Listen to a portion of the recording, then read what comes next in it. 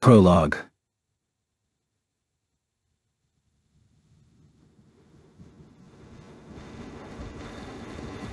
At 5 years old. A high school teacher. For her, being a teacher wasn't just about teaching the subject to her students and making sure they kept their grades and their appearances up. Of course, those things were important as well.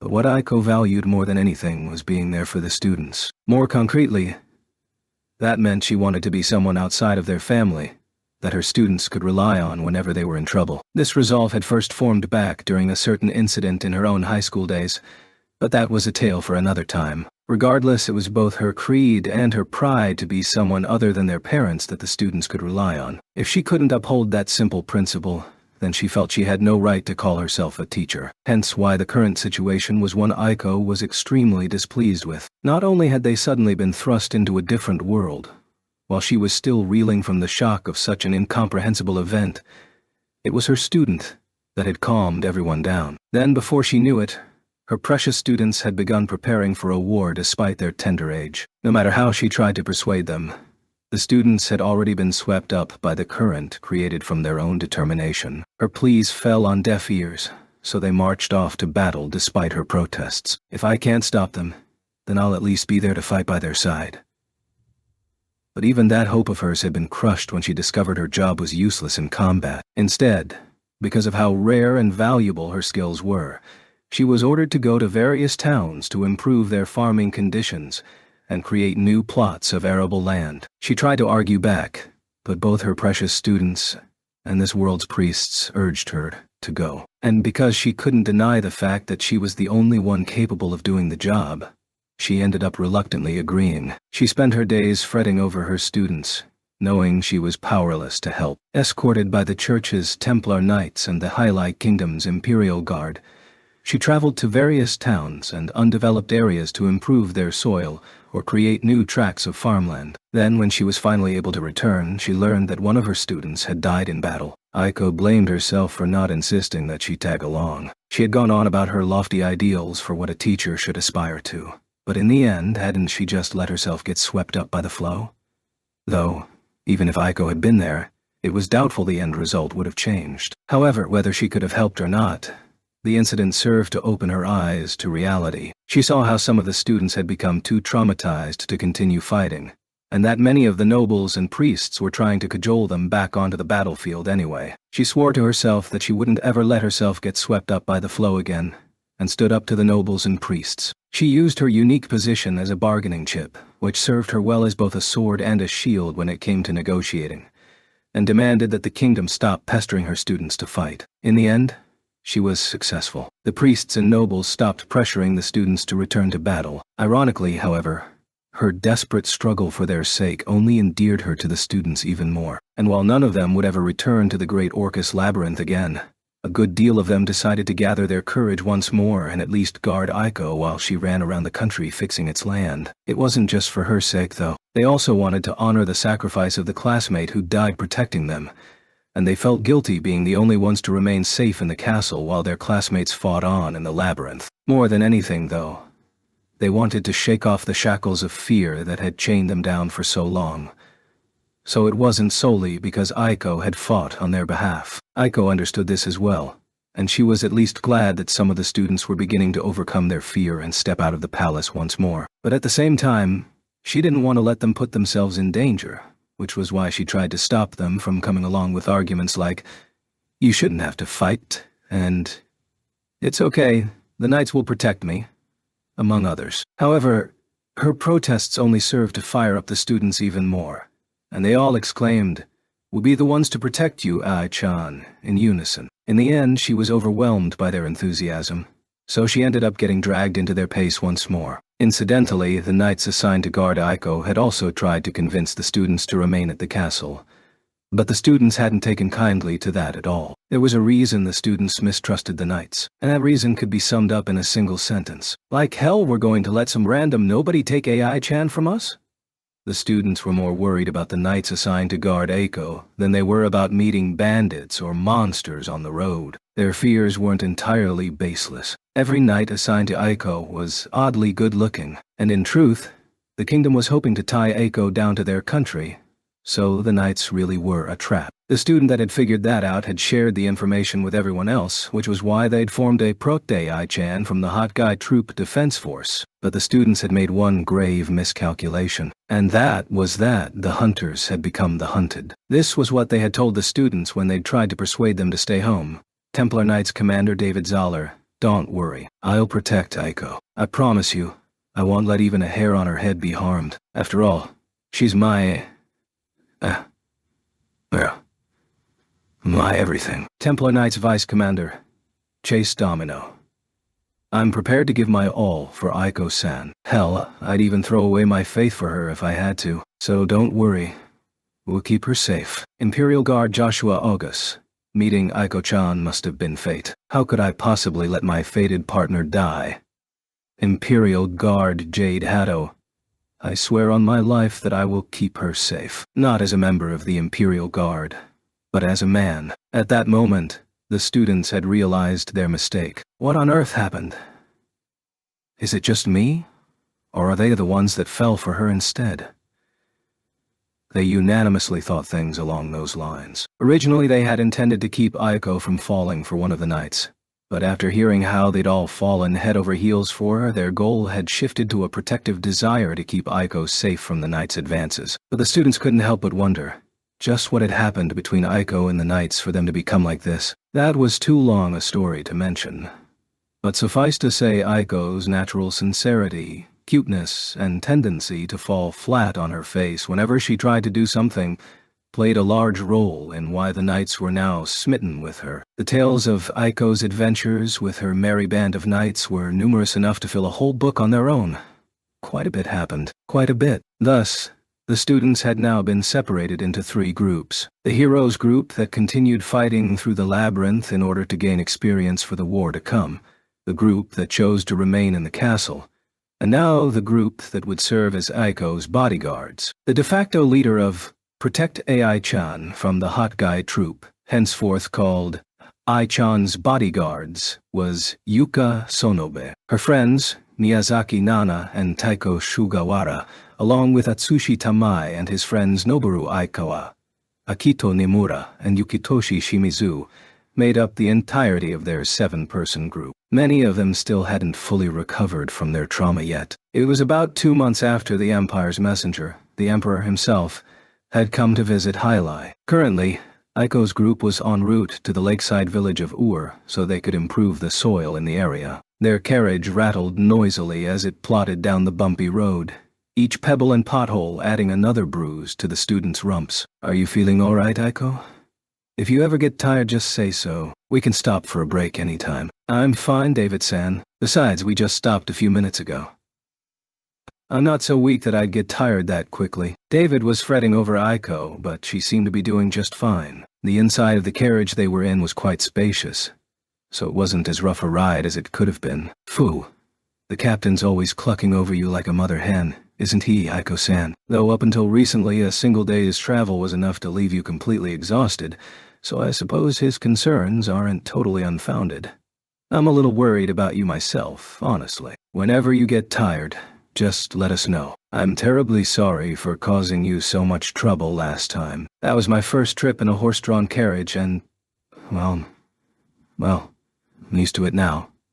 So it should be fine. Thank you for worrying about me though, Jae-san." Aiko blushed slightly in embarrassment as she thought back to what had happened the first time she'd ridden in a carriage. Chase fidgeted restlessly for a moment before surreptitiously trying to grab Aiko's hand. However, a cough accompanied by a stern glare from one of the students stopped him short. More specifically, from Yuka Sonobe, who was sitting diagonally across from Aiko. Since Yuka and the others were still technically Ahit's messengers, the knights had prepared a separate carriage for all of them, but they'd insisted on riding with Aiko. They could hardly leave her alone in a carriage full of handsome men after all. Yuka's no-nonsense haircut and sharp features made the glare all the more intimidating. She hadn't been a delinquent or anything like that back in Japan. In fact, she had been a rather diligent student with an unexpected interest in fashion, but her blunt personality had often led her to be misunderstood by others, and she still cut quite the imposing figure with her arms and legs crossed and her eyebrows furrowed. Enough of one that Atsushi averted his gaze.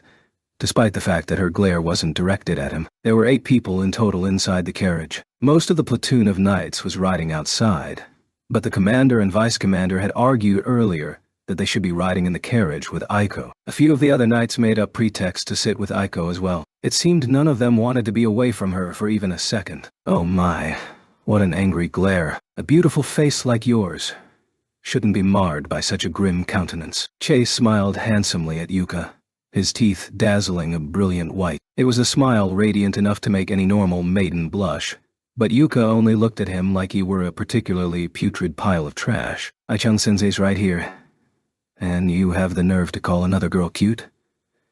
Ai-chan-sensei, this guy's obviously a womanizer. Make sure you're careful around him, okay?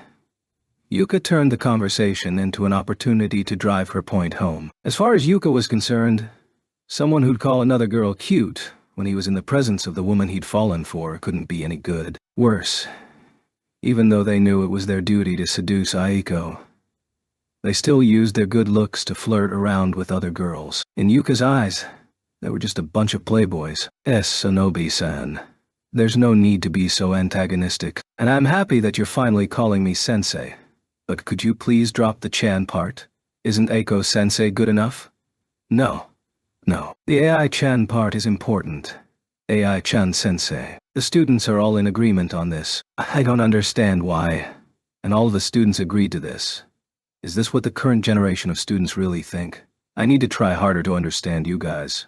I must become a teacher who's respected and relied on by the students. Aiko's self-directed pep talk was so adorable that Yuka and Chase momentarily forgot their quarrel. Aiko herself didn't seem to realize it was because of moments like these that her students all called her AI-chan. The road to becoming a respected teacher looked to be a long one. 4 days after that particular incident, even Aiko had realized that the knight's aggressive advances must have had something to do with the church or the kin's schemes, so she ignored them more often than not. Unfortunately, because of this, she failed to realize that a portion of them had actually fallen in love with her for real. In the scant 4 days it had taken for them to reach there had been an untold number of cycles where one of the knights would try and profess their love, find themselves being glared at by Yuka and the others, and then the whole situation diffusing because of something Aiko said. The party began hammering out a plan for fixing soil situation while they rested in the town's inn. Needless to say, even the simple act of formulating a plan gave rise to multiple situations that would have been perfectly at home in a romantic comedy. Then, when Aiko finally got started, rumors of the Aiko the fertility goddess began to spread in the city of as well, causing Aiko no end of embarrassment. But there was a certain incident that put all of those things in the back of her mind. One of her students disappeared. Aiko began searching frantically for her precious student, not knowing that a shocking reunion awaited her. A reunion that would end in a conclusion no one wished for. Chapter 1. An adventurer's job. Fu. Today is the day I finally uncover what secrets you're hiding. The waxing moon's light pierced through the patchwork veil of clouds that partially obscured it and illuminated the ground below. Pale beams of light danced back and forth as clouds blew past the moon. One of the rays fell upon a certain building, or more precisely, it fell upon a certain girl that was currently rappelling down a rope attached to one side of the building. She looked like a special forces operative. With the apparent ease and skill, she slid down the bricks. After she made it down to the 3rd floor window, she flipped herself upside down, then peered over the upper sill into the room inside. Asking Cristobal-san to teach me how to climb has finally paid off. I bet you'd never expect me to be up here, cuckoo. Now, show me just what kind of crazy erotic role-playing you two do in bed. Hanging from the roof of the Masaka Inn, and panting excitedly, was none other than Sona, the daughter of the innkeeper. The bright, cheerful, straightforward, hard-working girl loved by most of the town. True, she was by no means a stunning beauty, but there was a simple rustic charm to her looks. More than one guy had their sights set on her. Right now, that same girl was using the skills she'd acquired to spy on a certain room. If the men smitten with her saw her now, they'd be completely disillusioned. Sona looked more like a perverted old man than a charming young girl right now. Gah, why is it so dark? I can't see properly. Maybe if I adjust the angle a little, like this. Yes. That's perfect. Still. Why is it so quiet? I was certain I'd hear someone moaning at the very least. Well, it's not hard to dampen sound with magic. Ha! I see. Cool. How crafty. But I won't give up. I'll unearth their steamy secrets if it's the last thing I do.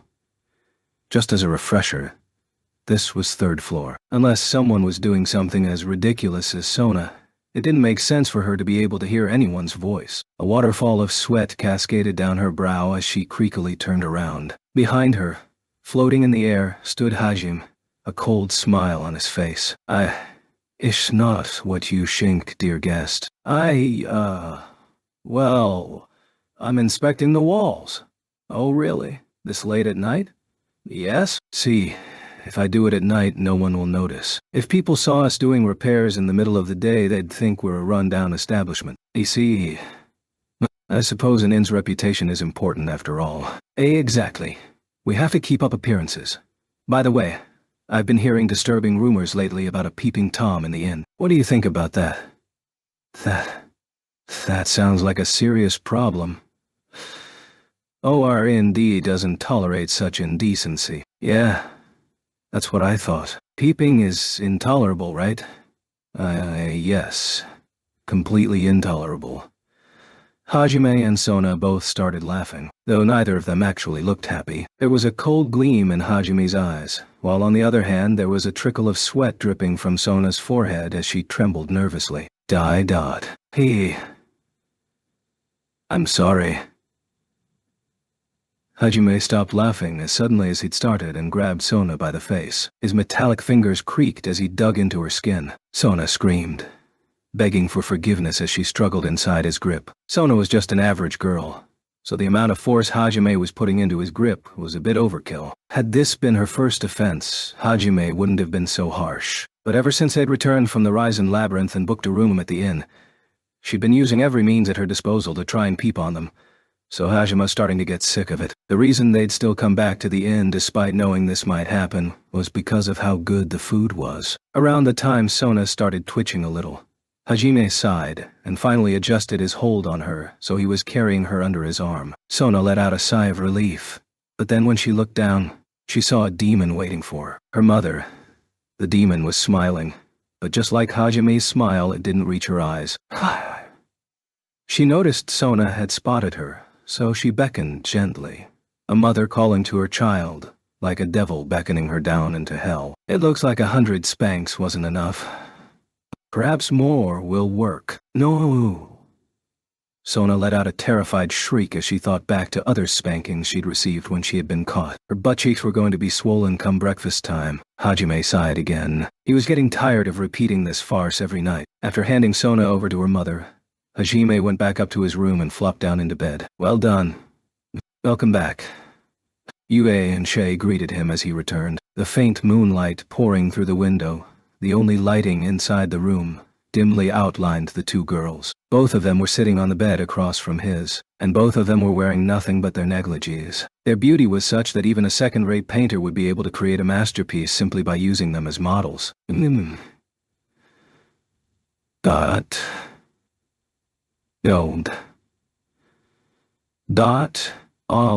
don't get it. Why is that girl so hell-bent on peeping on us?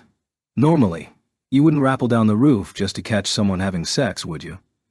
I'm starting to think we should pick a different inn, even if the food isn't as good. Shay let out a small chuckle, walked over to Hajime's bed, and sat down next to him. Yu too headed over to Hajime's bed and lifted his head onto her lap. Hajime let himself momentarily enjoy the sensation of being given a lap pillow. It really was quite wonderful. Our relationship must have sparked Sona-chan's teenage curiosity is all. You can't really blame her, can you? Besides, I think it's kind of cute. Though, I'm a little worried about how elaborate her schemes are becoming. Yeah. Yesterday she made a snorkel and tried to hide in the bath. Finding a pair of eyes staring at me from the bottom of the tub was quite a shock. Yeah. Having the innkeeper's daughter basically stalk us is kind of... especially since it seems like she's only after us. Shay snuggled closer to Hajim while they talked. She inconspicuously put her hand over his and tried to guide it to her breasts. A faint blush spread across her cheeks as she nervously thought about what would come next. Hajime gave Shay's hand a little squeeze. Shay jumped in surprise. She happily increased the strength of her own grip. In return, Hajime squeezed back even harder. This cycle repeated itself a few times until Shay finally noticed what was happening. "Hey, Hajime-san. You're crushing it. You're crushing my hand. Creak. I'm sorry. I got too full of myself, okay? It won't happen again. Please let me go. You're breaking my hand. I can feel it cracking. I saw you casually trying to set up a good mood, you know? Why are you even here? Anyway, your room's over there." Shay struggled to free her hand, but Hajime's grip was as tight as a vice. I was hoping to slowly sneak my way into bed with you. Come on, we've already kissed. Can't we just have a little alone time?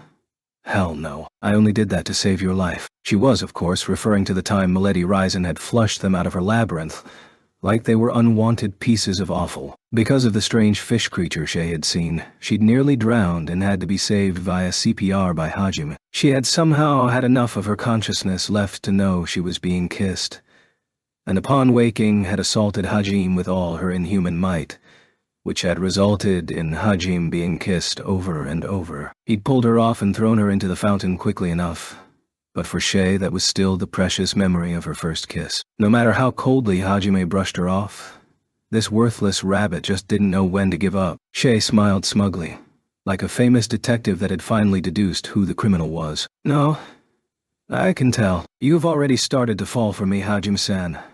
You're way nicer to me than you used to be. If we think about all the evidence piled up, it's clear that... Kriak. Oh, you waking me." Unwilling to hear any more of Shay's blabbering, Hajime squeezed harder. Shay let out a garbled shriek and finally managed to pull her hand away. She nursed her throbbing fingers as she sulked over in one corner of the bed. Her rabbit ears flopped about dejectedly. Hajime ignored her and turned toward Yu. Since he was still resting in her lap, that basically meant looking straight up. Yu, too, looked down at Hajime. "By the way, you haven't been stopping Shay as much. Did you have a change of heart or something?" Yue tilted her head to the side, thinking. As Hajime had said, her attitude toward Shay had grown far more tolerant since they'd cleared Ryzen's labyrinth. In the beginning, Yue had mercilessly stopped Shay anytime she'd attempted to get close to Hajime, but lately Yue had become a lot more lax about Shay's overtures. Even when Shay went for something big, like a kiss, Yu just pouted unhappily. "Shay worked hard, and she's going to keep working hard to stay with us. Plus, she likes both you and me." "Well, I guess, and I kind of like her." "Figured as much. It's obvious just by looking that you get along pretty well." From what little Yue had said, Hajime could tell that she treasured Shay a great deal. It made sense, honestly. Since mana was dispersed with far more intensity within the labyrinth than even in the gorge, Yu hadn't been able to exhibit her full strength. The same had gone for Hajime. With just the two of them, conquering the labyrinth would have been quite a hassle. Sure,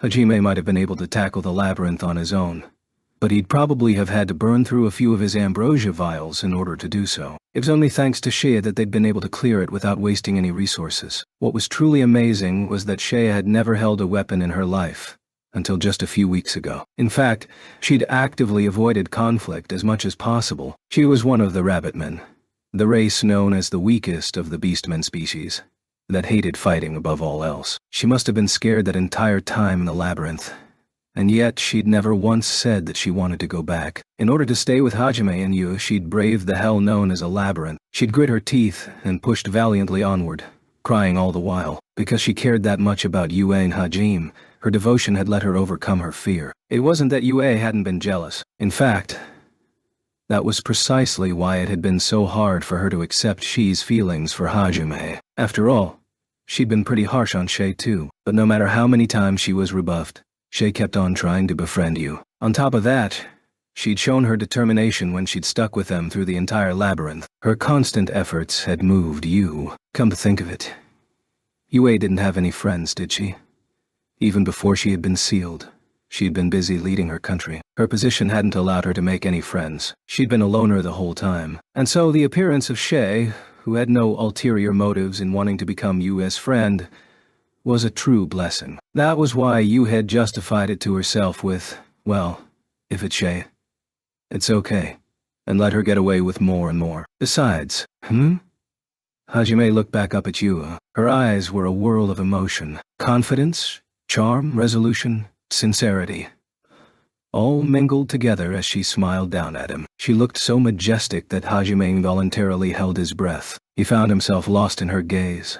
Her eyes deep pools that sucked him in. They stared unblinkingly at each other for a long time. Your heart already belongs to me. No matter who falls in love with him, no matter who else he decides to let into his bed, the one most important to him will always be me. Of that, Yue was sure. And so, this was her declaration of war. Her declaration of war against all those Hajime had already met, and all those he might come to meet. Hajime was speechless. Bewitched, he gazed intently into Yue's sparkling eyes. Gently, ever so gently, he placed a hand on her cheek. She covered his hand with her own. Dim moonlight framed the two figures as they drew close together, their shadows merging on the wall behind them, just before they completely overlapped.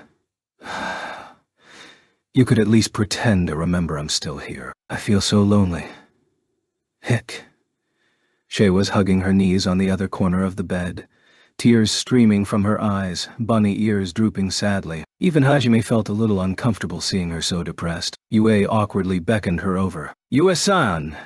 Shay cried out as she leaped into Yue's bosom, sniffling. Yue patted her head gently, and soon enough the steady breathing of a sleeping bunny girl could be heard. Hajime smiled wryly as he looked down at Shay. You're more like her mom than her friend. If I'm going to have kids, I want them to be yours. Don't be too hard on Shay, okay? All right. I'll try. I love you. Me too. In the end, Hajime ended up sleeping sandwiched between the both of them. From that day onward, Yue gave Shay permission to sleep in the same room as them. Naturally, Shay let this get to her head and tried to assault Hajime every night, to no avail. She's screams of pain served to stimulate Sona's imagination even further, and she went to even greater lengths to spy on the trio's nightly activities. The Brook Adventurers Guild's door opened with a cheerful clang. 3 people walked inside. Hajime, Yue, and Shay, who had grown famous around the town. As always, there were a few people sitting around inside the guild. A few of them raised a hand in greeting as Hajime and the others walked by. Many of the guys still gazed at Yue and Shay with longing, and glared at Hajime with burning envy. But there was a distinct lack of malice in their stares. In the week they'd spent back in Brook, countless scores of men had tried to profess their love to Yu and Shay, but they'd all been shot down. Some of them still remembered Yu's ball-crushing incident.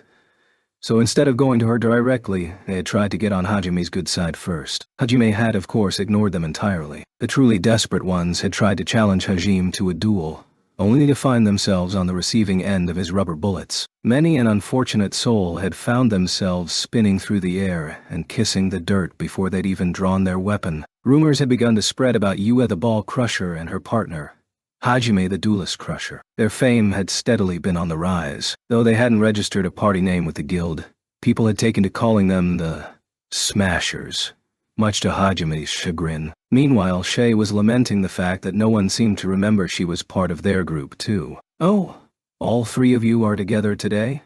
Old Lady Catherine was manning the reception desk. The reason for Catherine's surprise was that this past week, Hajime had either come alone, or Yue and Shay had visited as a pair. Yeah, we're heading out tomorrow, but we wanted to come thank you for everything you've done for us first. Oh, and to see if there's any requests related to our destination. That everything had included lending Hajime one of the guild's rooms for free. He had wanted to see what kind of stuff he could do by combining his newfound gravity magic with his creation magic.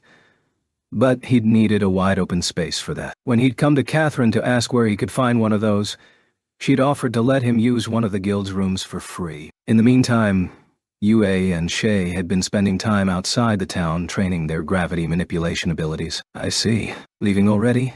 Guess he'll get lonely here again. The town's been a lot livelier since you 3 returned.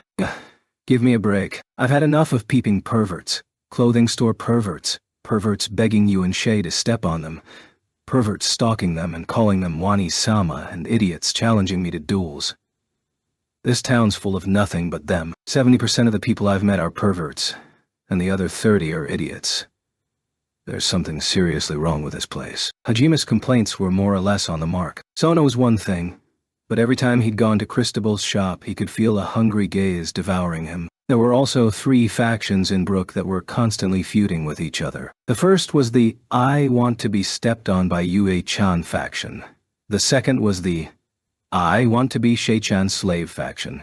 And the last was the I want to become one Isama's apprentice faction. Their names were rather self-explanatory, and the 3 factions were constantly competing for members. Hajime and the others did their best to steer clear of all of them, though. Yue was already having nightmares about all the guys that prostrated herself before her, begging her to step on them, and Hajime had no idea just how some of the other guys had come to the conclusion that they wanted to be Shay's slave. Beastmen were supposed to be discriminated against, and it wasn't clear how becoming her slave would help their chances with her. But trying to understand their motives was more effort than it was worth, so Shay just eliminated them. Meanwhile, the female group's primary objective was trying to remove Hajime. One of them had even tried to stab him with a knife, going, "How dare you leech off of One-sama, you parasite. I'm gonna cut your balls off." Obviously, killing a young girl in the middle of the street would have led to some complications, so Hajime had just stripped her naked, tied her up bondage style, and dangled her from the roof of the tallest building in town. To top it off, he'd stuck a sign to her that read, "I'll kill the next person that tries that." That managed to scare the girls into submission. Hajime grimaced as he thought back to his time in this town, while Catherine smiled sympathetically. Now, you can't deny things were interesting at least. Interesting in a bad way, maybe. So, where are you headed next? Furen. They continued chatting idly while Catherine rifled through the requests, looking to see if any involved Furen. Furen was the independent merchant state Hajime had read about when he'd first arrived. Hajime's next destination was the Grand Gruen volcano, which was located within the Gruen Desert. As the desert lay on the western edge of the continent, the trio had decided to make a quick stop in Furen, as it was on the way. Once they cleared the volcano, their next destination was the labyrinth located at the bottom of the sea. The sunken ruins of Melusine. Those were even further to the west, past the desert. Oh, here we are. Found something. There's a merchant convoy looking for guards. They've got room for one more person. What do you think? Want to accept it? Hajime scanned the document Catherine handed to him. Like she'd said, it seemed to be an escort mission. His job would be to escort a medium-sized caravan, and it looked like they wanted around 15 guards. As you and Shay still weren't registered adventurers, having one slot open was just perfect. It's fine if I bring these 2 with me still, right? It should be alright. Bringing a large crowd with you would be a different story. But most adventurers bring along a porter or slave to carry their luggage anyway. Besides, Yu-chan and Shay-chan are quite strong. They're getting a steal, hiring all of you for the price of one. I'm sure they'd happily let them tag along. I see. What do you guys think? Hajime turned around, seeking input from the 2 girls behind him. He'd personally been hoping for a delivery request. That way he'd be able to use his magic motorcycle to get them to Furen way faster than any caravan could. Purposely slowing down his pace just for a quest didn't really sound all that appealing. We're not in any hurry. Yeah. Besides, it might be fun to travel with other adventurers for once. Who knows? Some of the veterans might be able to teach us a few things. I suppose it's true we're not in any real hurry, and it might not be so bad traveling with others. Hajime nodded pensively and accepted the request. Like Yue had said, they were in no rush to conquer the labyrinths. Hurrying too much could lead to a fatal mistake. And Shay was right that some of the adventurers might be able to teach them useful tricks for the road ahead. Very well, I'll let them know. So make sure you're at the main gate first thing tomorrow morning. You got it. While Hajime was filling out the paperwork, Catherine shifted her gaze to you and Shay. Make sure you take care of yourselves, all right? If this brat ever makes you cry, then make sure you drag him back here. I'll wallop him good for you. Okay. We will. Thanks. Bye, Catherine-san. Thanks for everything. Yue and Shay smiled at Catherine. She's smile especially was dazzling. The way Catherine and the people of this town had treated her had almost made her forget how beastmen were usually treated in human settlements. Naturally, not everyone had been so accepting, But Catherine, Sona, Cristobal, and even her fans had treated her like a normal girl. She wasn't sure whether more tolerant people just gravitated toward this town in particular. But to her, this place had felt like a second home. You better not do anything that'd make these girls cry, you hear? Even if you manage to escape my wrath, God will surely punish you if you do. You sure like lecturing people. Don't worry, I know. Hajime smiled wryly. Catherine handed him a piece of paper. Puzzled, Hajime took it. What's this? It look, you three have got a huge burden to bear. Think of this as my apology for all the trouble the townspeople caused you. If you ever get into any trouble with the guild branches in the other towns, just show that letter to them. It'll help you out. Catherine winked conspiratorially at Hajime. Just who is this lady? One letter from her and even the Adventurers Guild's upper management will fold? Oh, and don't ask me why. Every girl's entitled to a few secrets, don't you think? All right. Thanks for the help. Girls like an obedient man. I don't know what your future's got in store for you, but you better not die on me. Old receptionist working in a small town in the middle of nowhere. Catherine sure had a lot of mystery surrounding her. A contented smile split her lips as she watched Hajime and the others leave. Next, they went to visit Cristobal. Hajime had been staunchly against the idea, but Yue and Shay had insisted, so he found himself tagging along as they went to say their goodbyes. But when Cristobal learned it was their last day in town, he turned into a monstrous bundle of sadness that tried to attack Hajime, which resulted in an odd situation of Hajime trying to destroy Cristobal with his wave-motion cannon, while Yue and Shay desperately tried to hold him back. Needless to say, the goodbyes were completely forgotten. Lastly, when Sona had heard it was their last night there, she had pulled out all the stops in her attempt to peek on Hajime in the bath and in his room. When she'd eventually been turned over to her mom, instead of a spanking she was strung up in front of the inn all night, tied up in grand bondage fashion. Why Sona's mom knew how to make those knots, no one could say. The next morning, reminiscing about the pleasant memories they'd had in this town, Hajime and the others made their way to the main gate. They found the caravan manager waiting for them, along with the other adventurers who'd accepted the request. It appeared they were the last to arrive, so when they got there, the other adventurers all broke into a clamor. Hey, don't tell me the Smashers are coming with us. No way. Man, I don't know whether to be happy or terrified. God, my hand won't stop trembling. That's just your withdrawal symptoms, man. Some people were happy to see you and Shay. Others reflexively covered their balls, and yet others tried to blame their alcohol addiction on Hajime. Hajime frowned as he approached. Once he was closer, the caravan manager called out to him. You're the last guard, right? Yep, here's the request paper. Hajime pulled out the form he'd filled out. The caravan manager glanced at it, nodded, and introduced himself. My name is Nos. I'm the leader of this expedition. I've heard from Catherine that you're a very accomplished adventurer even though your rank is still blue. I'm expecting good things from you. Nos? Must be exhausting work, managing a caravan. The caravan manager's name reminded Hajime of a certain energy drink. Moore tilted his head in confusion, but then replied with a smile. I suppose, but I'm used to it now. Well, I'll try to live up to your expectations at least. The name's Hajime. The two behind me are you and Shay. Glad to hear it. By the way, that rabbit girl of yours, you wouldn't happen to be interested in selling her, would you? I'd be willing to pay more than a fair price for her. Moore looked over Shay appraisingly. Not only did she have pale hair, a rarity for the rabbit men, she was quite the beauty. As a merchant, it was in his nature to try and obtain rare goods whenever possible. And he was quite the excellent businessman, discerning instantly that Shay must have been Hajime's slave and moving right into negotiations. Shay scowled unhappily and hid behind Hajime. Yue glared daggers at Moore. But from an objective viewpoint, Moore was simply doing what was natural for a businessman. Normally, one would assume any beastman living outside the sea of trees had to be someone's slave. Moore wasn't to blame for his misconception. Oh, she seems quite attached to you. I see that you must treat her well. I promise to treat her just as nicely. So what do you say? You look like a shrewd businessman.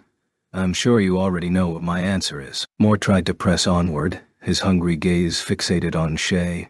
But Hajime curtly turned him down. A good judge of people, Moore could already tell Hajime wouldn't part with her. but the thought of the profits he could reap made him unwilling to give up so easily. He thought frantically for anything he could use as a bargaining chip. Hajime could see where he was going with this, and repeated himself more firmly. Even if the gods themselves asked, I wouldn't part with her. Understand? All right, I get it. I give up. Still, if you ever change your mind, please come to Nose Trading Company first. Anyway, it's about time we set off. Ask the adventurer over there to fill you in on the details on the way. Hajime's words had been quite dangerous. Had the Holy Church heard his declaration, they would have branded him a heretic. Technically, even the Holy Church admitted there were gods other than the supreme ruler, Ahit, and that the demons worshipped a different one.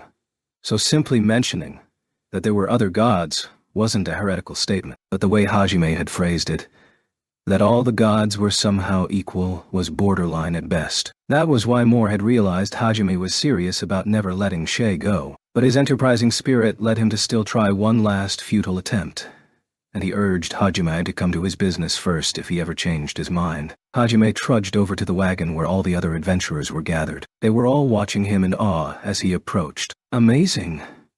To go so far for one girl. That sent shivers down my spine, man. I see now why everyone respects you as the duelist smasher. You won't forgive anyone who lays a finger on your girls. What a man. I hope someone says something like that to me one day. Come on, you're a dude. No way anyone's gonna. I'm sorry.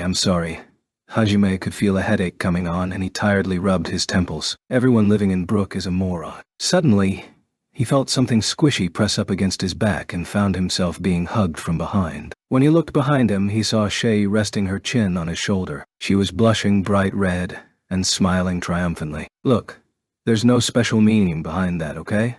Don't misunderstand. Oof. I know. Ufufu Hajime had just meant that he would never abandon anyone important to him. But even when he said as much to Shay, she didn't look convinced. After all, the man she loved had just said he'd fight the gods to keep her. Regardless of his intentions, that would still make any girl happy. Too late. Hajime realized he might have gone a bit overboard in his desire to cut negotiations short as quickly as possible. Yue tottered over to him and tugged at his sleeve. What is it, you? You look cool, so it's okay. Thanks for trying to cheer me up. Hajime gratefully stroked her cheek, and Yue contentedly closed her eyes. Hajime stood in the early morning light, staring out at the road with two beautiful girls hanging off his arms. All of the women watched the spectacle warmly, while all the guys looked on with dead eyes. In a way, one could say Hajime's reaping what he'd sown. It took roughly 6 days by carriage to go from Brook to Furen. They struck out from the road just before sunrise, and usually stopped to camp right before sunset. The first 3 days passed uneventfully. They were already halfway to Furen. Only 3 days left. Their progress had been smooth. Hajime had been entrusted with the rear guard, but he'd had no reason to draw his weapons the entire trip. The 4th day passed peacefully as well, and they were stopping to make camp. Everyone was responsible for their own meals. The adventurers all ate while they stayed on watch for any incoming threats. None of them seemed comfortable taking their meals with the traders. It had pretty much become an unspoken rule that they ate separately. Besides, since they were out on a request, the adventurers had all made sure to bring portable rations. The more extravagant food one brought, the more luggage they'd have to bring to prepare it. And in the case of a fight, that would just get in the way. In return, they usually gorged themselves on a feast once they completed their request and obtained their reward. Or at least, that was what Hajime had heard from the adventurers he'd talked to on their second day out, while he'd been eating a scrumptious stew complete with a loaf of freshly baked bread on the side. So good. Man, this is delicious. I don't care if you're a beastman or what, Shay. Please just marry me. Gulp. Hey, get your hands off her. Shijin's my wife. Pa who'd marry a dirty little urchin like you. Learn your place, you Connor. By the way, Shay-chan, would you be willing to accompany me to dinner once we arrive in the city? My treat, of course. I'll take Yui-chan. Yu-chan, please have dinner with me. Yue-chan spoon. Ha! The adventurers all heartily tucked into Shay's stew. On the first day, while the other adventurers had all taken out hardtack and dried jerky, the trio had pulled out pots and pans from Hajime's treasure trove and set about to cooking. The adventurers had all been drawn in by the pleasant smell, and they drooled with envy as they watched Hajime Yu and Shay chow down on a delicious meal. Finding it hard to keep eating, Shay had offered to share, and now this was what mealtime had become every day. Of course, Hajime had had no issue eating his food while the adventurers looked on like starving dogs.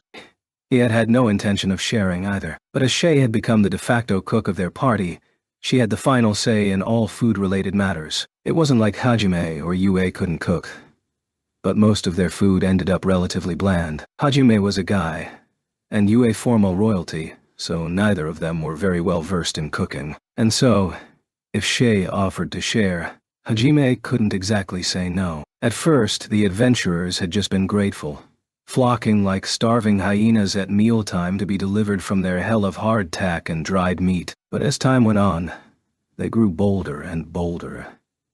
And now they were making passes at Shay and Yu every chance they got. When the noise became too much, Hajime silently activated intimidation. The adventurers, who'd been warmed by Shi's stew, suddenly felt chilled to the bone. Hajime gulped down a piece of meat and slowly looked up at the gathered adventurers. His voice was barely a whisper, but everyone heard him clearly. "So, who wants to volunteer to be my punching bag first? We're sorry for getting ahead of ourselves." They all apologized in unison. Almost all of them were seasoned veterans far older than Hajime, but they still prostrated themselves before him. His intimidation skill was part of it, but part of it also stemmed from the reputation he'd earned himself within Brook. None who knew the tales dared oppose him. "Oh, lay off, Hajime-san. It's dinner time. What's wrong with a little talking? Besides, no matter what anyone else says, you're the only one for me. Like I care." "Wow!" Shay tried to sneak in a cute comment there, but Hajime shot her down instantly. "Hajime, What is it you?" Hajime faltered slightly when he saw Yue's sharp glare. Yue flicked Hajime's forehead with her finger. She was reminding Hajime of the promise he'd made to be a little nicer to Shay. Since Hajime wasn't exactly in love with Shay, he figured treating her like he would a member of his family was good enough. But apparently it wasn't for you. "Hajime-san, you better be nicer or I won't give you any of the meat skewers I made." Yu's lack of interference had made Shay bolder too. She was no longer deterred by Hajime's barbed dismissals. True to her optimistic nature, she bounced back from any setback quickly. "Seriously, where does all that— Never mind. Fine, I'll be nicer, so give me a skewer." "Phew, you want it that badly? Then say— Ah." Blushing slightly, Shay brought the skewer closer to Hajime's mouth. "She really wants to feed me?" Hajime glanced back at you. She happily picked up a skewer of her own, then waited patiently. She probably wanted to feed him after Shay was done, feeling the gazes of all the other adventurers directed at him as well. Hajime sighed and reluctantly opened his mouth. Shay beamed with joy. "Say, ah."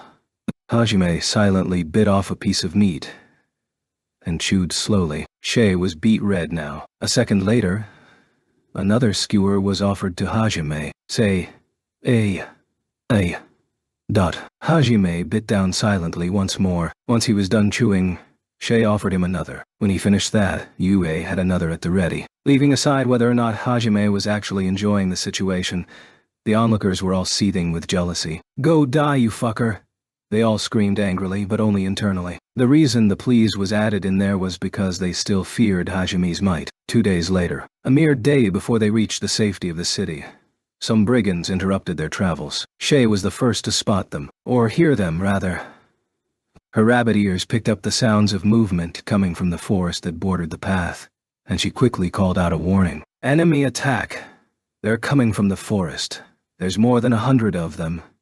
The adventurers all stiffened up. It was true that their path took them right next to the forest, but it shouldn't have been that dangerous a place, especially considering that it led to the most renowned trading city on the continent. They would have taken pains to make sure the highways heading to it remained safe. True, people still encountered monsters on the path, but they usually didn't run into hordes of more than 20, maybe 40 at worst. Shit, more than 100? I'd heard there hadn't been any monster attacks the past few weeks on the road. Could they just have been gathering their strength?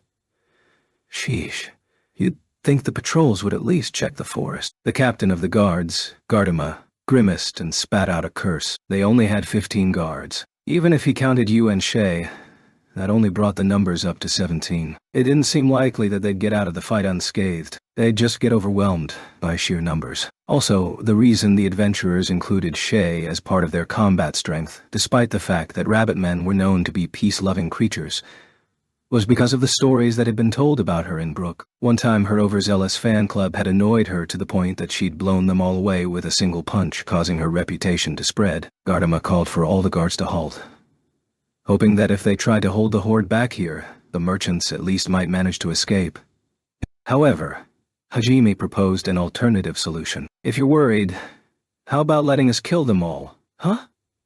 Hajime spoke casually, as if he was simply offering to go buy groceries. Stunned by how unbelievable a suggestion it was, Gardama could only manage a foolish questioning sound. "Like I said, just leave them to us. We'll wipe them all out. Bet it'll be difficult just to protect the caravan as is. Are you sure you can do it? The monsters that show up around these parts aren't that strong, but with that many, the numbers are no problem for us. Don't worry. Yue will finish them in an instant." Hajime put a hand on Yu's shoulder. She didn't look very concerned either, choosing to simply affirm Hajime's statement. Gardama hesitated. He had heard the rumors about Yue's powerful sorcery. He presumed that even if they couldn't annihilate them all, with how confident Hajime looked, they'd at least be able to whittle down their numbers a good deal. Perhaps it was worth letting them try, instead of risking splitting their forces. "All right, we'll do it your way. It's all right if you can't get them all. As long as you lower their numbers enough, we'll get as many as we can with our own magic after that. And hopefully there'll be few enough left that we can take them down. Got that, guys?" "Yes, sir," the adventurers all shouted in unison. None of them believed you could actually wipe them all out. There really isn't anything to worry about, though. Well, I guess it makes sense from their perspective, since mages like Yue aren't all that common. The adventurers formed a defensive wall in front of the caravan. A mixture of determination and nervousness settled over their faces. There was no light banter to be had among them right now. Hajime had heard a lot about these veteran adventurers' travels, but it was only now that he fully appreciated how long they must have been doing this. The merchants were all timidly hiding inside their carriages, occasionally peeking out to see what was happening. Hajime and the others climbed up to one of the carriage's roofs. "Yue, I know you don't need to, but chant the spell. It'll be a pain to explain otherwise." "Chant a spell? Huh, do you not know how to? Don't worry, it'll be fine. That's only making me more worried. 10 seconds until they reach us." Hajime had wanted to avoid any unnecessary questions, but as Yue had never needed to chant a spell before, she wasn't even aware of what the words were. It would have been fine if she just mumbled something random in a quiet voice. But the problem stemmed even deeper than that. It looked like she didn't even know that spells came with chants. Shi's warning cut Hajime off before he could explain. Yue raised her right hand and pointed it at the forest. "Illuminate the darkness with blinding crimson. Shatter the fetters of my eternal prison and break through all in thine path. We who would be the strongest call upon this power, and together we rend the heavens." Draconic thunder.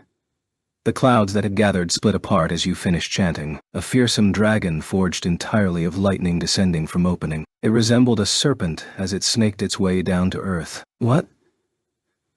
Someone whispered in awe. The adventurers ignored the incoming onslaught of monsters, their attention entirely focused on the lightning dragon. Even the mages in the party had never seen nor heard of a spell like this. Their mouths were hanging open in wonder as they watched. It wasn't just the adventurers who were looking up in awe, however. Even the bloodthirsty monsters stopped in their tracks and looked up, frozen in place by the sheer majesty of the dragon bearing down upon them. At your signal, it opened its jaws wide and hurtled toward the army of monsters. Ru-or.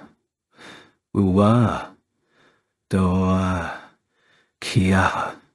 The dragons bore down onto a clump of monsters, swallowing them whole. Without even an opportunity to fight back, they were all incinerated. Then, at Yue's command, the dragon coiled around itself, surrounding all of the monsters. Any who tried to flee were consumed by the wall of lightning, leaving only ashes behind. The dragon opened its massive jaws once more. The monsters didn't even have time to feel pain before they were obliterated, some of them seemingly jumping into its maw of their own volition when they realized escape was impossible. The last thing they saw was the majestic dragon bearing down on them. Once they were annihilated, the dragon let out a thunderclap of a howl and dispersed into 1,000 lightning bolts. Fearing for their lives, The adventurers and merchants all screamed and dove to the ground. When the danger was finally past, they tentatively opened their eyes and looked around. Nothing remained. Only the charred ground gave any indication of the battle that had taken place here, if it could even be called that.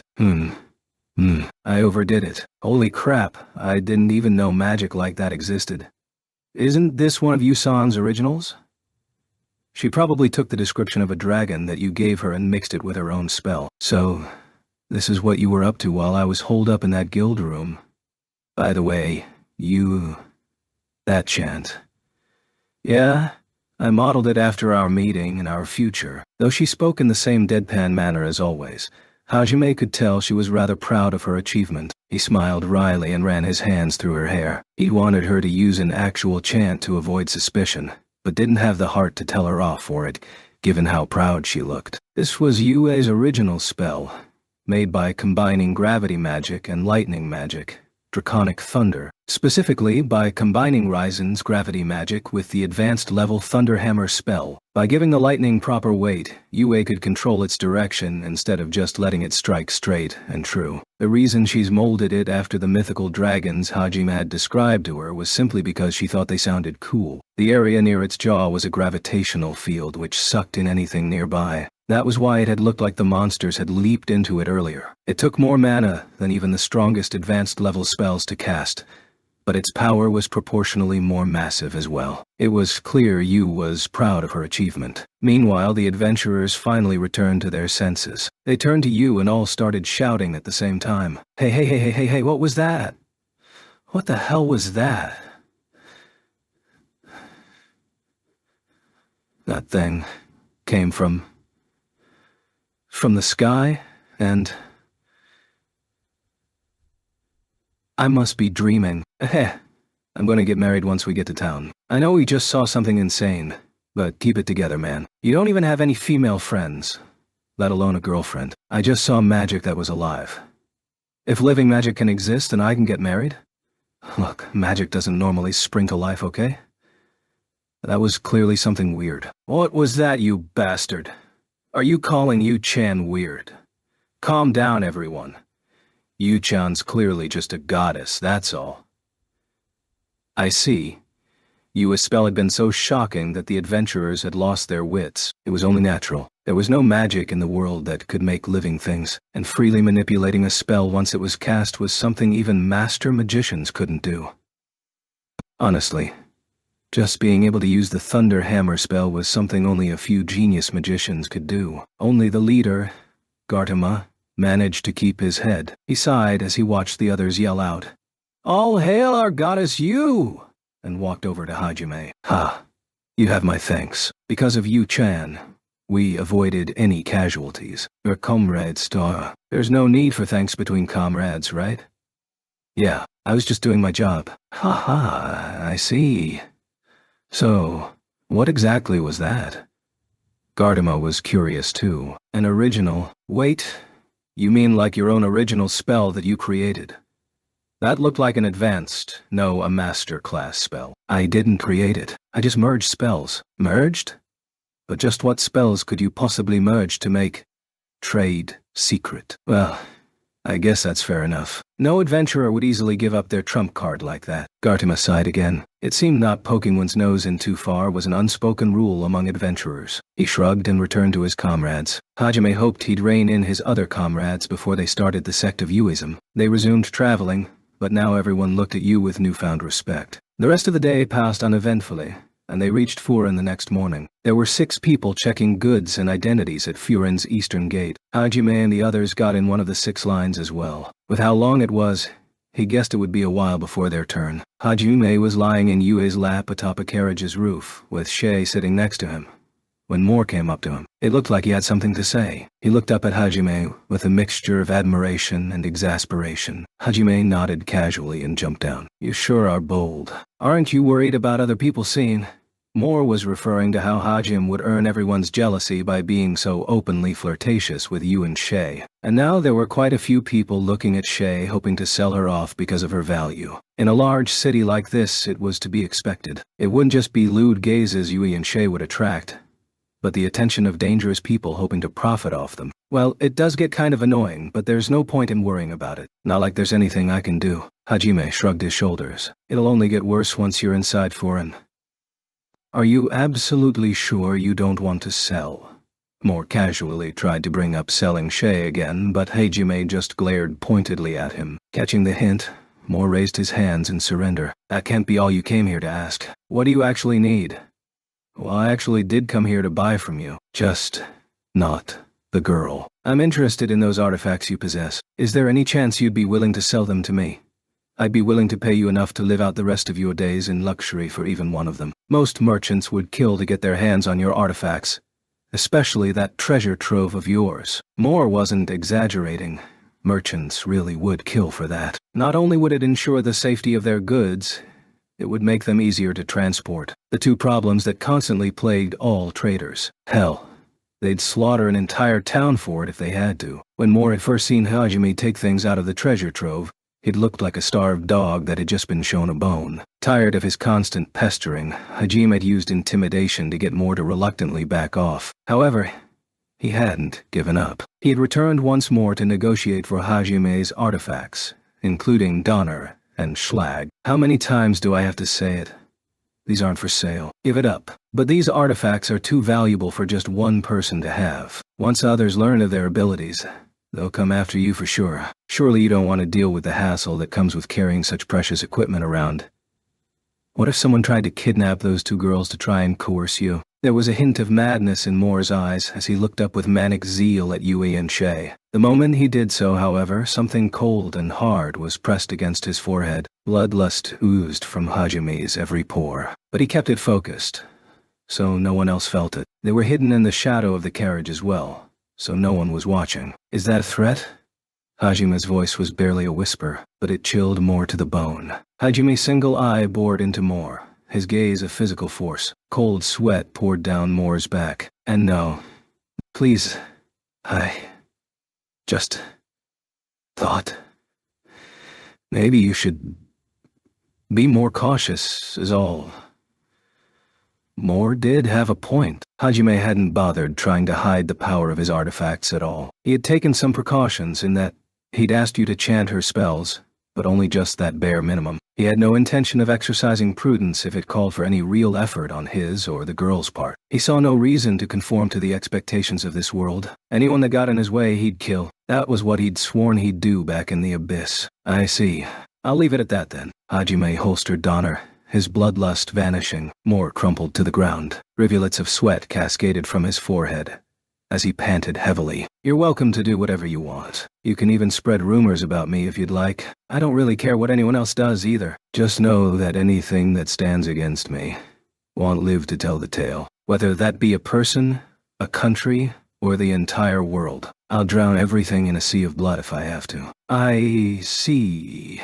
I suppose this isn't a trade worth dying over. Moore was still pale-faced, but he still managed to squeak out a reply. He had a surprisingly strong will. Hajime had noted he was respected among the other merchants. Normally, Moore wouldn't have been so insistent about Hajime's artifacts. It was just that their allure had been so great that it had overridden his good sense. Anyway, I'll let you go this once, but there won't be a next time. Am I clear? Crystal, I apologize. I let my greed blind me. Only a fool kicks a dragon's arse after all. Only a fool kicks a dragon's arse was a saying unique to Tortoise. The dragon here referred to a dragon man. Dragonmen were a race that boasted greater defensive strength than any other. Their entire body was covered in scales, and aside from their mouth and eyes, only their butts were unprotected. Because of how well protected they were heavy sleepers. Unless something monumental happened, it was hard to wake them. However, if one smacked their butts, which were sensitive, they'd wake instantly, and their wrath would be terrible to behold. Once in the past, a certain moron had for some reason decided to try it, and so the saying was born. It basically meant that only a fool would risk provoking the wrath of someone stronger than them when they could just leave them alone. The dragonman race had died out over 500 years ago, though. While the exact reason was unclear, it was assumed that because they possessed the special magic dragonification, they were considered half monsters by the civilized races, so they were hunted to extinction. Another theory was that the gods themselves decided they were impure and thus were purged. Come to think of it, Yuidono's magic resembled a dragon as well. As a token of my apology, let me give you a warning. It's better for people not to know that she can use such magic. The Holy Church doesn't think very fondly of dragonmen, though I guess that looked more like a snake than a dragon. So maybe you'll be fine. Moore had recovered enough to get back on his feet, and he patted down his clothes as he gave that warning. He was quite the courageous businessman. It took nerves of steel to talk so casually with someone who had been about to kill you just seconds ago. Really? Indeed. They were a half-man, half-monster race, and worse, they were heretics that believed in no god. However, they were incredibly strong, far more so than humans. You can see why the Holy Church, as dogmatic as they are, would hate them so. Yeah. Gotta say, you don't sound too fond of the Holy Church yourself. You should be careful, or they'll brand you a heretic. I believe in God, not the people who wield authority by claiming to speak for him. People are customers, nothing more. I think I understand what kind of person you are now. You're a merchant to the core, aren't you? No wonder you went crazy when you saw my stuff. Hajime fingered the ring on his finger. Moore's smile was a mixture of embarrassment and pride. His manic behavior from earlier was nowhere to be seen. Hajime's bloodlust had worked like a bucket of cold water. I sincerely apologize for my earlier rudeness, so I hope you will still keep my company in mind if ever you wish to broker any sort of deal, even one without artifacts. You're no ordinary adventurer, that I can tell. Our company takes great pride in maintaining amicable connections with those who stray from the ordinary path, so I hope this incident hasn't turned you away from us. You really don't know when to quit, do you? Hajime chuckled tiredly. Moore then headed back to the front of his caravan with a "now then, I shall be taking my leave," and a bow. In the meantime, Yue and Shay had managed to attract even more gazes. Moore was already talking with another merchant, pointing animatedly at Yue and Shay. Hajime had been intending to relax a while in Furin, but it seemed like their stay would be more eventful than he'd expected. The independent city-state of Furin. It was the largest mercantile city in the continent, guarded by thick walls that stood 20 meters high and wrapped 200 kilometers around the entirety of the city. Craftsmen of all kinds competed ruthlessly with each other day after day to sell their wares. Some made it big and had their wildest dreams granted, while others were crushed by the dog-eat-dog nature of the city. With the amount of tourists and traders that came in and out of the place, it was easily the busiest in the world. Because of its size, Furin was divided into 4 quarters. The bureaucrats' quarter, where the city's various administrative affairs were processed. The tourists' quarter, where most of the entertainment facilities were located. The makers' quarter, where weapons, armor, tools, and furniture of all kinds were made. And the traders' quarter, where goods of all kinds were sold. 2 main streets ran from east to west and north to south, intersecting in the center. Generally, the closer to the center of the city one's establishment was, the higher the quality of its services. On the other hand, the fringes of the city were filled with unlicensed black market stores selling various goods and services. Occasionally, one would become famous for its prices or wares, and a lot of rough and tumble types like adventurers or mercenaries would begin to frequent it. Hajime and the others heard this all from a tour guide, while they sat at a cafe attached to the Furin Adventurers Guild branch, which was located in a corner of the bureaucrats' quarter. Demand for guides in the city was high because of how big it was, and it appeared being a tour guide was one of the more respectable professions in the city. As there were a number of touring agencies in the city, each of them had to compete for customers, which led to the overall quality of service to rise. After they'd gotten through the city gates, Hajime and the others had said goodbye to Moore's caravan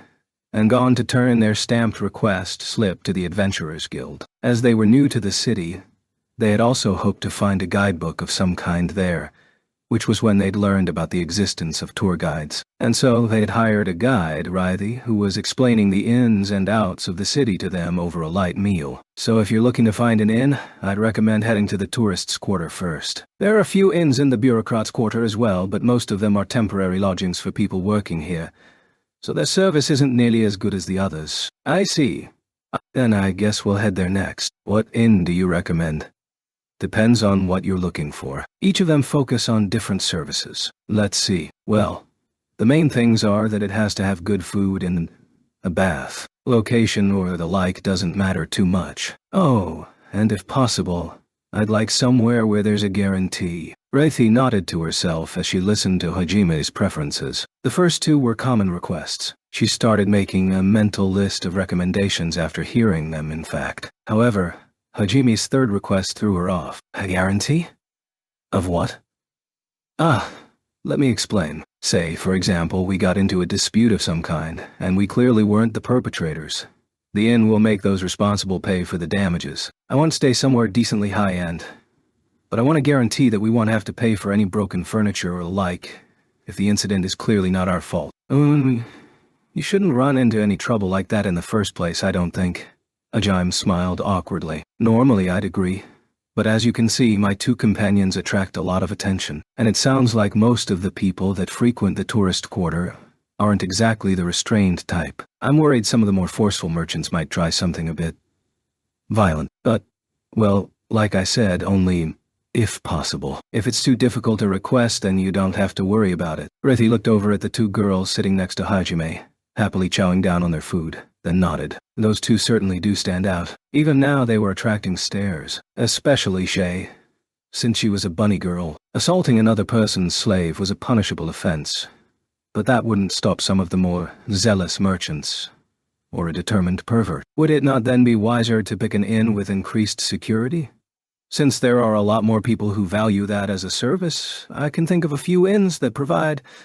No, that's fine. People are liable to do some pretty crazy things when they're running on hormones. Security isn't always perfect, so it's easier for me to assume we'll have to persuade them by force.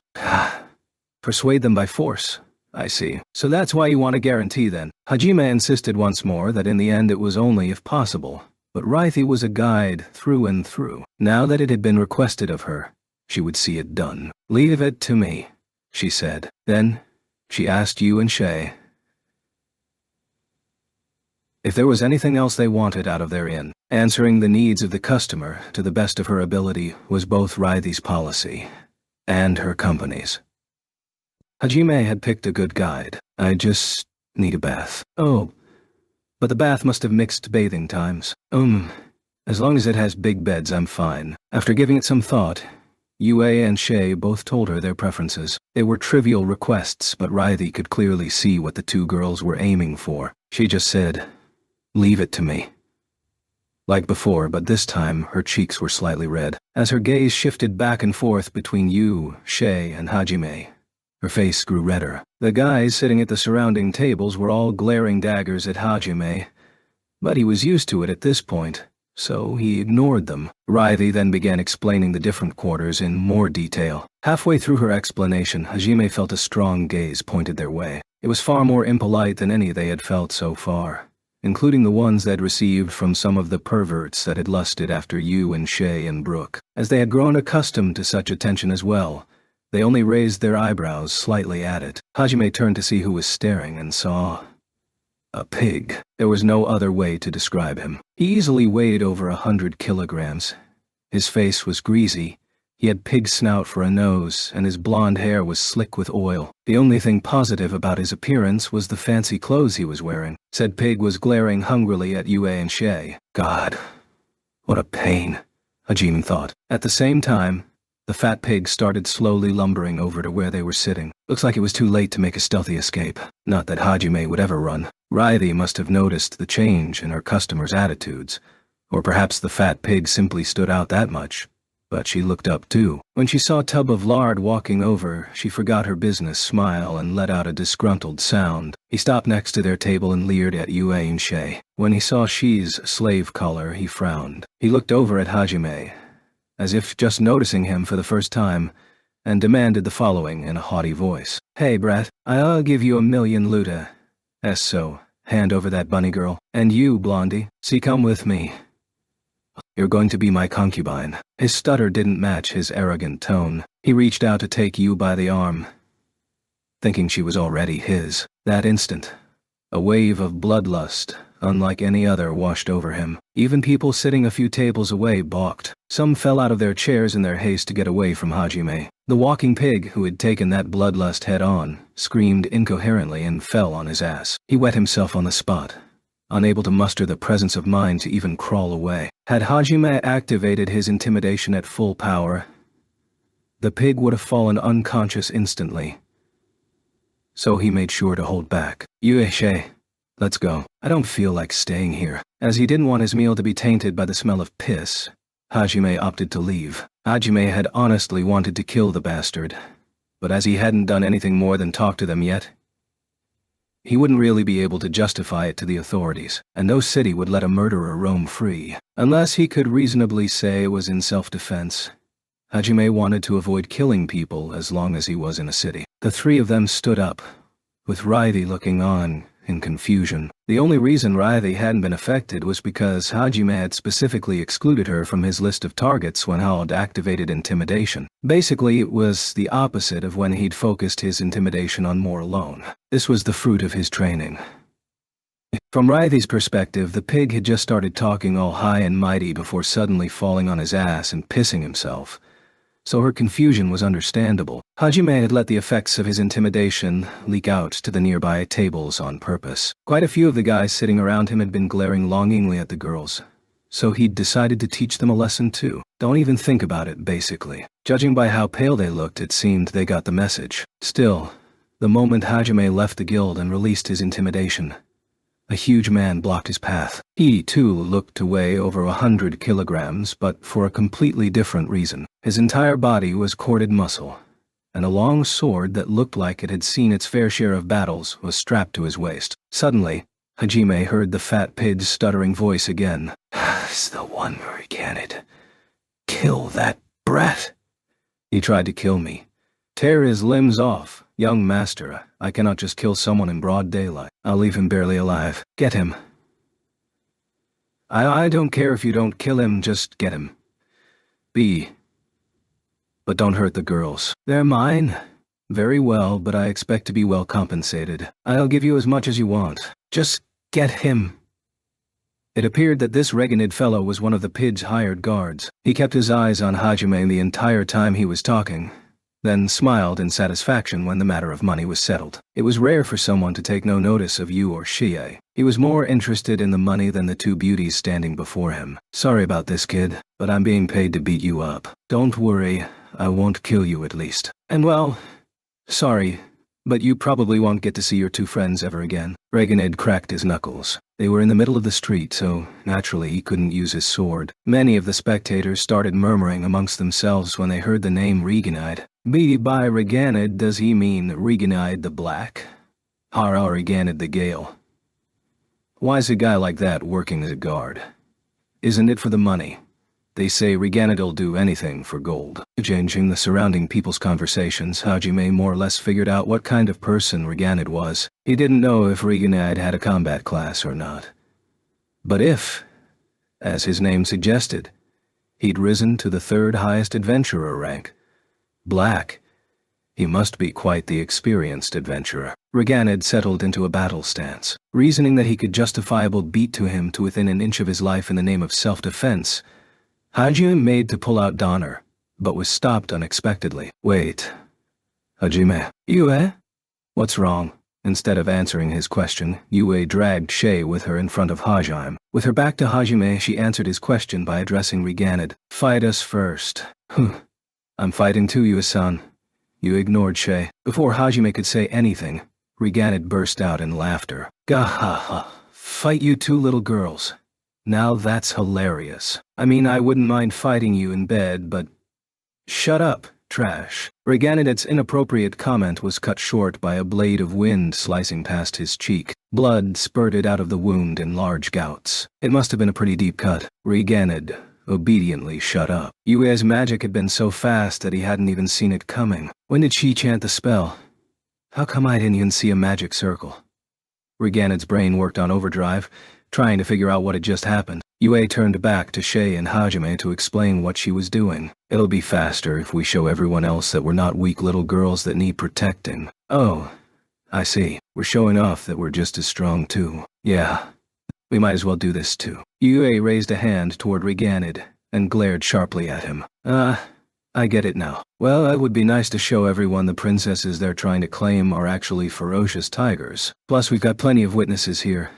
Yeah, That's a pretty good plan. You didn't have to add the ferocious part. Hajime nodded in understanding, then stepped back. Yue then nodded to Shay, signaling that it was her turn. Shay grabbed Drucken off her back, then swung it casually through the air as if it weighed nothing. Hold up. Are you serious, bunny girl? You know, my employer wants you two unharmed, so I'd prefer if you just quietly came along. Regan had kept his eyes on you the whole time he was talking to Shay. Shay replied to Regan's warning with one of her own. Don't you think you should draw that sword of yours? I'll be holding back, but I don't want to break too many of your bones. Ha! Big words for a rabbit man. Sorry, but I'm gonna have to rough these two up a little bit. Regan's focus was still almost wholly concentrated on Yue. With how fast she'd cast her spell, he didn't think he'd be able to take her unharmed. However, Reganide should have paid more attention to Shay. Warning bells should have gone off the moment he'd seen a rabbit man, a race known for being weak, waving around a warhammer. Furthermore, Yue and Hajime had both decided to let her deal the first real blow of this fight. Shay didn't say anything. Instead, she just pulled Drucken back close to her hip and leaped forward. She was in front of Reganid before he even had time to blink. Yeah. She's hammer-headed for Reganid's chest with blinding speed. Though she looked cute, her attacks were anything but. Surprised, Reganid still managed to barely get his arms up in time to block. I can't stop it. Realizing he would be blown back, he quickly tried to cushion the blow by backstepping. However, the hammer was faster than his reaction time. There was a sickening crack, and Reganide was blown back into the wall of the Adventurers Guild. The air burst from his lungs and he let out a strangled cough. He saw Shay looked down at him in disappointment through his hazy vision. It seemed she'd expected a little more from him. It was laughable that a black-ranked adventurer like him was not only beaten by a little bunny girl, but she'd even held back on him. Plus, it looked like she'd been disappointed with his performance. He smiled self-deprecatingly, then winced at the pain it caused him. He made one last effort to get to his feet, but the pain was too great, and he collapsed. He turned his head and saw that his arm had been completely crushed. Luckily, it looked like only one of his arms had been shattered, so he tried to lift himself with his other good arm. His vision was blurring at the edges now, but he somehow managed to get to his feet, though it hadn't done much. Had he not attempted that backstep at all back there, then he probably would have been sprawled on the ground unconscious already. Though falling unconscious might have saved him from the pain to come, Reganid was standing on willpower alone. So when he saw you coldly thrust out her hand at him, he despaired internally. Man, this isn't worth what you're paying me. A second later, Reganid had the very unique and terrifying experience of literally dancing through the air. Petals of wind, dance and scatter. Flurry Waltz.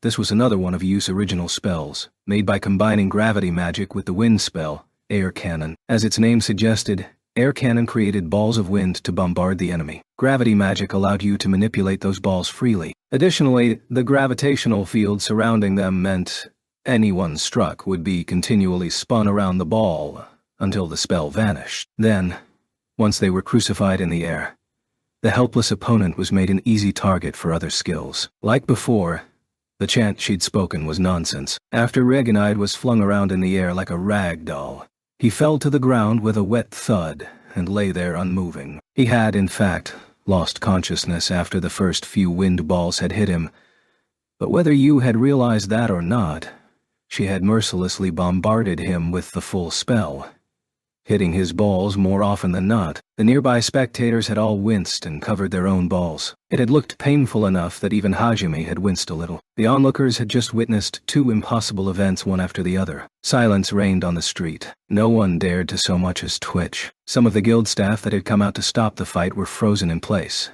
their hands outstretched. Even the veteran adventurers were too shocked to say anything. Finally, the silence was broken. Hajime's footsteps echoed across the cobblestones as he walked forward. Everyone's eyes followed him. He stopped right in front of the pig. Stay back. Who do you think I am?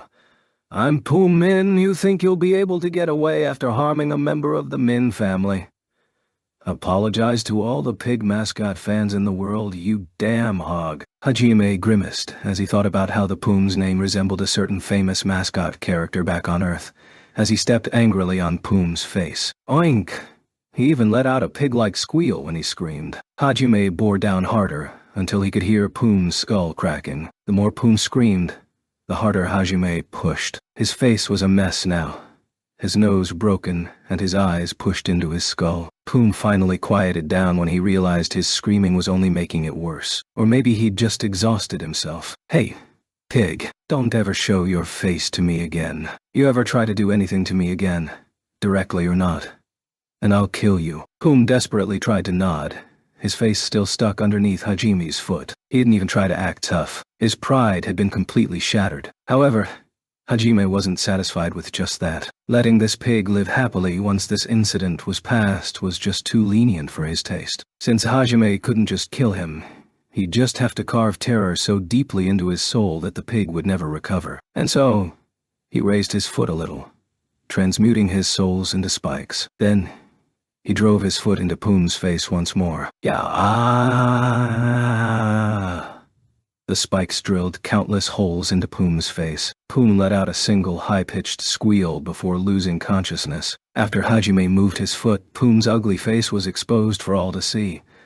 Well, his face had already been ugly, but now it was covered in blood too. Finally satisfied, Hajime walked back to Yu and Shay. They were waiting for him with a smile, seemingly unaffected by the carnage all around them. Hajime smiled at his tour guide, Rythy, as well. "Now then, shall we head somewhere else?" Terrified, Rythy tried to compose herself. It was obvious from her expression that she wanted nothing to do with them any longer. That was how intimidating Hajime and the others' display of force had been. Hajime understood that he'd probably scarred their current tour guide, but he didn't really feel like searching for a new one after all the commotion that had happened. Realizing Hajime didn't want to let this guide escape, Yue and Shay causally walked to either side of her and took her by the arms. Rythy let out another terrified scream. But then her savior, the guild attendant, finally showed up. Excuse me, but would you be willing to answer a few questions for us?"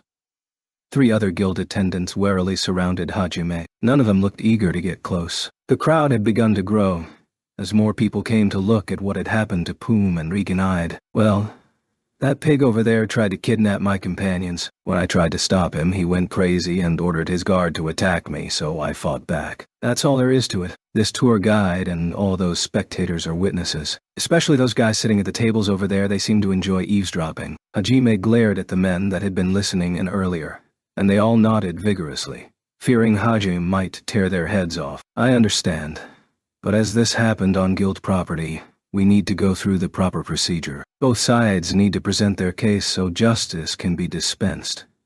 Those are the rules. So if you would just be so kind as to..." "Both sides, huh?" Hajime glanced over to where Poom and Regan were lying. It didn't look like either of them would regain consciousness anytime soon. The guild had sent some medics over to treat them, but he doubted they'd wake up for another few days at least. "You want us to wait in the guild until they wake up? Even though we were the victims? You gotta be kidding me. Maybe I should just drag them out of the city and kill them there." Hajime glared angrily at the guild attendant. He looked just like an American ready to sue someone. "Please don't glare at me like that. I'm just doing my job," the attendant said in a panicked voice. But when Hajime suggested killing them, he still diligently tried to stop him. Grumbling to himself, Hajime decided to try and forcibly wake the two up. The guild attendants were in the middle of trying to stop him when a new voice cut through the crowd. "What are you doing? What's going on here?" A slender man in glasses stared sternly down at Hajime. "Chief Secretary Dot. Perfect timing, you see." The attendants all rejoiced at the appearance of this man called Dot. After he listened to their explanation of what happened, he returned his sharp gaze to Hajime. "Looks like things are just getting more and more complicated."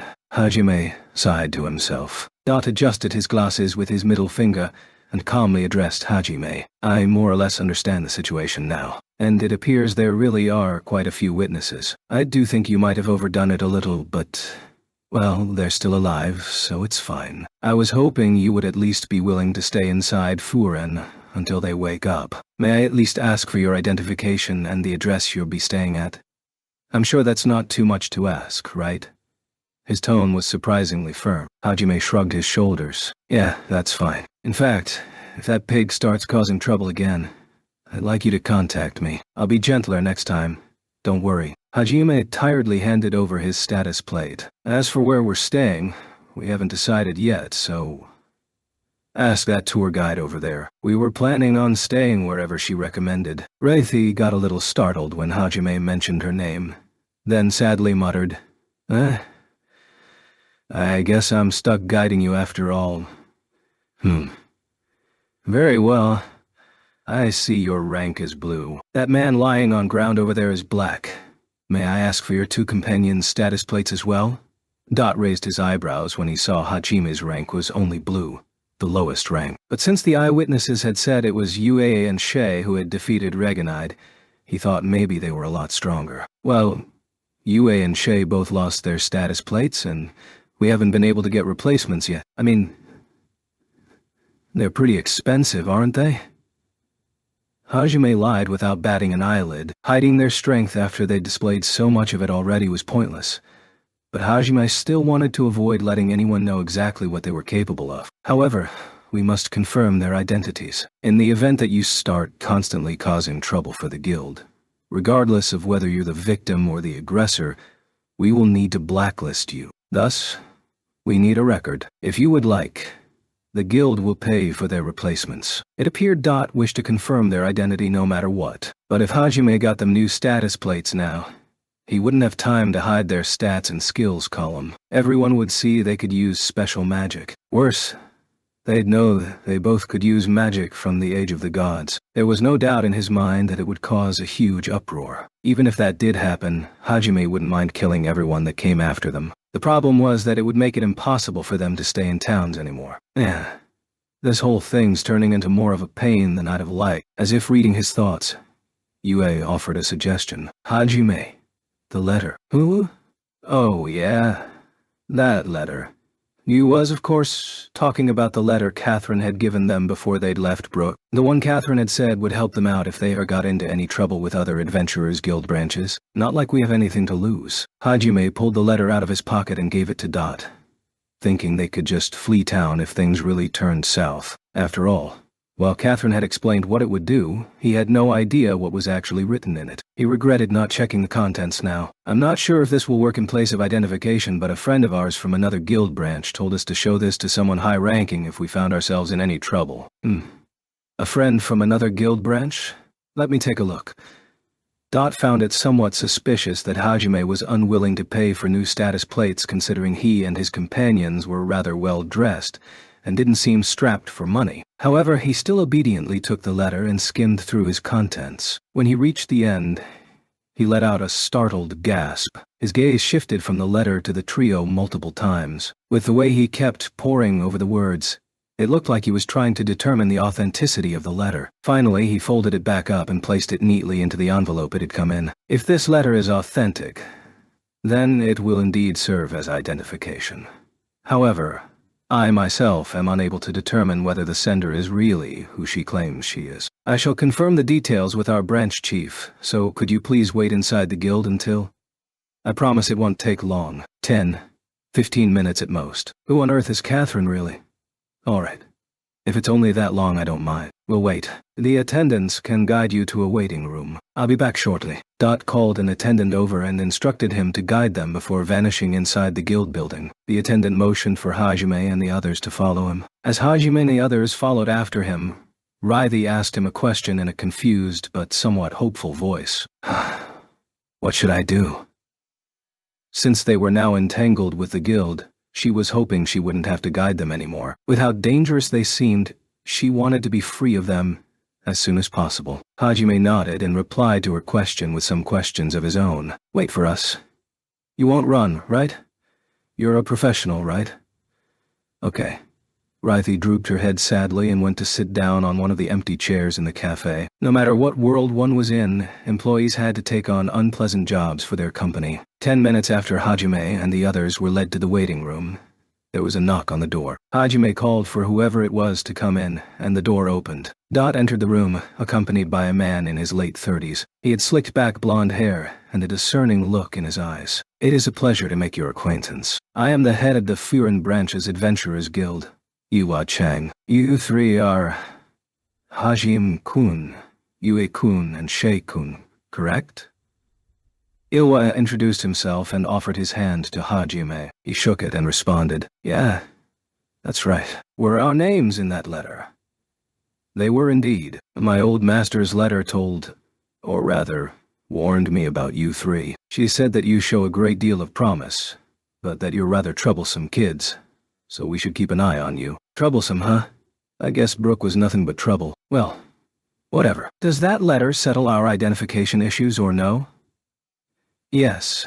She said that you three aren't a threat to the guild, so that's good enough for me. She's a very good judge of character. If it's a letter from her, it'll serve as sufficient identification. After all, she wouldn't write one for people of dubious character. It seemed Catherine really did hold a lot of clout with the guild. Everyone really trusts her. Since Ilwa called her his master, they must know each other pretty well. Shay seemed especially curious about Ilwa's relationship with Catherine. She'd gotten along rather well with the old lady, so it made sense. What kind of person is Catherine San? You didn't ask her yourself. She used to be the chief secretary of the Adventurers Guild's main branch. After that, she became a guild instructor. More than half of all the branch chiefs learned their trade from her. Hajime looked up in surprise. Smiling wryly, Ulwa continued, I was one of them, though I'm nowhere near her level. Back then, her unparalleled beauty and skill captivated everyone who studied under her. Later, she ended up getting married and transferred to the Brook branch. She said she preferred to raise her kids in the countryside. Her marriage announcement was really sudden, too. I was pretty shocked when I heard it. In fact, the whole guild, no, the whole capital was. Ha! I didn't realize she was such an amazing person. Yeah, Catherine's incredible. I knew she wasn't just some ordinary old lady, but to think she was that important. So, if she was so good-looking back then, how come? Actually, never mind. Yue and Shay were astounded to discover just how impressive Catherine had been. Only Hajime looked away wistfully, lamenting what the ravages of time had done. Well, anyway, if there's no problem with identification, then we're free to go, right? Hajime had only agreed to wait so that they could get their identification issues resolved. And now that they had been, he saw no reason to stay. However, Ilwa's eyes sparkled mischievously as he called out to them, Actually, could you please wait a moment? Hajime felt a sense of foreboding. Ilwa gestured to Dot, who handed Hajime a certain request flyer. The truth is, we were impressed by your skill, so we were hoping you would be willing to undertake a task for us. No, thanks. Hajime refused instantly and made to leave. Yue and Shay followed suit, but Owa's next words brought them back. Are you sure you won't even listen to what it is? We'll overlook this whole incident if you agree to just listen. That of course had the unsaid implication that they would make this whole affair far more of a pain than it had to be if he didn't stay to listen. Thanks to all of the eyewitness testimony, Hajime and the others wouldn't be charged with a crime. But because of how overboard they'd gone, the guild could force them into a long and tedious hearing about what had happened, and require an account from both sides. In the end, they'd still probably not be punished, but it would still waste a great deal of their time. And if they ignored the guild's orders, they'd be blacklisted everywhere. Not being able to access the information at various guild branches would be rather inconvenient. Hajime glared at Iwa for a moment. He'd only asked that they hear him out, not that they accept the request. If that was all it took to avoid weeks of legal proceedings, then it wasn't such a bad deal. Hajime sat back down. So you'll listen. Thank you. You're not a branch chief for nothing, I see. You're pretty gutsy. I could say the same to you. Now then, as you can see on the flyer, this particular request is to search for some missing people. Some time back, a party of adventurers set off to investigate the northern mountain range. When they didn't return, one of the adventurers' family put out a search request. The rest of Illa's explanation could be boiled down to the following. There had been reports of increased monster activity in the northern regions, so the guild had issued an investigation quest. Only the mountain nearest to town was well charted. The rest of the range was marked simply as wilderness. While they weren't as strong as ones encountered in the labyrinths, the mountains were still inhabited by powerful monsters, so the party that had accepted that request had been rather high rank. However, before they embarked, someone else had begged to join them. They were rather forceful in their entreaties, and in the end they were allowed to tag along. This newcomer was the third son of the noble Kudeta family, Will Kudeta. Count Kudeta had secretly sent someone to follow after his son, who'd basically ran away from home to become an adventurer. But even the person he'd sent to tail his son had vanished. so he had sent out a search request to the guild. The Count sent out his own independent search party as well, but he asked the guild for help because he wanted as many people out looking as possible. This all happened just yesterday. The party that had gone out to investigate was among the most experienced in the guild, so if they ran into something they couldn't handle, most adventurers wouldn't stand a chance. So the only people we can afford to send out on this quest are those of considerable skill. However, those that fill that criteria are all out on other quests at the moment. Fortunately for us, you happened to show up just at the right time. I thought you needed people of considerable skill. Sadly, I'm just a blue-rank adventurer. Iwa didn't fall for Hajime's feeble attempt at feigning weakness. You just took out Reganide, a black-rank adventurer, without even breaking a sweat. Besides, anyone who can survive down at the bottom of the Rising Gorge can't be that weak. How did you... The letter. But I never told Catherine. Hajime hadn't told anyone they'd gone to explore the Rising Gorge. The only way Iwa would have known that was if it was written in the letter. But then that begged the question of how Catherine had learned of their trip. As Hajime was scratching his head in confusion, Shay timidly raised her hand. Hajime looked suspiciously at Shay. What is it? I may have accidentally told her. Tehei. Looks like I'll need to punish you later. Iyo-san was with me too. Shay, you traitor. Guess I'm punishing both of you. So it was Yue and Shay's fault. While both of them looked outwardly calm, they were sweating at the thought of what Haji-I might do to them. Ola smiled knowingly and continued. It's unlikely any of them are still alive, but the possibility isn't zero. The Count is a personal friend of mine, so I'd like to begin the search as soon as possible. Please, there's no one else I can ask. Will you please accept the request? It was obvious from his tone that Ilwa was very personally invested in this particular request. If he was friends with the Count, it was quite possible he was close to the missing Will as well. He was probably just as worried for their safety. I get that, but we're in the middle of our own journey too. We only stopped here because it was on our way. The northern mountains are pretty far out of our way, so I'm afraid I'll have to refuse. Hajime could care less about some noble's brat. Iwa must have realized that as well, since he headed Hajime off before he could get up. I promise you'll be rewarded handsomely. There will be a bonus from me waiting for you along with the reward already offered. I'll even raise your rank. Considering your skills, I could even bump you up to black in one go. To be honest, I don't need that much money, and I don't really care about my rank. Then how about this? If you ever get into any trouble with the guild from here on out, I'll personally vouch for all of you. The title of Furin's branch chief holds a lot of clout, you know, and I have a lot of personal connections within the guild as well. You three seem to attract quite a lot of trouble, so it's not a bad deal, right? You're being quite generous. I can't imagine it's worth going that far just for your friend's son. For the first time, Ilwa's facade of calm crumbled. He looked deeply remorseful. Well, the one who recommended we'll take that particular request was me. I was the one who also convinced the party to let him join. While it was a rather difficult request, I thought he would be fine if he was together with a strong party. He'd never actually fought before, you see. From the start, Will was never interested in living a noble's life. He always dreamed of being an adventurer.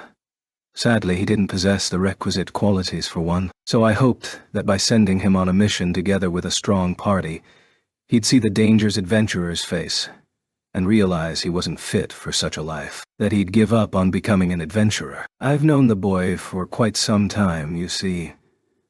That's why I wanted him to see his limits and give up, but... Hajime lapsed into thought as he listened to Iwa pour his heart out. Iwa and Will are even closer than I thought then. He tried to look calm, but it's obvious he's really desperate. After all, the longer it took to find them, the greater the likelihood that they had died in the meantime. The fact that he'd offered such an extravagant reward was proof that Olwa was starting to run out of options. Hajime was starting to get tired of making excuses for Yu and Shay's lack of status plates, and having the support of an influential guild member would make their future town visits a lot less of a hassle, especially since Hajime had no interest in playing pretend believer for the Holy Church, so there was no telling when they'd brand him a heretic. When that did inevitably happen, it would make traveling between towns rather inconvenient. But if he had guild connections, they might be able to help with that issue as well. After weighing his options, Hajime decided it would be more beneficial to explain his circumstances to Ilwa, make sure he wouldn't speak about them to others, and use his influence to deal with any problems that might arise. Considering how much he seems to care for this guy, he probably wouldn't turn on us if we brought him back alive. If you're willing to go that far for him, I guess I might be willing to do it. But I have 2 conditions. Conditions? Yeah, they're nothing huge. First, I'd like you to get status plates for you and Shay, and I want you to swear not to tell anyone what you see displayed there. Second, regardless of whether they're part of the guild or not, I want access to all of your connections. Those are my 2 conditions. You're asking quite a lot. If you can't do it, then the deal's off. We'll be continuing on our way. Hajime stood up for the 3rd time, and Ilwa and Dot held their heads in anguish. The first condition wasn't a big deal, but the second one would effectively turn a branch chief into a single adventurer's lackey. Considering his position, it wasn't a request he could easily acquiesce to. What exactly would you ask for using my connections? Don't look so worried. I'm not gonna ask for anything crazy. It's just we're a bit special, I guess, so the Holy Church won't think too kindly of us if they find out. And they'll probably find out eventually, so it'd help to have someone on our side when that happens. I just want you to help us out if we ever get stuck in any trouble is all. Basically, let us use your facilities and the like even if we become wanted. You're certain you'll be wanted by the Holy Church eventually? I'm beginning to grow interested in just what secrets you 3 bear. Since Master Catherine has taken a liking to you, I doubt you're bad people, but come to think of it, the eyewitness reports did say that Shay-kun over there possessed monstrous strength, and that Yu-kun used some new form of magic. Are the secrets you're hiding related to that? And they are the reason you're so sure the Holy Church will probably try and purge you, judging by how little pains you seem to be taking to hiding them. You were prepared for a confrontation from the start. If that really is the case, I can see why you'd need my assistance to move freely between cities. Hence your request. I guess he's not a branch chief just for show. He's sharp. Dada. After contemplating for a while, Uwa finally came to a decision and turned to Hajime. We absolutely cannot support you in any potentially criminal endeavors. I will personally need to hear the particulars of each request and decide then whether or not we will aid you. But I do promise that we will help you in any other way possible. That's the most I can offer. What do you say? Well, makes sense. That's fine. As for the reward, we'll take it once we complete the mission. I just have to bring the kid back, right? Or his remains if he's dead. Hajime's main goal had just been getting status plates for you and Shia. Or Hajime was getting tired of making up excuses for why they didn't have any. So it would be more convenient for any future stops in towns if they both got one. The problem was making sure whoever issued them didn't cause a fuss when they first saw both of their stats. But Owa's appearance had solved that issue. Of course, even if Ulwa did promise not to say anything, there was no guarantee he'd keep his word. Eventually, their unique traits would become public knowledge, but Hajime preferred to keep them secret for as long as possible, hence why he had decided to claim his reward once the request was complete. Whether for good or ill, Hajime would give Ilwa closure on the matter that had been tormenting him thus far. Hopefully, that would make him feel indebted to Hajime, and therefore more likely to keep his mouth shut. Ilwa had, of course, guessed Hajime's aim in offering to wait until he completed the request. He smiled wryly, but internally, he was relieved just to have found someone both capable and willing to take on the request. I'm growing more curious about your secrets by the minute, but I suppose I'll leave it for when you return. As you said, Hajime-kun, all you need to do is find any traces of Will, regardless of whether he's alive or dead. Hajime-kun, Yue-kun, Shay-kun. Please find him. With a serious expression, Ilwa bowed his head, the head of a major city's guild branch, lowering his head to an adventurer. Not a sight you saw every day. It looked like he'd learned proper manners from Catherine, too. Hajime and the others stood up and said casually, "Sure. Okay, we will." They received a token amount of funds to get supplies, a letter of invitation to the guild branch to the nearby lake town that rested at the foot of the mountain, and documents detailing the request the previous adventurer party had taken on from Ilwa, and then left the guild room. The door closed with a soft thud. Ilwa breathed a long sigh as he stared at the door. Dot, who'd been silent until now, finally spoke, his voice full of concern. "Was that really all right, Chief? Agreeing to those conditions? Will's life is at stake, and there's no one else we can rely on. I had no other choice. Besides, they agreed to let me ultimately be the one to decide whether or not to assist them for each matter. There's no problem there. And most importantly, I'm curious about what they're hiding. You mean the information their status plates would reveal? The stuff they would find inconvenient if it was publicly known? Kun, did you hear about how the heroes summoned in the Highlight Kingdom all had ridiculous stats? Dot suddenly opened his eyes wide. Chief, do you mean to suggest that he's one of the heroes summoned by God? But he sounded as if he was practically at war with the Holy Church. I thought the heroes were all under the Holy Church's supervision. Indeed they are. However, I heard that around 4 months ago one member of their party died within the Orcus Labyrinth, or more specifically that he fell to its depths along with a fearsome monster. Do you mean to suggest that perhaps he survived? 4 months ago, even the heroes' party was still inexperienced when it came to combat. I'm not sure what kind of place the bottom of Orcus is like, but I can't imagine a kid surviving through all that. Dot shook his head in disbelief. However, Iwa continued staring at the door Hajime had left through, an amused expression on his face. True. But if that really did happen, why wouldn't he return to his comrades? Why embark on a separate journey? What did he see at the bottom of the abyss?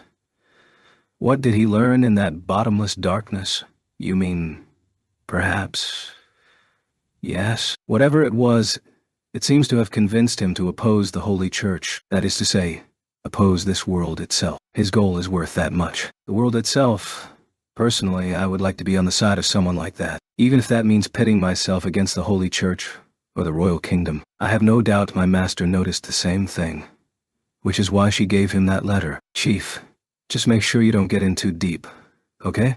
I'll be careful. They were talking about events on a scale they could scarcely imagine, but Dot still had the presence of mind to warn his boss not to bite off more than he could chew. However, Iwa was deep in thought and only gave an absent-minded reply. Running straight through the middle of a vast plain was a road that ran due north. Though it was called a road, it was more a path that had been paved into a highway by centuries of footfalls. As the carriages of this world didn't have any suspensions, travelers often found themselves nursing sore bottoms by the end of their trip. And yet, a single silhouette was rushing down this rugged road at a speed unthinkable for how poorly maintained it was. A black frame with 2 wheels and 3 passengers sitting atop it. Hajime, Yue, and Shay. They were pounding down the uneven road at a speed many times faster than when they had been traveling through Risen Gorge. Hajime was easily doing 80 kilometers an hour. Without anything to inhibit his mana, Hajime was able to power stiff to its full speed. They were sitting in the same formation as always. Yue on Hajime's lap, with Shay sitting behind him. Shi's bunny ears were rippling in the wind. The sky was clear and the sun warm upon their backs. Yue had even lessened the force of the wind pressure, making the ride quite pleasant. Yue and Shay were fully enjoying the weather, basking in the sun's warm glow and the gentle breeze that flew past. Ah, it feels great. Usan, can we switch spots on the way back? No, this is my spot. Come on, don't be stingy. Let's swap. Dot. It's pretty nice back here too, you know. It was clear from Shi's relaxed tone that she didn't really care if she got to switch or not. Hajime turned around and answered in Yue's place. You know there's no way you'd be able to fit here, right? You'd get in the way of my driving. Those rabbit ears especially. They'd keep flopping around in the wind and hitting my eyes. Oh yeah, your eyes. She actually fell asleep. It appeared the weather was so pleasant that she had dozed off. Her head drooped forward, landing on Hajime's shoulder. The rest of her body weight was pressed against his back. She'd already been half asleep when she'd called out to you. Well, at this rate I'd say we've got about half a day's travel left. We'll be driving non-stop, so might as well let her rest while she can. As Hajime had said, they were about half a day's ride out from the lakeside village that sat at the foot of the mountain range. If they kept this pace, they'd arrive by evening. Hajime's plan was to spend the night in town and begin searching the next morning. The reason he was in such a rush was because the longer he took, the more likely it was that Will and his party might be dead. Yue looked up at him questioningly. It was unusual for Hajime to take such a vested interest in the life of someone he didn't care about. Hajime met her inquisitive gaze and smiled wryly at her. Why the rush? Well, better we find him alive, right? That way it will feel even more indebted to us. From here on out, I'm sure we're going to get into a lot more fights with the Highlight Kingdom and the Holy Church. So the more allies we have, the better. It'd be a pain to have to fight every time we want to go anywhere. I see. That being said, Hajime wasn't sure how useful Ulwa would prove as an ally. In fact, he thought it was more likely Ulwa wouldn't be of much help at all. But it never hurt to have extra assistance, especially considering how little effort it would take to recruit Ulwa to their cause. Oh yeah, I heard the village we're going to sits next to a lake, so they have a lot of water available. Apparently thanks to that they've become the largest cultivator of rice on the continent. Rice? Yep, rice. You know, that white grain. It's my homeland's staple crop. I haven't had a single chance to eat it since coming here. I'm not sure if the rice here is the same as the one from home, but I want to try it. I want to try it now too. What's the town's name? Yue smiled as she watched Hajime reminisce fondly about his hometown. Her question brought Hajime back to the present, and he replied in a somewhat embarrassed tone. The lakeside town of he said, not knowing what troubles were already brewing there. No clues today either. Where could you have gone, Shimizu-kun? Walking dejectedly down the main street of was none other than the summoned teacher, Aiko Hatayama. Her normally cheerful demeanor was nowhere to be seen. Right now, she just looked tortured with worry. Even the street lamps somehow seemed dimmer than usual. Aishan-sensei, don't look so down. We still don't know what might have happened. His room didn't look like it had been ransacked, so it's possible he just left somewhere on his own. So don't worry about stuff that might not even have happened. That's right, Aiko. Don't just keep brooding over the worst-case scenario. All that does is make you less focused on what you should be doing right now. Besides, Yukitoshi is a skilled magician. Even if he did run into something dangerous, he wouldn't be beaten that easily. You're his teacher, Aiko. If you won't believe in your students, who will? Yuka and David both tried to cheer Aiko up. The other hunk knights and the rest of the students were standing nearby. They too expressed their concern for Aiko. 2 weeks had passed since one of Aiko's escorts, Yukitoshi Shimizu, had gone missing. Aiko and the others had expended every effort to search for him, but they hadn't been able to find a single clue. No one in town had seen him disappear, nor had anyone from the nearby villages when they'd sent people to go and ask. At first, people had been worried he might have been caught up in some kind of incident. However, when they examined his room, they'd found it undisturbed. Shimizu was a powerful black mage, skilled at using dark magic, and reasonably proficient with the other elements as well, so he wouldn't have had any problems dealing with regular thugs or the weak monsters in the immediate area. Furthermore, he had vanished multiple times before without telling anyone, so his disappearances weren't anything new. Shimizu was by nature an introvert, and didn't really mingle with most of the other guards. He didn't have any close friends among his classmates either, and they'd actually been surprised when he'd volunteered to join the AI-chan Defense Force, which is why most of the students were more concerned for Aiko, who was worrying herself sick, than Shimizu. They had already reported this to the Holy Church, who had organized a search squad and dispatched them already. They were slated to arrive soon. Shimizu had one of the highest aptitudes for magic among the summoned heroes. So unlike with Hajime, they had a vested interest in confirming his safety. At their current pace, the search squad would arrive in a few more days. Her students' words of comfort did nothing to ease Aiko's mental anguish. In fact, they made it worse. Regardless of whether he'd been caught up in some kind of incident or chosen to vanish on his own, Aiko was still worried. But she shouldn't have let that worry show. Because she had, now she'd made the remaining students even more concerned for her. How could she still call herself an educator if she was the one constantly being looked after? Aiko sucked in a deep breath and lightly slapped her cheeks. Everyone, I'm sorry for worrying you. You're right. Sitting here wringing my hands won't achieve anything. Shimizu-kun is a skilled mage. I'm sure he's fine. We just have to keep believing he's safe and do all we can to find him. But first, we need dinner. We can't search for him on an empty stomach after all. It was obvious she was just forcing herself to sound cheerful, but her students still meekly went along with her suggestion. David and the other knights watched with a smile on their faces. A bell clanged loudly as Aiko opened the door to the inn they were staying at. It was the poshest inn in the Water Sprite Inn. The name seemed to be a throwback to the time a water sprite couple from the Erdea Lake had stayed there. Erdea Lake itself was quite famous too, as it was the continent's largest lake. In terms of size, it was easily 4 times as large as Biwa Lake in Japan. Had grown up around it. The first floor of the inn served as a pub, and it served some of the best rice dishes, specialty, around. While the interior wasn't exactly ostentatious, it was evident that a great amount of attention to detail had gone into the decorating, and the magnificent tables and bar counter gave the room a dignified atmosphere. There was a modest, yet tasteful chandelier hanging from the ceiling, adding a slightly elegant touch to the room. If one were to sum it up in a single phrase,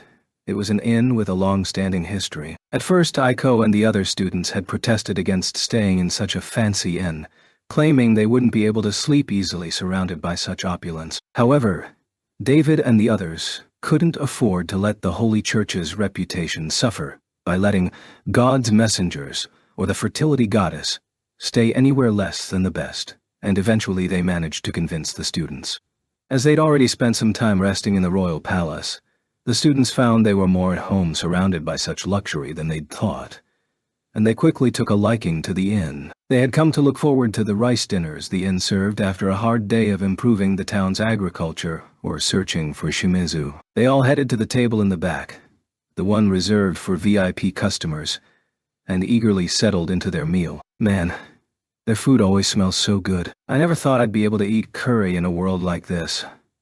Though, it looks more like stew than curry, really. Isn't there that white curry thing they eat in some places? The students all sang the praises of this otherworldly curry. Noboru pointed rudely with his chopsticks as he gave his own impressions of his own dish, an aromatic bowl of rice topped with deep-fried meat and vegetables and slathered in rich sauce. Man, their rice bowls are great too. Like, this sauce is amazing. Hell, I don't even think Japan's got bowls this good. You just never had good rice bowls in Japan.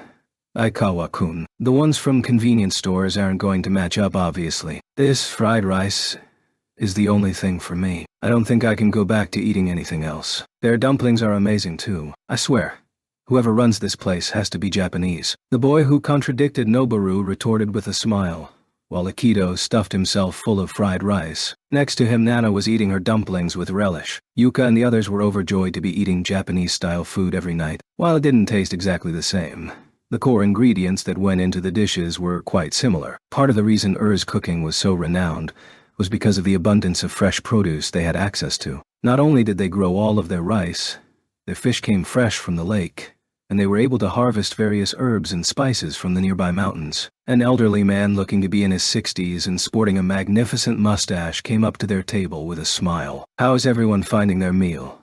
If there's anything at all you require, don't hesitate to ask." "Oh, if it isn't the innkeeper." He was Foss Seluo, the owner of the Water Sprite Inn. He stood with his back ramrod straight, but his gaze was gentle. His grizzled white hair was swept back neatly. He fit the relaxed yet dignified atmosphere of the inn to a T. "The food is wonderful. All of us are healed by the meals you provide us every day," Aiko replied cheerfully. "I am glad you're enjoying it," Foss said, his smile widening. However, an instant later his expression clouded over. Such an apologetic expression didn't fit on his gentle face. Wondering what was the matter, Aiko stopped eating and gave him her full attention. "The truth is, I am terribly sorry to say that today is the last day we will be able to serve seasoned food." "Ooh, we won't be able to have any more nilchisel," Yuka cried out in shock. She really loved curry. "Yes, I'm terribly sorry for the inconvenience. However, our stock of certain ingredients has run dry. Normally, we make sure to keep plenty of stock in reserve to avoid such a problem. However, this past month the mountains have grown increasingly dangerous, and fewer adventurers are fewer and fewer adventurers going out to gather what we need. In fact, just the other day a high-ranked adventurer party went off in the mountains to investigate the cause, and went missing. Since then, almost nobody has been willing to go collect spices. All the establishments that deal in food, ourselves included, are uncertain when we'll be able to restock. What exactly has made the mountains so much more dangerous? The reports say that swarms of monsters have started appearing. However, The outer fringes of the range have always been safe in the past. There are supposed to be ferocious monsters living on the other side of this mountain, but they almost never cross the peak to our side. However, multiple people have claimed to have seen powerful monsters roaming our side of the mountains in recent times. That's certainly worrying. Aiko furrowed her brows. Yuka and the other students exchanged dark glances. I'm sorry. This wasn't something I should have brought up while you were enjoying your meal, Foss said apologetically. In an attempt to lighten the mood, he tried to steer the conversation in a more optimistic direction. However, I believe this disturbance will die down soon enough. How can you be so sure? The truth is, some new guests came in this evening looking for a room. It seems they're adventurers here to search for the people who went missing. Apparently the chief of Foreign's Adventurer Guild sent them, so I imagine they must be quite strong. I'm sure they'll be able to get to the cause of all this trouble. Aiko and the students didn't really understand the gravity of that statement, but David and the other knights murmured appreciatively. The Furen branch chief was one of the most renowned people in the Adventurers Guild. Anyone that had been nominated by him personally had to be more than just quite strong. As fellow warriors, the knights' interest was piqued. They began mentally checking down the list of famous, gold-rank adventurers. Aiko looked at the knights with a puzzled expression. Before anyone could explain, however, they heard voices coming from the staircase. One male and two female. One of the girls seemed to be complaining to the guy. In place of an explanation, Foss said, "Speak of the devil, that's them. Sir Knights, if you would like to speak with them, now is your only chance. They said they were leaving tomorrow." I see. However, they sound quite young. Are there any gold-ranked adventurers this young?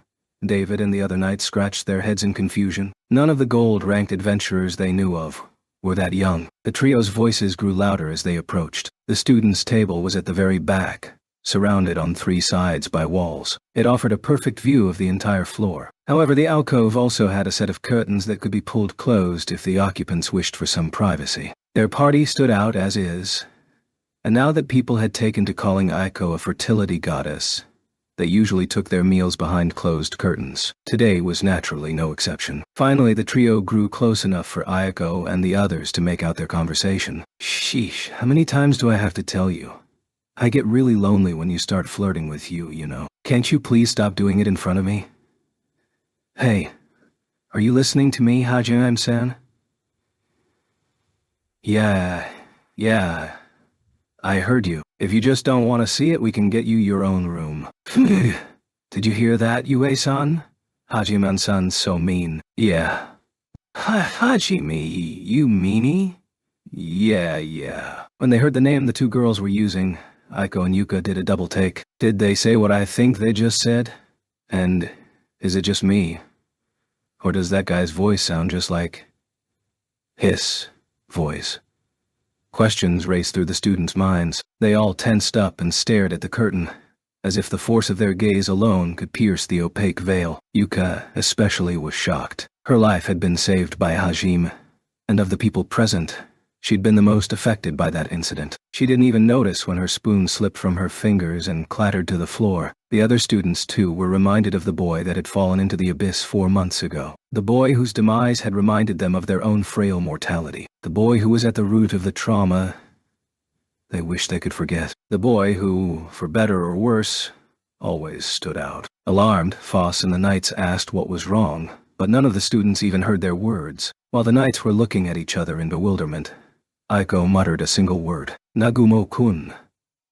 That word was enough to break her out of her daze, and she found she could freely move her body again. Aiko stood up so fast her chair fell to the floor behind her, and almost tripped over herself in her haste to rip open the curtain. It slid apart smoothly, revealing Hajime, Yue, and Shay standing a few feet away. Before she could even get a good look at him, Aiko shouted his name. Nagumo-kun, huh?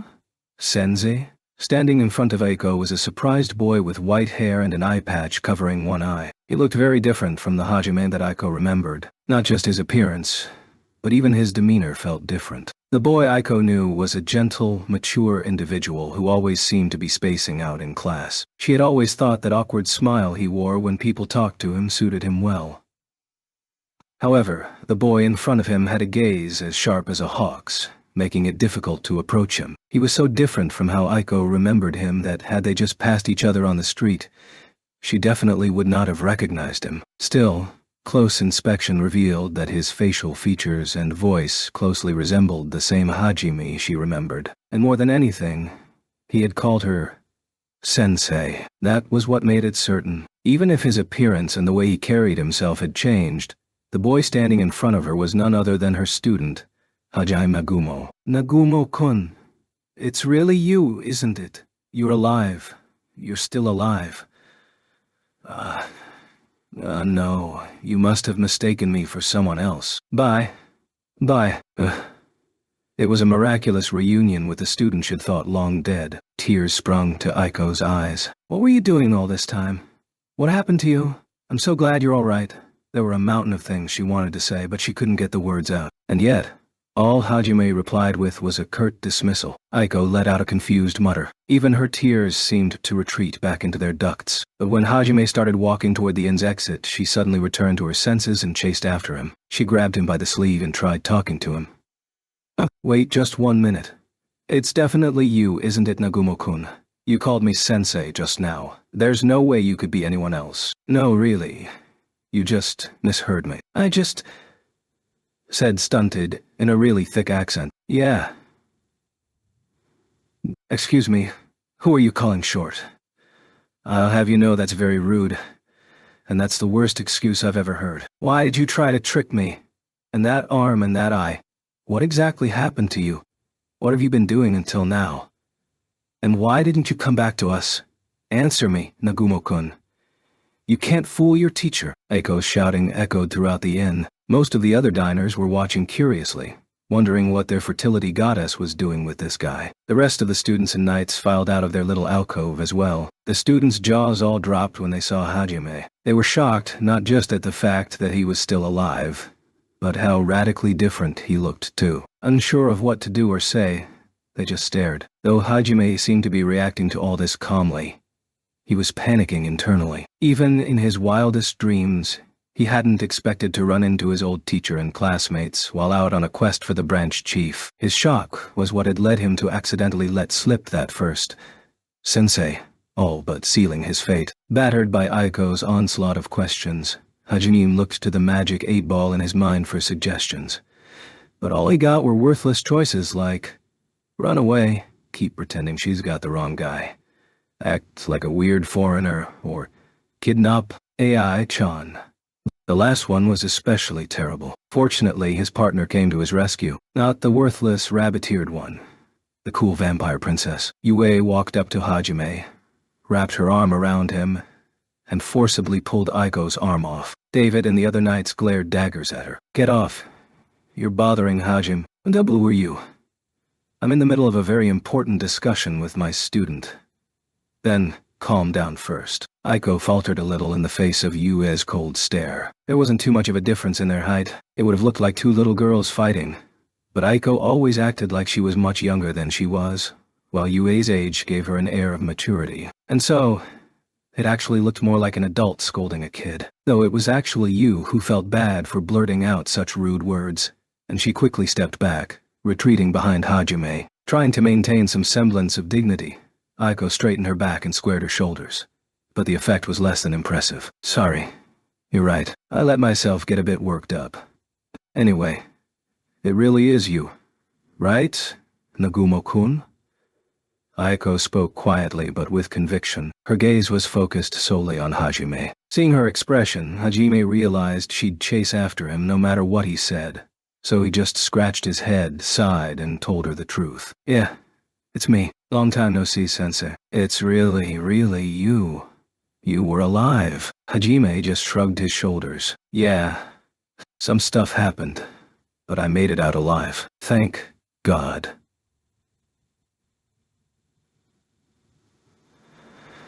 Thank God you're alive.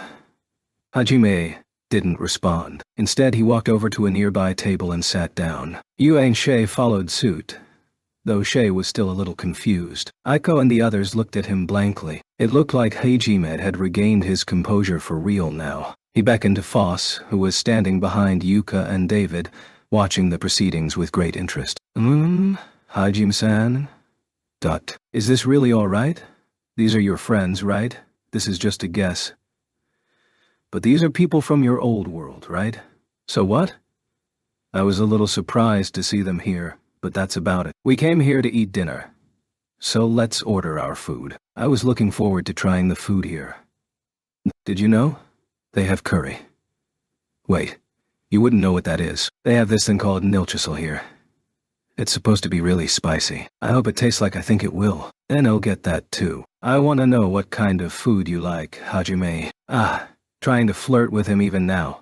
You're good, you-san. I guess I'll get that too then. Sir, we'd like to order. At first, Shay had glanced nervously over at Aiko and the others, but she stopped paying them any mind after Hajime had said it was fine. Foss walked over wearing an awkward smile and Shay began ordering. Of course, Aiko wasn't done yet. The nonchalance with which Hajime had sat down had struck her dumb for a moment, but once she returned to her senses, she briskly walked up to Hajime's table and angrily slammed her hands down. Nagumo-kun, I'm not done speaking with you. Don't ignore me. And who are these two girls anyway? Aiko's words echoed the sentiments of everyone present. The knights, who'd finally put together the fact that Hajime was the missing student thought to have died, also nodded in agreement. The reality of Hajime's survival finally hit Yuka and the other students as well. Still shaken, they quietly waited for Hajime's reply. Hajime furrowed his brow in annoyance. Knowing Aiko, she wouldn't give up until he gave her an answer. He wanted to be able to eat in peace, so reluctantly looked back up at her. We accepted a request to come here from Furin. We've been traveling non-stop, so at least let us eat before I tell you what happened. Oh, and these two are? Hajime glanced over at Yue and Shay, who introduced themselves before he could. My name's Shay. I'm Hajime's lover. I'm Hajime-san's lover. Lover? Aiko glanced back and forth between Hajime and the two girls. She was having trouble processing what they just said. Behind her, Nana and Taiko let out gasps of surprise. Atsushi and the other guys just stared, slack-jawed. Yuka stiffened up, as if she'd been hit by a bolt of lightning. Hey, Yue can say that, but you most definitely are not, Shay. I can't believe you, Hajime-san. That's so mean. You even stole my first kiss. How many times do I have to tell you? That was just... Nagumo-kun? What is it, sensei? At Shay's mention of Hajime stealing her first kiss, Aiko finally recovered enough to say something. Her voice was low, and her expression made it clear that she'd misunderstood something. She seemed to be thinking Hajime had these two girls waiting on him hand and foot. Her face was bright red, but her eyes were glimmering with determination. Determination to bring her wayward student back on the path of righteousness. And so, Sensei's wrath struck Hajime in this peaceful town of And not only did you steal a girl's first kiss, you're also two-timing. Is the reason you didn't come back to us because you were too busy flirting with these girls? In that case, I'll never forgive you. As a teacher, I cannot forgive you. As a teacher, I cannot forgive you. You need a good scolding. I'll fix that twisted personality of yours right now, Nagumo-kun. Hajime just sighed deeply, an exasperated expression on his face. Thanks to Aiko's outburst, the other customers started staring too. So Hajime and the others moved to the privacy of the VIP table. Aiko, Yuka, and the other students all peppered him with questions. But Hajime's mind was on the nilchisel he was hoping to eat for dinner, so he kept his answers as brief as possible. Q. After you fell from the bridge, what happened? A. I went through hell. Q. How come your hair is white now? A. Because I went through hell. Q. What happened to your eye? A. I went through even more hell. Q. Why didn't you come back to us? A. Because I don't have any reason to. Hey, answer properly. Fed up with his responses, Aiko puffed out her cheeks and yelled angrily, though she didn't look intimidating in the slightest. As always, Hajime just took it all in stride. He didn't even meet Aiko's gaze, and instead continued tearing through his nilchisel, sometimes commenting on this or that to Yu and Shay. He looked extremely satisfied. Unable to take his offhanded treatment of Aiko any longer, David started yelling at Hajime too. The power of love was quite something. He even slammed his fist down on the table for added effect. Hey, brat! Aiko's asking a question. Answer her properly.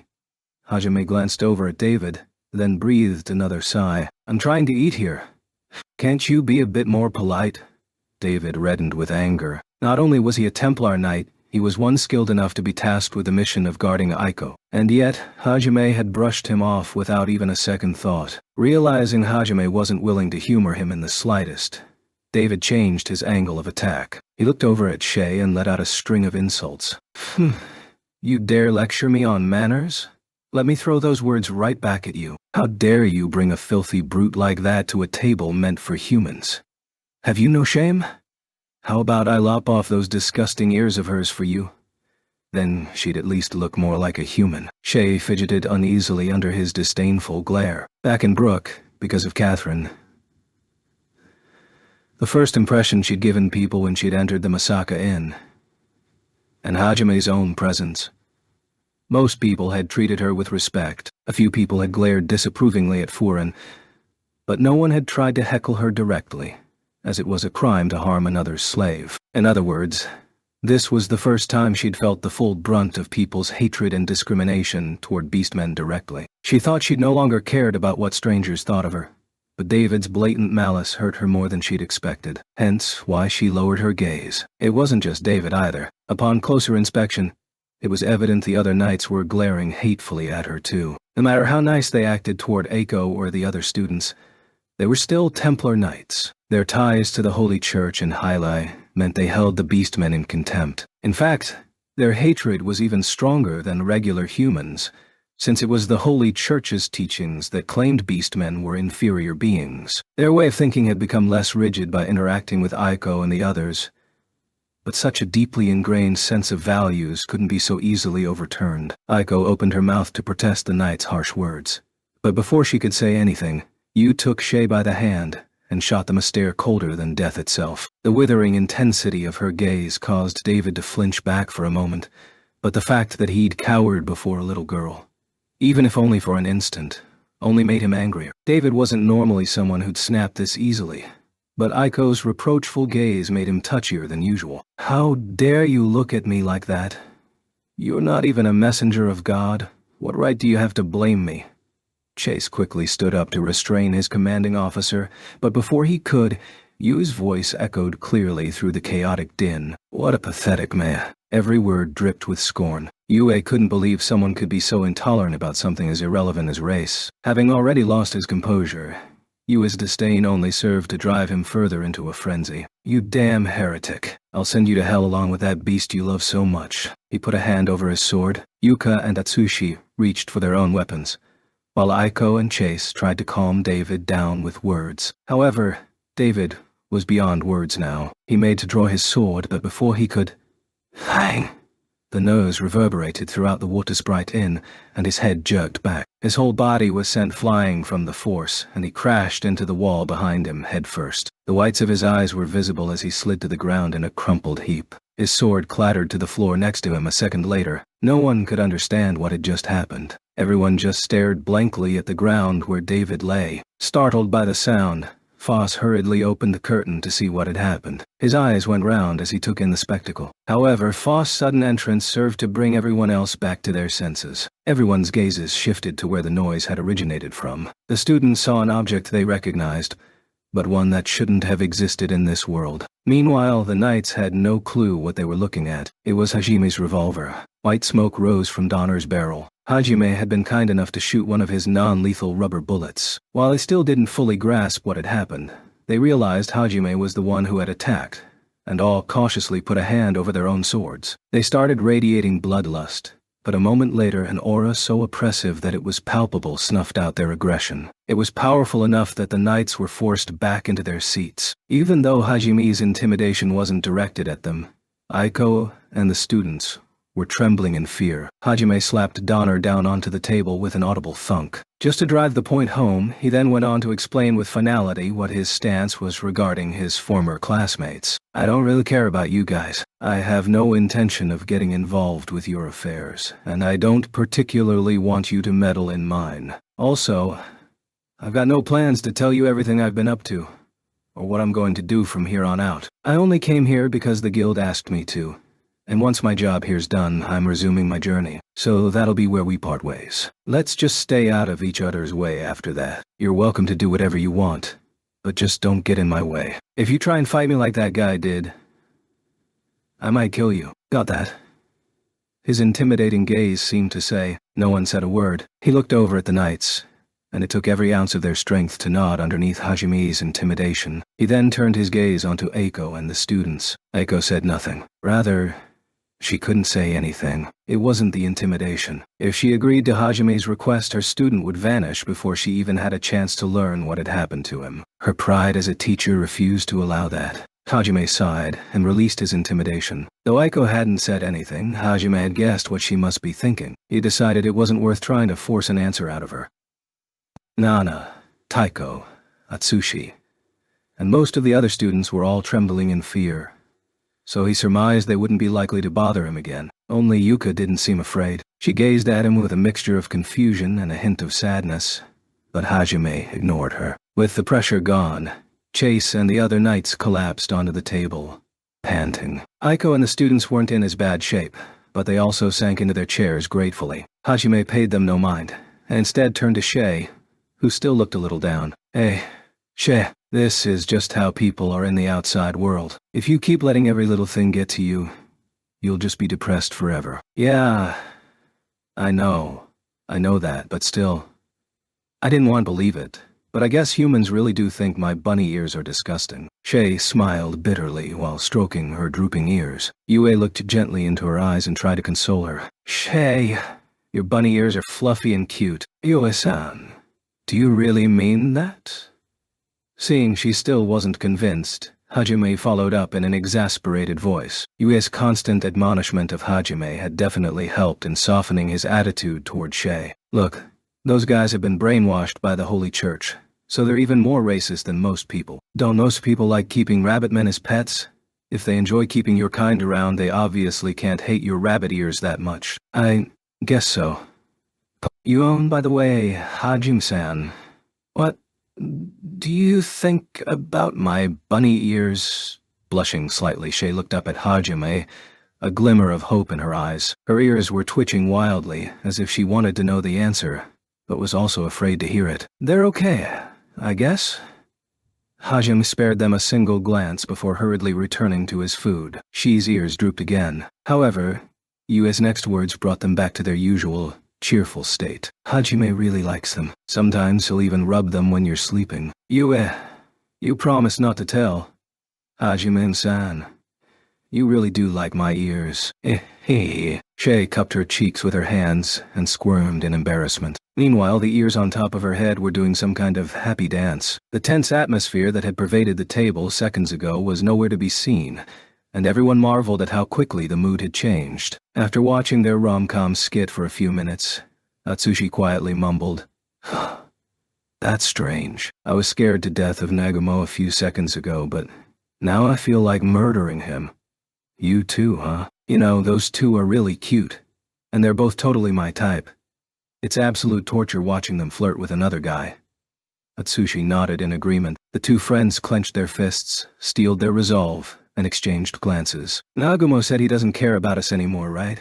But you know, I still want to ask him how to get the girls of this world to fall for you.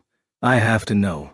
Noboru, Akito, will brave the depths of hell together with you, brother. The three males of AI-chan's defense force exchanged a glance of solidarity, before glaring at Hajime, eyes burning with jealousy. The serious mood from earlier now completely dispelled. Everyone returned to normal. Yuka, Taiko, and Nana all glared coldly at the boys. Chase had taken his subordinates and was currently trying to treat David's injuries. Once he was sure David wasn't in any serious trouble, he turned to Hajime and gave him his most charming smile. There was something he wanted to ask Hajime at all costs. Nagumo Dono, is it alright if I call you that? I apologize for what my captain said. We are Eiko-san's guards, so when it comes to her safety, we sometimes get a little touchy. Please, could you find it in your heart to forgive him? So you just start trying to kill people when you get touchy? Well, I guess I'm not really one to judge people on their murderous impulses. Hajime waved his hand, dispassionately. Chase's eyebrow twitched at Hajime's nonchalant dismissal, but he kept his business smile on. His attention was focused solely on the artifact Hajime had placed on the table, and he quickly pressed on with his question. Also, about that. Artifact. I cannot fully grasp its function, but it appears to be quite powerful. It seems to be some form of long-range weapon, but it is both faster and stronger than a bow. And yet, I could sense no magic, nor did I see a magic circle anywhere. Just how does it work? He was still smiling, but Chase's gaze was deadly serious. Since it didn't appear to use any mana, he was interested in the possibility of mass-producing a weapon stronger than a bow that anyone could use. A weapon of that caliber could change the very nature of warfare. Chase suspected that even if the entire Night Course took Hajime on, they wouldn't stand a chance against such an artifact. So he had to ask. Hajime glanced at Chase. Before he could say anything, an excited voice interrupted him. Atsushi. That's right, Nagumo. That's a gun, isn't it? How on earth did you get something like that? Chase did a double take. Gun? Tamai? You know what that object is? Yeah, of course I do. It's a weapon from our world. Chase's eyes sparkled as the beginnings of an idea formed in his mind. He looked back at Hajime. I see. In other words, this isn't an artifact you found, but one that was created. And the creator must have been me. Hajime replied casually. Chase had marked Hajime as the secretive type, so he was surprised when he answered so readily. I see it's no secret. Nagumo Dono, do you understand what that weapon is capable of? It could change the nature of how war is fought in this world, right? Assuming you could mass produce it anyway. I'm sure you're going to beg me to come back, or at least teach you how to make it, right? I refuse. Give it up, he said with finality. It felt like he had prepared this speech beforehand. However, Chase refused to give up. That's how much the gun was worth. But this could help make even our weakest soldiers overwhelmingly powerful. We could take advantage of our numbers in the coming war, and drastically increase our chances of victory. Your help could save the lives of your friends, and your teacher. Shouldn't you?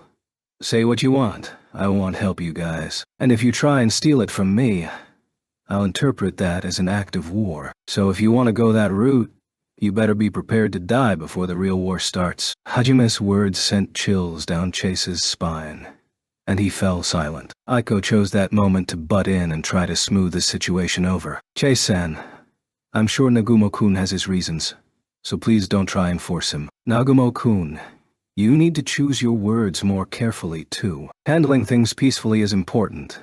Nagumo-kun, do you really not plan on coming back? That's right. I'm leaving tomorrow to investigate, and once I finish my request, I'll leave. But why? She gazed sadly at him, but Hajime just stood up and prepared to leave. Yue and Shay had finished eating as well. Aiko tried to stop him, but he ignored her and headed up the stairs. A strange atmosphere descended upon those left behind. He really was alive. A quiet voice broke through the silence, confirming the reality of what they'd just seen. The one who had spoken was Yuka. There was a conflicted expression on her face as she looked at the staircase. Kaori-chan was right, though I guess he didn't need her help. In fact, he managed to get out all on his own. Yukachi, are you alright? Yuka. Taiko and Nana were worried because Yuka had sounded like she was talking to herself. Yuka smiled bitterly at the two of them, then shrugged her shoulders. I'm fine. Just really surprised. But it's not a bad thing, you know. Our classmate's still alive. That can only be a good thing, right? Yeah, you're right. Though I still can't really believe it. I mean, you saw him. He felt like a totally different person. Indeed. How do I put this? He feels more wild, you know? Taiko spoke haltingly. It hadn't been exactly like encountering a crazed serial killer, but there had been something feral to this new Hajime. Atsushi and the other guys chose this moment to interject with their own opinions. And he looks way stronger now. Like, holy crap. Tell me about it. His hair color's changed, he acts different, he has a gun, and he's so intimidating now. There's all that too, but, you know, he said he doesn't care about us anymore. He probably doesn't think too highly of us, huh? The students were all glad that a classmate they'd thought long dead was actually alive. Even Taiko and Nana, who'd been terrified of him, still honestly thought so. Atsushi too. It felt like this huge weight had been lifted off their chest. If they had to sum it up in a word, they were relieved. However, There was still the inexplicable sense of discomfort that came with the fact that he hadn't seemed to care about them at all. Not only that, he had become far stronger and far sharper than before. And that had intimidated them. Worse, they had always mocked him as the weakest member of their party, and none of them had stepped in to stop Hiyama's bullying. Finally, there had been that misfire incident that had led to his fall. So perhaps to him it was difficult to imagine his classmates liked him at all. That had been part of why none of them had tried to stop Hajime from leaving. The students all lapsed into silence again, thinking about their fear, as well as their inability to do anything to stop him. Once again, it was Yuka who broke the silence. "I forgot to thank him." The students all exchanged glances. They had been so focused on his indifference and how much he had changed that they'd forgotten what was truly important. True, they hadn't directly had their lives saved like Yuka, but the students were only here right now because Hajime had risked his life to save them. Yuka's conflicted expression had stemmed from that. Unlike the others, she had been worried about the fact that she'd failed to thank him again, that she hadn't really had an opportunity to during their conversation, and that even if she had, it would be pointless to say anything now. "Sanobe-san." Aiko didn't know what else to say to her. She had been too shaken by the rapid pace with which events had unfolded, and Hajime's drastic change to be able to stop him from leaving. Aiko wasn't sure what she could say that would reach Hajime now. Their food had long since gone cold, but no one had any appetite now anyway. Everyone stared at the plates of cold food, thinking about Hajime's survival all the while. That night, it was midnight, and everyone was so mentally and physically exhausted from the events of the day that they were fast asleep. Only Aiko was still awake. Her room was a small single. It was furnished with a wooden table, a chair, a bed, a small fireplace, and a leather sofa. In winter, the fireplace would be crackling merrily, warming its guest, but right now it was empty. Aiko sat on the sofa, staring into the cold ashes as she thought about the day's events. The inside of her head was a whirling, disorganized mess. There were things she had to think about, things she wanted to think about, and planning for the future that needed to be done. Her brain was so overloaded that she couldn't think straight. She was happy her student was still alive, and angry at his indifference toward them. She had caught a small glimpse of his power when he'd dispatched David. It was quite possible that he had needed to change that drastically to survive. But that only made it harder for Aiko when she thought about how he must have suffered, and how she had been unable to save him. She let out a long sigh. On the other hand, she remembered how he'd talked to those two girls, and was happy that he'd found comrades he could trust. Suddenly, a voice called out to her, despite the fact that she should have been alone in the room. "You sure make some interesting expressions, Sensei." "Huh?" Aiko jerked her head around. Hajime was standing in the doorway, his arms folded across his chest. Shocked, Aiko stammered. "And Nagumo-kun. Well, what are you... How did you... If you're asking how I got in, it's through the door. But I locked. I'm a synergist, remember? This isn't like one of the locks back on Earth. It's pretty easy to pick." For a few seconds, Aiko just sat there, dumbstruck. Finally, she managed to calm herself down and glare angrily at Hajime. "It's rude to come into a girl's room so late at night, especially without knocking. You even picked the lock. Why?" The words "night visit" flashed through Aiko's mind, but she dismissed them instantly. How could you even think something like that about one of your own students? Hajime absorbed her rebuke and cut directly to the heart of the matter. "Sorry, I guess. I didn't want anyone else to know about my visit. There's a few things I need to tell you, Sensei, but I couldn't with those knights hanging around. They'd probably get violent if I mentioned it." "Something you need to tell me. But didn't you say you don't care about us, Nagumo-kun?" Aiko's eyes glimmered with hope. Perhaps he really would come back to them after all. Regardless, listening to her students' worries was the job of a teacher. Sadly, Hajime's next words dashed her hopes. "Yeah, I still don't. So please don't look so expectant. Anyway, I wanted to tell you because I think you'd be able to handle it the most calmly, Sensei. You're free to do what you want with the information after I tell you." With that preface, Hajime launched into the story he'd heard from Oscar about the Liberators and the crazed gods that were toying with the world. There was a reason Hajime had thought to tell Aiko all of this. He doubted those insane gods would let Kuki and the others return to their original world, even if they did everything they asked. Save the humans from the demons was what they had decreed. But this entire war was just a part of those very gods' mad game, and they surely wouldn't want to let go of a piece as interesting as a hero. In fact, They'd probably want to make the hero an integral part of their next game too. Of course, Hajime had no intention of tracking Kuki down just to tell him that. He really didn't care about what happened to the others anymore.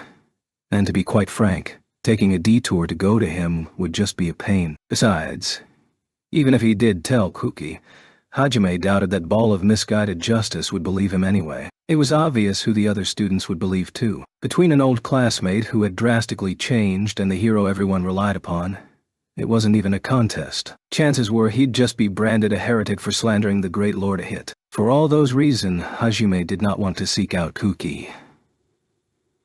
However, by sheer coincidence, he had run into Aiko again. Hajime understood her quite well. Aiko was always thinking of her students, so she wouldn't be easily swayed by the Pope's honeyed words like the students had been, and do what was best for them. And because of her overwhelming popularity, he was sure that her words would have more of an impact on them than his would. Just how much of an influence that would be, he didn't know. Though if Kuki and the others started straying from the gods' plan because of this, they would surely draw the gods' attention. Eventually, tales of Hajime's labyrinth conquest would spread, and he was certain the gods would eventually do something to intervene. So, by having Kuki stray from their plan, Hajime hoped to delay the gods' interference in his own business, or at the very least, split their attention, and the very faint hope that they too might start searching for an alternative way back home after learning they couldn't rely on the gods. Lastly, he knew that the liberators had been defeated because the gods had manipulated the people and turned them against them.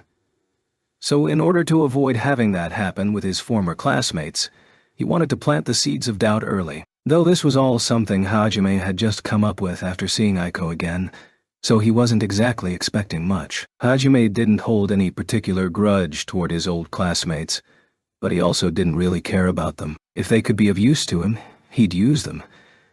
And if not, he'd leave them alone. He'd found a way they might help, which was the only reason he bothered to pass this information along. Aiko was stunned speechless after she heard Hajime's tale. She wasn't even sure how to process it. Frankly, it would probably be some time until she'd managed to digest it all. Anyway, I just wanted to let you know. That's what I learned at the bottom of the abyss. What you do with that information is up to you, Sensei. You're welcome to believe it or not as you wish. I don't care. And Nagumo-kun, does your journey have something to do with those crazed gods? Huh.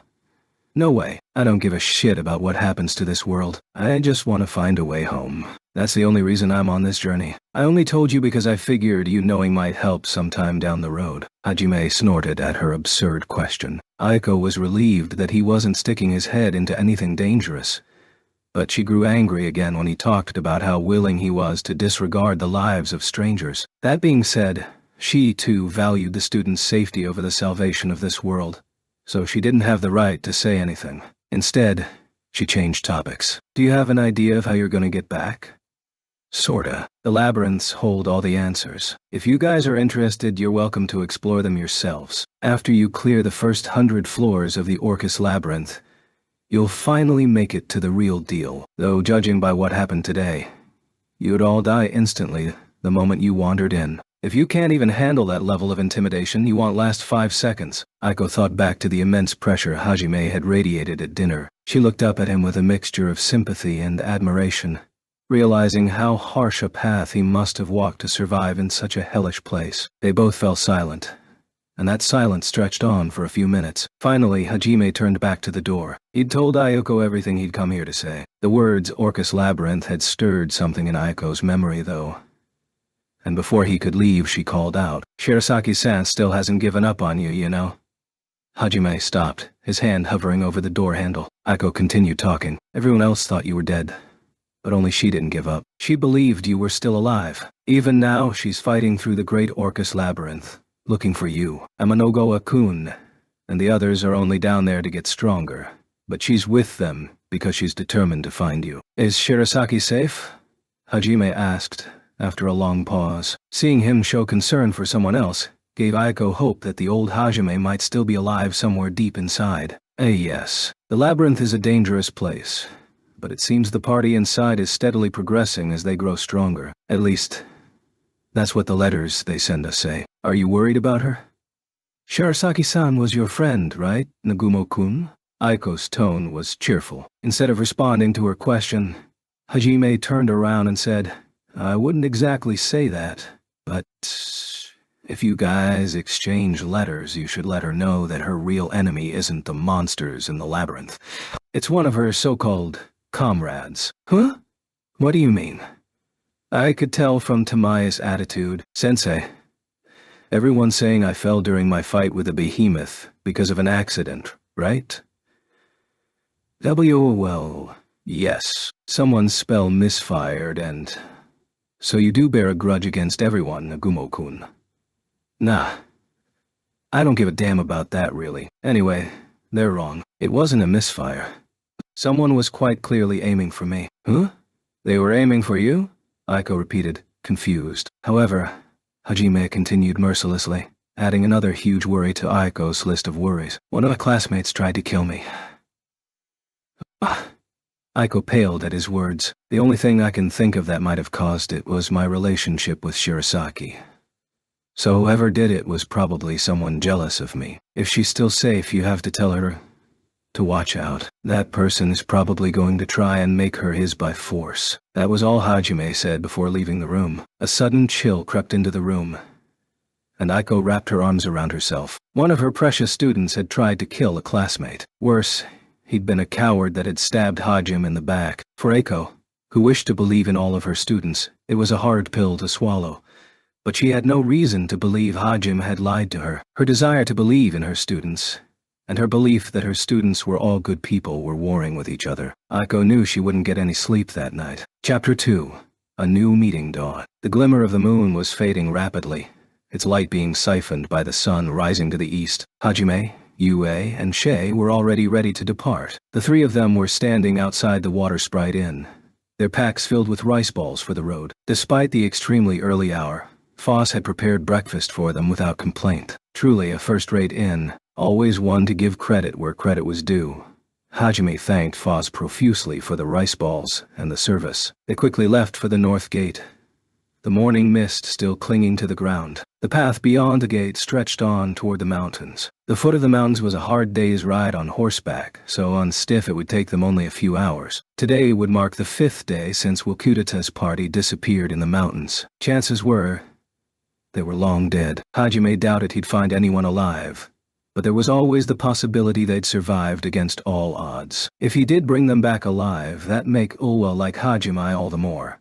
So he wanted to start looking as fast as possible. Fortunately, the weather was fair, the perfect day for a search. The sounds of a town waking up could be heard as they headed down the main street. After a few minutes, they reached the north gate. As they approached, Hajime sensed a few people standing by the exit and narrowed his eye. They weren't moving. As the morning mist cleared, he saw Aiko, Yuka, and the other 6 students. "I think I can guess what you're here for, but I'll ask just in case." Hajime glared at Aiko. Aiko faltered under his withering gaze, but she stood her ground. A few feet away, the students were stroking their horses and talking about something. They noticed Hajime and the others and walked over to Aiko. "We're coming with you. You're looking for a missing person, right? It's better to have more people looking then." "No thanks. If you want to come, you're welcome to. But we're not going together." "Why not?" "Because of the difference in our speed. I'm not going to match your slow pace, Sensei." Hajime stared pointedly at the horses standing behind Yuka. From the looks of them, he doubted they could even handle having people ride them. But he didn't say anything. Even if they'd been the fastest horses in the realm, they couldn't hope to match a motorcycle's speed. At Hajime's words, Yuka looked around, then tilted her head in confusion. As far as she could see, there wasn't any other means of transportation in sight. "You're saying we're too slow, but...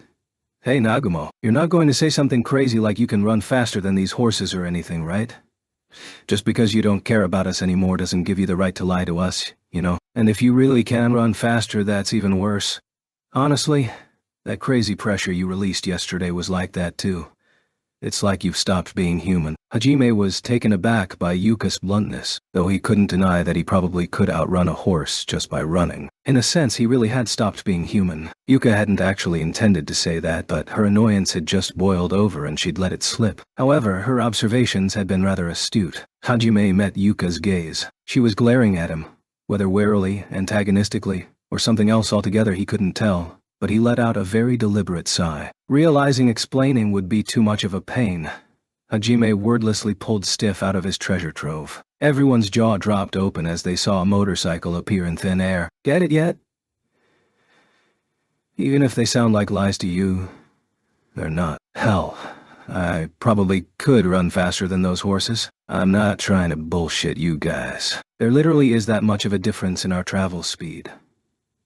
Everyone was still too shocked by Steph's sudden appearance and its otherworldly, at least as far as this world was concerned, nature to say anything. Finally, the motorcycle enthusiast of the class, Noboru,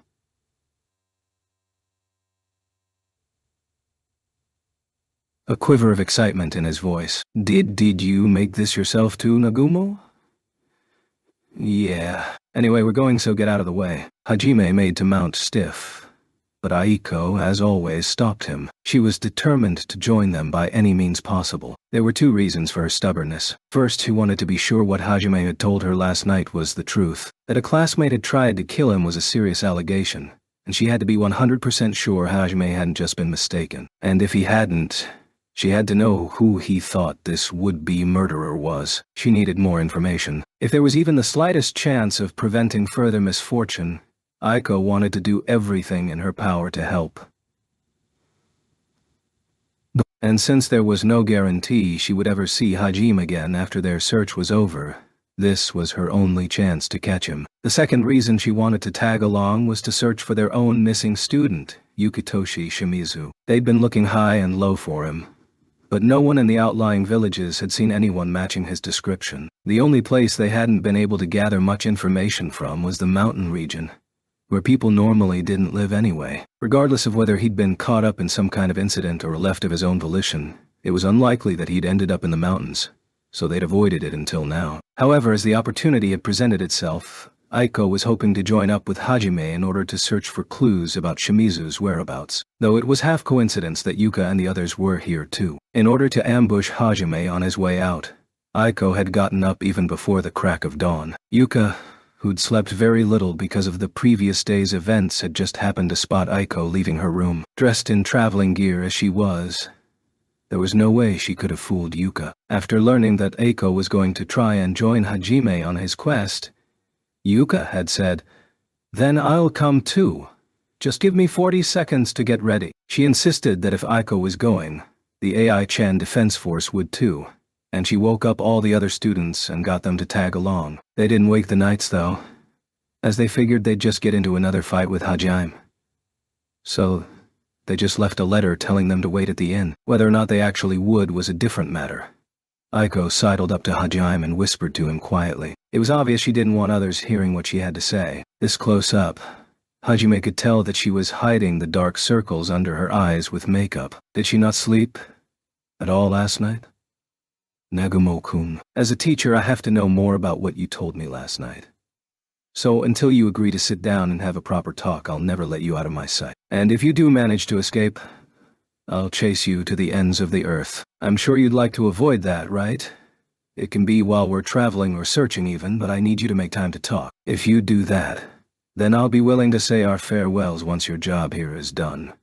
For now. Seeing the determination in her eyes, Hajime regretted telling her that last bit of information the previous night. Despite how much she ended up running around aimlessly, Aiko was stubborn to a fault. Even if he slipped away here, he could easily see her organizing the entire Night Corps of the kingdom to search for him. He looked up at the sky and saw it was quickly growing brighter. If he wanted to find Will alive, he didn't have time to waste on a long question and answer session. I guess you reap what you sow. Hajime sighed deeply, then met Aiko's gaze. Fine, you can come with us, though I doubt we'll have any time to really talk. That's fine. There's just some things I want to confirm with you directly. You just don't give up, do you, Sensei? No matter what you do or where you are, you're still our teacher. That's right. Aiko proudly puffed out her chest. Seeing that negotiations had ended favorably, Yuka and the others breathed a sigh of relief. Hajime, we're taking her with us? Because no matter what happens, she'll never stop being my teacher. She never compromises when it comes to her students. If we leave her here now, she'll just get more annoying later. She sounds like a really nice teacher. Yue and Shay were surprised at how easily Hajime gave in, and when they heard his grudging praise of her, their respect for Aiko rose considerably. For his part, Hajime admired her dedication to her students too, even if he no longer considered himself a regular human, or his former peers his classmates. He still believed Aiko was one of the few adults who deserved his respect. But that motorcycle can't fit more than 3 people. What are you going to do?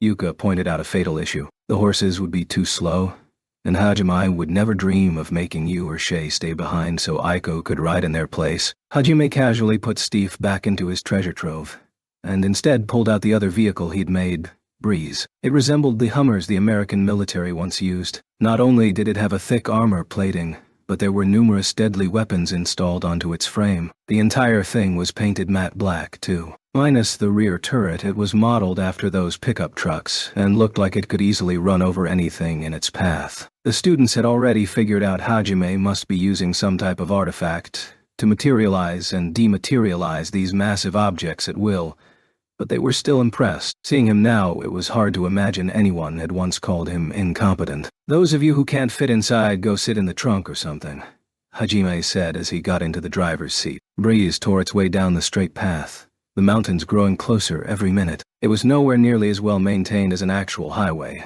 but Breeze had built-in suspensions. On top of that, its wheels were enchanted with the same ground-leveling skill that Stiff had, so even the guys sitting in the metallic trunk attached to the back didn't feel any real discomfort. The reason he'd bothered adding a trunk when he had the treasure trove was because he really wanted an opportunity to sit in the back and fire a Gatling gun while on a high-speed chase like in movies. His hobbies showed through a little in his creations. The seats inside the car were all bench seats. Hajime was in the driver's seat, with Aiko next to him, and you next to her. The reason she was next to him was so they could talk. She hadn't wanted any of the other students to hear just yet, so she'd insisted that she sit next to him. Normally the seat next to Hajime was reserved for you, but he'd explained the situation to her, and she'd reluctantly agreed to let Aiko sit there for now. Aiko and Yue were both quite tiny, so there was a lot of leftover space. Meanwhile, the back where Shay was sitting was a bit cramped. Shay, Yuka, and Taiko all possessed relatively stacked assets, so they took up a decent amount of room. Among them, it was only Nana who was flat. She glared enviously at the other 3 girls before looking down at her own modest chest. She gave them a forlorn pat, but they were nowhere near as bouncy as the others. However, it was Shay who felt the most uncomfortable. She was sandwiched between Nana, who kept shooting jealous glances at her breasts, and Taiko, who kept pestering her with questions about her relationship with Hajime. A forbidden love between different races got every young high school girl's heart racing after all. Shay did her best to answer all the questions, despite being overwhelmed by Taiko's enthusiasm. Meanwhile, Yuka was resting her chin in her arms and looking out the window. She tried to look uninterested, but it was obvious she was curious too. She kept stealing glances at Shay, as she was the one most curious about how they had met. Meanwhile, Hajime and Aiko's conversation was heading in an interesting direction. Aiko had gleaned as much information as she could from Hajime. The more she learned, the more she was convinced someone had tried to kill him, but she still didn't want to believe it. When she'd asked him if anyone seemed particularly suspicious, Hajime had just snorted and said that everyone did. Hajime had floated the possibility that it might have been Hiyama. He was, of course, right on the mark, but at present he only saw Hiyama as one of the possible suspects. With the limited information she had, Aiko couldn't come to a definitive conclusion either. Even if she could, Aiko wasn't sure how to bring a potential murderer back on the right path, nor did she know how to make them atone for their crime. She continued agonizing over it for a while longer, but the gentle rolling of the truck and the soft sheet she'd wrapped herself in beckoned her to the land of dreams. Finally, her head drooped forward, and she fell fast asleep onto Hajime's lap. Had it been anyone else, Hajime would have flung them off him. However, he couldn't bring himself to do that to Aiko, so after debating with himself for a few seconds, he decided to just leave her be. Besides, it was his fault she hadn't slept last night. After all, it was the overload of information he'd dumped on her that had kept her up. "I guess it's fine," he said in a rare display of tolerance. "Hajime, you're nice to Aiko. Well, she has done a lot for me." Yua.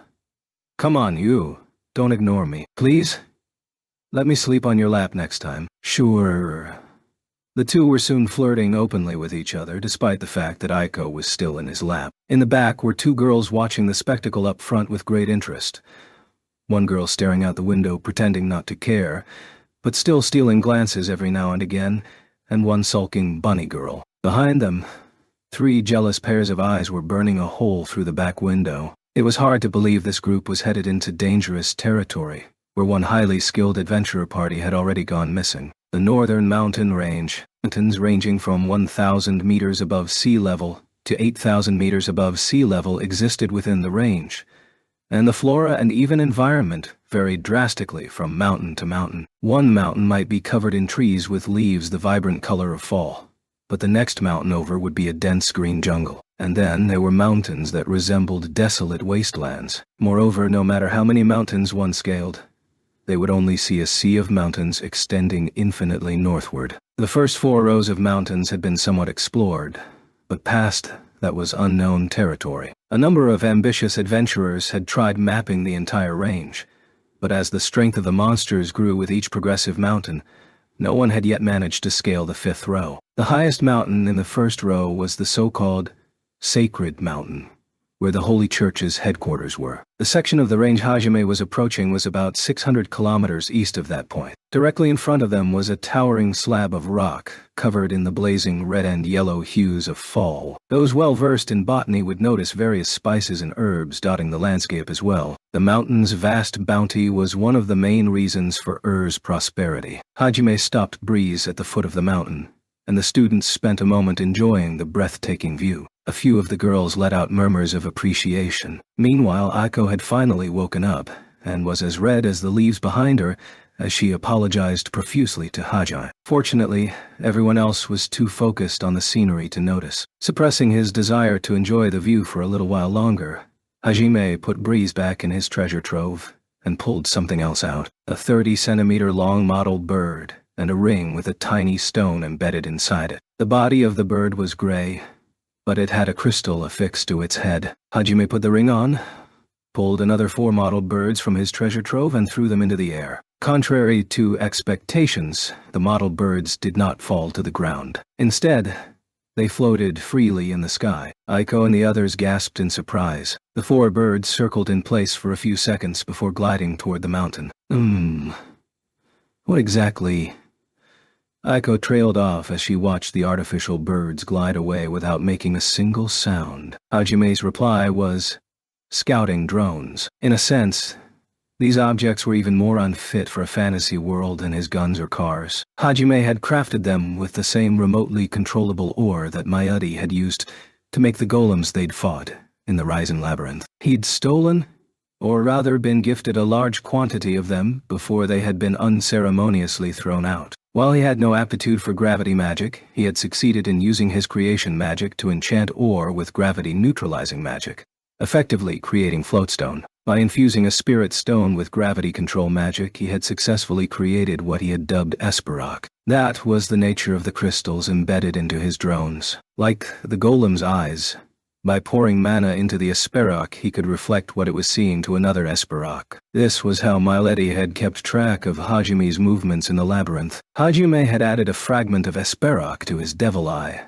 so he could check what the drones were seeing whenever he pleased. However, the brain's processing power was finite, and having 4 drones circle far overhead already brought him close to the limits of his brain's ability. Hajime couldn't figure out how Mayuri had managed to control 50 golems at once, though ever since he had learned Riftwalk, he had been able to train his brain's processing power like any other stat, and he had grown to the point where he could control a single drone with absolute precision without any noticeable drop in his own movements. Furthermore, when he activated Riftwalk, he could accurately control up to 7 drones, though that came with a time limit. This time, though, he'd just brought his Ornises out to scout. They had a wide area to search, so he figured they would be useful. As they watched Hajime's Ornises fly off into the distance, Aiko and the students swore to stop getting surprised at every little thing Hajime did. Unfortunately, they wouldn't be able to make good on that oath for a while. Meanwhile, the party continued down the path Will had supposedly gone up. According to the reports, the more dangerous monsters only started showing up a little over halfway up the mountain, in which case, it stood to reason that Will's party had been investigating that area. Hajime sent his Ornises out ahead to scout the area while he set a grueling pace. After a little over an hour of walking, they finally reached their destination. They stopped there in order to investigate more thoroughly, and because Ah.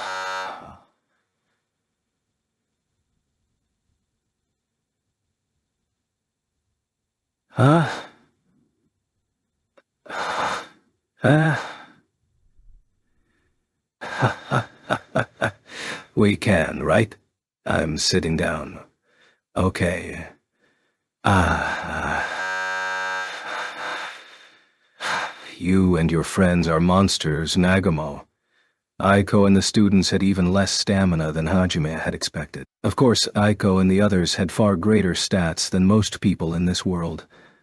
So climbing this far wouldn't normally tire them out so. However, Hajime had been going so fast that they'd had to sprint all out just to keep up, and sprinting nonstop up an unfamiliar mountain path was more draining than they had expected. Aiko was kneeling on the ground, panting for breath. Noboru and Akito were lying on their backs, gulping in huge lungfuls of air. Meanwhile, Nana looked like she was about to puke. Surprisingly, Yuka and Taiko weren't on the ground. They were leaning tiredly against a tree, but they didn't look ready to collapse just yet, probably because both of them had more frontline-centric jobs. Yuka's job was acrobat, while Taiko's was whipmaster. The former was a job that specialized in throwing weapons such as knives or darts, while the latter, as the name suggested, was proficient in whips, though they were also skilled in using all rope-like objects. The sight of the delinquent-looking Yuka juggling knives, while the flashy Taiko swung a whip around was, depending on who you asked, either extremely surreal or extremely fitting. The class was split 50-50 on it. Atsushi and Noboru were frontliners as well, but their stamina was clearly lacking in comparison. Had anyone pointed it out, their hearts would probably have broken right then and there. Hajime sighed as he looked over at the other students. Though in the end, he was planning on searching the area anyway, so he supposed it was fine to let them take a break in the meantime. He decided to investigate a nearby river while they rested. Thanks to the view from his ornices, he had a pretty good idea of the overall geography. He told Aiko where the river was and left the students there. It was likely Will's party had stopped there to rest too. Hajime headed deeper into the mountains, with Yu and Shay in tow. The dried leaves littering the forest floor let out a satisfying crunching noise as they marched through the forested mountainside. Soon enough, they heard the sound of rushing water, indicating the river was nearby. The sounds of nature were pleasing to the ears. Shay especially was enjoying the walk, her rabbit ears flopping about happily. The river was just a little too large to be classified as a stream. Shay, who had the best senses of the three, started scouting the area. Just to be safe, Hajime also swept their surroundings with his ornis. But there didn't seem to be any monsters nearby. Sure that there wouldn't be any unpleasant surprises, the three of them sat down on a nearby boulder to discuss their strategy. Halfway through, Yue kicked her shoes off so she could dip her toes in the river and relax for a bit. Hajime didn't want to waste time, but as it was unlikely Aiko and the others had recovered sufficiently yet anyway, he let it slide. It was obvious he spoiled Yu. Shay ended up taking advantage of his magnanimity as well. Thinking they might have gone upstream, Hajime sent one of his ornices further up to scout while he watched Yu splash about in the shallows. Shay was barefoot as well, but she'd chosen to just dip her feet in. It seemed she was just enjoying the ticklish sensation of water rushing past. Finally, Aiko and the others recovered enough to catch up to Hajime. They weren't very happy about being left behind, so they glared testily at the trio when they arrived. However, the guys' expressions changed instantly when they saw Yu and Shay playing in the river, barefoot. "This is heaven," they exclaimed, and the girls' cold stares turned toward them. The guys trembled under the weight of their collective glares. Upon noticing everyone's arrival, Yu and Shay got out of the river. Aiko and the others collapsed near the riverbank and busied themselves with the task of replenishing lost fluids. Atsushi and the guys' leering gazes had bothered Yu and Shay a little, so they also glared at the boys on their way out, causing them to avert their gazes in fear. Aiko and the girls all turned to look at Hajime. They'd all heard a lot from Shay about his relationship with the two girls, so they were glaring at him in mild annoyance. "Fu, you seem to treasure Yu-san and Shay-san a lot, Nagamu-kun." Aiko spoke with a smile. No matter what he said, he doubted they'd like the answer, so Hajime just shrugged his shoulders. Still, Yu's next action provided enough of an answer. She walked up to Hajime and plopped into his lap. Then she wriggled her butt until she found a comfortable position. "Good." After that, with a satisfied expression on her face, She leaned back, all but stating that she trusted Hajime completely. Feeling left out, Shay hopped up behind Hajime and hugged him. Hajime's back was enveloped in twin mounds of pleasure. Aiko and Yuka blushed, while Nana and Taiko started squealing. The guys, meanwhile, were gritting their teeth in frustration. Hajime didn't bother trying to peel them off. Instead, he turned away, clearly embarrassed. However, a second later, his expression turned serious. This is... Did you find something? Hajime stared off into the distance, muttering to himself. Aiko and the students all gazed at him intently. Further upstream, there's a shield, I think, and a bag. They both look new. This might be what we're looking for. Yoshe, let's go. Okay. Roger! The three of them stood up at the same time, then started packing up. Honestly, Aiko and the other students were hoping to rest for a while longer. But they were the ones who had insisted they come along. Plus, it seemed Hajime had found some kind of clue. They roused their exhausted bodies and pushed themselves forward, struggling to keep up with the hellish pace Hajime set. When they arrived, Hajime found a small metallic shield and a bag, just as he'd seen from his Ornis. However, what the Ornis had not been able to show him were the details. The round shield was dented in the center and one of the bag's straps was ripped. They cautiously examined their surroundings. Upon doing so, they discovered that one of the nearby trees had had its bark ripped. Furthermore, it was stripped a full 2 meters up the tree's trunk. It looked like someone had meticulously scraped off all the bark.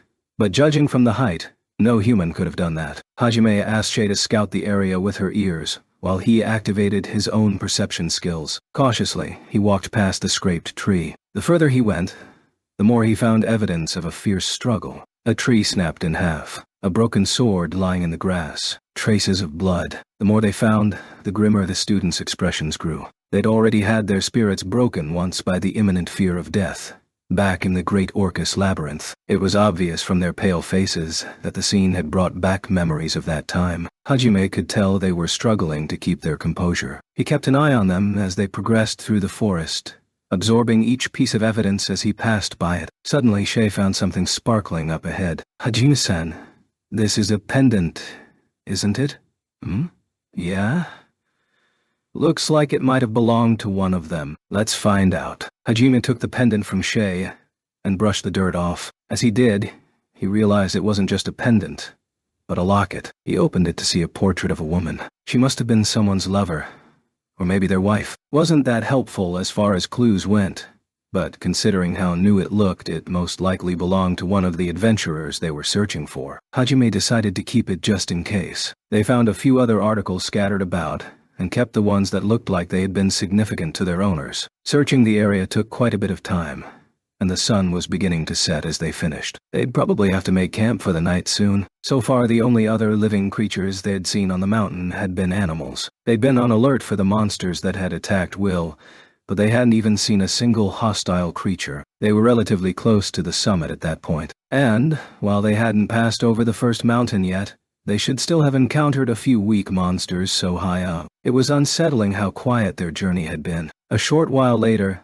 Hajime sent out his Ornises to scout the area the previous adventurers had supposedly been requested to examine. About 300 meters to the east, he found signs of large-scale destruction. Hajime hurried over, forcing everyone to go even faster to keep up. They found a river larger than the almost stream they'd stopped at earlier. There was even a small waterfall further upstream. Normally, said river would flow all the way down to the foot of the mountain, but something had gouged huge furrows into the earth, diverting its flow. The furrows were so precise that it looked like they'd been cut by a laser. Not only that, but the earth and trees around the gouged earth had been scorched black. Some of the trees had been snapped clean in half, the upper halves of their trunks sometimes tens of meters away. 30-centimeter-long footprints remained in the muddy riverbank. So this is where the fight really picked up. Judging by the footprints, we're dealing with some huge monster that walks on 2 legs.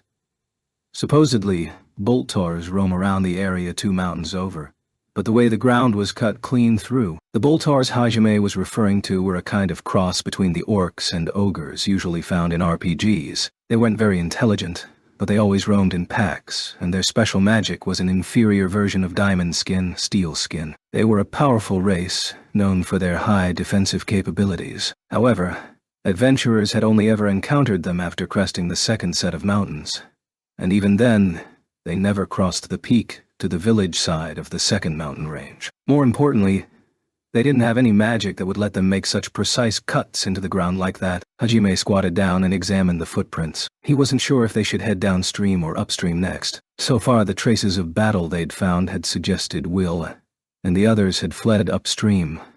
But he found it hard to imagine they'd continue heading in that direction after such a fierce fight. Considering their physical and mental exhaustion, it would have made little sense for them to flee away from town. Having come to that conclusion, Hajime sent his Ornises upstream, electing to take the downstream path himself. Since the footprints were all near the riverbank, it was possible Will and the others had escaped into the river. Exhausted by the fighting as they must have been, they'd probably opted to let the current carry them away. The others agreed with Hajime's hypothesis, and they began trekking down the mountain. Eventually, they came across another waterfall. This one was far larger than the tiny drop they'd seen earlier. Hajime, Yue, and Shay all jumped off the cliff and landed nimbly on the rocks below. The misty breeze characteristic to all waterfalls blew past them. It was a refreshing reprieve.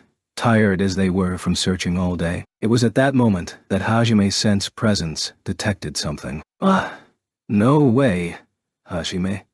Yue was the first to react to Hajime's outburst. Hajime closed his eyes and concentrated. A few seconds later, he opened them again, the surprise evident in his voice. Man, you've got to be kidding me. My sense presence detected something, but it feels human, and it's coming from behind the waterfall. There's a living person down there.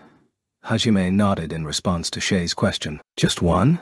Yue asked, to which Hajime's response was a simple confirmation. Aiko and the others looked shocked as well. It was only natural, as while it was still theoretically possible someone had survived, Hajime hadn't actually expected to find anyone alive. 5 days had passed since Will's party had gone missing. If the survivor was one of them, it'd be a miracle. Yue, I'm counting on you. Okay.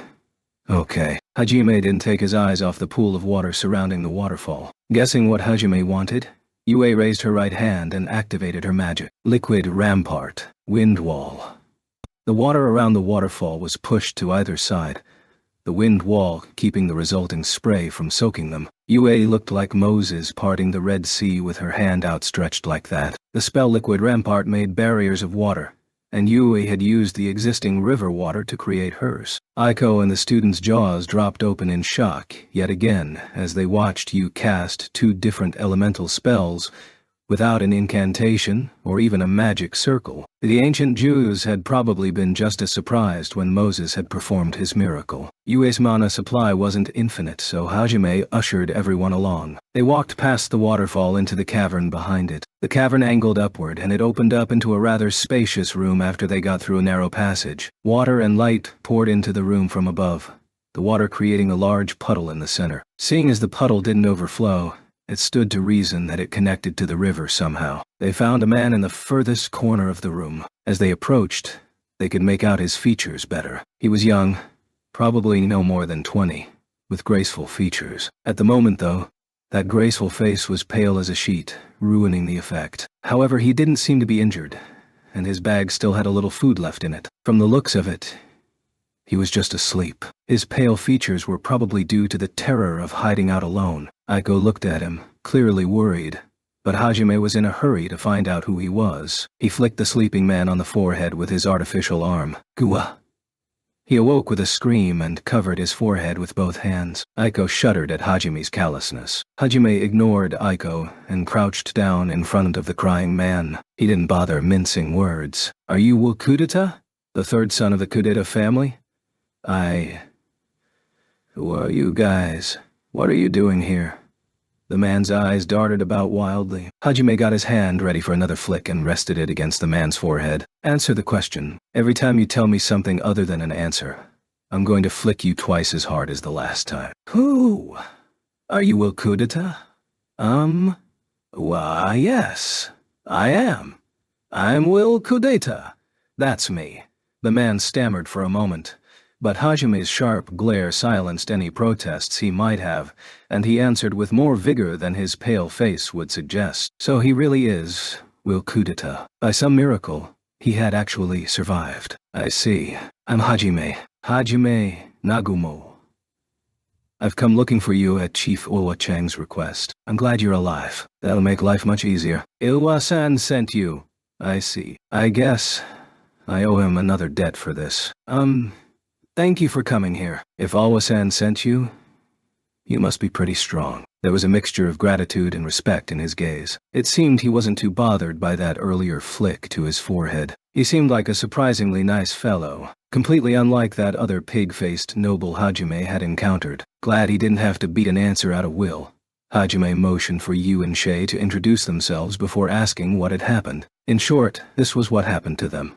Will and his party were climbing up the same mountain path Hajime had taken when they were set upon by 10 Boltors. Unwilling to take on such a force, the party began to retreat. However, more and more Boltors kept on coming, and, before long, they had been driven up to the river a little over halfway up the mountain. Surrounded and driven into a corner, the party's paladin and swordsman gave their lives to let the others escape.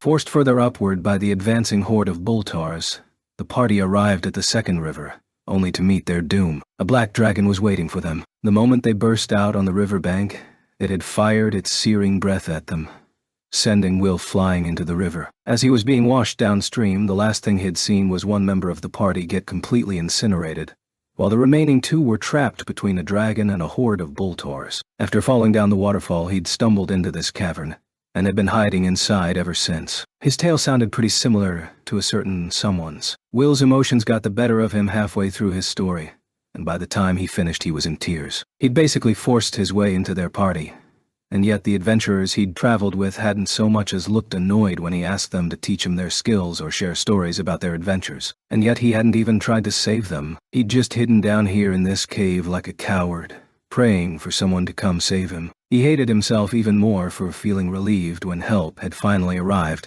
even though his comrades had all died. Those feelings had all come to a head when he recounted his tale, which was why he was a sobbing mess. I'm the worst. Everyone died. But even though I wash ushless, I survived. And then I even felt happy when I learned I wash shaved. Will's sobs echoed through the cavern. No one said anything. No one knew what to say to the sobbing young man who blamed himself for his comrades' deaths. Yuka, and the others especially so, because they understood exactly what he was feeling. Aiko gently patted Will on the back, her expression pained. Yue was as expressionless as always, while Shay was at a loss for words. But when Will finally paused to take breath, the person everyone had least expected to say anything comforted him. Hajime. Done. He walked over, grabbed Will by the collar and hoisted him up into the air. When he spoke, his tone was surprisingly gentle. What's so wrong about wanting to live? What's so bad about being happy that you survived? Those feelings are the most natural thing in the world. For a human, wanting to survive is a praiseworthy trait. But if you feel bad for your dead comrades, then live on. Even if you have to crawl on the ground dredging for scraps. Survive. As long as you keep struggling, eventually, the day will come when you realize there was meaning in you surviving this day. Live Honda. Tears still in his eyes, Will blankly repeated Hajime's words. Hajime thrust Will back to the ground and mumbled some words. What the hell's wrong with me? His speech had been half directed at himself. When he'd heard Will lamenting his own survival, it had somehow felt like he was saying it was a mistake for Hajime to have survived. That was what had gotten Hajime so worked up. Of course, that was just his persecution complex rearing its ugly head. What he'd done wasn't much different from a kid throwing a temper tantrum. Despite how mature he tried to act, Hajime was still a 17-year-old boy. He still had a lot of growing up to do. Having realized his mistake, Hajime was stewing in a rare moment of self-loathing. Seeing his expression, Yue walked over and gently took him his hand in hers. It's okay. You said the right thing, Hajime. Yue. Live. With everything you've got. We're going to survive together, right? Haha, you're right. No matter what comes our way, we'll make it through alive. I promise I won't leave you alone. Good. Before long, Hajime and Yue were lost in their own little world. Will's existence completely forgotten. I'm really no match for her, Hajime thought as he gently stroked Yu's cheek. She nuzzled happily against his hand. Shay was, of course. glaring at them reproachfully. Her ears were twitching angrily as if to say, "How dare you leave me out again?" Meanwhile, Hajime's words had really hit home to Aiko and the others. They were the words of someone who'd had to change his appearance, and even the very core of his being to crawl out of the abyss alive. Ever since their reunion he'd always been cold and aloof, but for the first time they'd seen him get heated up. His passion resonated just a little in the hearts of Yuka and the others, who were still trapped by the fear of death. His words felt like the first rays of spring after a long and cold winter. For a while, the students all stared at each other, lost in their thoughts. Will was still in a daze after being unfairly yelled at, and then unceremoniously thrown away. Shay was still desperately trying to get Hajime and Yue's attention, while the latter were still lost in each other's eyes. The mood was so sickeningly sweet that one would think Hajime had transmuted the air to sugar. Finally, Will managed to get everyone's attention, and the party began preparing to descend. There was still an hour until darkness fell, so if they hurried they could reach the foot of the mountain before the day was up. True, the sudden appearance of a Boltar herd and a black dragon were worrying developments, but they weren't part of Hajime's mission. Besides, it was unreasonable of anyone to expect Hajime to investigate those incidents while protecting such a weak group. Will realized he'd just be a burden too, so he agreed that they should withdraw. Atsushi's sense of justice compelled him to argue that they should investigate further and save the townspeople from their plight.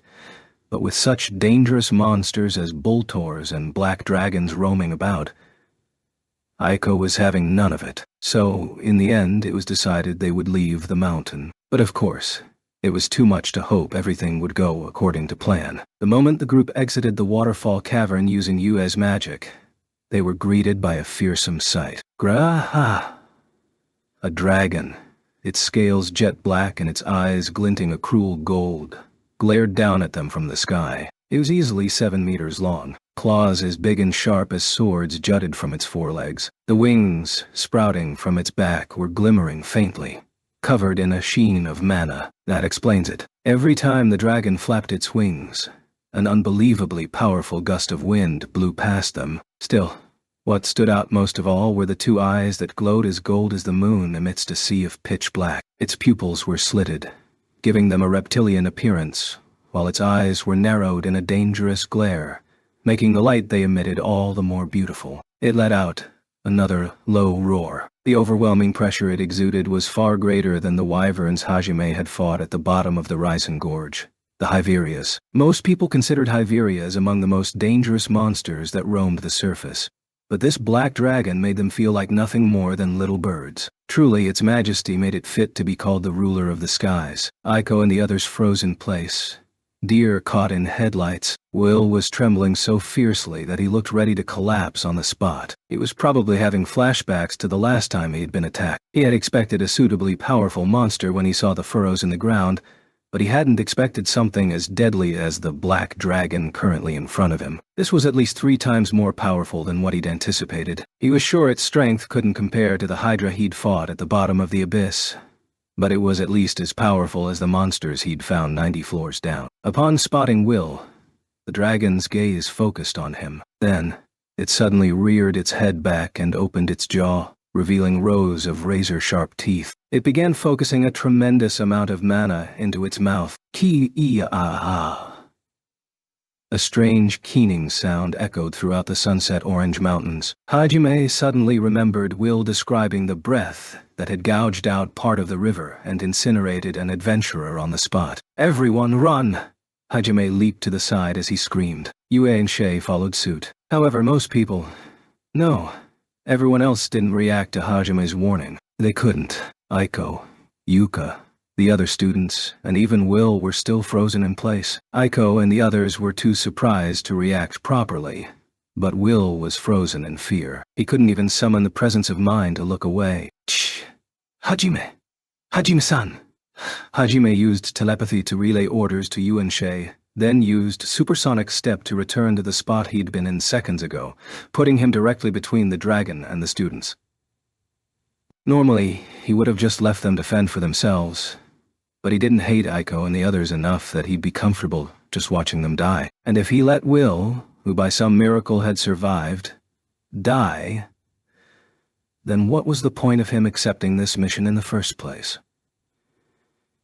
He'd taken on a contract to bring Will back if he found him alive, and he wasn't one to renege on his promises. Hajime pulled a 2-meter-tall coffin-shaped shield out of his treasure trove and connected it to his prosthetic left arm. He started pouring mana into it, and a giant spike popped out of the bottom half with a pneumatic hiss. He thrust it into the ground as hard as he could. A second later, the dragon's black breath cut through the air with the precision of a laser. It traveled faster than sound, smashing into Hajime's shield with a thunderous roar not even a second after it had been fired. The waves of heat radiating off the black laser were so great that they melted the ground around him. Ugh! Hajime let out a bestial roar as he pushed back against the breath's force. Hajime's body, along with the shield, began to glow a deep crimson. He was using his diamond skin. His magic held out for a while, and even pushed the breath back a short distance.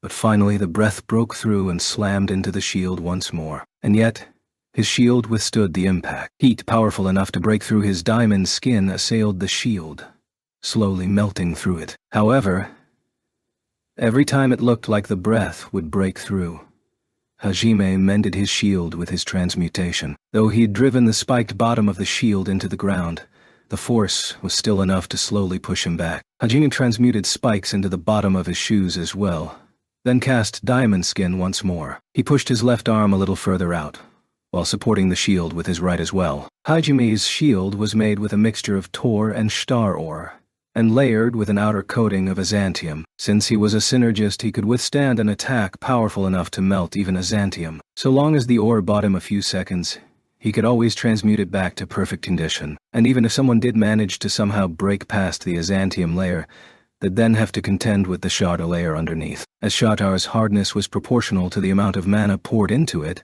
so long as Hajime had mana left to spare, it would never be broken. Since it took the breath more than a few seconds to melt through the azantium layer, the dragon had no hope of piercing Hajime's shield. However, it did possess enough strength to blow him away along with his shield. Even Hajime, with his superhuman strength, was slowly getting pushed back. There were deep divots in the ground made by the spikes he'd transmuted into the shield and his boots as he'd been forced back. Hajime, with his inhuman stamina, his shield, and his diamond skin ability, wasn't in any real danger of taking damage. But the people behind him would be incinerated by the dragon's breath, leaving not even ashes behind if he was blown away. As he was fretting over what to do, he suddenly felt something soft at his back. Nagumo-kun.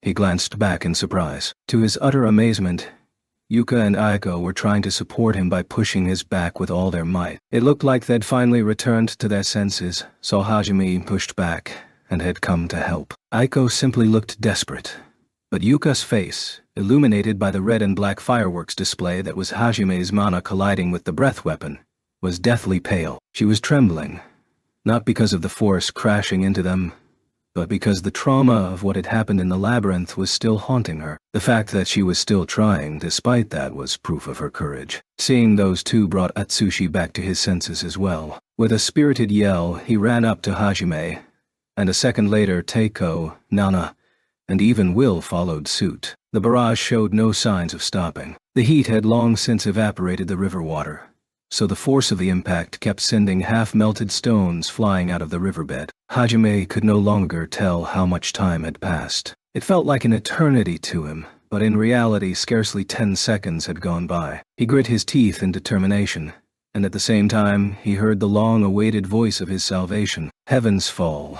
A whirling black sphere that was about 4 meters in diameter appeared above the black dragon's head. Its darkness was so absolute that it felt as if one would be sucked into it if they just stole a glance at it. That ominous black sphere fell to the earth, crushing the dragon beneath it.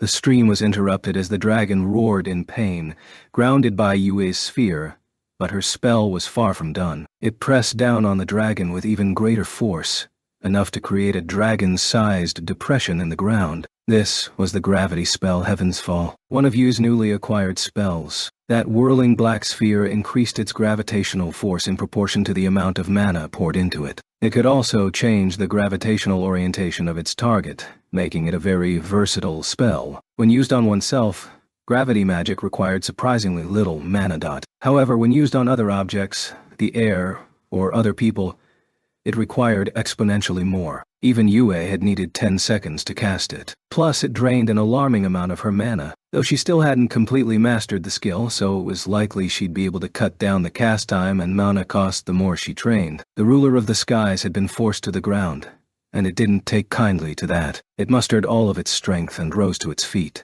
However, before it could do anything else, Shay came hurtling down toward it.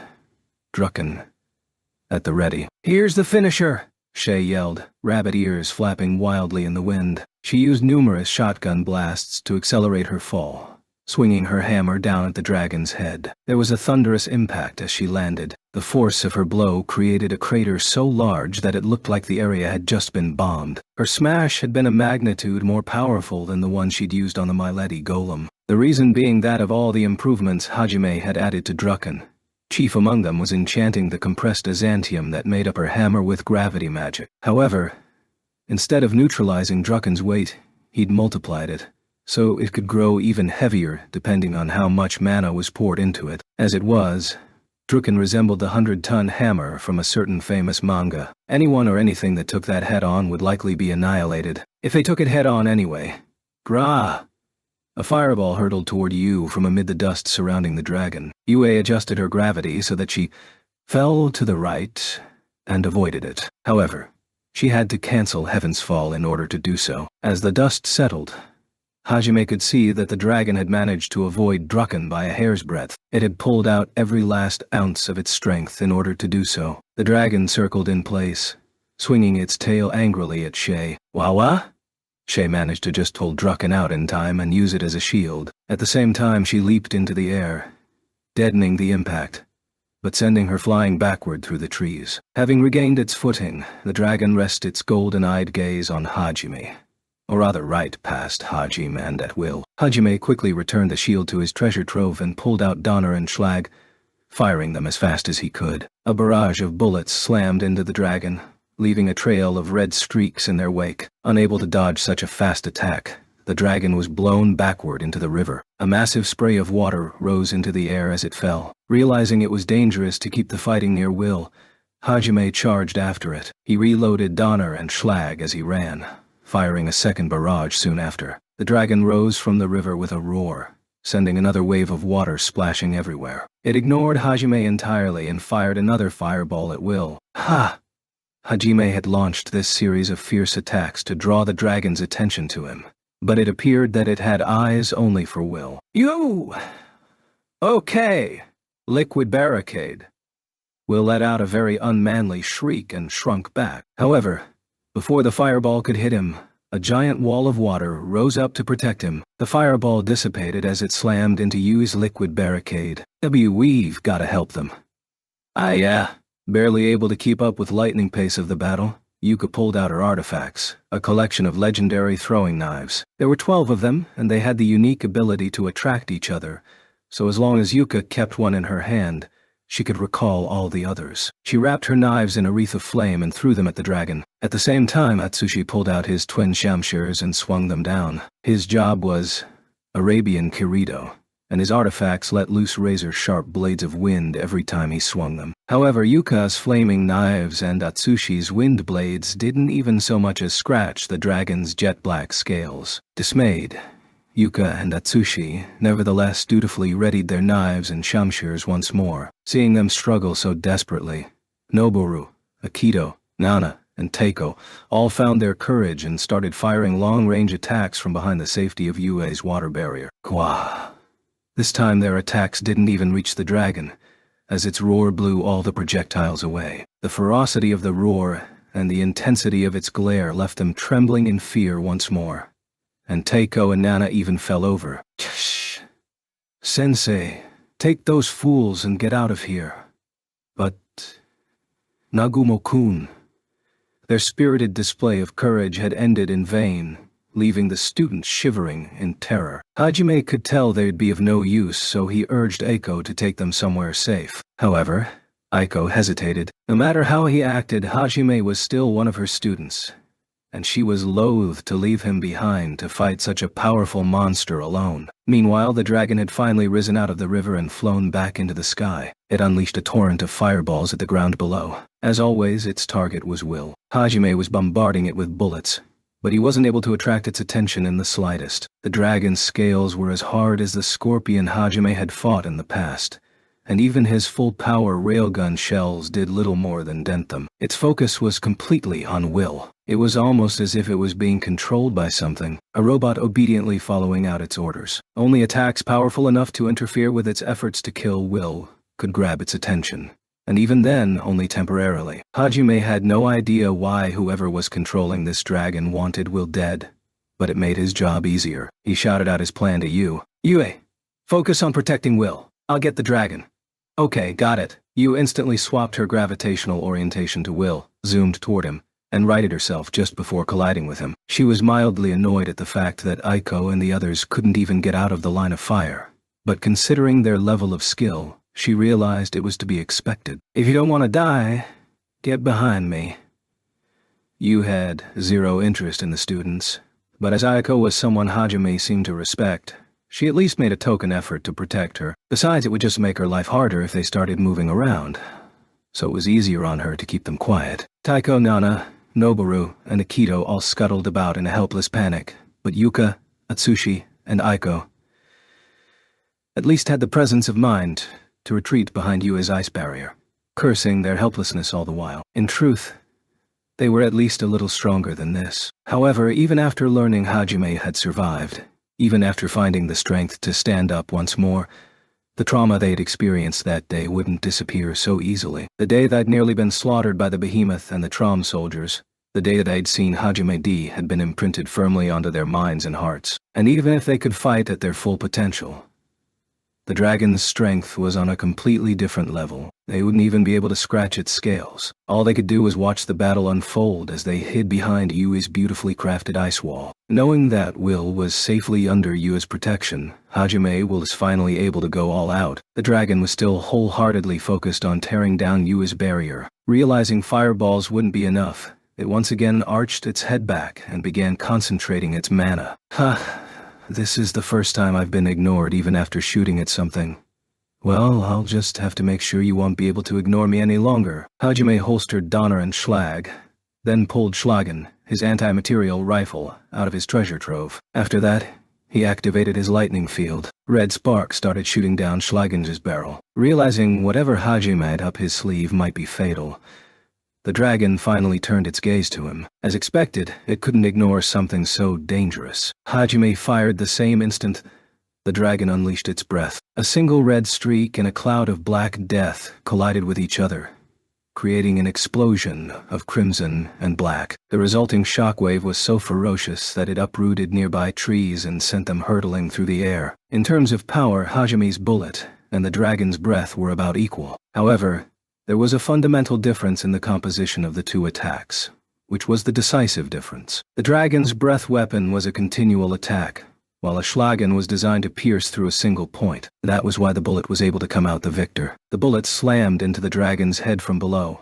making it snap backward. The full metal jacket bullet had packed quite a punch, even after making it through the cloud of death. However, it was nowhere near a fatal wound. That being said, with the breath's trajectory so abruptly changed, the dragon didn't have time to stop the outpouring of mana in time to prevent it from losing a few teeth and one of its wings. Gra! Roaring in pain, the dragon fell to the ground in a spectacular tailspin. Hajime quickly used aerodynamic to avoid the breath, and then used it again in the air, along with supersonic step. His foot slammed into the dragon's unprotected stomach, powered by both the accelerated speed of his fall and the strength of his steel legs skill. The dragon's body doubled over as his kick collided. The force of the impact sent cracks running through the ground. It let out another agonized roar, but clearly hadn't actually taken that much damage. After all, its scales were tough enough to fend off a railgun. Still, fact was that Hajime hadn't expected his kick to do much to begin with, so he swiftly raised his left arm. It let out a high-pitched metallic whine. Then, he activated one of the gimmicks he'd installed into it, the high-frequency oscillator, before bringing it down on the dragon. Ever feel what it's like to get sucker-punched? There was a dangerous gleam in Hajime's eyes and feral grin on his face. He mercilessly brought his fist down on the dragon, something that had pulverized a boulder in one blow. There was a loud boom, which made cracks start appearing on the dragon's scales, but with the way the impact had been transferred, Hajime was certain there must have been some damage to its internal organs as well. Grah! Blood spurted from the dragon's mouth along with a roar this time. This was more pain than it had ever felt before. Its eyes were still glazed over with confusion, but it already realized it'd be dangerous to let Hajime remain near it. It poured an enormous amount of mana into its remaining wing, and unleashed a gale of epic proportions to blow him off it before quickly returning to a standing position. Hajime once again used aerodynamic to leap out of harm's way, but not before leaving a few presents for the dragon. The dragon warily eyed Hajime, but was suddenly rocked by an explosion originating from its stomach. The blast was powerful enough to send the dragon hurtling through the air. Hajime had stuffed some grenades in the cracks in its scales before flying to safety. Krah! The dragon doubled over in pain, letting out more of a whimper than a roar. Its head drooped over and blood dripped from its mouth. This time, it had been grievously wounded. Its attention was now fully on Hajime and not Will. It opened its jaws once more and let loose a torrent of fireballs. They exploded at random, like a burst of anti-aircraft fire, but none of them even came close to touching Hajime. Using a combination of aerodynamic and supersonic step, he nimbly wove through the barrage of explosions, leaving afterimages in his wake. He continued using hit-and-run tactics to whittle down the dragon's strength. He used Donner and Schlag to target its claws, gums, eyes, tail. Basically any spot that seemed even mildly unguarded. Then, whenever he saw an opening, he'd close in and use his oscillator arm to pound the dragon's head, flank, and any other vital areas he could reach. Grah! Gwah! The dragon was clearly in agony at this point. Its scales were cracked everywhere, and blood was pouring from its mouth in great gouts. Holy shit, Atsushi muttered in awe as he watched the battle behind the safety of Yu's ice wall. Yuka, Aiko, and the others all silently nodded in agreement. Everyone's eyes were glued to the spectacle unfolding before them. Even Will was watching with such unabashed excitement that it was hard to believe he'd been shuddering in terror mere minutes ago. Halfway through the fight, Shay had returned and had been about to join in, when she'd been stopped by Yu, who had guessed Hajime's true purpose for fighting so savagely, so she was standing next to her as a spectator. She'd been blown away without a chance to strut her stuff, which left her a little dispirited though. Her bunny ears were drooping over too. The reason he didn't finish the dragon off with Schlagen or Khan, or any of his other heavy-duty weapons, was to show just how powerful he was to Aiko and the others. He was using the dragon to show off different combat strategies. After all, while the dragon's attacks were powerful, its huge frame made it an easy target, and its telegraphed attacks showed that as long as it was easy to dodge, a powerful attack meant nothing. The fact that he was practically using this fight as a lesson showed that he wasn't even breaking a sweat fighting such a weak opponent. He wanted to make an example of his power on the off chance that Aiko told the Holy Church, the king, or Kauki about his blasphemous remarks after they parted ways. He wanted to show her that there was nothing even an entire nation could do stop him. It might have looked like Hajime was just using the dragon as his punching bag, which he was, but its tenacity still impressed him. He had managed to crack its scales, but he still hadn't been able to shatter a single one. Its stamina and defensive power were truly admirable.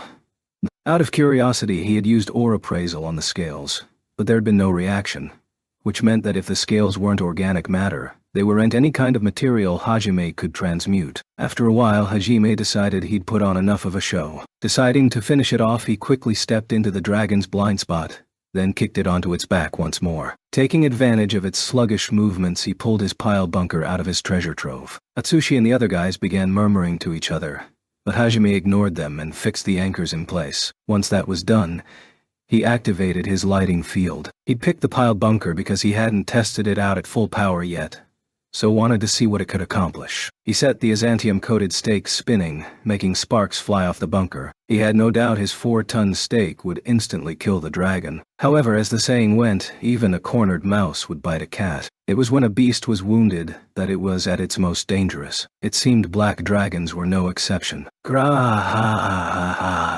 With an ear-splitting roar, the dragon let loose a monstrous shockwave. It was no more than a haphazard explosion of mana, but it was powerful enough to shake loose Hajime, who'd not only strengthened his already ridiculously powerful body to the limit with body strengthening, but it also had the pile bunkers anchors to keep him in place. The force nearly wrenched his artificial arm out of its socket. The dragon then rolled over in an attempt to send Hajime flying. Ooh! He stumbled back a few steps. That was enough to foul his aim, and his pile bunker fired harmlessly up toward the sky. Hajime spared only a glance to the stake that had vanished into the horizon before turning his attention back to the dragon. He correctly predicted that it would attempt to take Will with it in a final futile act of resistance. Che! Roger! Hajime chided himself for letting his guard down before calling out to Shay. Using the ice wall as a foothold, Shay leaped into the air, then hurtled toward the dragon like a meteorite, using her shotgun blasts to propel her forward. She was determined not to miss this time. In perfect condition, the dragon might have stood a chance at dodging, but weakened as it was, it had no hope of escaping Shay's wrath. Shay poured as much mana as she could into Drucken, turning an already heavy warhammer into a dense force of destruction. It slammed into the dragon's head with a resounding crash. The force of the blow had Shay doing a near handstand as her body flew into the air, and the dragon's head slammed into the ground with earth-shattering force. After the shockwaves died down, silence reigned on the mountain's side. Phew, thought, that should make up for my mess-up earlier. But man, this thing's tough, Shay exclaimed in surprise as she put Drucken away. Her surprise was to be expected, as while many of the scales on its head had cracked, and some had shattered, it was in surprisingly good shape. Its defensive power was truly fearsome. Yeah, looks like it's at least as tough as the monsters in the abyss. Wonder how many mountain ranges it had to pass to get here. Half amazed, half just annoyed, Hajime walked up to the collapsed dragon. His sense presence told Hajime the dragon was still alive, so he moved in to finish it off. The giant spike Hajime's pile bunker had fired into the sky smashed into the ground between them. What perfect timing. Hajime was suddenly reminded of the idiom Moore had told him, only a fool kicks a dragon's arse. Hajime activated his steel arms and pulled the stake out of the ground. He carried it on his shoulder as he circled around to the dragon's rear. Then, he held the spike like a javelin and prepared to toss it into the dragon's ass. The massive black spike would be more than enough to finish the job. Everyone grimaced as they realized what Hajime was planning on doing. True, shattering the dragon's scales seemed like a daunting task, but this was still too much. Everyone except Yu and Shay shuddered at his merciless decision, but Hajime paid them no mind. Let's see how you like this being shoved up your ass, you stupid dragon. Without a moment's hesitation, he plunged the spike as far into the dragon's butt as he could. A second later, ah ha ha, how dare you. The dragon let out an anguished scream as it opened its eyes. As the spike had only gone in halfway, Hajime had been planning on punching it in further, but the dragon's screams, which sounded very much like words, surprised him so much that he unclenched his fist. My backside, my poor backside. Its pained, agonized, and oddly impassioned scream was so unexpected that it shocked everyone stiff. It would seem that this dragon was no ordinary monster. Take it out, please take it out. The voice that echoed through the riverbed sounded pitiful and decidedly feminine. The dragon's jaws weren't moving, so she was clearly using some kind of wide-area telepathy to broadcast her voice. That made sense, as it was unlikely a dragon's mouth and vocal cords would be able to produce anything resembling human speech. However, it was impossible for monsters to understand or use human speech, the only exception being a strange fish with a human-shaped face. Leaving that aside, no other monsters had been seen using language of any sort, though the presence of a black dragon here itself was out of the ordinary. It made absolutely no sense for a monster on par with the creatures Hajime had faced off in the labyrinth to be wandering the surface like this. And if by some chance there was a dragon's nest nearby, there's no way it would have remained hidden. That left only two possibilities. First, that it was an undocumented kind of monster that had come from beyond the fifth layer of mountains, where no one had ever explored. Or second, are you one of the dragon men?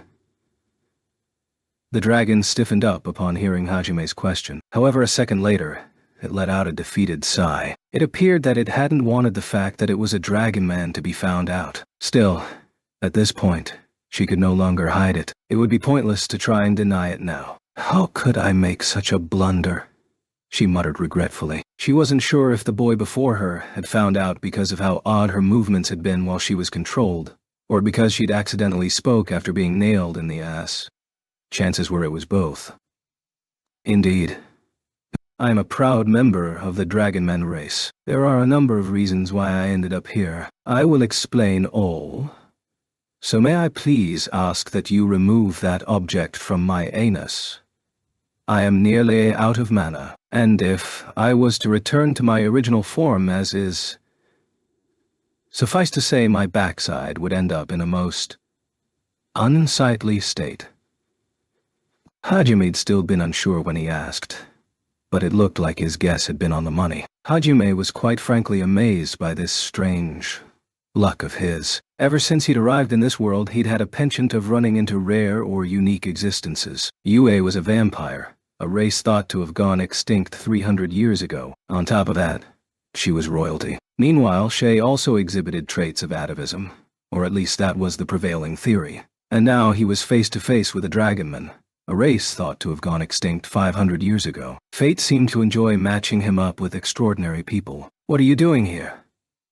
As Hajime was still pondering over his strange karma, Yu took over the questioning. Even for a vampire, the dragonmen were a legendary race, and just like Yue, this dragon was quite possibly the last survivor of her race. Naturally, Yue was interested. Curiosity sparkled in her eyes. Like I said, I will explain, so please take that thing out of me. My mana is nearly depleted. Hey, stop that. Don't keep pounding it in. The stimulation will... You is the one asking questions here, you punk, Hajime said, acting like a common thug, and started pounding on the spike with his fist. The black dragon writhed and screamed. The solemn dignity she'd radiated upon their first meeting was nowhere to be found. What's a member of a lost race doing here of all places, and why are you so determined to kill a single adventurer? I'm pretty interested in the answer myself. I suppose I can delay shoving this all the way through to your mouth until you answer at least. If you want to show me your gratitude, hurry up and talk. The dragonman's actions had been so unnatural that he was willing to delay killing his enemy until he figured out the details of what had happened. Of course, he didn't stop pounding the spike in, just slowed down a little. And not show hard I'll talk. So stop. Aiko and the others were appalled by Hajime's callous attitude, but he ignored them. But if he kept going, the dragon probably wouldn't be able to talk, so he stopped. He kept his hand on the spike so he could resume it at any time, though. Relieved, the black dragon let out a sigh. She hurriedly began explaining what had happened. Hajime wasn't sure if the sensuality he sensed in her voice was just his imagination or not. I was being controlled. I had no intention of attacking you people. However, the man who took control of me ordered me to find and kill that young man and his comrades. She beckoned to Will with her gaze. Will started trembling again, but he bravely met the dragon's gaze. Something inside him had changed after watching Hajime's fight. But why? And how? Allow me to start from the beginning. In short, this was what happened.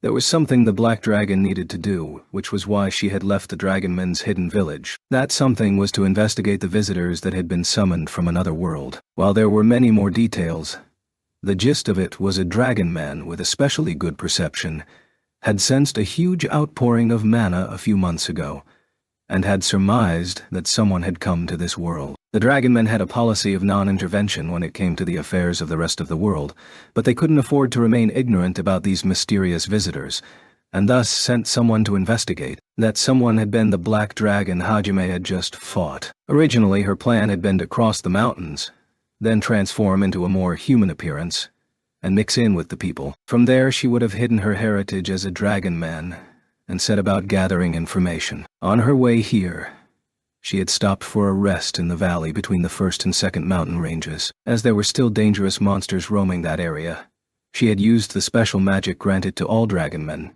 dragonification, to transform into her black dragon appearance before settling down to sleep. While she was still sleeping, a man hidden in the shadows of a black robe had appeared before her. He had used a combination of dark magic to brainwash her and erode her mind little by little. Of course, most people would have been woken up by such an assault. However, This is where the dragonman's bad habit worked to the man's advantage. As Moore had mentioned before when he was explaining the proverb, dragonmen were notoriously hard to wake in their dragon forms. Only a good kick to the arse could rouse them from their slumber. That being said, dragonmen were also known for their immense willpower, and a dragonman of her caliber wouldn't have been easy to control. The reason that man had been able to take over her mind so perfectly was he was a truly terrifying human. His proficiency with dark magic was so great that I dare say he must have been some kind of genius, and he had had nearly a whole day to work his magic on me. I may be fearsome, but even I cannot withstand such an attack.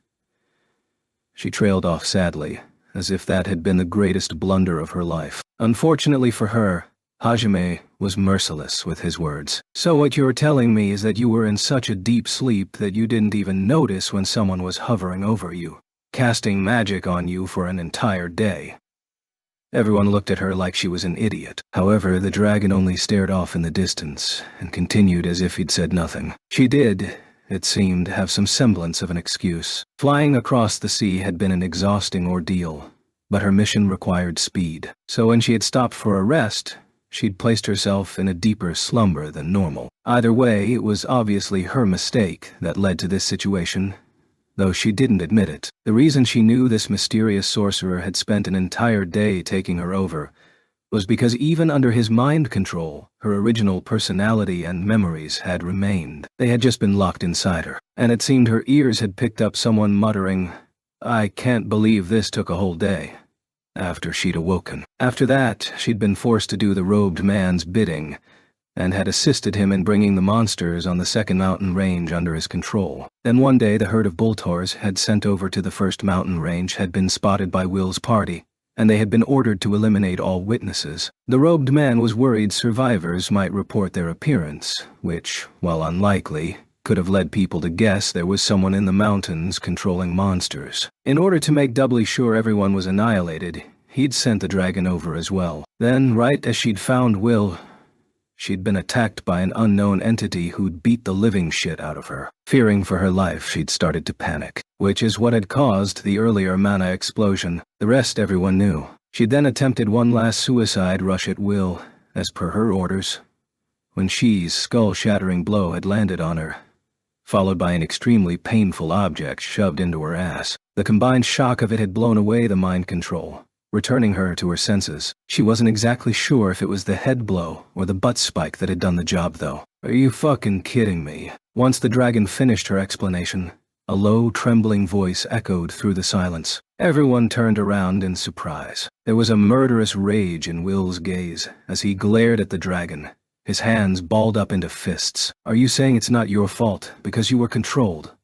That it's not your fault you killed Gale-san, Navarre-san, Lent-san, Wizzery-san, and Kurt-san?" The anger he'd felt at the death of his comrades had continually been building up underneath the mountain of panic that had occupied his thoughts until now. Finally, it had boiled over in a violent outburst of shouting. The black dragon didn't reply. She stared quietly into Will's eyes, absorbing his pain and anger. That calm attitude only served to enrage Will further. Besides, who's to say you're even telling the truth? For all we know, this is all bullshit you made up so we spare your life. Everything I told you just now is the truth. I swear it on my pride as a dragon man. Will opened his mouth to protest again, but he was cut off by Yue. "She's not lying. What proof do you have that?" One look from Yu silenced Will. After he trailed off, Yu returned her gaze to the black dragon and continued. "Dragon men are known for their integrity and loyalty. I've lived far longer than any of you, and when I was around, stories of dragon men were far more common." She staked her pride as a dragon man on her story. "It's no lie. Besides, I know what a liar's eyes look like, and she's no liar." Yue gazed off into the distance as she said that last part. She must be thinking about what happened to her 300 years ago. There was no doubt her life before meeting Hajime had been full of lies and deceit. Even the people she thought closest to her had turned out to be liars, and it was because she'd averted her eyes from that truth that she'd been betrayed. Her somewhat unique life experiences had made her very sensitive to lies and liars, and her conclusion was that the dragon before them was no liar. "Oh, I did not expect to see those who still knew of us in this day and age. Wait, how long did you say you've lived? Thinking that there were still people alive that told stories of her people's race. The dragon spoke in a pleasantly surprised voice. Long. I am a survivor of the vampire race. 300 years ago, our monarchs looked to the dragonmen as models of how to live, as well as how to rule. In other words, to you the dragonmen were symbols of righteousness. At the very least, she spoke of them with respect. That had played no small part in her decision to stop Will's tirade. When she heard about Yue's heritage, the dragon was even more surprised. Unbelievable. A vampire? And 300 years old at that? I see. Our sources from the outside world had told us the vampires had been wiped out. But I see their princess still yet lives. I believe your name was... It seemed this dragon had lived at least as long as you, if not more. But the way she spoke about events, it seemed that while she kept a distance from the affairs of the world, she wasn't ignorant of them. The dragon men must send people out to mingle with other humans and gather news relatively often, which is why she was surprised when she'd heard the vampire's princess had survived. Needless to say, Aiko and Yuka and the others were even more shocked. Their jaws were hanging open. Yue had headed the dragon off before she could speak Yue's original name. Yue. That's my name. The person I treasure most in this world gave it to me. Please use that. She was blushing slightly, and holding her hands close to her chest, like she was cupping something dear. Sparkling waves of happiness were radiating off her. When they saw her expression, the girls all looked like they'd spotted a buffet of sweets, while the guys blushed, captivated by her words. Even Will's anger dimmed slightly, but then he thought back to the kind adventurers who'd taught him so much, and he found his rage again. Even so, it doesn't change the fact that you killed them. Even if it was against your will, you still did it. Gale-san said he was going to propose once this mission was over. Just what did they die for? He understood logically that the dragon wasn't to blame, but he couldn't help himself. Even if he understood it in his head, he couldn't accept it in his heart. He ground his teeth together as a dark fog of anger enveloped his thoughts. That's a lot of flags he just raised. While appreciating the cliched nature of Will's speech, Hajime suddenly remembered the locket he'd picked up. Will, did this belong to that Gale guy? He pulled it out and threw it over to Will. Will caught it and opened it up. As he stared at the picture inside, his mouth turned up into a smile. This is my locket. I thought I'd lost it forever. I can't believe you found it. Thank you so much. Oh, that's yours. Yes. There's no mistaking it. The portrait inside is of my mother. I, your mother. Hajime stuttered, surprised at how far off the mark his guess had been. When he asked Will why she looked like she was in her early 20s, he got a completely unexpected response. If I was going to carry around a portrait of my mother, it makes sense to have one of her in her younger days, right? Everyone present realized he must have had a huge Oedipus complex. The girls all backed a few steps away from him. As an aside, Gale's lover had been a guy. His full name was Gale Gay. It was often said that a person's name described who they were. Will had calmed down a great deal after discovering his locket wasn't lost forever, though it was hard to ascertain whether or not that had actually helped. Even if he had calmed down, that didn't mean his resentment had faded. And even after regaining his composure, he still insisted that the black dragon be killed. His reasoning was that there was no telling when she might get brainwashed again. But everyone knew it was just an excuse. What he really wanted was revenge. It was then that the dragon, in a voice full of remorse, proposed a solution. Whether it was by my will or not, the truth is that I stole the lives of many innocent people. If you say I must die for my crimes, then I shall accept that punishment. However, could you not give me some time? Before I die, I must at least destroy that dangerous man. That man is trying to create an army of monsters. The dragon men have always kept their distance from the affairs of the continent. However, after what he did, it is my responsibility to stop him. I cannot allow him to run free. I understand what I am asking of you is selfish, but will you please grant me the opportunity to stop this tragedy before it gets any worse? Everyone's expressions changed when they heard the words, army of monsters. They all looked to Hajime. At some point, he had become the effective leader of their group. Tom, the one who'd fought the dragon off, had been him, so it seemed natural to entrust the decision to him as well. His response was as casual and swift as always. I really don't give a damn about your responsibilities. You caused us quite a bit of trouble, so for that, You'll have to die. He raised his artificial arm and made a fist. Please wait. Yeah, you cannot seriously mean to kill me now. Not after all I just said.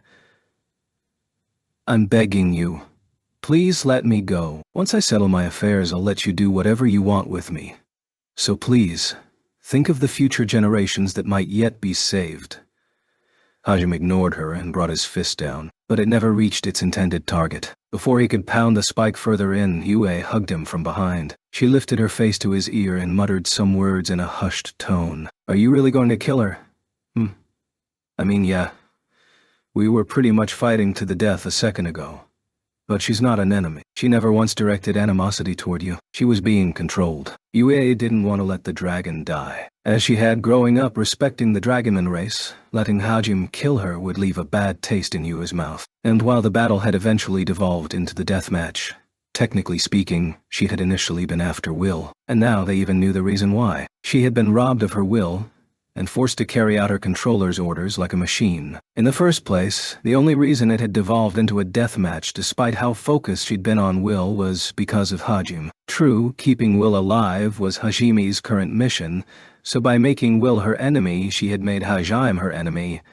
But the truth was that Hajime's real enemy was the man behind the dragon. If anyone should become the target of his ire, it would be him. There was one other reason Yue had stopped Hajime. Yue understood very well Hajime's worldview too, but she couldn't see the dragon before her in the same light as the enemies they'd killed before.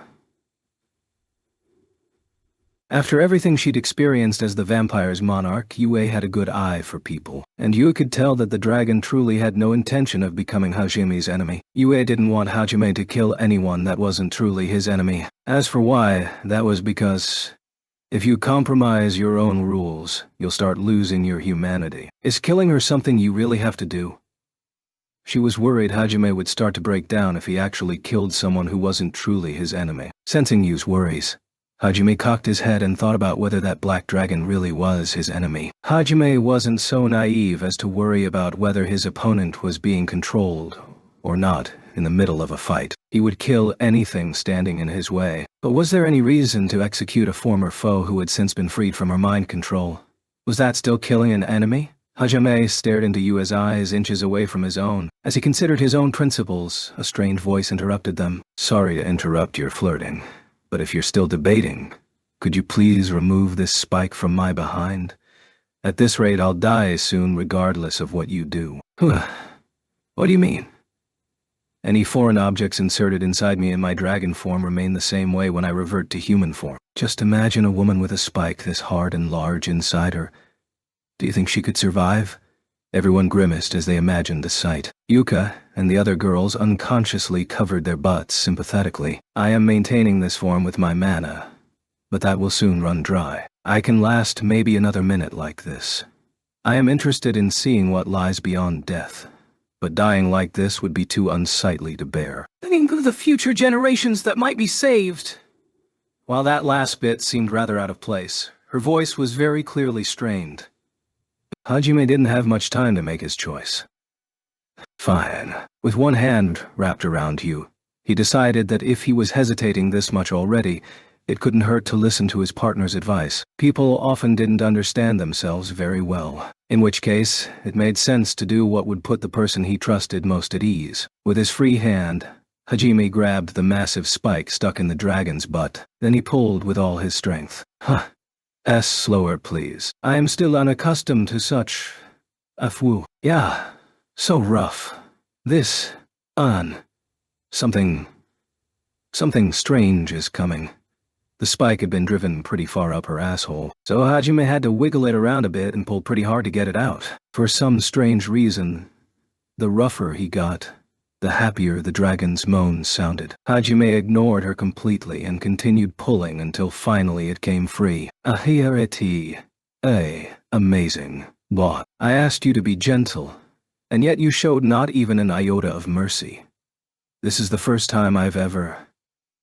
A few seconds after her incoherent rambling, the dragon's body was wrapped in a cocoon of mana and gradually started to shrink. When she'd shrunk to about human size, the cocoon of mana dissipated. What emerged from the cocoon of black mana was a beautiful woman. She had black hair and piercing golden eyes. She was sitting on her knees, supporting her body with one hand and rubbing her butt with the other. Her luxurious, thick hair fell straight down to her waist, and her disheveled bangs were stuck her blushing face. She was panting heavily, and her expression was ecstatic. Anyone would find her current appearance seductive.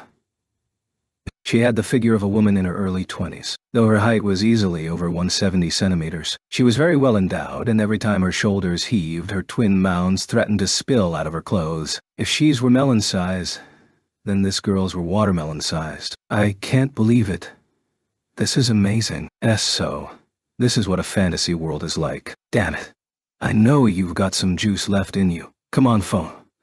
The dragon's beautiful appearance had a huge impact on Atsushi and the guys. The three of them were in the height of their puberty, so it was only natural. They all stooped over and spouted ridiculous lines. If this continued for any longer, they would be forced on all fours to hide their boners. Yuka and the others were staring at the guys like they were cockroaches.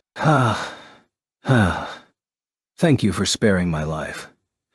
My butt still feels weird, but it's nothing compared to how much the rest of my body aches. To think pain could feel so sweet. Both her expression and her words were rather ominous. Or so Hajime thought. After a few minutes, she composed herself enough to sit up straight and introduce herself calmly. Though her intermittent panting ruined the stately effect her sharp posture and crisp tone created, I've caused you all much grief. Please understand that I truly am sorry for what I have done. My name is Tio Claris. I'm a dragonman of the Claris clan. Tio then went on to explain how the robed figure who was gathering a monster army was planning on attacking the nearby villages, and that he had already gathered a mob of 3,000 to 4,000 monsters. Most of the monsters that inhabited the second mountain range lived in packs, so all he'd needed to do was subjugate their respective leaders, and the packs had followed. The whole reason Hajime and the other students had been summoned to this world was because the Holy Church had feared the demons had somehow discovered a way to control monsters. So because of that, Aiko and the others surmised he must have been a member of the demon race. However, when they said as much, Tio shook her head.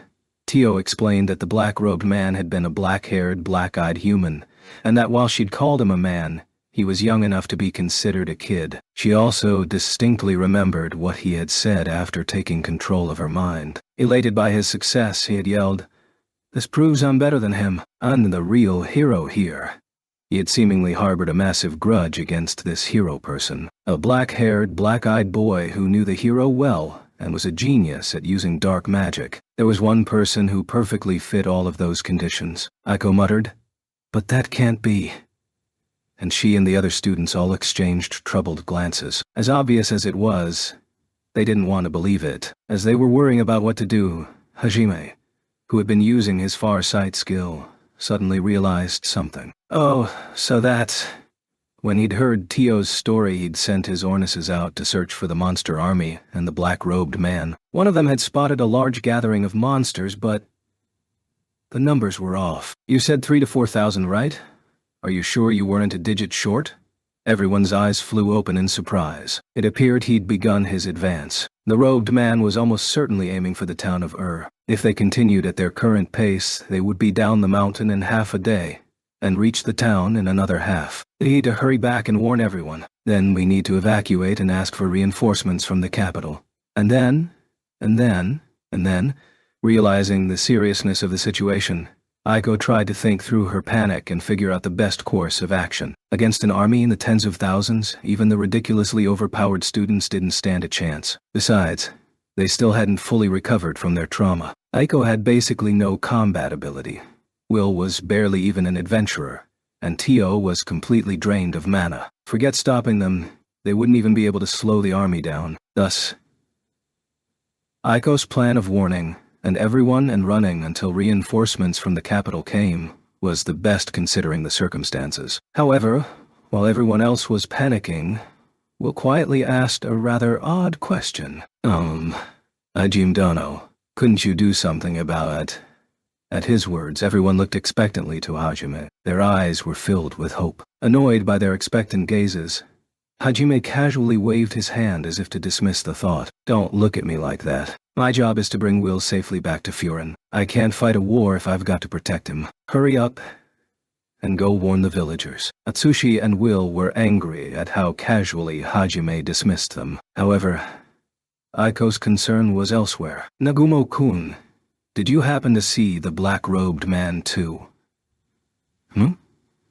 Nope, I've been checking regularly, but all I'm seeing is a horde of monsters. Aiko hung her head sadly. After a moment of deliberation, she stated that she wanted to confirm whether or not the black-robed man was really Yukitoshi Shimizu, the missing boy they've been searching for. As always, she put her students first. If the cause of all this trouble really was one of her students, then it was her responsibility. However, there was no way they could leave Aiko alone among an army of monsters, and so Yuka and the others desperately tried to talk her out of it. Aiko hesitated for a bit, but then came up with another idea.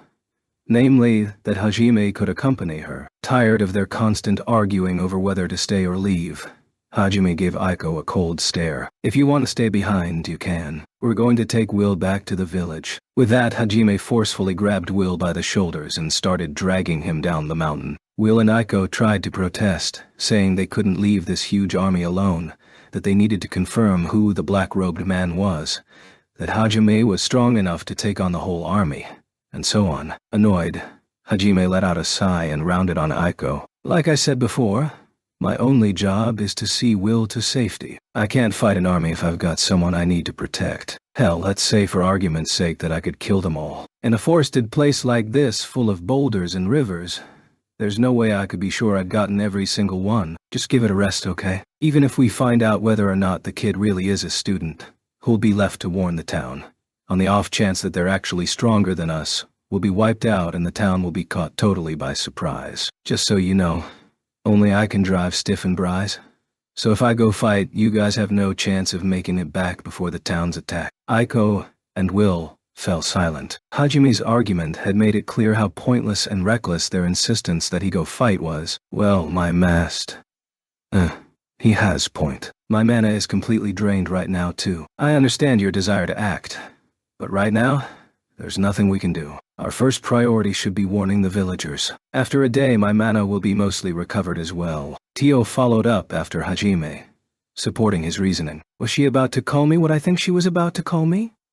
It can't be, can it? Realizing that was the best option in their current situation, Aiko reined in her worry and prioritized warning the town and the safety of the students still under her charge. Tio was so drained of mana that she couldn't move, so Hajime grabbed her by the scruff of the neck and dragged her down the mountain. Atsushi and the other boys had been ready to fight each other for the right to carry Tio, but Yuka had quickly shut them down, and it seemed Tio herself wished to be carried by Hajime, which was why he'd ended up with the job. But of course, Hajime wasn't the kind of person to carry her nicely. Frowning in annoyance, he had grabbed by the legs and dragged her at first. However, Aiko's fierce protests had talked him into at least dragging her by the scruff of her neck. No matter what anyone said after that, he refused to compromise any further. Tio herself had a look of ecstasy on her face too, which made everyone back away, thus resulting in this being the style she was dragged down the mountain in. The party hurried to as fast as they could, an army of monsters not far behind them. Chapter 3. The Sack of He. A high-pitched shriek echoed throughout a corner of a tunnel dimly lit by green glowstone, somewhere in the depths of the great Orcus labyrinth. What's wrong, Shizuku-chan? Kaori Shirasaki, a member of the hero's party, turned to her longtime friend, a puzzled expression on her face. It was uncharacteristic of Shizuku Yayagashi of all people to scream like that. It's nothing.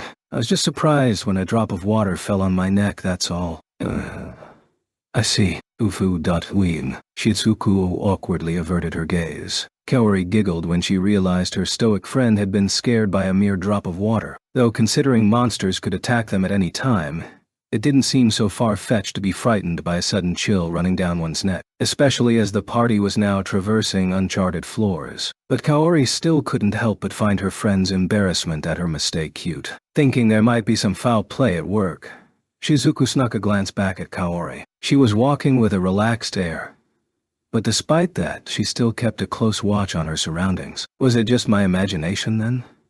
But it's been happening more and more frequently. Maybe Kaori's not the one doing things and I'm just tired. But then Shizuku fell deep into thought. The cause of her scream had nothing to do with water dropping on her. If that had been enough to startle her, she wouldn't have made it as the vanguard commander of the heroes' party. The actual reason was... Shizuku-chan, Shizuku, Shizushizu. Shizuku's scream was louder than before. It wasn't just Kaori that noticed this time. Kuki Amanagawa, her childhood friend and the hero of the heroes' party, noticed, along with their barrier master, Suzu Taniguchi. Kuki's best friend, Ryutaru Sakagami, and Suzu's best friend Eri Nakamura noticed as well, along with Jugo Nagayama, Kentaro Nomura, Ayako Tsuji, Mao Yoshino, Kusuke Endo, Daiushino, Kusuki Saito, Raihi Kondo, and Shinji Nakano. Nagayama and Hiyama were both leaders of their respective units, and the entire party came to a halt as they stared at Shizuku.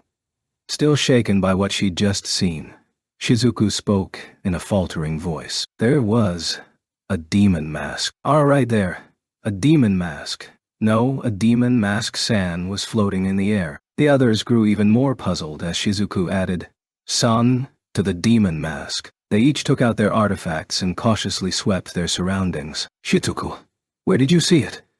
"That demon mask-like monster?" Kuki asked and began pouring mana into his sword, causing it to glow pure white. Even using his sense-presence skill, he couldn't sense any monsters nearby. Cold sweat poured down his forehead as he considered the possibility that they might be facing monsters skilled enough in stealth to evade his sense-presence. However, Shizuku didn't sense Kuki's nervousness, and instead shot another suspicious glance at Kaori. I saw it floating behind Kaori." "Me? No way, where is it?" Kaori began to panic. She circled in place with her head turned back, like a dog chasing its own tail, looking for the mask Shizuku'd seen. Her cleric's robes fluttered around her, giving off the illusion that she was dancing. Kaori's adorable antics, combined with Shizuku's apologetic expression, served to drain the tension from Kuki's body. "Sorry, I think I'm just seeing things. Well, we are deep inside a dark dungeon. Don't worry about it, Shizuku. I'd rather you say something every time you think you see something than miss noticing an ambush." Nelsan said the same thing. "Remember?"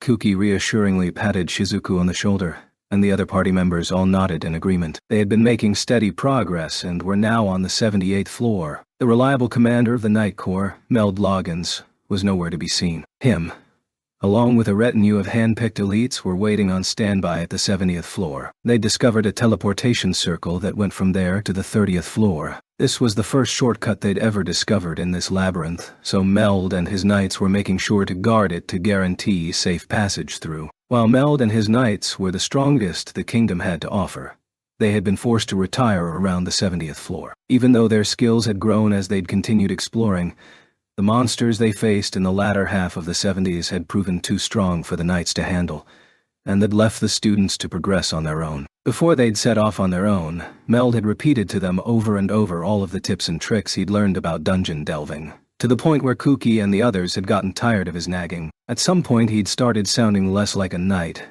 and more like their mother, saying things like, "Do you all have handkerchiefs?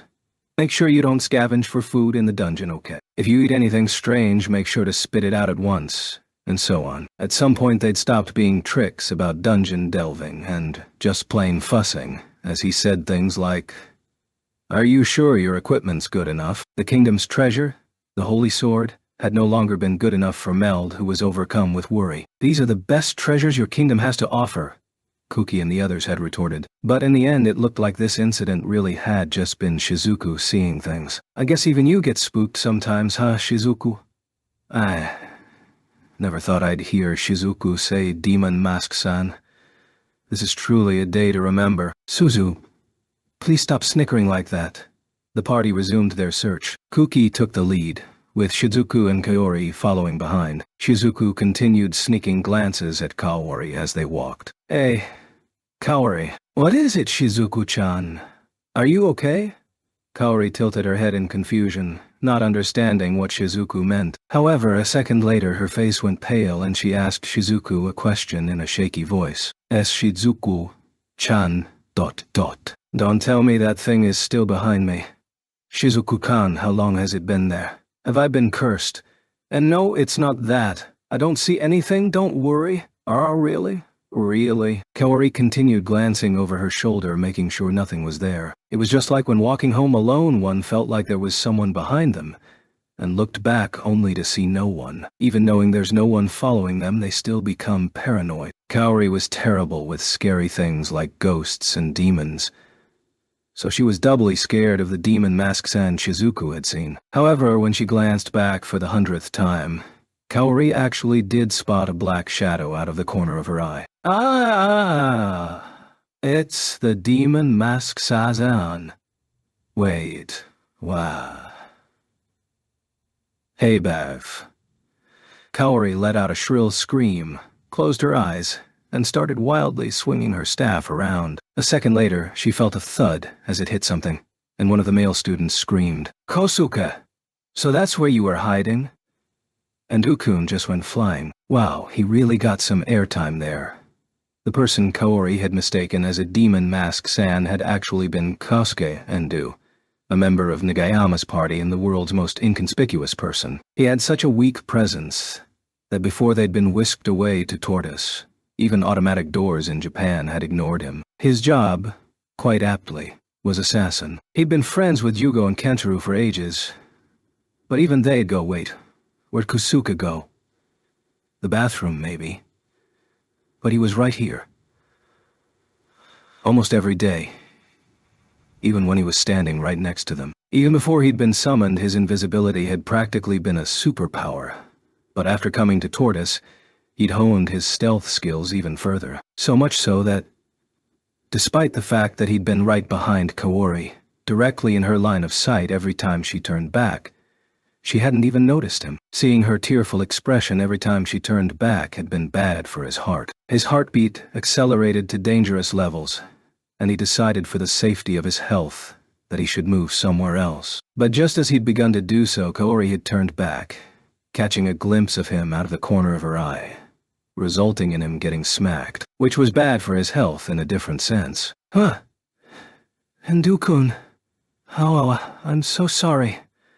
It seemed the true identity of the demon mask-san had been Endu. The force of Kaori's blow had sent him sprawling, and he was sitting on his knees, dazed. Embarrassed, she walked up to him and cast a healing spell. He looked off into the distance as Kaori's light purple mana enveloped him. He looked truly pitiable. Kaori apologized over and over, bowing her head as low as it could go, before Kusuke finally responded. "It's fine, really. I'm used to it. And besides, Hiyama's starting to give me scary looks." That only served to make him look more pitiable, and Jugo came over to comfort him. Finally, the party's best scout was fit for duty once more, and they resumed exploring the 78th floor. "I'm sorry for scaring you, Kaori." "It's fine. I was the one that overreacted. Don't worry about it." Shitsuku apologized, as it was her initial scream that had been the cause of all this. She let out a sigh of relief when Kaori forgave her. Then, thinking back on everything she'd seen recently, she expanded on her previous question. "Anyway, Kaori, are you sure you're okay? You've been feeling kind of different recently. You keep brooding over something, and sometimes it feels like you're not all there, like you're staring at something far off in the distance, or am I just imagining things?" "Huh? Really? I don't feel like I'm any different, though." "I see. Is it really just my imagination, then?" Shizuku tilted her head in confusion.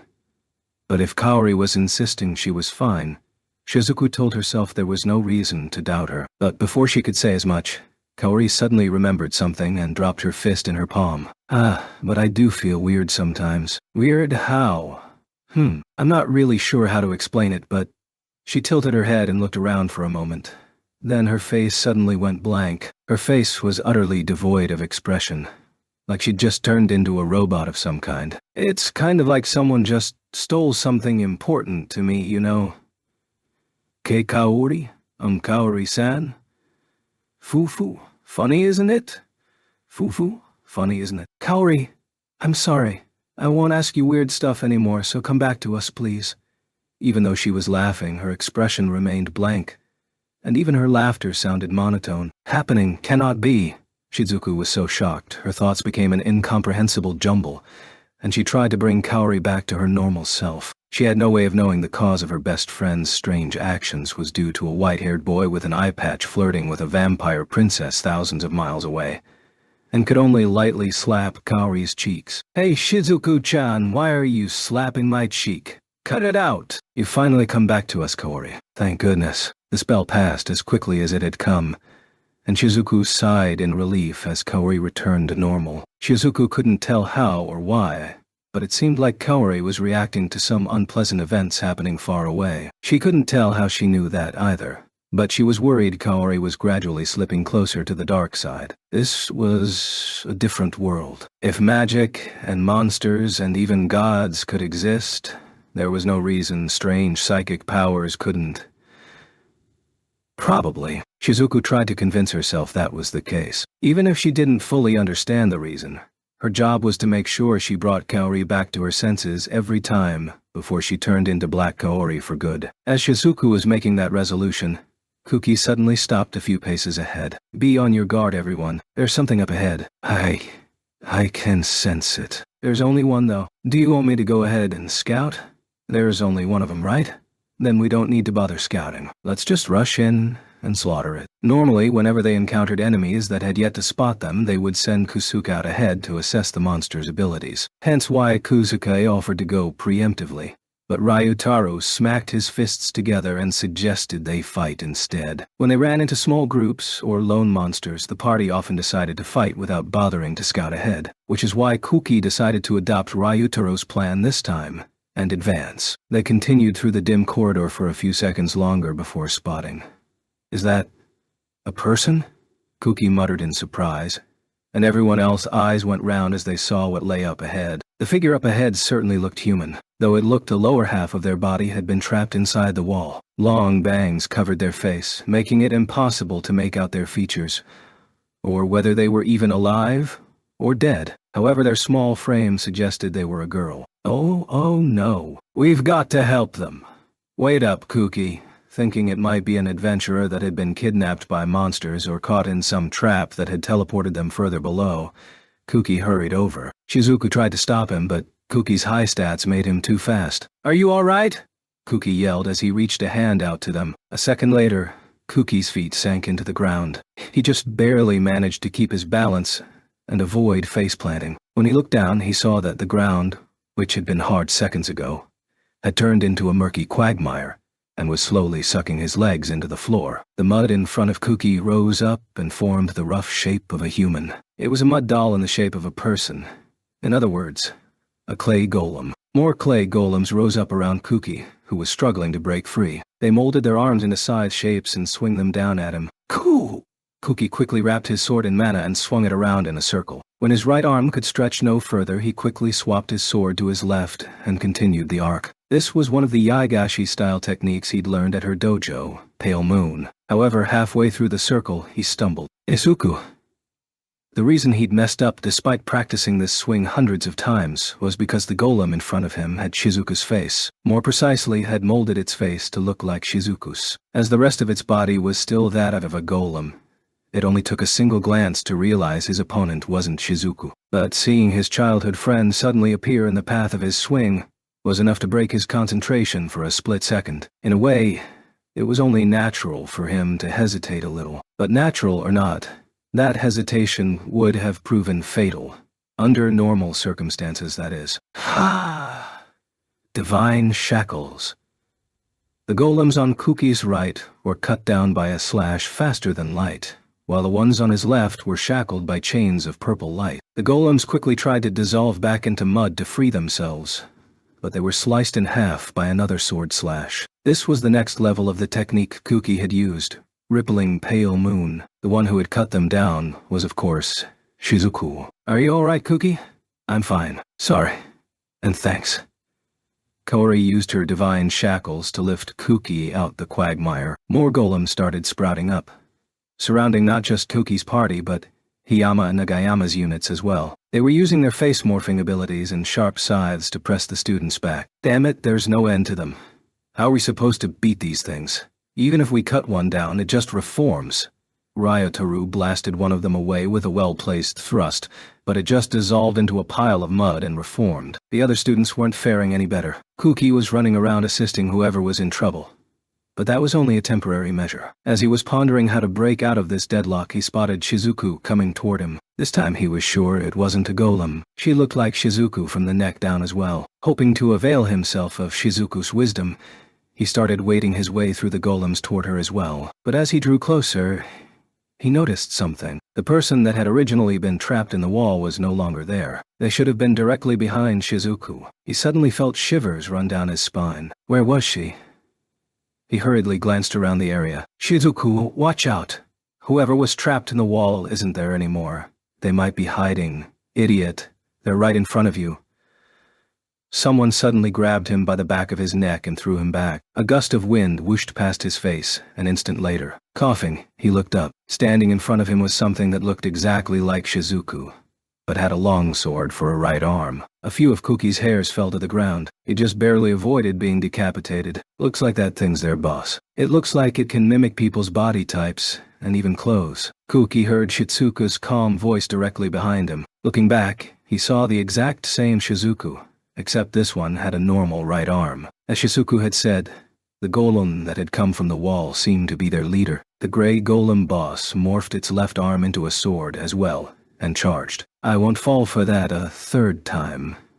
The two swords came slashing down at him in a winding arc, almost like they were whips. He parried one with his sword and dodged the other. He tried to close the distance between them, but the golem summoned scythes made of mud and flung them at him. The barrage of scythes kept coming, forcing Kuki back. No matter how many of them he cut down, the golem just created more. The only saving grace is that they were all made of mud, so while the scythes were deadly, they were easily ripped apart, so even weak swings could take them out, as long as they landed. But as their surroundings were filled with mud, the golems had a near infinite amount of resources to work with. Hence why Kuki had his hands full just defending against the boss golem's onslaught. The other students were all being hard-pressed by the golems as well. Just around the time Kuki was debating using his limit break skill to blow them all away at once, someone jumped behind the boss golem. Kuki's lips curled up into a grin. I knew you could do it, Shizuku.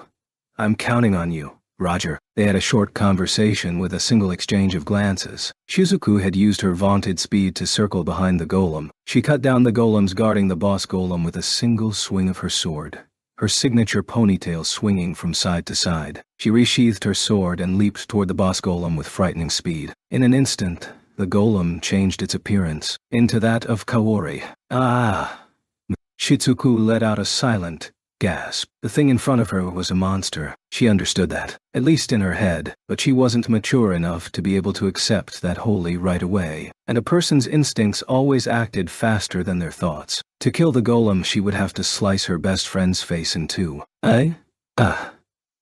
Kuki couldn't tell if that was a scream of anguish, or one to psych herself up. Either way, it was thanks to that she managed to overcome her hesitation and let loose her fastest slash, the Jägerschistal technique, Rising Dragon. Normally the attack was followed up by a jump kick and a finisher with the sheath, but the continuation was unnecessary in this case. A crack formed at the golem's base and quickly traveled up, just like a rising dragon. A second later there was a snapping noise, and the golem was cleaved cleanly in two, along with the mana stone inside of it. The golem collapsed in a puddle of mud, the two halves of its mana stone falling into its remains with a plop dot. At the same time, the other golems all crumbled as well. Great job, Shizuku. Koki let out an elated whoop as he ran toward Shizuku. Shizuku grinned and responded in a rather happy, exited tone. Then Koki turned around to congratulate Ryotaro and the others, while Shizuku looked down at her palms. Some of the mud from the clay golem was smeared on them. She furrowed her brows and quickly wiped it off. However, even after her hands were clean, Shizuku's expression was still grim. Izuku... Kuki's voice brought Shizuku out of her musings. She gave a distracted reply. Her every instinct was screaming to her that death was approaching from behind. She turned around, then saw a massive spider dangling from the ceiling. Its 8 red eyes were fixated on her, and some poisonous-looking fluid was dripping from its clawed legs, which stood ready to pounce. Someone let out a gasp. This was the price they paid for letting their guards down for even a second. That was the harsh reality of the labyrinth. Those who braved its depths walked hand in hand with death, and more often than not, death would have its due. That was just the kind of place they were in. Binding blades of light.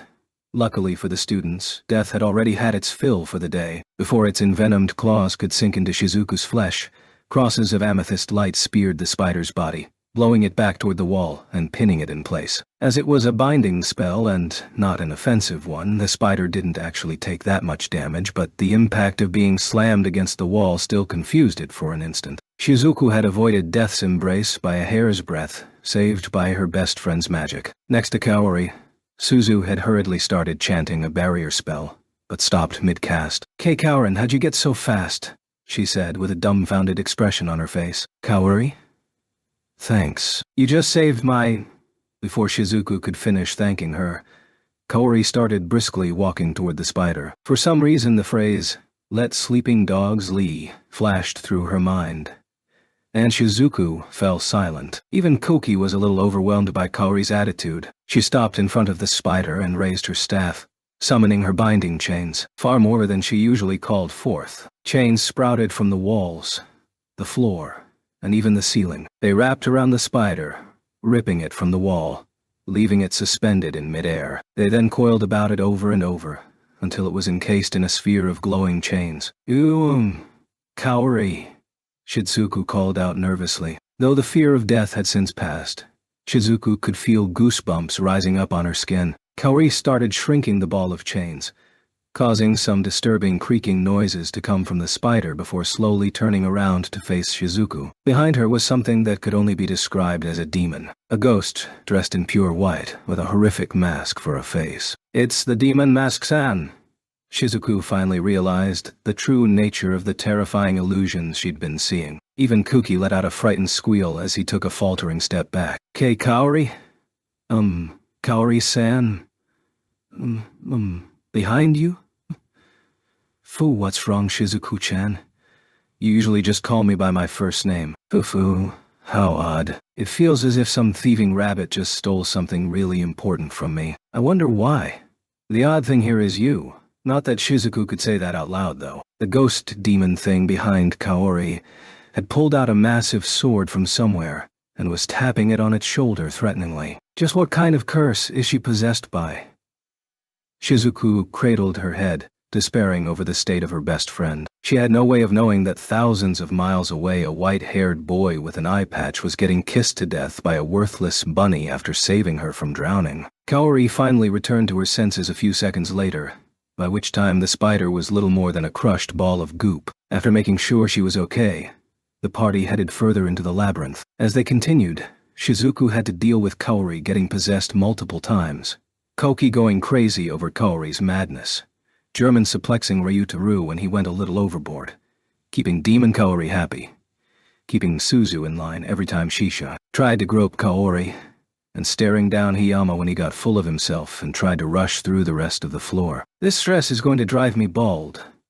Her worries about her hair faded away into the labyrinth, much like the lives of many hapless adventurers that had come before her. Whether or not a savior would appear to relieve her of her duty of looking after the others and her worries about balding, only God knew. Hajime drove Bryce even faster on the way back than he had on the way there. Because he was going faster than his road-smoothening tires could work their magic, Tio, who was tied to the roof, and Atsushi and the guys who were sitting in the back were shaken around like rag dolls. "And Nagumu, can't you drive a bit more gently? I'm gonna fall haul all." "No, Boro." "I'm coming, don't. Lie my tongue. I bit my tongue. Ha! Oh, how my wounds ache. More. Please let me inside." Atsushi was clinging onto the back window for dear life. Noboru was half out of the truck as it was, and Akito had managed to bite through his tongue while trying to reel him back in, and was now writhing in pain. Meanwhile, Tio was writhing in ecstasy as each bump dug into her wounds, calling out for help in a monotone that fooled absolutely no one. Had this been his world, Hajime would have been arrested, but it wasn't. so he didn't care. About halfway to Ur, Hajime spotted Aiko's guardian knights riding hard in his direction. They were all fully armored. Using his farsight, Hajime was easily able to make out David, who was charging forward with a ferocious expression on his face, and Chase, who was struggling to keep pace with him. A few minutes later, the knights spotted a giant black object racing toward them. From their perspective, Hajime's truck looked like some kind of monster. They quickly pulled out their weapons and got into formation. Their quick response, even in the face of an unknown threat, showed just how well they had trained. Hajime honestly wouldn't have minded just driving right through them. Their attacks had no hope of even scratching Bryce. However, he doubted Aiko felt the same. And it would be a problem if Tio or Atsushi and the others got hurt as he drove past.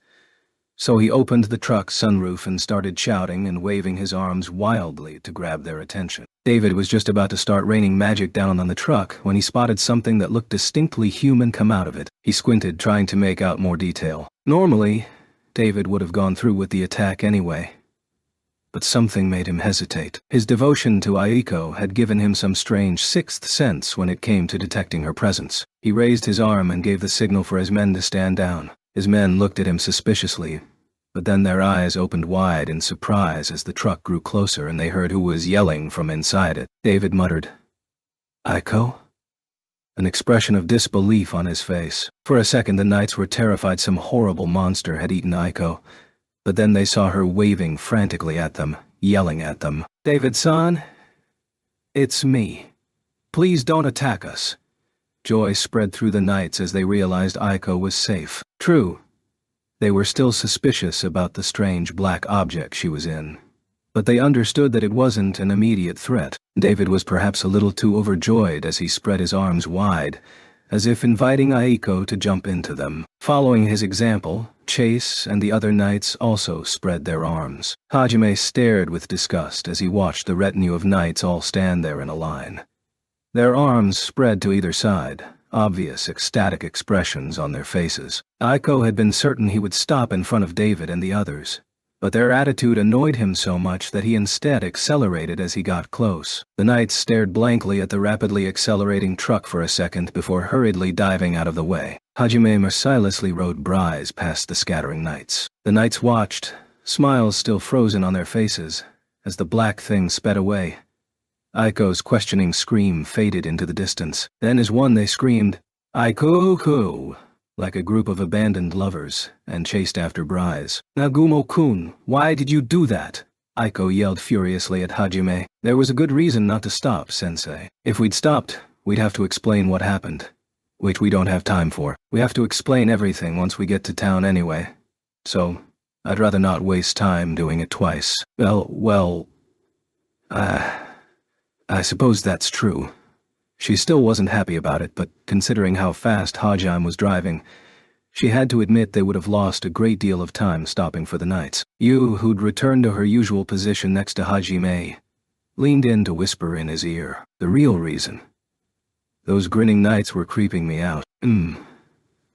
Agreed. Incidentally, Tio had been moaning in ecstasy on the roof right behind Aiko during that entire exchange, but both Aiko and the knights had pretended not to see her. Yue had received quite a shock upon learning Tio's true nature, enough that she'd mumbled, "Is that really a dragon man?" She had already had misgivings when Tio had first transformed back to her human self, but after seeing how Tio got off to pain, her illusions about the dragonman all being dignified and wise were completely shattered. Upon reaching the party got out of Bryce and headed to the town hall. As Hajime, Yue, and Shay took their time strolling leisurely there, Aiko and the others ran as fast as their legs would carry them. Hajime had been hoping to just drop Aiko and the students off here and drive Will all the way back to Furin, but he'd jumped out of the truck before anyone else, so Hajime had reluctantly followed after him. The main street was bustling with activity. Not only were this town's dishes famous, but there was also a lake nearby. It attracted tourists and immigrants alike. It was hard to believe this town was about to be overrun by a horde of demons in less than a day's time. The party gazed longingly at the rows of food stalls,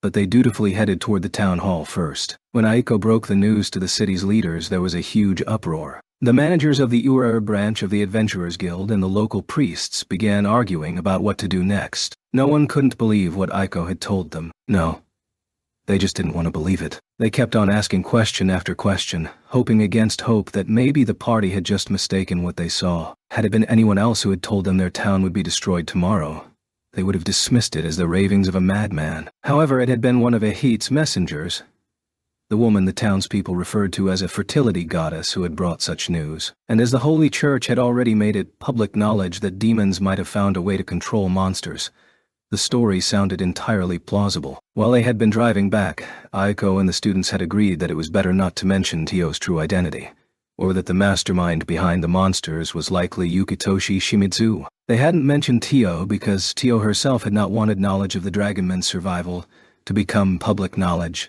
and had requested they stay silent. While not mentioning Shimizu was because Aiko didn't want to incriminate one of her students until she was absolutely sure of the truth. Leaving Aiko's sentimentality aside, Dragonmen were not looked fondly upon by the Holy Church. The students really hadn't wanted to deal with the hassle of making the situation even more chaotic, and possibly be branded as heretics, so they unilaterally decided to keep quiet. It was in the midst of this uproar that Hajime entered the town hall looking for Will. He seemed wholly unconcerned by the tumult. "Hey Will, don't just run off by yourself. Think about the guy that has to protect you. If you're done warning everyone, then it's time to go back to Furen." Everyone turned to Hajime in surprise. The town's leaders exclaimed things to the effect of, "Who's this kid?" Angry at his sudden interruption. What do you mean, Hajimano? This is a huge crisis. You can't seriously be suggesting we abandon the town." Annoyed, Hajime retorted casually. "What do you mean abandon? No matter what, we're going to have to evacuate until reinforcements come. A tourist town like this doesn't even have any walls or anything to mount a defense from. And if we're going to have evacuate anyway, may as well evacuate to Furen. I'll just be evacuating you a bit faster than the others." But... I suppose... But still, I can't just run away before everyone else does. There has to be something I can do to help. "Hajime Gono, please. Please, won't you help too?" is what he wanted to ask, but he trailed off after seeing Hajime's frigid stare. "How many times do I have to say it before you get it? My job is to deliver you safely to Furen. I couldn't care less about what happens to this town. And I don't care about your opinions either. If you refuse to come, I'll just break your arms and legs and drag you back." "What? You...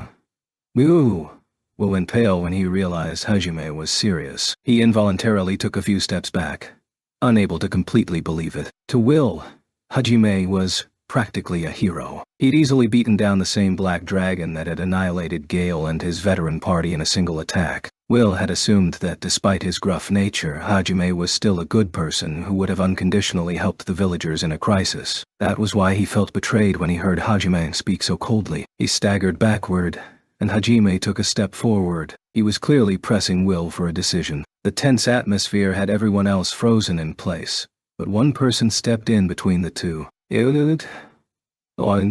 Aiko. She stared right into Hajime's cold eyes and questioned him. "Nagumo-kun. Isn't there something you can do about that monster army?" "No. I know you can fight them." Conviction crept into her voice by the end. She was certain he'd be able to save the town if he wanted. The townspeople broke out into another huge uproar at that. According to Aiko, the army bearing down on them was tens of thousands strong. Plus it included ridiculously powerful monsters from up to 2 mountain ranges over. This was already at the level of a full-scale war, so a single person's effect was minuscule. A single normal person's, anyway. The only person strong enough to change the tide of battle single-handedly would be the strongest person among those summoned to save the humans, namely, the hero. But even they wouldn't be able to take on an army alone. Without the help of their party and the rest of the human race, they'd be overwhelmed by sheer numbers. So naturally they doubted that this boy, who wasn't even the hero, could save them all single-handedly, even when it was their goddess saying it was possible. In the face of her determined gaze, Hajime waved his hand casually, as if to deny her claims. "No way, sensei. That's impossible. From what I could tell, there was more than 40,000 of them. There's no way. But when Will-san asked whether or not you could do it back on the mountain, you didn't say no. You said, in a forested place like this full of boulders and rivers, there's no way I could be sure I'd gotten them all. That means out in the open on the plains you could definitely wipe them all out. Am I wrong? I'm surprised you remember that. Hajime berated himself for saying something like that when he knew how good Aiko's memory was. Well, no point worrying about it now. Hajime averted his gaze, and Aiko pressed her case, urging him to help. Nagumo-kun, won't you please help us? At this rate, this beautiful town will surely be destroyed. Worse, many people will lose their lives. How unexpected. I always thought you prioritized your students before everyone else. Aren't you even only helping this country with its war because you're hoping it'll let them get home faster? And yet now you want one of your students to fight and possibly die for the sake of some strangers, even when they don't want to. Isn't that exactly the same thing those war-hungry priests were trying to get us to do? Hajime's rebuttal silenced Aiko. She bit her lip and furrowed her brows, conflicted over what she should do. Still, she kept her gaze on Hajime the entire time, as if trying to read something in his expression. After a while, shook her head, as if to clear the hesitation, and stared resolutely at Hajime. She had her teacher face on. Back in Japan, anytime someone had come to her with a problem, this was always the expression she'd had. The nearby priests narrowed their eyes when Hajime insulted the Holy Church, but Aiko ignored them. Her attention focused solely on Hajime. If there was some way back home, I'd take you all with me in a heartbeat. That hasn't changed even now. But right now, there isn't one. And if there isn't, I'd at least like to do what I can for the people I've met, talked to, laughed with in this world. Isn't it only natural to want to help other people? Of course, I'm still your teacher. So, if I have to make a choice, then I'll always pick you guys over everyone else, but... Aiko paused for a moment, then continued more slowly, as if she was deliberately choosing each word. I'm sure that something really terrible must have happened for a gentle boy like you to become like this. Nagumo-kun, where you were, you surely didn't have the option of worrying about others. Maybe what I have to say will just seem shallow. After all, I wasn't there to help you when you were suffering the most. Still, I'd like you to listen all the same. Hajime silently indicated for Aiko to continue. Nagumo-kun, I can understand your strong desire to return home. You probably want to go back more than any of us. But, do you plan to live like this when you return too? Ignoring everyone except those close to you? Eliminating anything that gets in your way? Can you really live like that in Japan? And if not, do you really think you can change your mindset the moment you get back? Nagumo-kun, I understand that you have your own principles, and that you've already decided your path for the future. I won't try to change that, but I also think that no matter which future you choose, it's too lonely to only live by ignoring everyone aside from those you care about. If you keep going like this, neither you nor the people you cherish will find happiness. If you want to find happiness, you can't lose sight of your kindness or empathy. You have to think of other people, even if it's only a little. Those are valuable qualities you possessed from the start.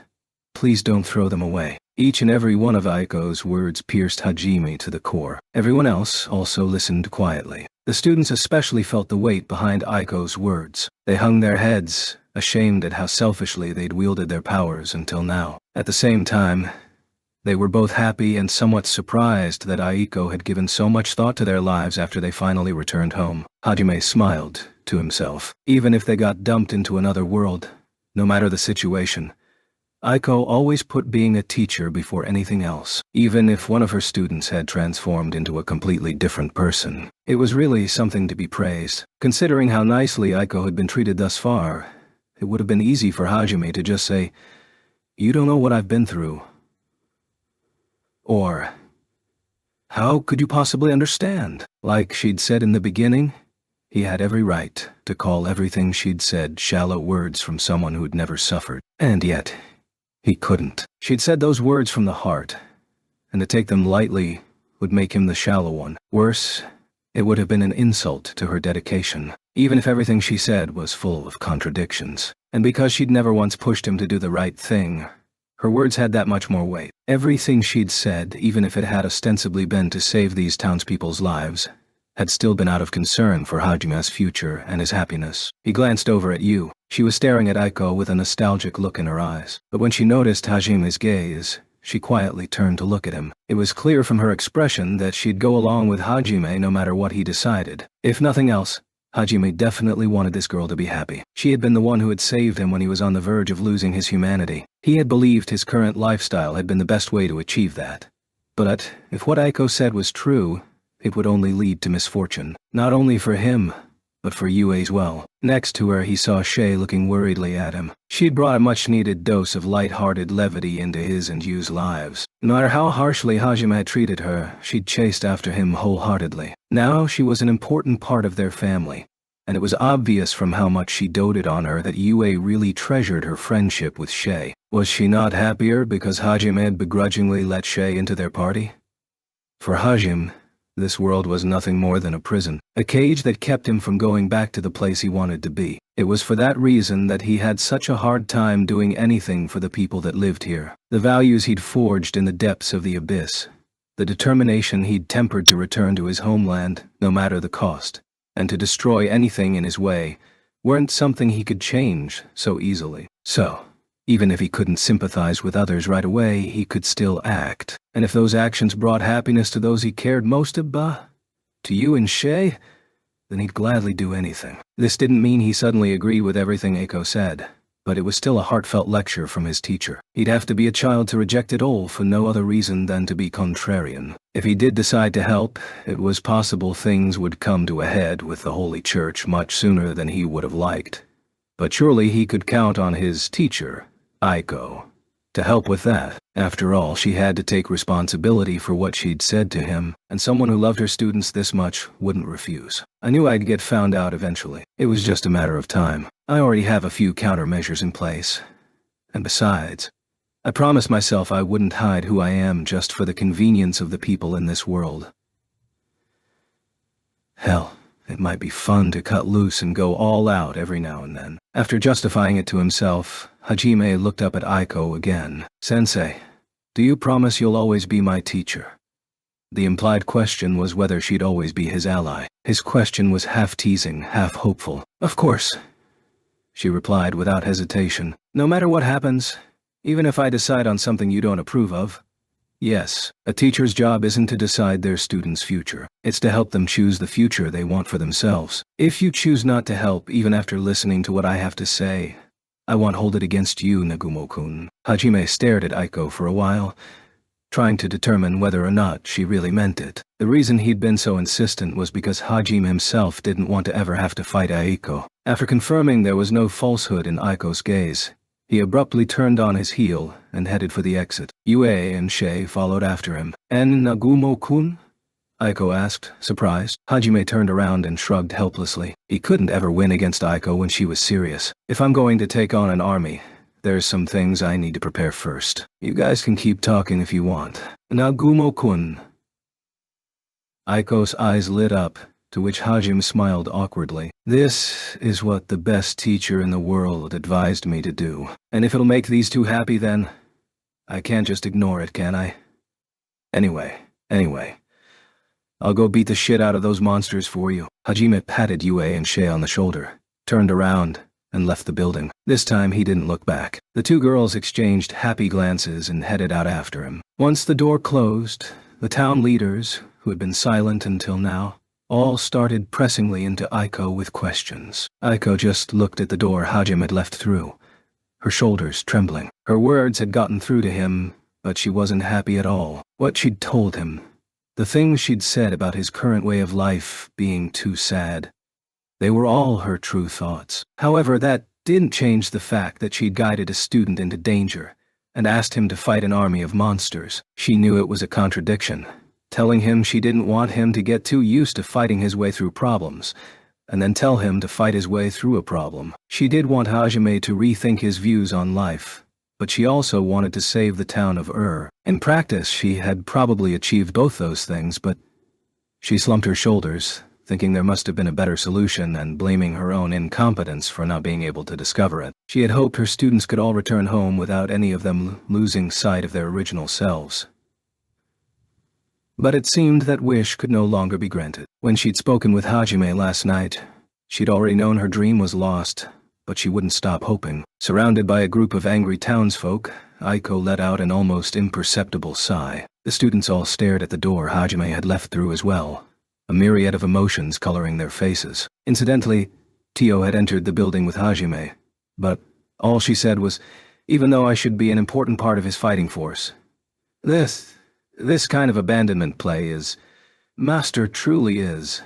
And so, everyone present completely ignored her feverish mutterings. The town of to its north were the northern mountain ranges, and to its west was the Urdia Lake. It was blessed with natural resources of all kinds, and was now protected by walls that hadn't existed the day before. Hajime had created those walls. He'd driven stiff around the perimeter, transmuting walls behind him instead of leveling the earth in front of him. As Hajime's transmutation radius only extended 4 meters past his point of contact, they were only about that high. Large monsters would have had an easy time climbing over them. They were basically a last-ditch effort made with the mindset of, well, it's better than nothing. However, Hajime had no intention of letting the battle even reach those walls. The citizens had all been made aware of the impending monster army invasion. Judging by their speed, Hajime guessed their vanguard would arrive by evening of the next day. Naturally, the town was in a state of panic. There were those that blamed the mayor and the other town leaders for letting this happen.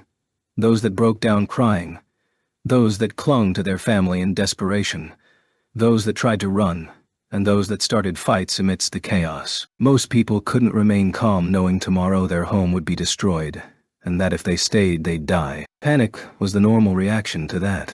However, someone managed to calm them down before the town devolved into full-scale rioting. That someone was Aiko. Taking the advice of the knights that had returned a short while ago, Aiko had stood up on a platform in the town square and spoken to the citizens. Her composed demeanor and overwhelming popularity helped her calm the citizens down to a reasonable level. In a way, Aiko Hatayama was more powerful than any hero. Once the people had been pacified, they naturally divided into 2 groups. Those that couldn't abandon their homes and were willing to share this town's fate, and those that were ready to flee and call for aid. A lot of people in the group that chose to remain insisted the women and children escape at least. They believed Aiko's words that the monsters would be repelled, and the men went around the town looking to see if there was any way they could help, while the women and children prepared to run. The town remained brightly lit deep into the night, illuminating groups of people crying as they parted with their loved ones. Those that were fleeing packed their things and left before the sun rose. It was high noon now, and those that remained were swapping between sleeping and working in groups. Most of those that remained did so because they believed their goddess and her friends would deliver them salvation somehow. That being said, they weren't just blindly praying. They too were doing everything they could to defend their home. Despite the fact that the town only had a fraction of its population left within it, it was livelier than ever. Hajime sat down in his makeshift chair atop the city walls and cast his gaze far into the distance. Yue and Shay were next to him as always. The 2 quietly sidled closer to him and watched him lapse into thought. Eiko, Yuka, the other students, Tia, Will, and David's knights walked up to the trio. Despite their noisy approach, Hajime didn't turn around. David raised his eyebrows in annoyance, but before he could say anything, Aiko spoke up. "How are your preparations coming along, Nagumo-kun?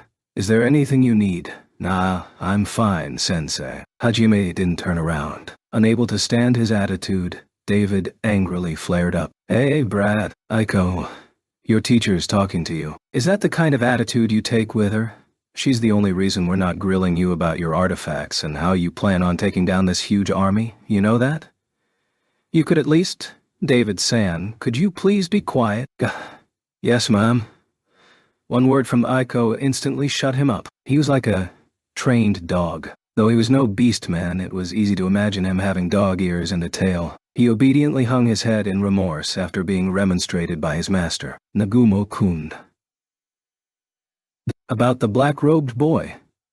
This was what Aiko had really come for. A pained look crossed over her face as she spoke. "You want me to find out who he is, right?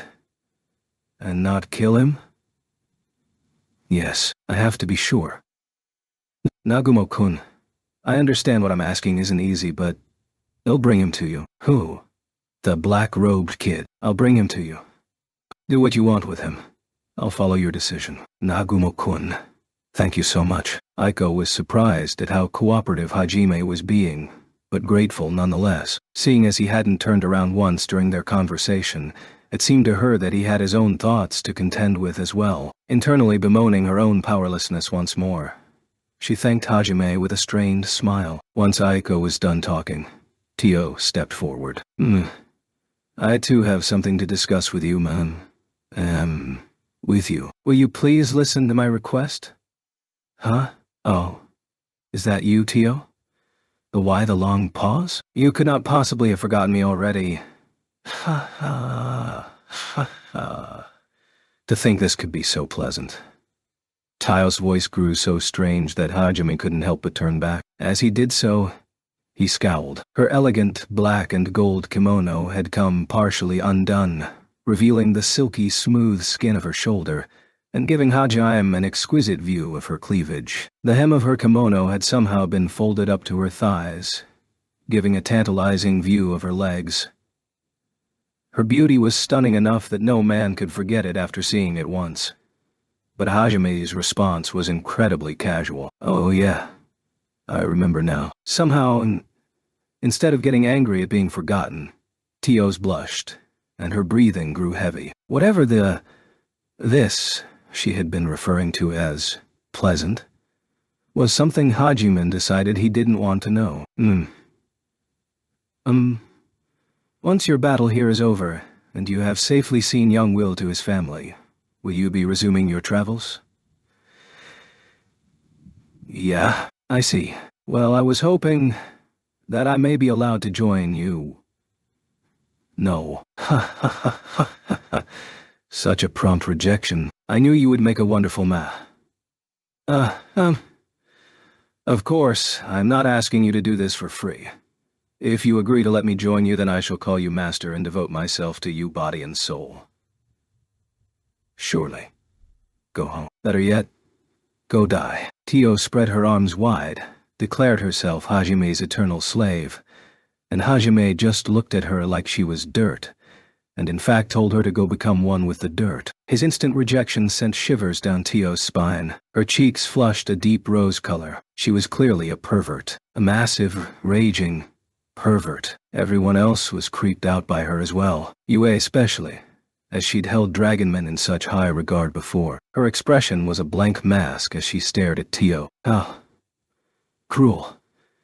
Even though you're the one who made me like this, you have to take responsibility for your actions. Everyone's gaze shifted to Hajime, a look of surprise on their faces. Hajime certainly couldn't allow his good name to be slandered like this, so he turned to look properly at Tio, a vein bulging on his forehead. He glared at her, waiting for her to explain. A scornful glare again? Well, you see, I am quite strong. Trembling under Hajime's gaze, Tio began explaining how she came to desire being his slave. Within my village, I am one of the strongest fighters. My endurance especially is far greater than the others. Even when someone did manage to get the better of me, they could never inflict any damage. As the knights were present, Tio omitted the fact that she was one of the dragonmen. It was only after I fought you that I first came to learn the true pain and humiliation that accompanies a real defeat. Your fists rocked me to the core, and your dirty fighting style left a lasting impression. You left my whole body aching and... Tio got excited telling her own story, and the knights, who didn't know the details, looked at Hajime as if he were a criminal. The way she told her story, it definitely sounded as if Hajime had raped her. How dare he be so violent with a lady? The knights thought. The reason they didn't give voice to said thoughts was because the lady in question didn't look very upset. In fact, she looked euphoric, leaving the knights confused as to how they should react. So, Hajime opened a new door of experiences for you? Verily so. I can no longer live without him. Disgusting. Yue's usually deadpan expression twisted into a frown. There wasn't an iota of respect left in her voice. Hajime was so creeped out that he unintentionally let his thoughts slip. Besides, Tio suddenly clenched her butt with both hands and said her next sentence in an extremely embarrassed voice. You took my first. Everyone's jaw dropped open as they stared at Hajime. Hajime's face cramped up and he shook his head in denial. I most definitely did not. I decided long ago that the only man I would consider being with would be one who is stronger than me. However, there was no one like that in my village. That was my first time. Being held down and humiliated, and then you did that to my mother. But You were so rough. I can no longer get married.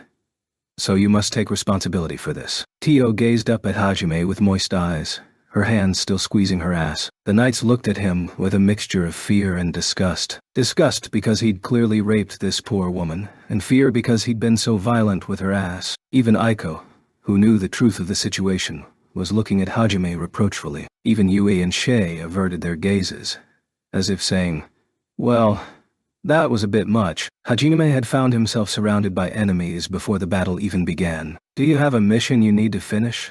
Isn't that why you left your village in the first place? Desperate. Hajime tried to plead his way out of the situation. Indeed, but fear not. My investigation shall be made even easier if I travel with you. Truly it would be killing two birds with one stone. I'm sure your travels will grow stressful at times. Would it not be wonderful to have someone to vent those frustrations on whenever you need to? You can be as rough as you like. Is this not a wonderful deal for you, my master? I can't possibly see how having a pervert join my party would be wonderful in any way. Tio clung desperately to Hajime, but he flung her away. That earned him the wrath of the knights, the disdain of Yuka and the girls, the jealousy of the boys, and a lecture from Aiko about not engaging in illicit sexual relationships. However, for some reason, Will was looking up at Hajime in awe. Around the time Hajime was growing tired of this farce, he sensed movement on the horizon and quickly grew serious. They're here. Hajime turned toward the mountains and looked off into the distance. They weren't visible to the naked eye yet, but Hajime's demon eye was receiving their images from his drones. The horde of monsters was large enough to bury the earth. There were Boltors, other humanoid monsters, massive black wolves 3 to 4 meters large, 6-legged lizards, pythons with needles growing from their backs, praying mantis-like things with scythes for arms, spiders with tentacles growing out of their engorged torsos, white serpents with horns growing from their heads.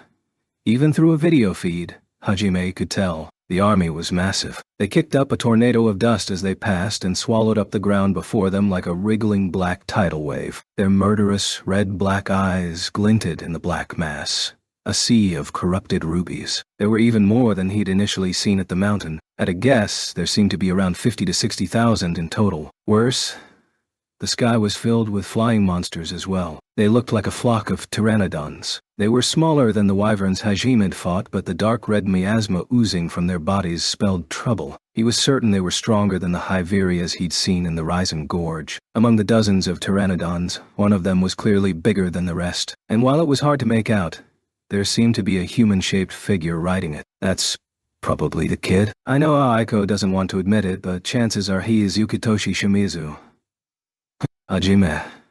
Hajime-san thought Yue and Shay tensed up, guessing from Hajime's sudden change in mood that the enemy was coming. He nodded to them before turning back to Aiko and the others who were looking around nervously. They're here, and there's more than I expected. They'll be at the city in 30 minutes. There's a little under 60,000 of them. There's a lot of different kinds, too. Their faces paled when they heard there were even more than they'd initially expected. They exchanged uneasy glances. Hajime jumped to the top of the wall and turned back to them, a fearless smile on his face. Don't look so worried, Sensei. A couple thousand more is no big deal. Anyway, like we planned, you guys man the wall in case anything slips past, though you probably won't have to fight. He spoke as casually as if he were on a picnic. Aiko squinted at his radiant confidence and responded to him in a worried tone. Okay, I know I'm in no position to say this since I'm the one who asked this of you, but please, stay safe. Should we really leave it all to him? It's still not too late to evacuate. The knights muttered amongst each other, then began heading back to alert the town. Aiko and the students turned to follow after them. They had only gone a few steps when Yuka stopped. She was staring at the ground, a conflicted expression on her face. Atsushi and the others stopped too when they saw Yuka wasn't following. Confused, they called out to her. However, Yuka didn't respond. Instead, she steeled her resolve and turned toward Hajime and the oncoming horde of monsters. Nagumo.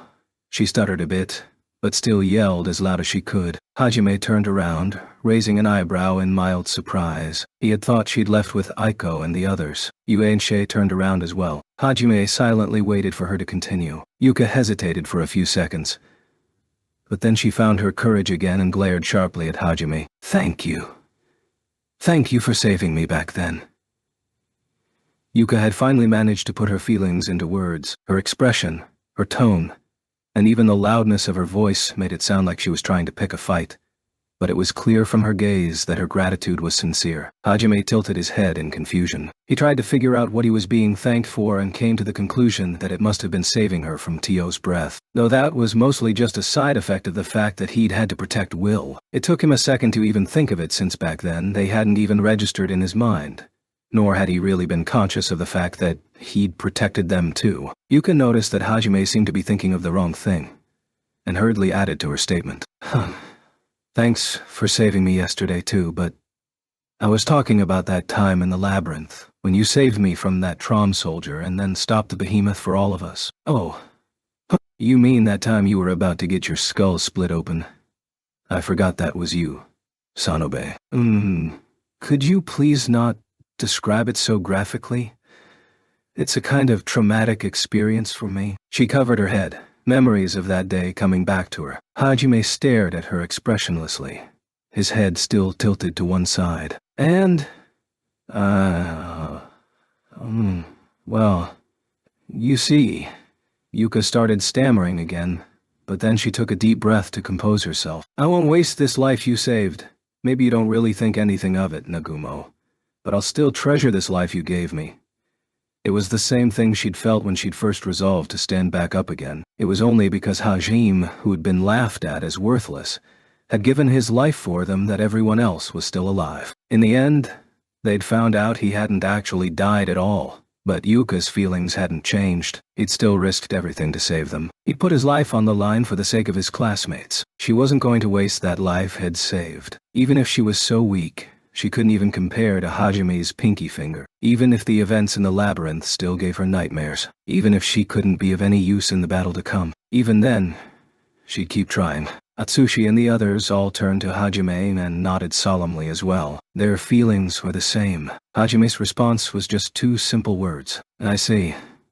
Then, he looked back to the monsters in the distance. Yuka couldn't even tell if he'd accepted her thanks, or if her resolve had meant anything at all to him. She simply stood there dumbly, unsure of what to do. Eventually she turned around and began heading back to Nana and the others. Hajime felt stares from both sides. He glanced both ways and saw Yunsei smiling at him. After how harsh Hajime's life had been since coming here, they were overjoyed to see this kind of warmth around him for once. They were also proud of how he'd done something that had left a positive impact on so many people. Hajime scratched his head awkwardly and looked over his shoulder to say one last thing to Yuka. Hey, Sanobe. Yes?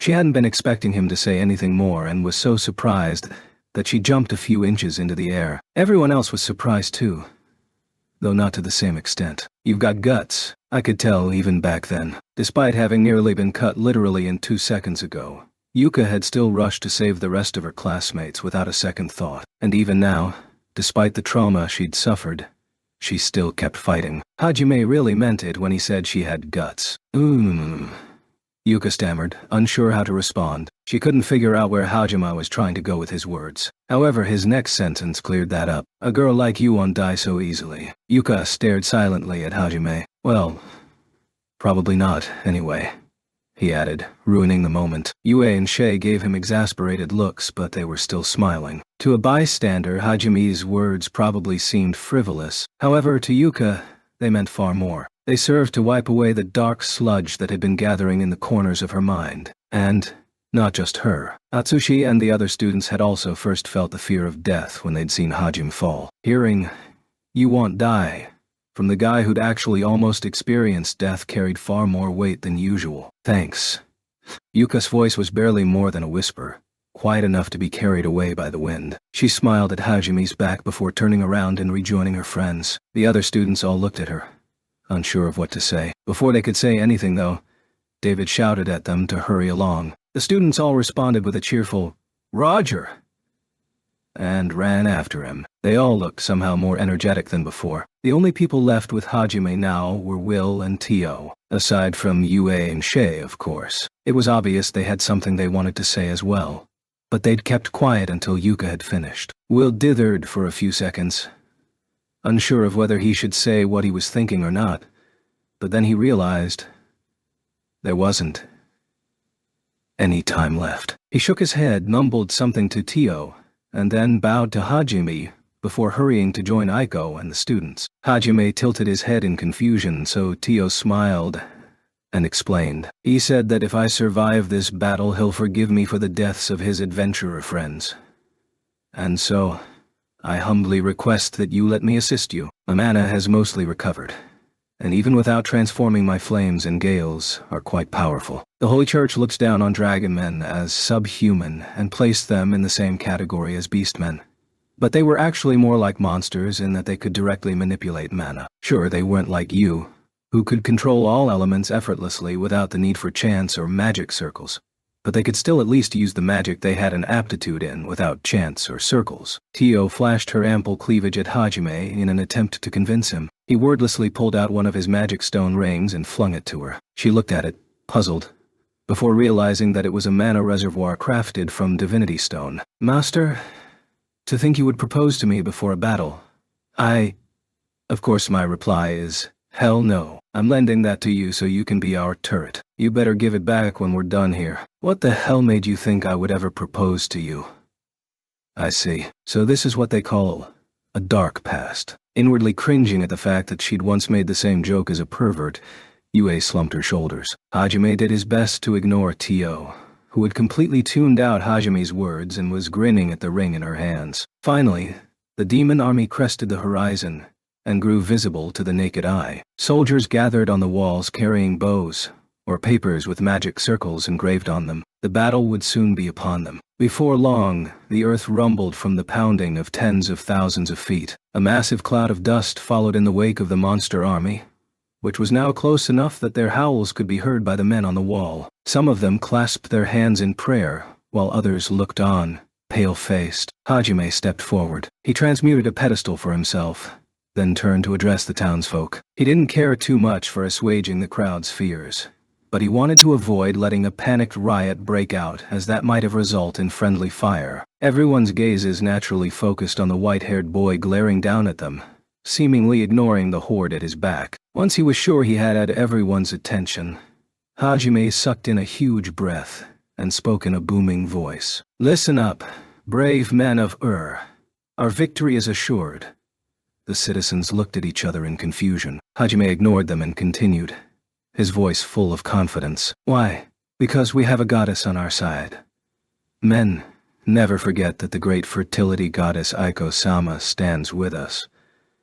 The people suddenly started whispering excitedly to their neighbors. Aiko, who had been guiding people from the rear as per her guard's instructions, suddenly turned around. So long as the great Aiko-sama stands with us, we cannot lose. She was sent to mankind by the heavens in order to lead us to victory and prosperity. And I am her sword and shield, an avatar born from her desire to protect the people.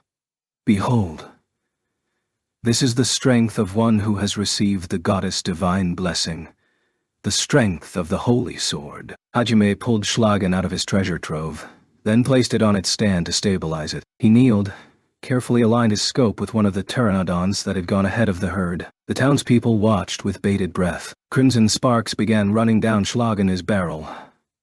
Within seconds the barrel was coated in a veil of scarlet, giving it a suitably ominous appearance. Then, Schlagen proved its fearsome appearance wasn't just for show. Bang! The thunderous noise gave the onlookers a huge start. A single red streak blazed through the sky. It raced toward the pteranodon faster than the eye could follow, like a spear thrust unleashed from God himself. The pteranodon never stood a chance. There wasn't even time for it to dodge. A bullet faster than sound, powerful enough to pierce through the toughest steel, and coated with a diamond-hard full metal jacket, ripped through the pteranodon flying a few kilometers away. The shockwave was so powerful that it shredded the nearby pteranodon's wings, sending them hurtling to the ground below. Hajime continued firing shot after shot without pause. The sky was filled with streaks of death, each one obliterating another pteranodon. He purposely avoided the huge one carrying the robed figure, but made sure the shockwave of his nearby bullet sent them flying back. The massive pteranodon lost one of its wings to the shockwave and spun to the ground with a piercing shriek. The robed figure atop it was flung off and flailed wildly as he hurtled to the ground. Hajime wouldn't have an opportunity to let Aiko meet with the robed boy until after he'd cleared out the monster army. So for now, he'd made sure he wouldn't be able to escape. Aiko would probably be horrified if she learned one of her precious students had fallen.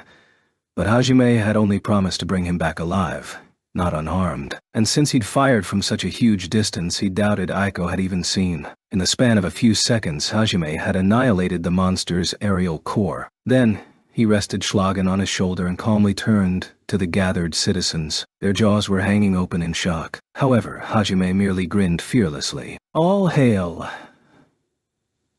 Aiko-sama. He raised his arms up triumphantly, extolling Aiko's greatness. A second later, all hail, Aiko-sama. All hail, Aiko-sama. All hail, Aiko-sama. All hail, Aiko-sama. All hail our goddess. All hail our goddess. All hail our goddess. All hail, hail,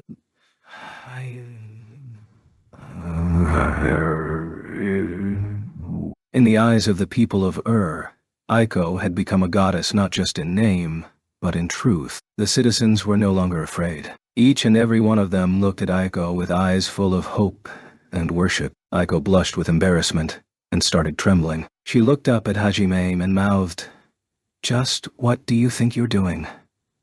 Hajime, however, just shrugged nonchalantly and turned back to the oncoming army. He'd had his reasons for hyping Aiko up so much. Firstly, to increase Aiko's influence so that she would be more useful when the Holy Church in Hyli turned against him. He had no doubt that they would feel threatened by his overwhelming might and seek either to use him or to bury him. And at that time, Aiko would surely turn against them for his sake, like she had before for her traumatized students. And with this incident, her fame as a holy goddess would spread. Even without Hajime promoting her anymore, rumors would spread. Thus, Aiko would soon be more than just a useful tool for the Holy Church. She'd be the common people's idol. Neither the Holy Church nor the king would be able to move against her for fear of inciting revolt. Furthermore, her leverage over the nobles and clergy would be massively increased. Secondly, this way the townspeople wouldn't be afraid of him for displaying godlike strength. They'd believe he was some kind of soldier sent by their goddess, turning their fear and suspicion into relief and trust. So, even when the Holy Church turned against him, he knew there'd be people willing to help him all the same. Hopefully. Thirdly, as it was his teacher who had convinced him to do this, he wanted her to share in the responsibility of what she'd started. Lastly, and most importantly, this had been the only way he could think of to avoid starting a full-scale panic. It was possible there might have been better solutions, but there wasn't enough time to think. He had no doubt she'd scold him for this later, but this benefited Aiko too. Not only that, but this was a direct consequence of her own actions. Or at the very least, that was how he was going to put it to her before making his escape and leaving her to deal with the aftermath. The townsfolk's cheers were almost loud enough to drown out the roars of the oncoming monsters. Hajime could feel Aiko glaring angrily at him, while David remarked, "What do you know? The brat gets it after all." He ignored them all and returned Schlagen to his treasure trove, pulling out 2 massive Gatling guns, Metzelais, in its place. Then, he put one on each shoulder and stepped forward. To his right was Yu, and to his left, Shay. For this fight, he'd lent her his rocket launcher, Orkan. To Shay's left was Tio, who was still enamored by the ring Hajime had given her. The army hadn't slowed at all when Hajime had shot down the Pteranodons, and it was closing in rapidly. 4 people stood against an onslaught of 60,000s. It was so ludicrous that it didn't seem real. Hajime glanced over at Yu. She looked up at him and nodded. He then turned to Shay. She too nodded confidently, her bunny ears standing at attention. Finally, he ignored Tio. A faint smile played on his lips as he stared at the oncoming horde. He then casually spoke the words that marked the beginning of a grand slaughter. "Let's get to it then." What the fuck? What the fuck is going on? The black-robed boy, Yukitoshi Shimizu, huddled in the far back of the monster army. He'd hurriedly dug himself a makeshift trench and hidden behind as many defensive barriers as he could muster. The earlier annihilation of his pteranodons and the current rout of his army had left him cowering in fear. True, the sudden shock had left him speechless, but he was still cursing profusely in his mind. As Aiko had suspected, the mastermind behind this monster army was indeed her missing student. Thanks to a chance encounter he'd had in the mountains, he'd made a promise to wipe out the city of along with Aiko and her guards. However, what should have been an easy victory had quickly turned into a veritable hellscape. Even now, his massive army was being torn apart like it was nothing. Ta-ta-ta-ta-ta. Ta-ta-ta-ta-ta-ta-ta. Innumerable red streaks dyed the sky crimson, each one heralding a death sentence for one of his monsters. Each lance of light pulverized another monster, regardless of its strength, race, or abilities. Without even an opportunity to resist, his army was quickly being reduced to a mountain of corpses. Hajime's guns fired 12,000 rounds every minute, making him the very incarnation of death. Worse, every bullet packed such a huge punch that it pierced through enemy lines, killing dozens. The pierced monsters were hit so hard that they ignored the laws of motion. Instead of being blown back, they just exploded into chunks of flesh. The monsters fled wildly in every direction, scrambling to get out of the line of fire, but Hajime simply fanned his two missile eyes out in either direction, letting none escape. The barrage was so fierce that Hajime was more like a mobile fortress than a person, and none of the monsters could even get close. They died by the hundreds, leaving behind heaping mountains of dismembered flesh from which rivers of blood flowed.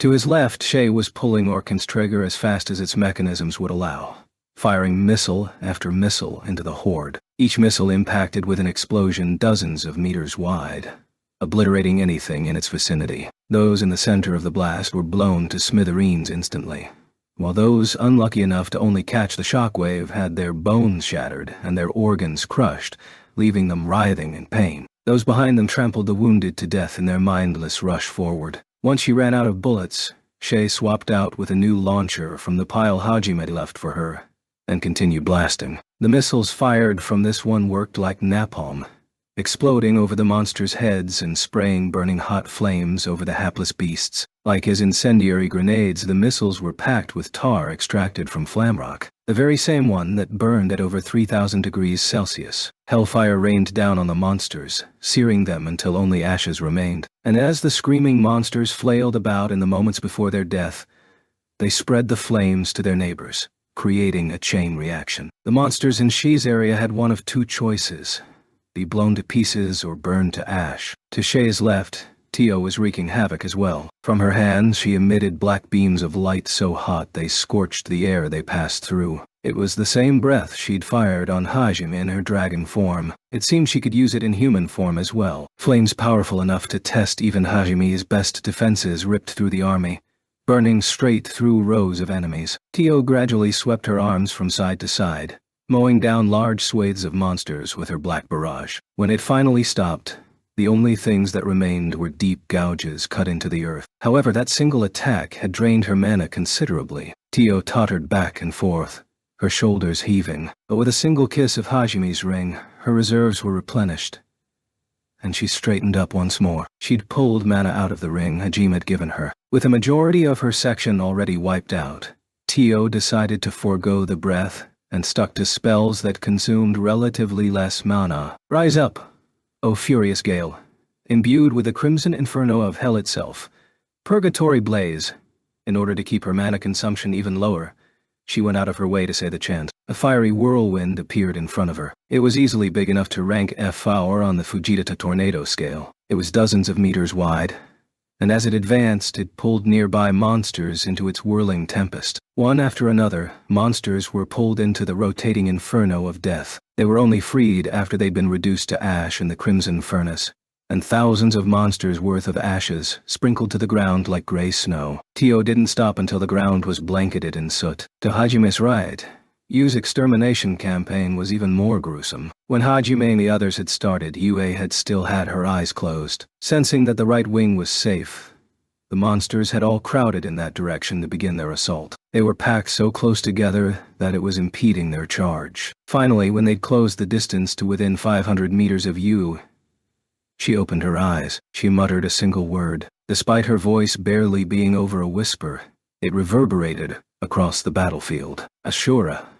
Thus, that was the trigger for her spell. A spell that incorporated the gravity magic she had inherited from Milady Ryzen, powerful enough to influence the universe. It was such a difficult spell to master that even Yu, a vampire princess gifted with godlike talent in all areas of magic, needed time to build up the mana to cast it. A sphere of darkness appeared above the monsters, similar to the one she'd summoned when fighting Tio. However, unlike that sphere, this one started morphing. It stretched and stretched until it surrounded a section of the monster army on all sides. Then, once it had blocked out the sunlight and trapped the monsters, it fell. The simplest way to explain what happened next was that the monsters and the ground they were standing on just vanished. To the people of who were watching the battle from the safety of the city, that was certainly what it looked like. What had actually happened wasn't much more complicated than that. The pitch-black blanket had fallen atop the monsters, crushing them under an immense weight that had created a crater 10 meters deep. Without even a chance to comprehend what had happened,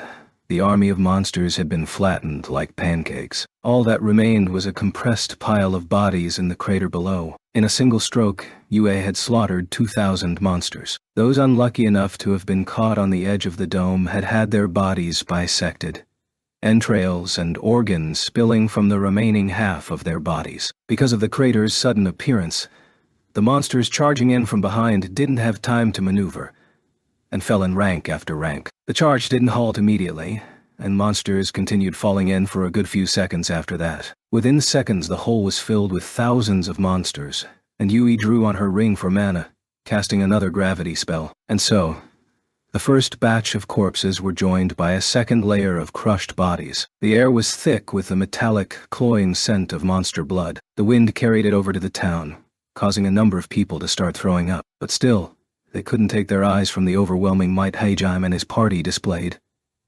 Cheers of triumph rang out across the town. David and his knights were staring dumbfounded as they watched the carnage unfold. Yuka, Atsushi, and the other students felt conflicted when they realized just how big the gap was between their power and Hajime's. At first they'd been pumped to help him defend the town, but they soon realized they were just like the townspeople, simply being protected, and by the same kid who they'd all bullied for being worthless. There were a lot of complicated feelings bottled up there. Aiko was simply praying for Hajime and his friend's safety. At the same time, she finally realized the full implications of what she'd suggested.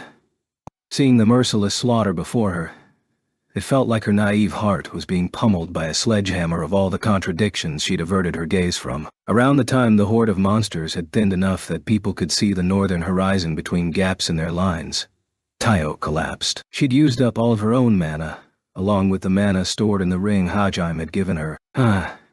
It seems this is as far as I go. My apologies. I cannot muster a single fireball more. Tio fell to the ground face down, but mustered all of her strength to look up at Hajime. Her face was deathly pale as she apologized. It was obvious she'd used up everything she had. That's good enough. For a pervert, you're pretty strong. Leave the rest to us. And rest. You're so kind, master. I was certain you would insult me. And yet, though, sprinkling a few compliments in between insults is certainly enticing. Can I expect even harsher treatment from now on? Go to sleep and never wake up. Tio's exhausted body tingled with excitement. Despite being white as a sheet, her expression was ecstatic. Hajime shook his head in disgust, then turned back to the hugely diminished swarm of monsters. There couldn't have been more than 8,000 to 9,000 left. The army had been well and truly decimated, and yet the monsters continued charging mindlessly. Or rather, a portion of the monsters were still mindlessly commanding the remnants to charge. Most of the monsters had completely lost the will to fight, but they still dutifully followed their leader's orders to charge. It had taken their numbers to be thinned this much for Hajime to notice. In her initial explanation, Tio had speculated that the robed boy had only brainwashed the leaders of each monster race's respective tribes, and had them control their clans. From the looks of it, her hypothesis had been correct. That was a very efficient way of gathering troops. Even someone with overpowered skills like Yukitoshi, who had been able to brainwash a dragon man like Tio, would have been able to gather so many monsters in such a short time. That meant the fastest way to bring this to an end was to simply cut down all of the leaders, whose movements had already been dulled by the fact that they were brainwashed. With their commanders gone, the monsters would return to following their instincts and flee in the face of Hajime's devastating might. Hajime looked down at his two Metzelais. Both of them were smoking from the barrel. It was clear the cooling system was starting to fail. If he pushed them any harder, they'd overheat. They were more or less at their limit. Of course he could always repair them later, but as complex as their machinery was, it would take time. It wasn't exactly something he could do on the spot. It seemed smarter to just change tactics and weapons. Yue, how much mana do you have left? About 2 rings worth. Gravity magic takes more than I thought. I need more practice. You already took down 20,000 on your own. I'd say you're doing pretty well. I'm gonna try and pinpoint specific targets from now on. So just back me up, okay? Yue managed to grasp the entire situation from Hajime's brief explanation and nodded. They really were perfectly in sync. Satisfied, Hajime turned to Shay. Shay, can you tell them apart? There's the controlled ones that feel like Tio did. And then the scaredy cat ones, right? Scaredy. Yeah, pretty much that. The controlled ones are probably the leaders of each unit. If we can just get those, the rest of the monsters all flee. Oh, good. I was starting to run out of bullets, so I wouldn't be able to keep this up much longer anyway. Yeah. Is it just me, or have you gotten a lot more fierce recently? Of course I have. Who do you think I've been hanging around all this time? Shay grinned at Hajime, who smiled somewhat kindly back, but there was no time for sentimentality on the battlefield. Hajime quickly put his Metzelese back into his treasure trove and pulled out Donner and Schlag. At the same time, Shay threw down her Orkan and unslung Drucken. There were about 100 leaders left. Their manipulator was probably worried about losing control of the few remaining monsters he had left, so it kept them near the back. With Tio down for the count, and both Hajime and Shi's heavy weaponry no longer in play, the monsters finally saw their chance. They charged forth with renewed vigor. In order to open a path for the duo, Yue cast another one of her spells. Tragic thunder. Dark clouds appeared in what had been a clear sky seconds before, crackling with electricity. Seconds later, a dragon composed of lightning descended from the heavens with a thunderous roar. It swept across the monster army vanguard, its gaping maw vaporizing anything unfortunate enough to be caught in its path. The monsters faltered, their charge broken. Let's go, Shay. Aye, sir. Hajime and Shay dashed through the gap. Hajime sped forward with supersonic step, firing Donner and Schlag non-stop. Tanti.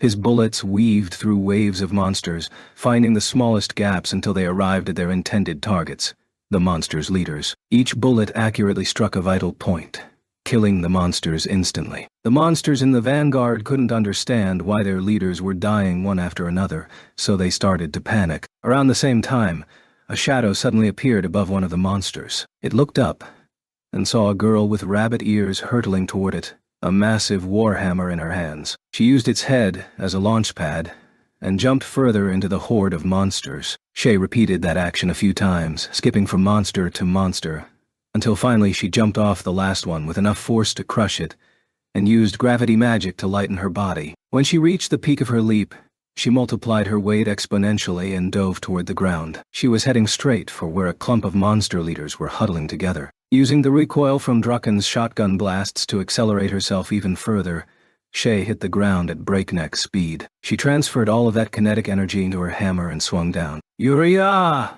Drucken slammed into the ground with the force of a meteorite. The ground trembled as if an earthquake had just occurred, and massive shockwaves spread out from the point of impact. The Boltor that had been struck directly by the hammer was crushed to a pulp, chunks of its flesh flying in every direction. After a long flight, they fell to the ground. All that awaited them now was a slow decomposition, and a return to the earth from which they came. The monsters that had been nearby suffered a similar fate. Nearby rocks and boulders had been sent flying from the force of Drucken's impact, and they blew through the nearby monsters, shredding them. Shay hefted Drucken out of the ground and dashed for another group of leaders. Naturally, the monsters weren't just going to stay idle and let Shay have her way with them. They crowded around her, hoping to overwhelm her with numbers. You're going to need more than that. Shay pressed a lever, extending Drucken's handle by a good meter, and then used Drucken's shotgun recoil to start spinning like a top. The massive hammer, backed by centrifugal force, sent the monsters flying. No Boltor was spared her wrath. A single dainty-looking girl was knocking monsters around like ping-pong balls with a hammer several times her size. It was completely surreal. Shay completed one full rotation, reset her stance, and started heading to the next group of leaders once more. But before she got very far, her sensitive ears picked up the sound of something rapidly approaching from her right. She calmly swung Drucken around, turning with her swing. Wah. However, the four-eyed black wolf that had come charging at Shay had predicted her attack and stopped just in time to avoid getting blasted away by Drucken. Normally, monsters would charge the moment they saw an opening. Shay had expected this wolf to be no different, and so focused her body strengthening on her leg, aiming a kick at the wolf's head. However, it acted contrary to expectations. Wah wah.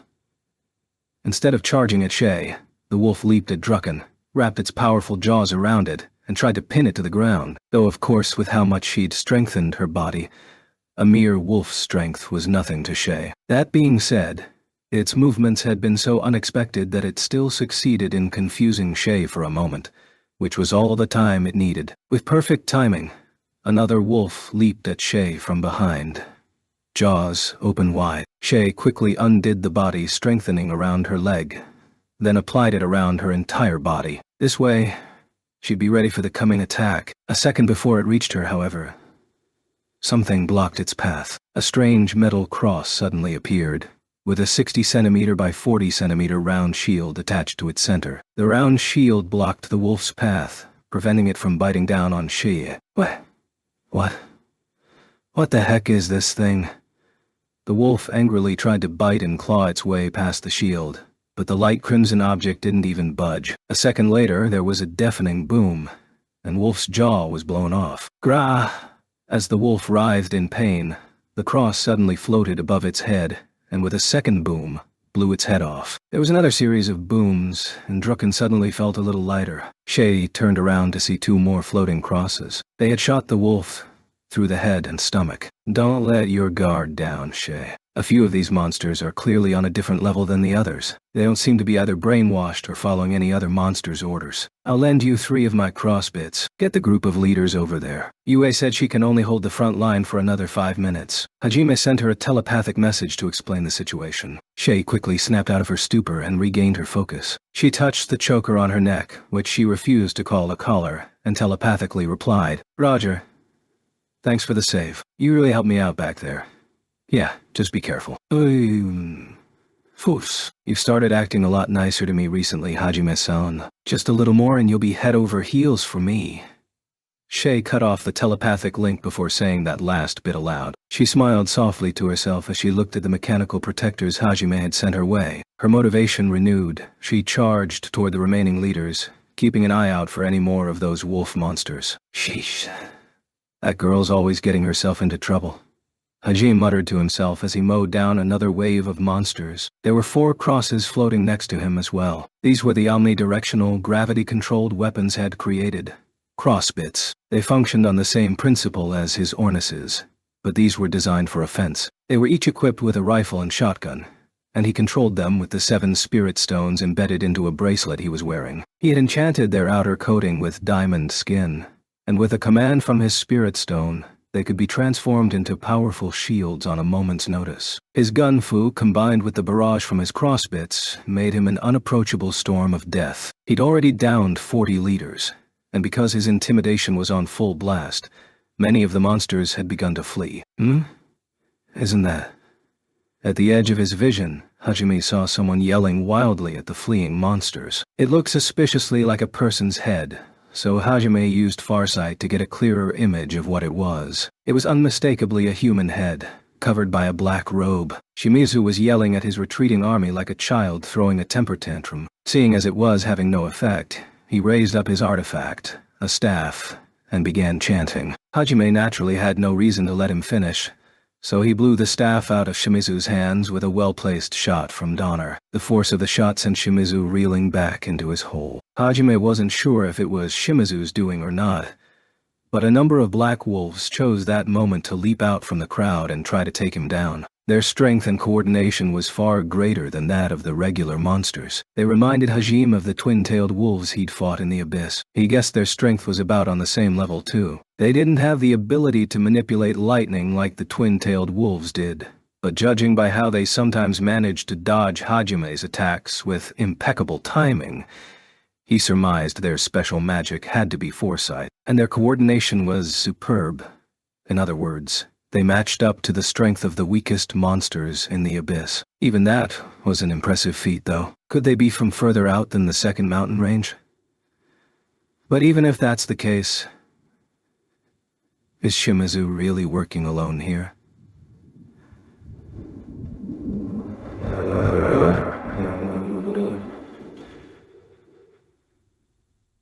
Hajime put those thoughts in the back of his mind. Right now, he needed to focus on the enemy in front of him, and so he switched his attention from the monster leaders to the 12 black wolves leaping at him. He spun in a circle, firing Donner and Schlag in all directions to try and shoot down the coordinated pack surrounding him. Seeing he knew they'd dodge his initial barrage with foresight, he used foresight himself to aim for where he expected them to be after dodging. Some of them managed to dodge even that, though, which surprised him. It seemed that, like the twin-tailed wolves, they had a crude form of telepathy that allowed them to exchange information during battle. In the split second it took Hajime to reload, one of the remaining wolves leaped at him from behind. However, one of his crossbits slammed into it from above like a guillotine. Another one tried to use its downed comrade as a stepping stone to leap at Hajime, but he blew it apart with a shotgun blast from his artificial elbow. The rest tried to surround to Hajime, but with a concentrated burst of fire from the remaining two crossbits,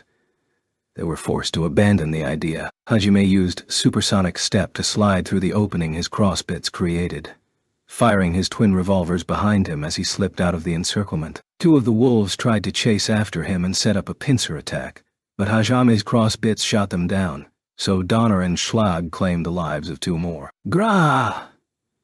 Another one of the wolves was hit by one of the monsters that had been blown back and hurtled toward Hajime. Hajime dodged to the side, killed the monster coming his way, and blew the head off the wolf that was tangled up with it. He then rolled to his feet, only to find a wolf inches from his face, maw open wide. It had picked the perfect time and place to attack, almost as if it had known where he would be. Anyone watching would have been certain Hajime had been bitten. However, Hajime swayed a little, and the wolf's teeth clamped down on empty air. He had somehow moved a step back in the span of an instant. He then pressed Schlag into the wolf's stomach and fired. The remaining wolves all leaped at him, but for some reason every time they closed in, Hajime would suddenly be in a different spot, and every time Hajime would shoot them down from point-blank range. It looked almost as if the wolves were mistiming their own attacks, which in actuality they were. Hajime was using the derivative skill Illusion Waltz to confuse their senses. It was a derivative skill of hide presence, which left a decoy presence in the spot Hajime had been standing in for a few seconds while hiding his real presence, because it looked like he was still there.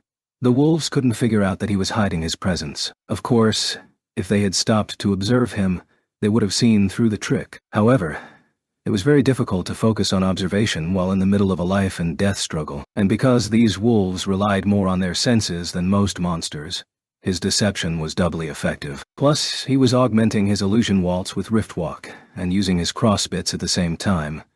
So wolves, even as strong as the ones in the abyss, would never have a chance to even touch him. And so, in less than a minute, Shimizu's trump cards had been annihilated without so much as putting a scratch on Hajime. With the wolves out of the way, Hajime sent his crossbits out to finish off the remaining monster leaders. From the images his other crossbits were sending him, Shay would be done with her side shortly as well. Meanwhile, Yue's Draconic Thunder was keeping the remaining monsters at bay. In another 2 minutes they had successfully eliminated all of the brainwashed monsters they could find. After he was sure there was no one else left, Hajime sucked in a huge breath and let out a mana-laced roar of epic proportions. Ah.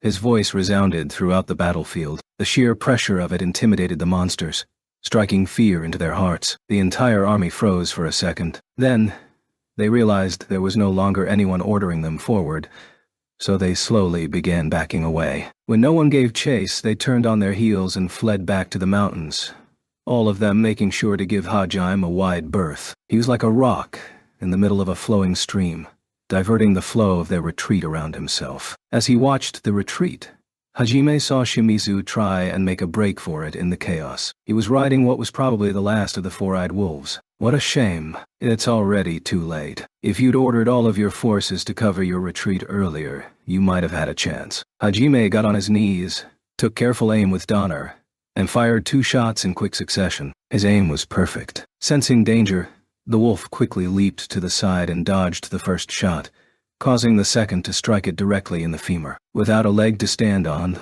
the wolf collapsed to the ground, throwing Shimizu off. With how high his stats were, the fall didn't cause any real damage to Shimizu, so he instantly got back up. He ran over to the wolf and started yelling something.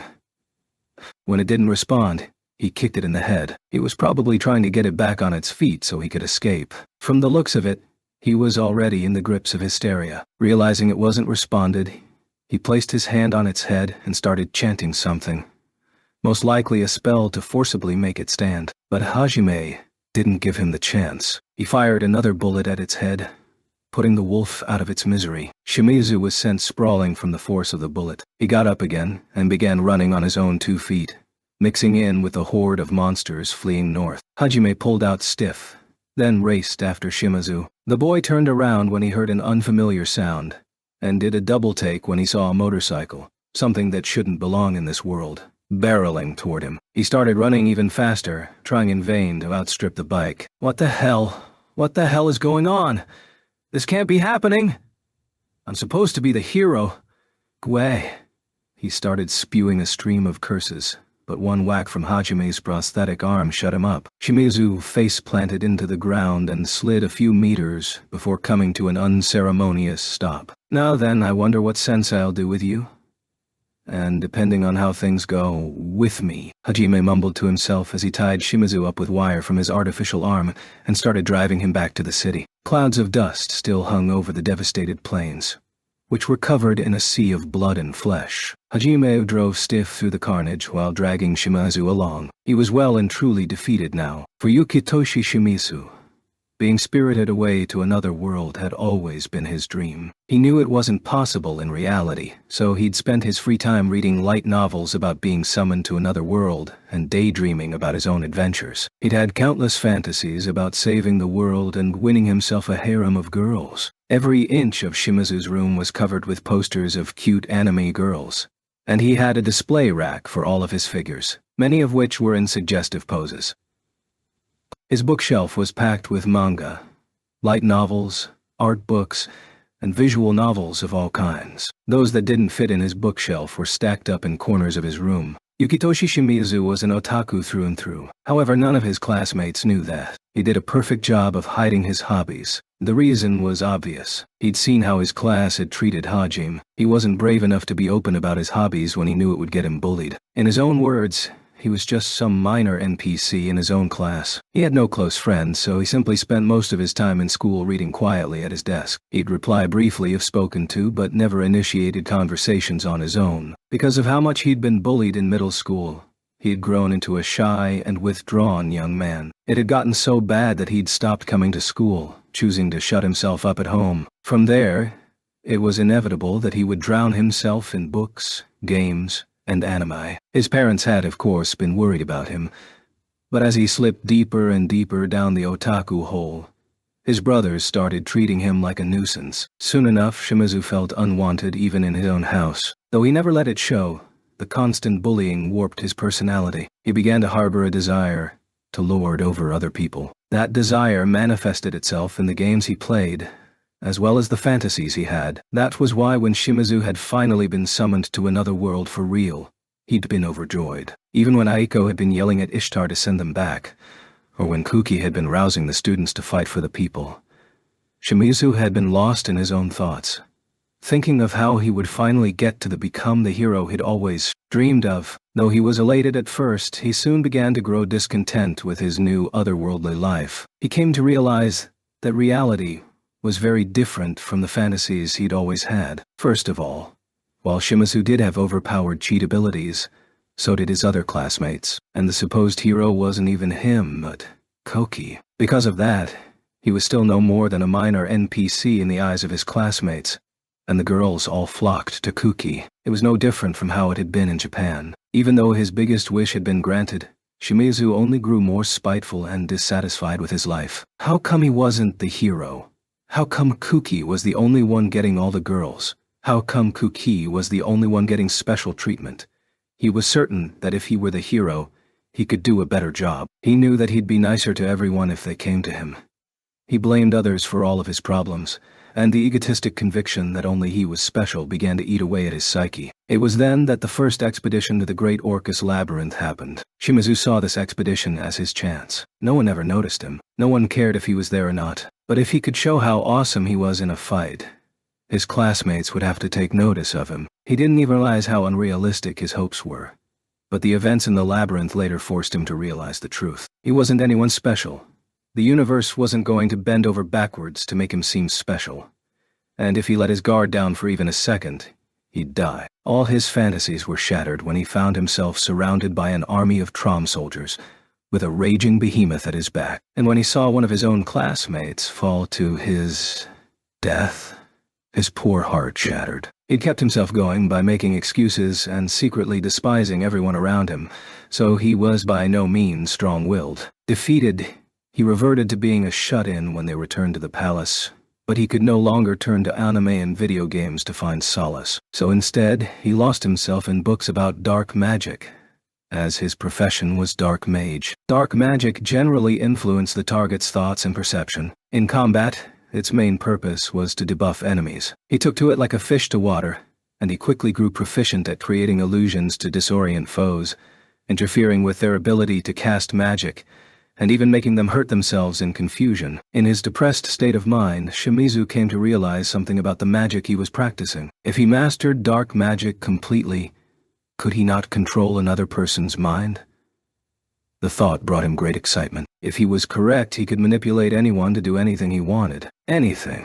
That twisted thought took root in his mind. From that day, he devoted himself utterly to the study of dark magic. However, things didn't go as well as he'd hoped. He learned that creatures with high intelligence, like humans, couldn't be brainwashed unless he spent a day or more continually casting magic on them. This also required them to not resist at all. Of course, most people would react if someone tried to cast a spell on them. This meant he'd need to find a way to put his target to sleep for long periods of time if he wanted to control them. Trying to hide for hours at a time to cast a spell on someone was, physically and temporally, impractical. Furthermore, the risk of being discovered was far too great, so he'd been forced to give up on brainwashing people. As he'd been despairing, he'd suddenly remembered the reason they'd been summoned in the first place was because demons had started taking control of monsters. Monsters were far more instinctual than humans, who had a much stronger sense of self, which meant brainwashing them wouldn't be as hard. In order to confirm his theory, he'd snuck out of the capital every night to experiment on the weak monsters found in the nearby plains. He'd found that brainwashing them was far easier than brainwashing a person, though it was only easy to him because of how much natural talent he'd already possessed. According to Ishtar, normal humans would have to spend their whole life to take control of one or two monsters. Once he was certain of his abilities, Shimizu started craving stronger monsters to place under his control. However, he would feel embarrassed if he asked to join Kuki's party now after all this time. As he was worrying about what to do, he heard about how some of the students were going to form an escort party to guard Aiko. He figured if he went with them, he'd be able to find some pretty strong monsters during his travels. That was why when Aiko and the others had come to he'd disappeared and headed to the mountains to make more monster puppets. When he next returned, it would be at the head of a great monster army, and everyone would finally give him the respect he deserved. Originally, even with his outstanding affinity for dark magic, and even if he'd focused only on the leaders of each tribe, he wouldn't have been able to control more than 1,000 or so, and he wouldn't have been able to control monsters any stronger than a Boltor. However, thanks to the assistance of a certain individual, along with the stroke of fortune that had let him control Tio, he'd been able to command monsters from as far away as the 4th mountain range. He forged a contract with said individual, who then started sending him more reinforcements every day. All that power finally corrupted him. Convinced that he actually was special, he waited for an opportunity to unleash his might on However, he was handily defeated by Hajime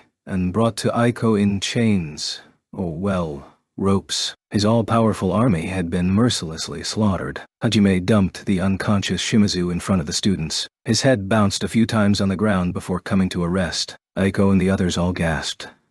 When she'd seen Hajime dragging Shimizu back, she'd waited for him outside the town walls. The only people present at the moment were Hajime, Tio, Shay, Yu, Will, the students, Aiko, David and his guards, and a few of the town's most important people. If they'd brought the culprit into town, Hajime had no doubt it would have caused an uproar, so he'd met them all here. The mayor and many of the other town's prominent figures were busy dealing with the battle's aftermath. Eiko hesitantly walked up to Shimizu, who was still unconscious. The fact that he was wearing a black robe, and that Hajime had taken him directly from the battlefield, proved his guilt. She hadn't wanted to believe it, but now she had no choice. Eiko looked down sadly at Shimizu and shook him to wake him up. Eiko.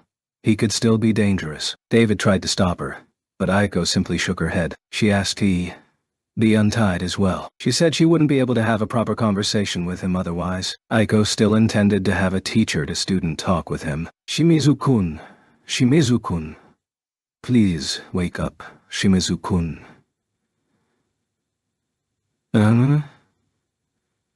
Finally, Shimizu regained consciousness. He gazed around with unfocused eyes. A second later, he realized where he was and came to himself with a start. He tried to stand up, but the concussion still hadn't worn off, so he fell back to the ground. Terrified, he tried to crawl backward. His eyes darted from one person to another, his expression a mixture of wariness and fear. Please calm down, Shimizu-kun. No one's going to hurt you. I just want to talk to you. Why did you do something like this?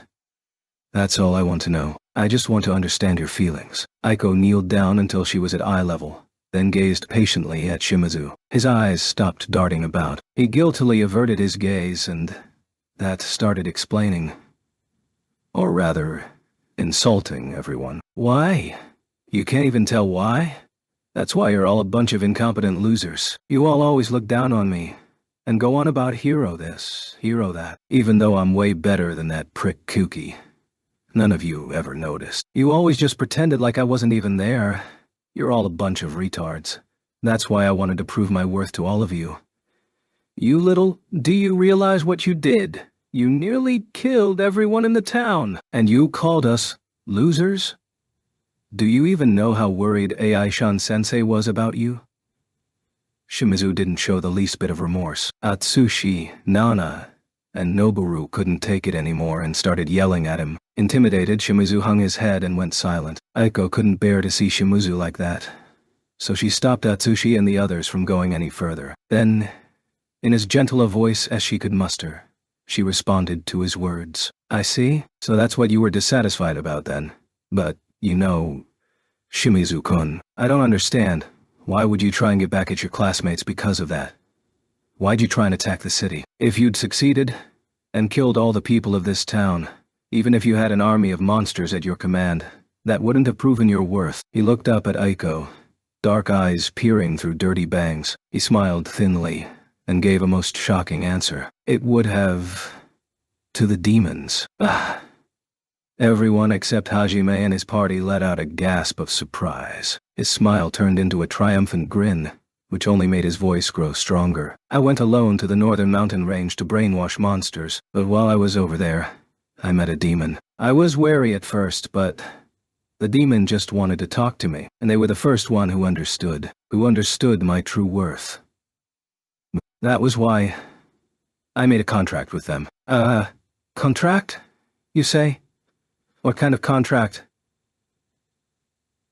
Eiko was shaken at the fact that one of her own students had made a deal with the enemy. But more than that, she was furious. She was convinced it was the demon that had led her student astray. However, Shimizu simply grinned maniacally and gave the most disheartening answer she could have possibly heard. Contract.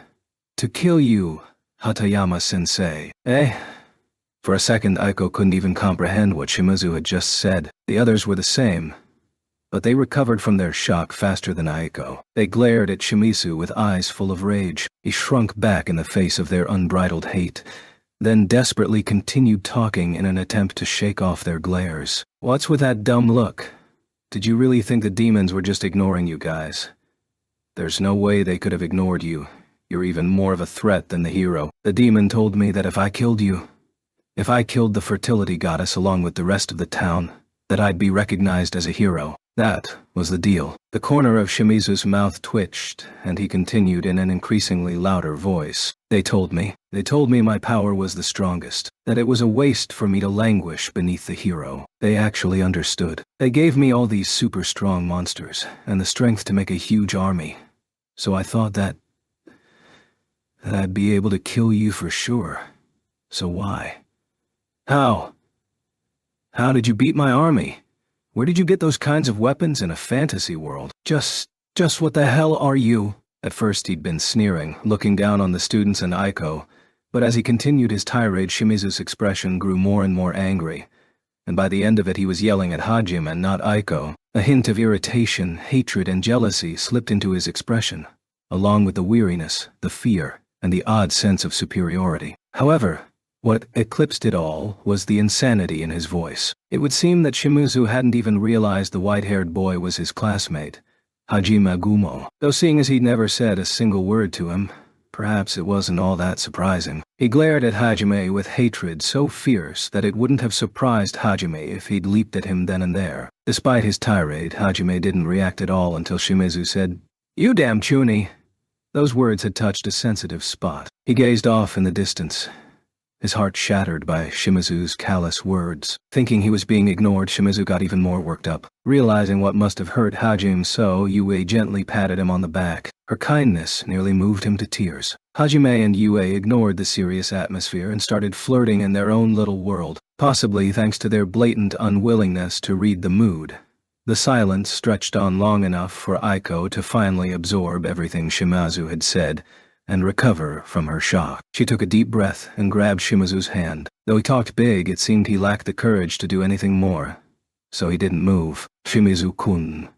Toi, just calm down." "What the fuck? Get away from me."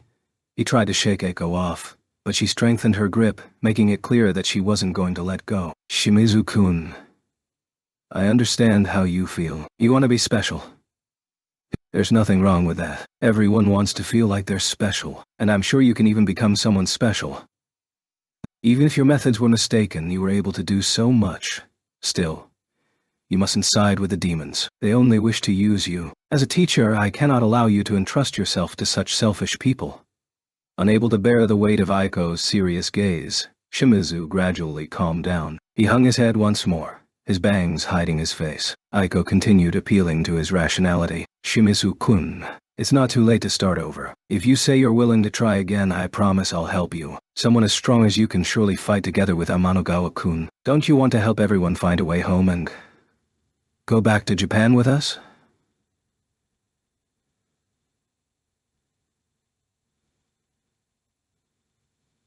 Shimizu quietly listened to Aiko, but his shoulders were trembling. Everyone thought he'd been so moved by Aiko's speech that he was crying. In fact, Yuka, who was the most stoic person among their classmates, was already weeping. That was how heart-wrenching Aiko's speech was. Sadly, reality was cruel to them on that day. Aiko moved closer to pat his head, when suddenly Shimizu tightened his grip on Aiko and pulled her forward. He then wrapped his arm around her neck and started squeezing. He pinned her arms behind her back and pulled out a short, 10-centimeter needle from somewhere and pointed it at her neck. "Nobody move. Move and I stab her." He tried to sound threatening, but he came across as hysteric. His mouth was twitching, and he glared at Hajime with eyes full of madness. The reason his shoulders had been trembling before was because he'd been trying to hold in his laughter. Aiko desperately tried to peel Shimizu's arm off her neck, but to no avail. Everyone froze, unwilling to risk Aiko's life on a rescue attempt. Shimizu was crazy enough at this point that they believed he'd do it. Everyone started talking at once, screaming at Shimizu, or worriedly calling out Aiko's name. It was then that Hajime and Yue finally came back to reality. He'd been fretting about his over-the-top appearance this whole time, and was surprised to come back to see Aiko being threatened. "Huh? When did all this happen? This is a poisoned needle I took off one of the monsters in the mountains. One prick and she's dead. So, if you don't want your precious teacher writhing on the ground, drop your weapons now! All of you!" Everyone's faces went pale. Shimizu grinned, then turned to look at Hajime. "Hey, you damn chuny bastard. You, no, not the person behind you, you. Are you making fun of me, you fucker? Keep this up and I'll stab her. Hurry up and give me your gun. Your other weapons too! Still trying to escape from reality, Hajime turned around, as if Shimizu was talking about someone other than himself. However, it didn't work, so Hajime turned back around with a frown. Despite the tense atmosphere, Hajime seemed unruffled. His nonchalant attitude irked Shimizu to no end. Thinking he was being looked down upon, Shimizu completely lost it. Still hysterical, he demanded Hajime hand over his gun. Hajime looked at Shimizu with eyes cold as ice. You say that, but if you don't kill Sensei, the demons won't accept you, so you'll have to kill her eventually anyway, right? In that case, what point is there in me handing my weapons over? Shut up! Shut the fuck up! Shut up and give me everything you have. Retards like you should just listen to what I say. Oh, yeah. Hey, why don't you hand me that slave while you're at it? Bring her to me! Shimizu's screams were nearly incoherent. He'd been driven so far into a corner that he could no longer make rational decisions. Shay shivered when he looked at her, looking back at him with eyes full of disgust. You can tell me to shut up all you want, but you're still a loser. Hey, Shay, don't hide behind me just because he creeps you out. You're just gonna make him more mad. But he's so disgusting. Just looking at him makes me sick. See? Look at all these goosebumps.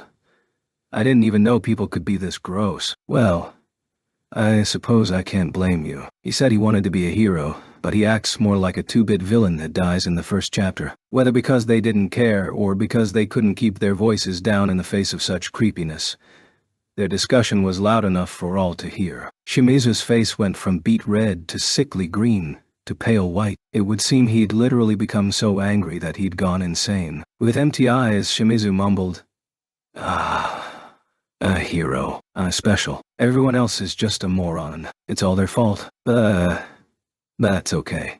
Because everything worked out. Because I'm a hero. Because I'm special. Then suddenly, he started laughing deliriously. Shimizu-kun, please.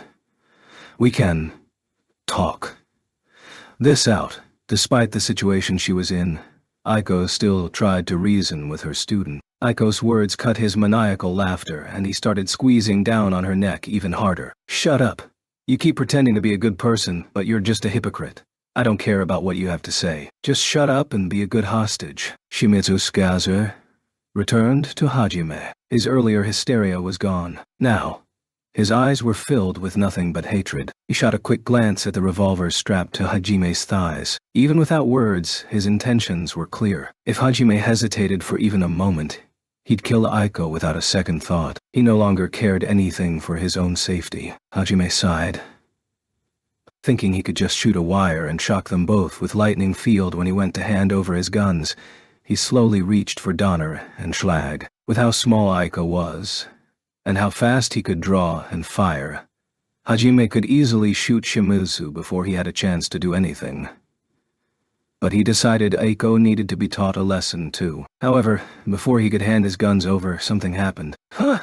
Oh no! Get out of the way! Shay yelled out as she leaped toward Aiko faster than anyone could blink. Panicking, Shimizu tried to stab Aiko with the needle. Shay pulled Aiko free and dived out of the way. A second later, a torrent of water slammed into Shimizu's chest, directly where Aiko's head had been not even a second ago. Hajime, who'd also been in the line of fire, diverted the stream with a shot from Donner. Someone must have cast Rupture. Shay hit the ground shoulder first, and sliding a few meters before coming to a stop. A cloud of dust rose up behind her, and she groaned painfully. Shay! Yue frantically called out Shay's name and rushed over to her. She took a protective stance in front of the two of them, inwardly thanking Yu for knowing what to do without him having to say anything.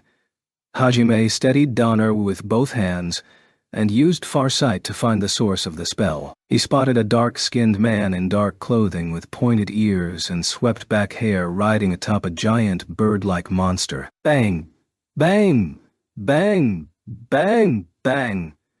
After a second's hesitation, he fired a volley of shots at the monster and the figure riding it. The man had predicted Hajime's attack, so he made his mount do a barrel roll, barely avoiding the volley of shots. However, one had still grazed past its mount's foot, blowing it clean off. Another had hit his arm, doing the same. Still, he didn't falter for even a second, and fled as fast as he could. He was clearly well practiced at making his getaways after assassination attempts. Hajime guessed that was the demon Shimizu had made a deal with. He fled into the town and flew low, using the city's buildings as a shield. Hajime grimaced as he realized this demon had a pretty good grasp of Hajime's offensive capabilities, and was most likely planning on reporting that to his people. If he managed to escape into the woods that surrounded Urdea Lake, Hajime would have had a hard time tracking him down even with his ornises, but there was something that took priority over all of that. Hajime. For the first time in Hajime's memory, Yue's voice was tinged with panic. Hajime holstered Donner and ran toward Shay, ignoring Shimizu entirely. She was resting in Yue's lap, her face scrunched up in pain. Next to her was Aiko, still cradled in Yue's arms. She too looked to be in considerable pain. Hajime-san...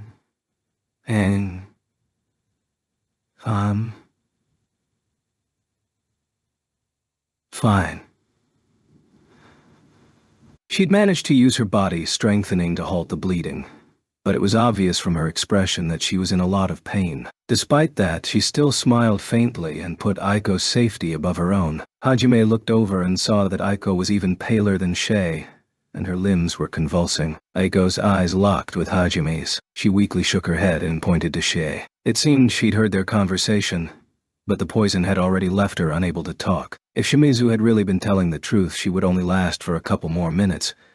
But judging from her condition, she didn't have more than a minute left in her, and the longer it took to heal her, the greater the chance that the poison would cause permanent damage. Hajime looked over at Shay, nodded, and pulled out a vial from his treasure trove. It was around that time that the other students and guards finally caught up, and the area around Hajime turned into a cacophony of screams. Aiko! Aiko! No, sensei! What do we do? What do we do, Nagumo? Sensei's going to die. Shay's son looks like she's in bad shape too. God damn it. It's going to happen again. Yuka and David were particularly shaken. The person they loved was on the brink of death, so it was only natural. It was even worse for Yuka since seeing Aiko on the verge of death triggered flashbacks to when she'd seen Hajime fall. She didn't want to see someone she knew die again. The students and guards all crowded around Hajime. Some of them were worried about Aiko's safety. Others tried to shove past him, and yet others tried to cast ineffective healing magic. With a single scream, Hajime silenced the entire crowd, and they took a hesitant step back. Hajime was honestly a little surprised. He was angrier about Shay getting hurt than he thought he'd be. Without him even noticing it, she'd become someone dear to him. And that was why he was so furious with himself for failing to consider the possibility that the demon Shimizu had made a deal with was waiting somewhere nearby. He'd assumed that if anyone wanted to harm Aiko or the students, they would have done it while he was away fighting on the front line. So when no one had come for them during the battle, he'd mistakenly felt that they were safe from further threats, despite having no basis for that conclusion. In reality, the demon had been hoping to assassinate Aiko in the confusion of the battle, but Hajime and his party's strength had been so overwhelming that all he could do was watch. And so, he had waited for another opportunity while Shimizu and Aiko had been talking. He had actually planned on letting Shimizu finish Aiko off and just watch from the shadows, but midway through their conversation, he realized with how powerful Hajime was, it was likely he could rescue Aiko before Shimizu had a chance, so instead tried to kill them both with his magic. However, the nimble demon had made a single mistake. He'd included Hajime and the others as a target, in an attempt to eliminate all dangerous threats at once. Unfortunately for him, that had caused Shay's special magic to activate, namely, Future Sight. Because Hajime and Shay, who had been standing behind him, had been in the path of the demon's rupture, Shay had been able to see it seconds before it actually happened. Thanks to that, she'd been able to save Aiko's life. At the risk of her own, she'd changed the future. Hajime wasn't sure why she'd risked herself for Aiko when she hadn't even known her all that well, but he wasn't about to let her sacrifice go to waste. And so, he didn't hesitate to use one of his ambrosia vials on Aiko. There wasn't enough time to try anything else. Hajime took Aiko from Yue's arms and gently poured drops of ambrosia into her mouth. Aiko glared at Hajime, angry that he'd helped her before helping Shay, but he ignored her. Right now, Aiko's and even Hajime's desires weren't important. Shi's feelings took precedence over all of that. That was why Hajime kept treating Aiko despite her protests. However, Aiko's entire body had started spasming, and she was having trouble swallowing the liquid that could save her life. Worse, she ended up getting it down her airway and coughed a lot of it back out. This doesn't look good. Looks like I don't have a choice. Seeing that Aiko no longer had the strength left to swallow on her own, Hajime poured the remnants of the vial down his own mouth and covered Aiko's lips with his own, forcing the liquid down her throat. Aiko's eyes opened wide. The people around Hajime all yelled in surprise. He ignored them and plunged his tongue deeper into Aiko's mouth to ensure all of the ambrosia went down her throat. There was no embarrassment or guilt in his expression. He was simply doing what he needed to save her life. Finally, the last drops of ambrosia slid down Aiko's throat. The pain began to recede from her body, the exhaustion and chills fading as the liquid worked its magic. Aiko felt as if someone had lit a fire inside her. In fact, it was almost as if someone had taken her frozen body and dipped it into a hot springs. Her entire body started trembling. The ambrosia had been effective, as always, compared to repairing a body destroyed from the inside by monster meat. Poison was nothing. The effects were instantaneous. After a second that felt like an eternity, Hajime pulled his lips away. There was a single silver strand connecting their mouths. Hajime continued watching Aiko for a few seconds more, just to make sure the ambrosia had healed her through the worst of the poison. Meanwhile, Aiko was staring at Hajime with a blank look on her face. Sensei? Sensei? Snap out of it, Sensei? Fway. Hajime called out to his teacher multiple times, but she didn't respond. Annoyed, Hajime slapped her cheek, making Aiko let out a startled cry. How are you feeling? Does it still hurt anywhere? No, I'm fine. In fact, I feel better than fine. Wait. That's not the problem here. I didn't mean to imply that what just happened was what felt good. I mean, the medicine. All right, good. Hajime dismissed the flustered Aiko with a curt nod and released her. Then, he looked back at Shay in concern. Though she was surprised by the sudden kiss, Aiko quickly composed herself, realizing now was neither the time nor place to worry about such things. Hajime splashed half of another vial of ambrosia onto Shi's wound, and then brought the remainder up to her lips. There was a faint hissing noise as the hole in her stomach started closing up. However, Shay refused to drink the rest of the ambrosia and shook her head. Hanim-san. Shay, why? I want you to feed it to me. And mouth to mouth, too. Are you kidding me? Even though she was drenched in sweat from the agonizing pain, the maddening rabbit still prioritized seducing Hajime over everything. Even Hajime couldn't help but admire such staunch opportunism. Still, he had no reason to kiss her in public, so he ignored Yu's silent entreaty and forcibly shoved the vial into her mouth. Pwa? Hajime-san, you meanie. I'm jealous of your teacher now. Hajime. Who? Shay-san. That was different. He only did that to save my life. It's completely different from what you're thinking. I'm his teacher. I could never do that with a student. Flustered, Aiko started explaining what everyone present already understood. Hajime sighed, a mixture of exhaustion and relief on his face as he turned away from Shi's pouting stare and Yue's disapproving gaze. Then, before the peanut gallery could start up again, Hajime brought everyone's attention back to the person they had forgotten. Well, everyone except Aiko anyway. After all, he was one of her important students. However, while she hadn't forgotten, she also hadn't processed everything that had happened. Hajime called out to the guard standing next to Shimizu. Hey! Is Shimizu still alive?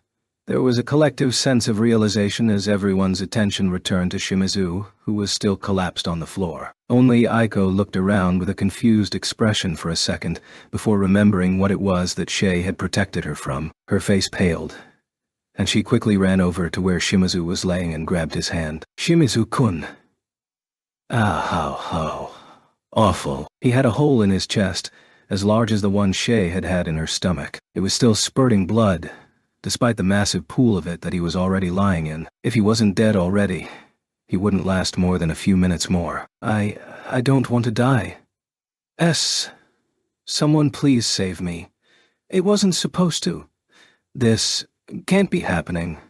Whether he was talking to Aiko or just to himself, no one was sure. Aiko desperately cast her glance around her, but the people around her awkwardly averted their gaze. He was already beyond help, and it was clear from their expressions that even if he wasn't, they didn't want to save him anyway. Only the students were different. True, they couldn't forgive Shimizu's atrocities, but they still didn't want him to die. They haltingly looked over at Hajime. Aiko too turned to Hajime and shouted desperately, "Nagumo-kun, if we use that medicine of yours, we can still save him.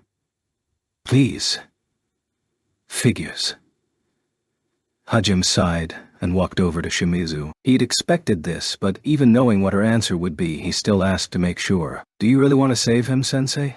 He tried to kill you. Even if you're his teacher, you don't have to go this far for him." I wonder how many teachers out there would be this desperate to save their student even after they tried to kill them, especially for a reason as flimsy as, "Because he's my student." That was far above and beyond what was required of any teacher. Aiko realized what Hajime was really trying to ask with his question. For a second, her gaze wavered, but then she set her jaw and answered resolutely, "You may have a point. In fact, you're probably right. However, this is the kind of teacher I want to be. When I became a teacher, I swore an oath that I would always be there for my students. Nagumo-kun, please, save him."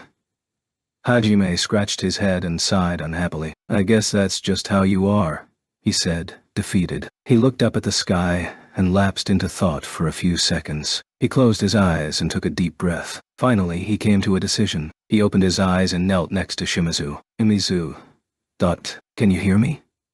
I can save your life." "Who? But before I do, I need to ask you something." At Hajime's words, Shimizu stopped his mumblings and looked at Hajime, eyes bulging in surprise. Whether those mutterings had been begging for salvation or cursing the world around him, it seemed Hajime had his attention now. After a brief pause, Hajime continued, "Are you my enemy?" Shimizu shook his head without hesitation. He smiled weakly and started talking. I'm not... I don't know what came over me. I promise I won't do it again. If you save me, I'll do anything you ask. I'll make you an army. I'll even brainwash any girl you want. I swear, I'll be loyal to you forever. Please, I'm begging you. Save me."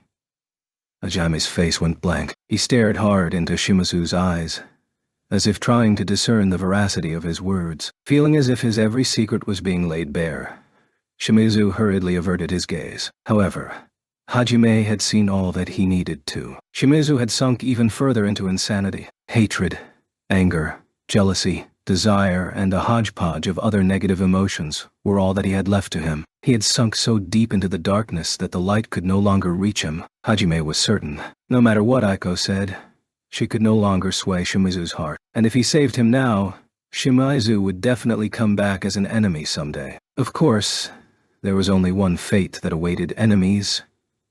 Hajime looked over briefly at Aiko. Their eyes met. In that instant, Aiko realized what Hajime was about to do. The blood drained from her face, and she tried to stop him. "Don't."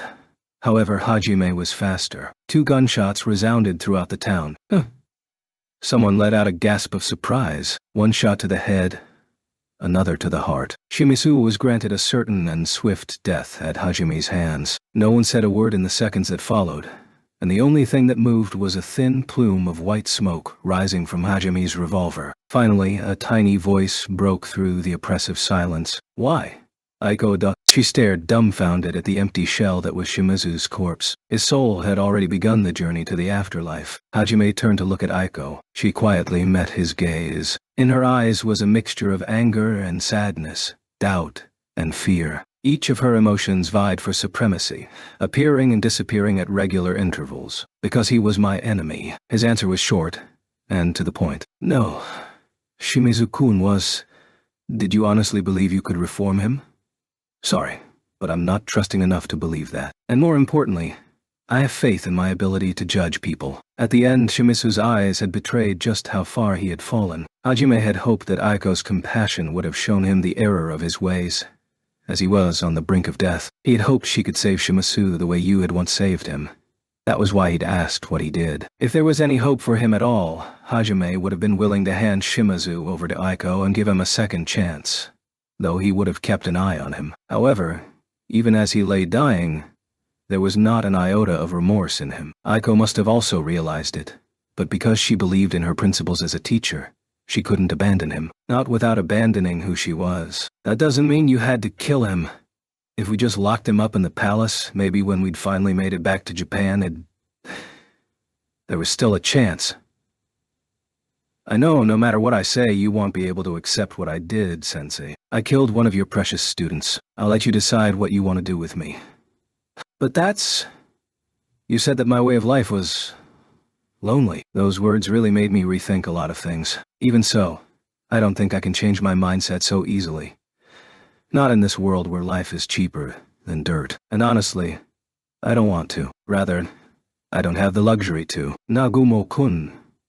I may do the same thing again. If I think it's necessary, I'll pull the trigger as many times as it takes. If you think I'm wrong, then do what you think you must, Sensei. Just remember, whether it's you or any of my other classmates, I'll kill anyone that becomes my enemy without hesitation. Aiko bit her lip and hung her head. She was the one who had told Hajime that she wouldn't hold it against him if he chose not to help after listening to what she said. Now she didn't know what else to say. Hajime silently turned on his heel and headed back to Yue and Shay. There was nothing more for him to do here. Seeing his piercing gaze, Will reluctantly followed behind Hajime, though he frequently glanced back to see how Aiko and the town was faring. The mayor and Aiko's guards reached out to stop Hajime, but gave up when he unleashed his intimidation. Though they were interested in his artifacts and in himself as a person, the memory of what he'd done to the monster army was still fresh in their minds.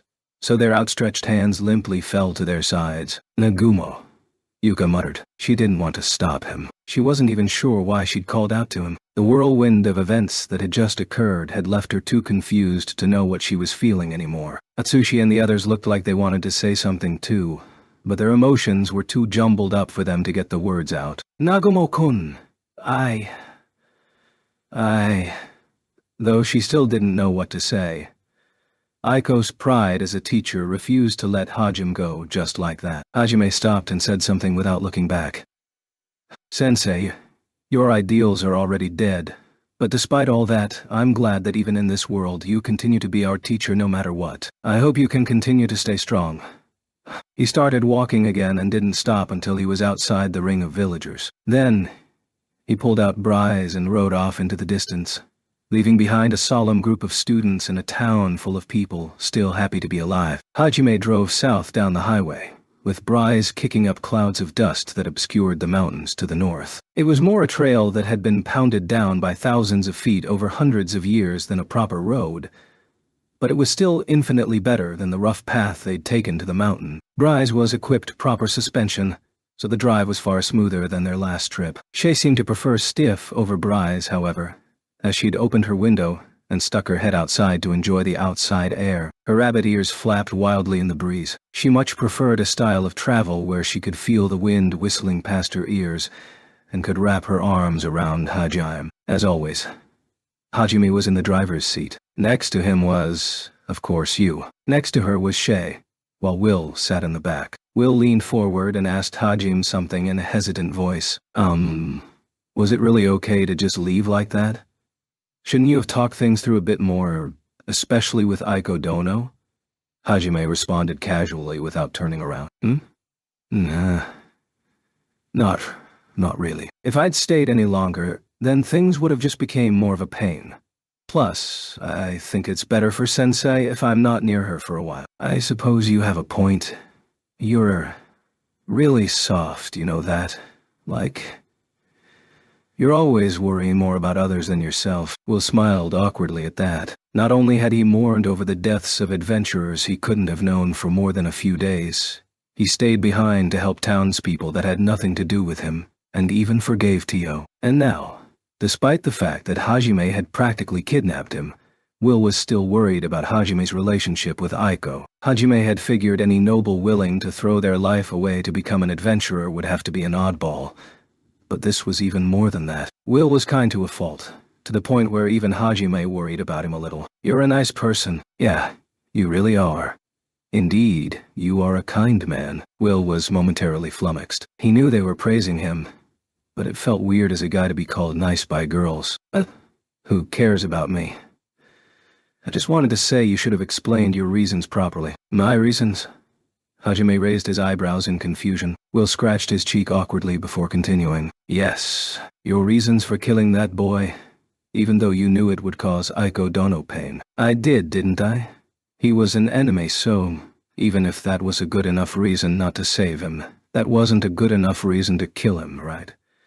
After all, he'd already been fatally wounded. You could have just left him there to die, but you killed him instead. We both know there was a reason for that. You're a pretty sharp kid." Will was absolutely right. Hajime assumed the impact of killing Shimizu while Aiko was begging him to save him had been enough to hide his true intentions. But while his other classmates had been shocked, it seemed Will had seen right through him. Are all nobles this good at observing people? Or just him? Hajime was honestly impressed. "Come to think of it, that was bugging me too," Shay said as she pulled her head back in to better hear their conversation. Hajime hesitated for a moment, unsure of how to answer. But before he could say anything, Yue answered for him. "Hajime's a tsundere." Hajime kept a perfect poker face, hiding his true thoughts from plain sight. The others all repeated the unfamiliar word, confused. "Were you trying to repay her kindness? Or was that just your way of looking out for her?" "I just did it because the opportunity was there." Hajime sulkily turned away. Realizing Yu must have figured it out, Shay and Will huddled in closer for an explanation. Since it didn't look like Hajime would elaborate, it fell to Yu to explain. The gist of it was that Hajime hadn't wanted Aiko to feel responsible for Shimizu's death. Shimizu had said it himself. The demon he'd made a contract with had wanted to kill Aiko. It's obvious he'd used Shimizu for that very purpose. That last attack of his had clearly been aimed at Aiko. Shimizu had just been collateral damage. Naturally, his death was in no way Aiko's fault. He'd sold his soul to a demon of his own free will because of his greed. He'd reaped what he'd sown. And even if you decided he wasn't to blame for his own actions, it was clearly the demon who had dealt the fatal blow, and thus his fault. However, would Aiko have been able to accept that? It was obvious to everyone present that the last attack had been aimed at her. Furthermore, Aiko had a strong sense of justice, especially when it came to her students. It was highly likely that she would have thought it was her fault for getting Shimizu involved in that attack. She would have believed it was her fault that he had died. Would she have been able to bear that guilt? Hajime at least hadn't thought so. From the start, Aiko had been the most uneasy and afraid of the world they'd been summoned to. Despite that, she'd never once stopped, complained, or given in to her fear. No matter the situation, she had always done everything in her power to help her students. After all, that was what it meant to be a teacher in her mind. It was easy to imagine what would happen if she started to believe she was responsible for killing one of the students she had sworn to protect. The pain would be far greater than when she'd heard Hajime died. Far greater even than when he'd told her one of her precious students had been the one that had betrayed him. Enough to break her, basically. Hajime obviously hadn't wanted Aiko to break so that he could keep her as a future ally.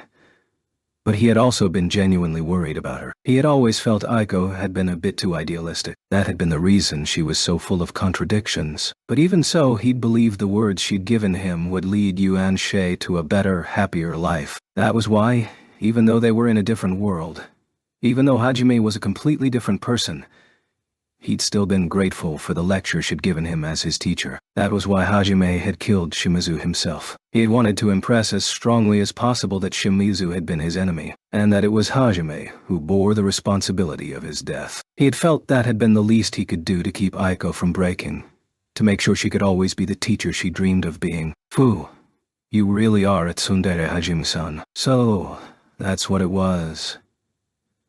I see. So Master has a cute side to him as well then. Everyone looked playfully at Hajime after Yu finished explaining his motives. Hajime pointedly continued not looking at anyone. But I think Aiko will find out. Hajime looked silently over to Yui. She gazed back at him, eyes full of kindness. Aiko is your teacher, someone whose words are powerful enough to move you. She'll discover the truth eventually. Don't worry, she's strong. Things won't end up the way you fear. You held a lot of respect for Aiko. She was the only one who'd managed to get Hajime to think back on the humanity he'd thrown away. Something even Yui hadn't been able to do. Hajime saw an unwavering strength and kindness in Yui's eyes, which softened his own gaze. Yui's words had cleared away the dark thoughts he'd been brooding over. He no longer felt as worried about Aiko and what would happen to her in the future. There they go, off in their own little world again. When will I get to be like that with him? This is really sweet, isn't it? While I personally prefer being insulted and debased, that looked somewhat enticing as well. The other three watched Hajime and Yui with a mixture of awkwardness and jealousy. Shay had puffed her cheeks out and was pouting loudly. Sensing her displeasure, Yui looked over at Shay and then back to Hajime. The silent entreaty in her gaze was clear. Shay deserves a reward too. Shay had risked her life to save Aiko. If it hadn't been for her future sight and timely intervention, Aiko would have died. Hajime definitely owed Shay for saving his teacher's life. He understood that full well. So though he grumbled a little, he dutifully turned to Shay. Shay, you were a real lifesaver. It's a bit late, I know, but thank you. Who are you? He'd worked up his courage to finally convey his gratitude, and all he got in return was a surprised stare and those words. A vein throbbed in Hajime's forehead, but he knew he deserved it, so he held his anger in. Well, I guess it's my fault your reaction's like that. But honestly, I really am grateful, you know. This time Hajime properly met Shi's gaze and showed his gratitude once more. Shay felt a jolt of electricity run through her body, then she started fidgeting abashedly. Her cheeks were bright red, and she was looking anywhere but at Hajime. Her rabbit ears danced from side to side as well. It wasn't anything special, so you really don't need to thank me or anything. JG's... What's with you all of a sudden? That's really embarrassing, you know. Hajime smiled faintly and asked something that had been bugging him for a while. Shay, I was wondering, why'd you jump in to save Sensei? It's not like you knew her that well or anything. Not enough to risk your life for her. At least, because she's someone important to you, Hajime-san. That's it? Huh? Well, yeah. That's the only reason. I see. Hajime's expression was hard to read. Aiko certainly was an important existence to him. Unlike most of his classmates, he would have actually cared if she died, so he was glad she'd survived. Though he couldn't remember ever saying or doing anything that had shown he cared about Aiko more than other people. It looked like both Yu and Shay could read him like an open book regardless. I guess it shows that's how much they're always thinking of me. I know it's a bit late to be realizing it now, but I really have some great companions. Even without you urging him on, Hajime knew Shay deserved some kind of reward. Shay. Is there anything you want me to do for you? Eh? Anything I want you to do for me? Yeah, think of it as like a reward for your hard work. Just keep it reasonable, okay? Shay was taken aback. She'd just done what anyone would have for their comrades. So she felt like Hajime was exaggerating her achievements a little. She groaned to herself and looked to Yu for help.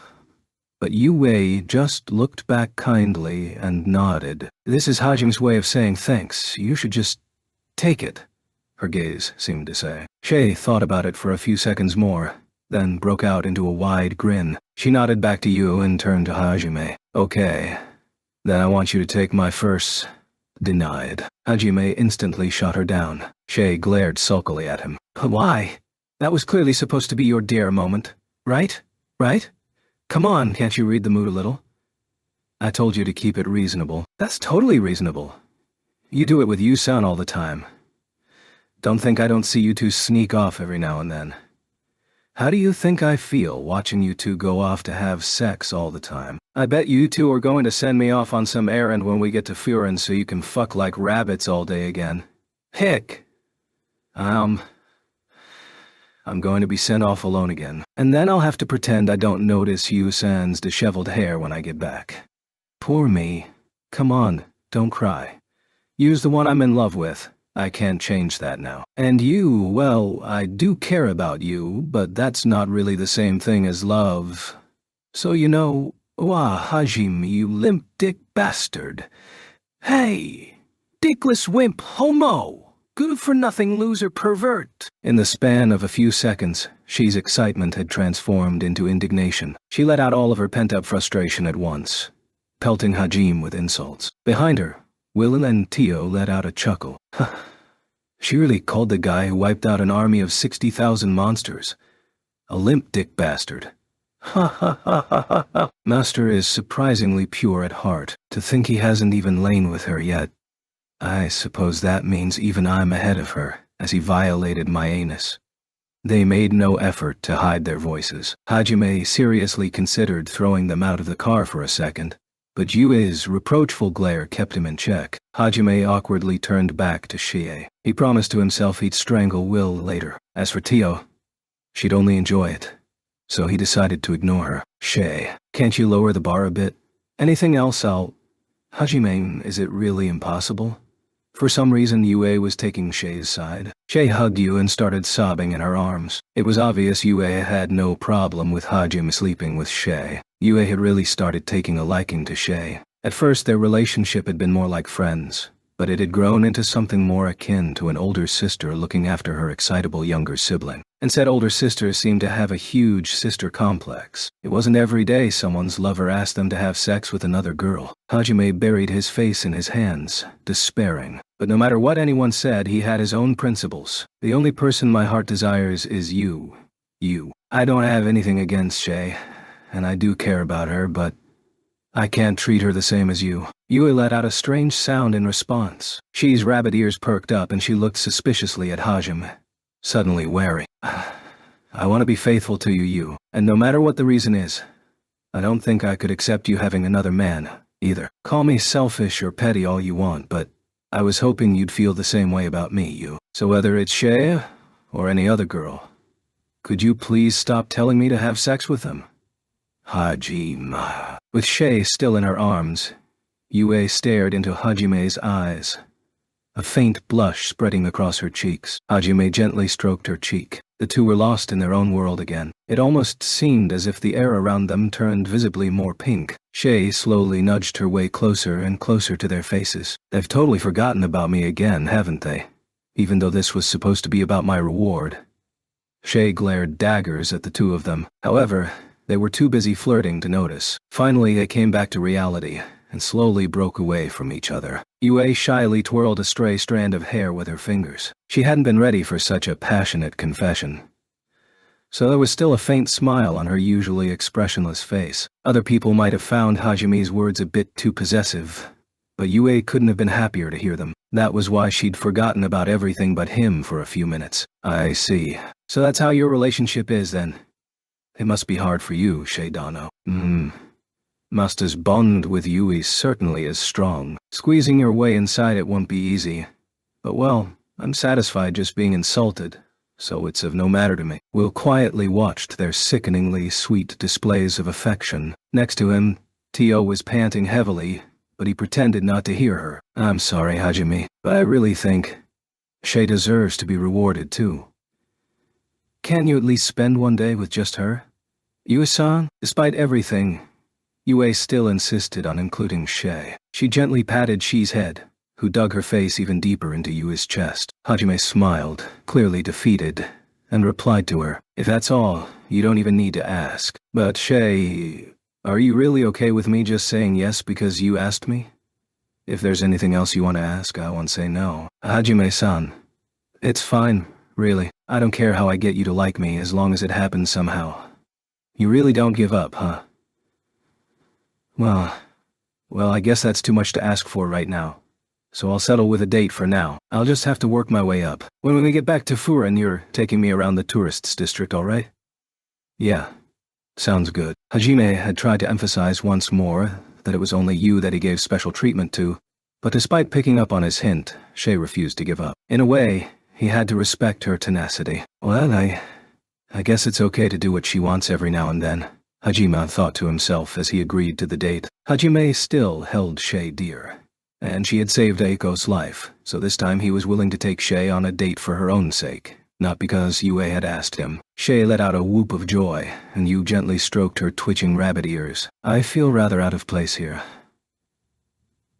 It's like I'm intruding on a happy family gathering. Indeed. This is completely different from being deliberately ignored, rather than stimulating. It just feels lonely. Honestly, I do wish someone would say something to me. I am here, you know. You can let me into your conversations, you know. We'll watch the trio's flirting with an awkward expression. Though no one had invited her to join, Tio had stowed away in Bryce's truck bed. At some point she'd stuck her head in through the window and joined in the conversation of her own accord. She'd asked Hajime to be allowed to travel together with him before the battle, but once it had ended, more or less forgotten she'd even existed, and left without her. Tio had hurriedly chased after him and managed to leap into Bryce's trunk before Hajime took off. Her excessive panting had creeped everyone out, however, so they'd ignored her even when she stuck her head through the window. At first, Hajime had driven like a madman to try and throw her off, but Tio had used her considerable mana reserves to hang on through even the roughest turns. As his rough driving had only served to excite Tio more, Hajime had eventually given up and resorted to just ignoring her. After all, giving a pervert attention of any kind was just playing into their hands. At first Tio had enjoyed deliberately being ignored, but before long she grew lonely as she saw the trio up front having fun, and started begging for attention. However, even then they ignored her, so she slowly started trying to slide into the back seat through the window. The way her black hair covered her face as she creeped forward bore a striking resemblance to the girl from the ring. Though he'd been trying to ignore her, when he caught sight of how she looked, Will let out a high-pitched shriek and backed away. Hajime and the others turned around to see what the problem was. I seem to be stuck. My bosom is getting in the way. Excuse me, young Will. Could you lend me a hand? Tio stretched out a hand to Will, her massive breasts contorting painfully due to the window's small size. She really looked like a banshee trying to curse someone. Hajime casually pulled Schlag out of its holster and fired at Tio over his shoulder. No. The bullet hit her square in the forehead, sending her flying back into the truck bed. She slammed into the back wall and started rolling around in pain. How could you do that? If you don't give me any warning, I won't be able to contain myself. She rubbed her forehead happily, blushing as she complained to Hajime. Or rather, asked for more. Hoping to avoid a repeat of last time, Tio tried entering through the window feet first. This time it was her plump butt that got stuck in the window. She started squirming back and forth, trying to squeeze her voluptuous behind through. Hajime fired another set of bullets with Schlag, but he was unable to excise Tio from the window. Not only was her butt more firmly stuck than her boobs had been, the soft layers of fat cushioned the bullet's impact, weakening their force. And so, instead of dislodging Tio, all Hajime succeeded in doing was giving her more pleasure. More, master, she moaned, and Hajime disgustedly holstered his gun, giving up on shooting her out. The moment he engaged with that pervert was the moment he lost. Yue had long since lost any respect she might have originally held for the Dragon Men. But this was a new low. She rubbed her eyes in disbelief. Realizing the barrage had stopped, Tio continued worming her way into the back. Eventually, she managed to squeeze her way in, and she let out a sigh of relief as she sat down. Unbelievable. No matter the situation, you don't hesitate. What a hopeless master you are. But fear not, for I can take any kind of love you wish to dish out. So, don't hold back. You can be even more violent with me if you desire. In fact, please be more violent with me. Shut up, pervert, and get away from me. In fact, open that door and jump out right now. I am truly blessed to have such an understanding master. However, I must refuse. I have decided to follow you wherever you may go. Not only is it the most efficient way to complete my mission, I must have you take responsibility for teaching me such pleasure. Thus, I have no reason to leave. No matter what you say, I shall chase after you. You will not escape me. Hajime's blunt refusal set Tio panting again, but she stubbornly refused his request. Her tone was in stark contrast to her ecstatic expression. You've got to be kidding me. I don't have to take responsibility for anything. I was just trying to kill you back there. You should be glad I didn't actually end up finishing you off. And as for your mission, why not just go straight to the hero? He's the one at the center of this whole summoned warrior's business. So go bug him. I wholeheartedly refuse. I know not what kind of man this hero is, but I am certain no one is more merciless and unforgiving than you, Master. Don't underestimate my tenacity. I have already decided you are the only one fit to command me. I am not so fickle that I would change masters on a whim.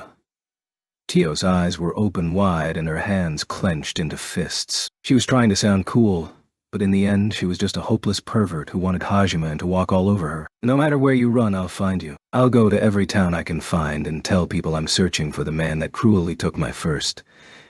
Did this and that to me, made me unable to live without him, and then abandoned me. No, look here. Hajime narrowed his eyes dangerously. He toyed with the idea of just killing her, but she wasn't an enemy and Yue definitely wouldn't let him. Another option was to beat her until she forgot ever meeting him, but with how tough she was, she'd probably keep her memories and end up enjoying it. All he could do was glare at her, but even that glare served to excite her. Maybe it's already too late to get rid of her. Don't look so disgusted, Master. I promise I'll be of use to you. I may not be as strong as you, but surely you saw what I was capable of in our previous battle. I'm not quite sure what your goals are, but I will help you achieve them. I'm begging you, Master. You're too repulsive to take along. Gah! Tio wrapped her arms around herself and rubbed her thighs together. Everyone just stared at her in revulsion. Finally, Hajime breathed a long sigh, then rescinded his statement. Or so I'd like to say, but it won't really matter if I refuse, will it? As long as you don't get in our way, you can do whatever you want. I can't muster the willpower to deal with you anymore. Oh, very good. In that case, I will be in your care from now on, Master. You, Shay. You may call me Tio. Fufu. This is going to be an enjoyable journey. But glad to have you aboard. Hajime sighed again. Yue just harumphed unhappily, while Shay was the only one that tried to be polite. With that, the perverted reptile, Tio, joined Hajime's party as they sped toward the city of Furin. Little did they know that another meeting awaited them there, and that even further down the road, there would be one even more important reunion. 3 days after Hajime left the town of Ur, the land around the city had been ravaged, and there were still mountains of monster corpses that needed to be disposed of. However, by some miracle, the townspeople had all come out of the ordeal alive. Messengers had been sent out to inform those who had already evacuated of the good news. The town had also sent out runners to notify the surrounding towns and the capital. There was much rejoicing as the evacuees returned and people were reunited with their family, lovers, and friends. Despite the work that still needed to be done, Ur was filled with a festive atmosphere. The townspeople decided to leave the walls Hajime had erected as is. Those that had remained behind gesticulated wildly as they recounted the unbelievable fight that had taken place just outside those walls. The children's eyes lit up with wonder as they heard about Hajime and his party's heroic deeds. Meanwhile, the merchants were discussing how they could turn Hajime's wall into a new tourist attraction to make money. The townspeople hadn't seen what had happened between Hajime and Aiko after the battle. They still believed he'd been a warrior sent by their fertility goddess. They had even dubbed his wall the Goddess Shield. Similarly, they referred to Hajime as the Goddess Sword, or the Goddess Knight. David and the other knights were furious when they found out what the people were calling him. They were her actual knights, and yet Hajime had been the one to kiss Aiko. Sometime in the future, Hajime would cringe inwardly when he discovered people were really calling him that. With the minor hiccup that was his own cringe-worthy nicknames, Hajime's plan to raise Aiko's popularity worked perfectly. Anytime she walked through town, the people would stop and stare. Some of them even clasped their hands together in prayer. She was, after all,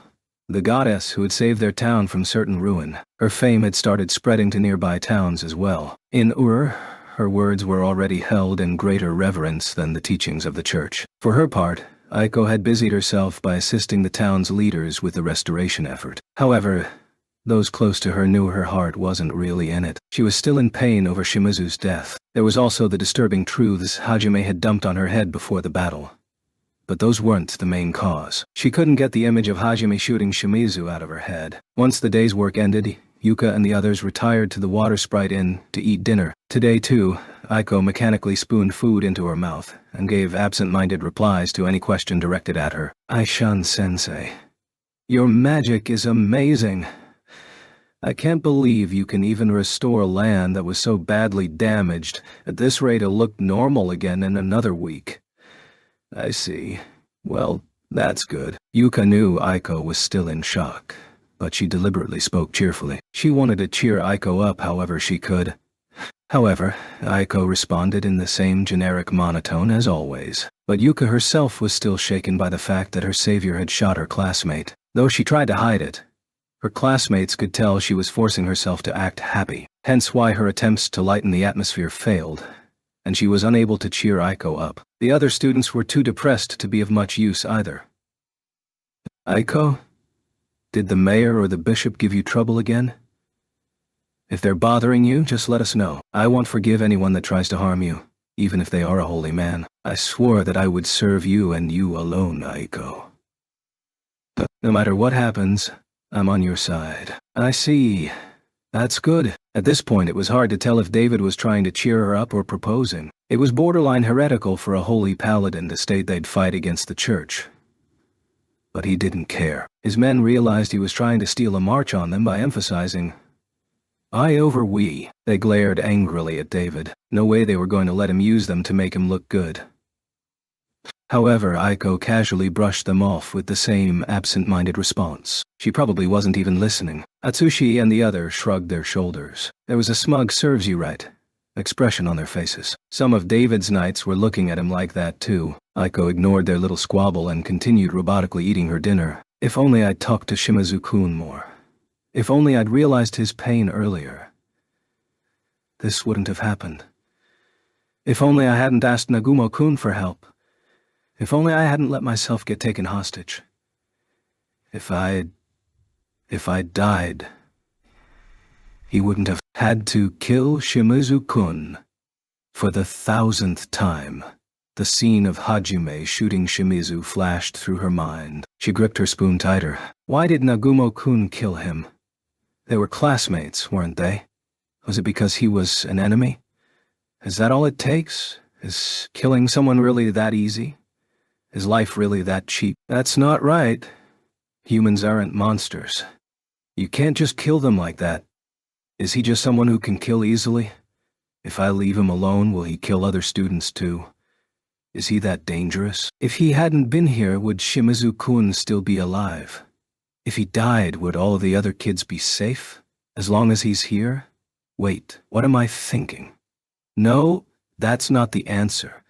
She was trapped in an endless spiral of regret and remorse. Her dark thoughts continued until she started fear and resent Hajime. Then, suddenly realizing what she was doing, she quickly put a stop to such thoughts and returned to hating herself. There was so much to think about, and so much she didn't want to think about. Aiko's mind was like a collapsed bookshelf, filled with information but completely unorganized. A gentle voice interrupted her brooding. Aiko-sama. Was the food not to your liking?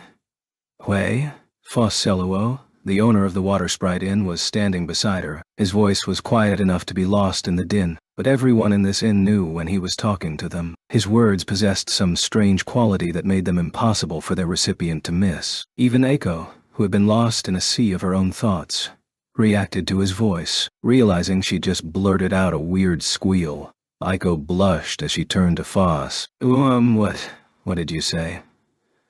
Sorry, I wasn't paying attention. My apologies for disturbing you. You seemed unhappy, so I was simply worried whether my food was not to your taste. I can bring out another dish if you'd prefer. And not at all. Your food is delicious. I was just thinking about something.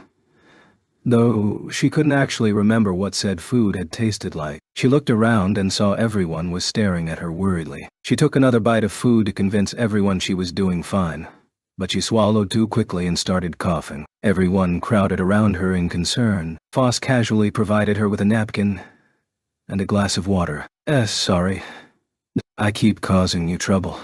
Oh, it's no trouble at all. Foss' gentle smile never left his face. He narrowed his eyes slightly and said in a compassionate voice, By the way, Aiko-sama, this may be presumptuous of me, but may I offer you a word of advice? Huh?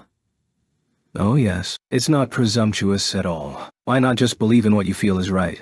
Huh? Aiko tilted her head in confusion. Foss smiled wryly. I suppose I should explain that better. It appears to me that you are struggling with something important, and there are so many things you have to think about, and so many things you don't want to think about, that you're unsure of what to do. You can't tell what's right and what's wrong, but you're convinced that you still have to do something, and so you're rushing to make a decision. But all that does is serve to make you even more unsure. Am I correct? How did you... Foss had read her like a book. I've had all sorts of guests stay over the years, he replied with a serene smile. When you're not sure what to do, it's okay to trust in your instincts. People often warn others that blind faith blinds you to the truth, and that certainly is the case sometimes. But I believe people need faith in something before they can act on it. So if you find yourself stuck, I think it's okay to just believe in what you feel is right. Believe in what I feel is right. Aiko turned those words over in her head. All of the regret, guilt, and growing resentment toward Hajime was still whirling around inside her. Hajime was one of her precious students, but he'd also killed another one of her precious students, and depending on the situation, he might kill more of her students as well. She had been forced to accept that he was a potential threat, but Hajime was still one of her students. She couldn't just abandon him, just as she hadn't been able to abandon Shimizu, even though he'd plotted a massacre. That was why she was so confused. She knew she was being contradictory, but she couldn't help it. That was just the kind of person Aiko Hatayama was. Foss didn't know the details of what had happened to Aiko, so he had no way of knowing that she was in this predicament right now, precisely because she'd believed too hard in what she felt was right, and she couldn't move on because her beliefs were dead. But Foss' advice was still sound. Changing her perspective might shed new light onto her struggle. Aiko put her fork down and started thinking. Believe in what I feel is right. What even is that now? I wanted to return back to Japan with all of my students, but that's not possible anymore. Now I just want to go back without losing anyone else. And then there's what Nagumo-kun told me, that one of his classmates tried to kill him. I don't want to believe that. I don't want to believe that he's a ruthless killer either, or that he'd really kill us if we get in his way. But the truth is, he killed Shimizu-kun without hesitation. So then... No.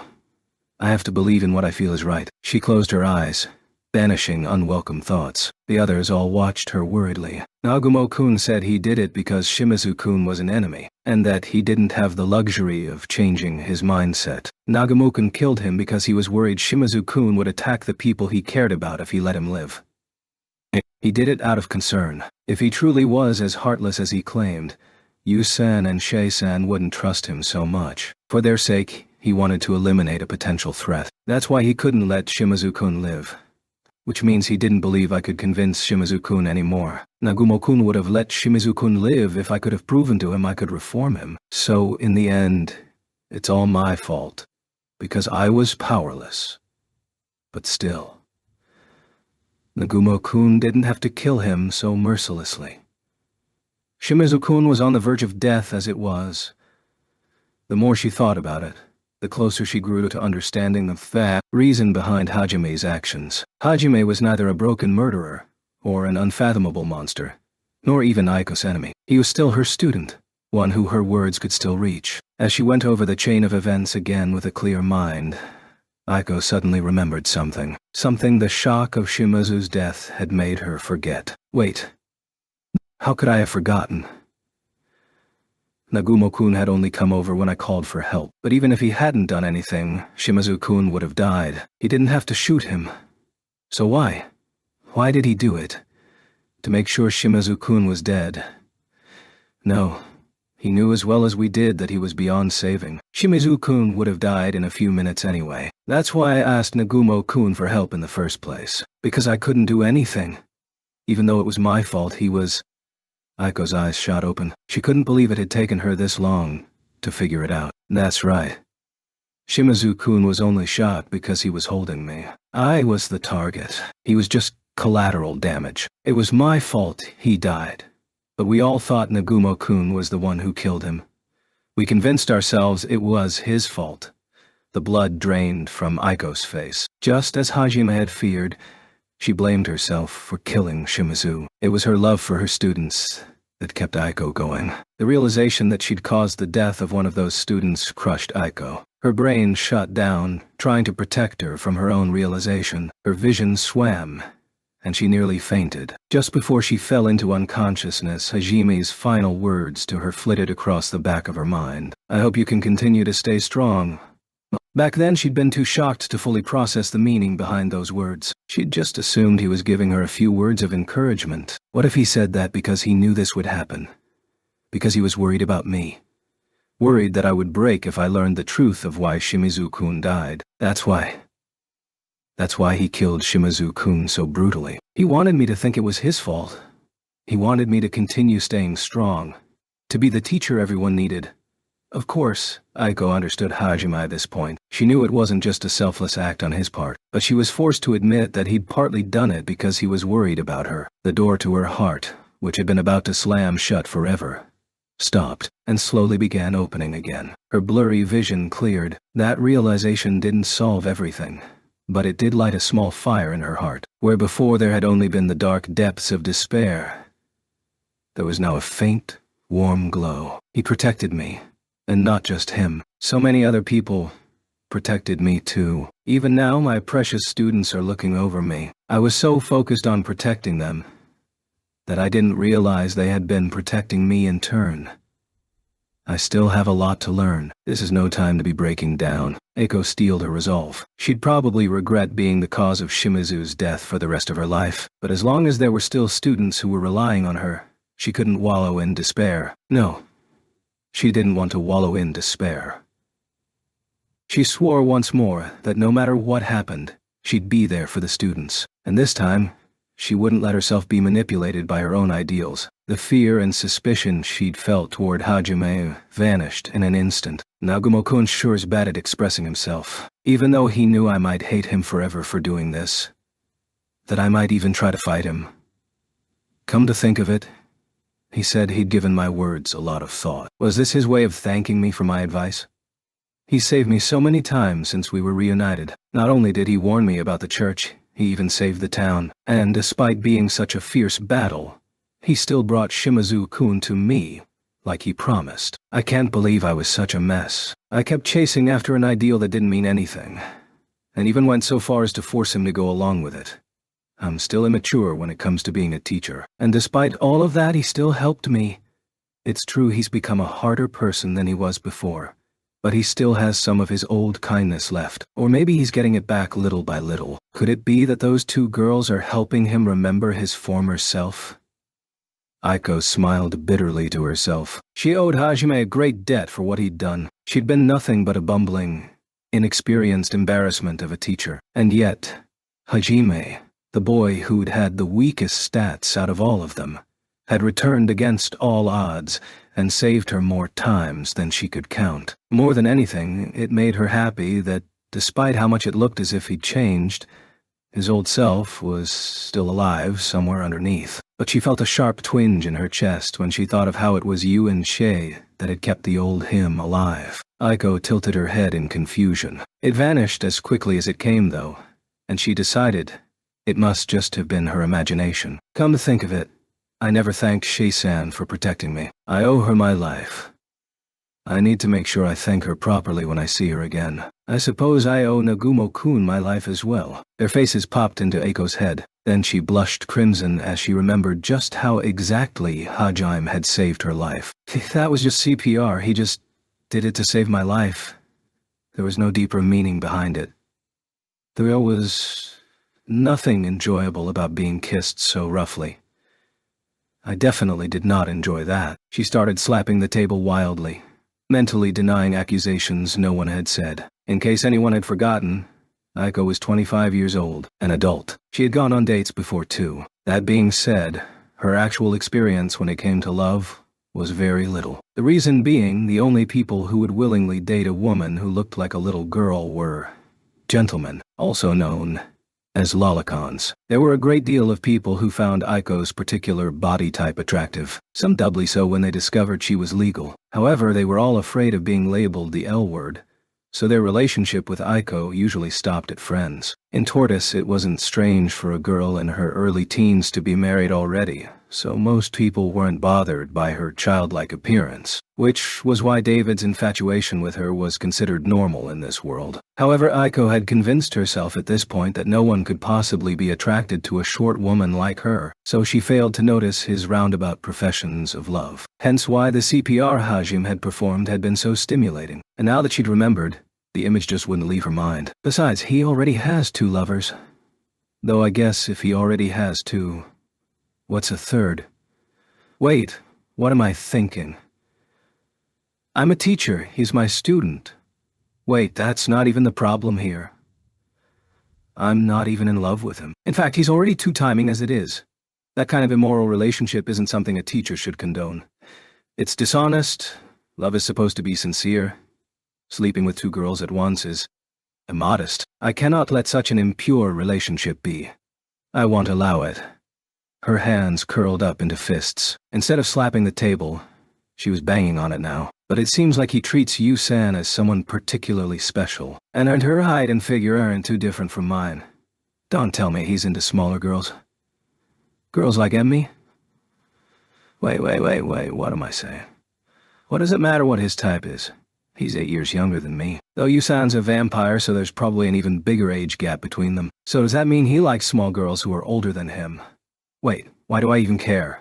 Get a grip, Aiko Hatayama. You're a teacher, he's your student. You can't get all worked up over just one little kiss. She stopped banging the table and buried her head in her hands. A few seconds later, she started banging the table again, only to repeat the cycle. Finally, she screamed, "I'm his teacher," and banged her forehead against the table. The others were all taken aback by her strange behavior. Foss, on the other hand, simply said, "I see you found your energy again," with the same calm smile on his face. What a formidable old man. Eventually, Aiko came to the conclusion that her heightened emotions at the time were to blame, and that she had no feelings for Hajime whatsoever. However, that didn't change the fact that he was still her student, and in order to protect him she needed to return to the capital. Reports of what he'd done would have reached the capital by now. She needed to be there to make sure the king and the church didn't brand him a heretic. Little did she realize that her feelings for Hajime were more than just that of a teacher for her student, even though she mentally referred to all of her students as children.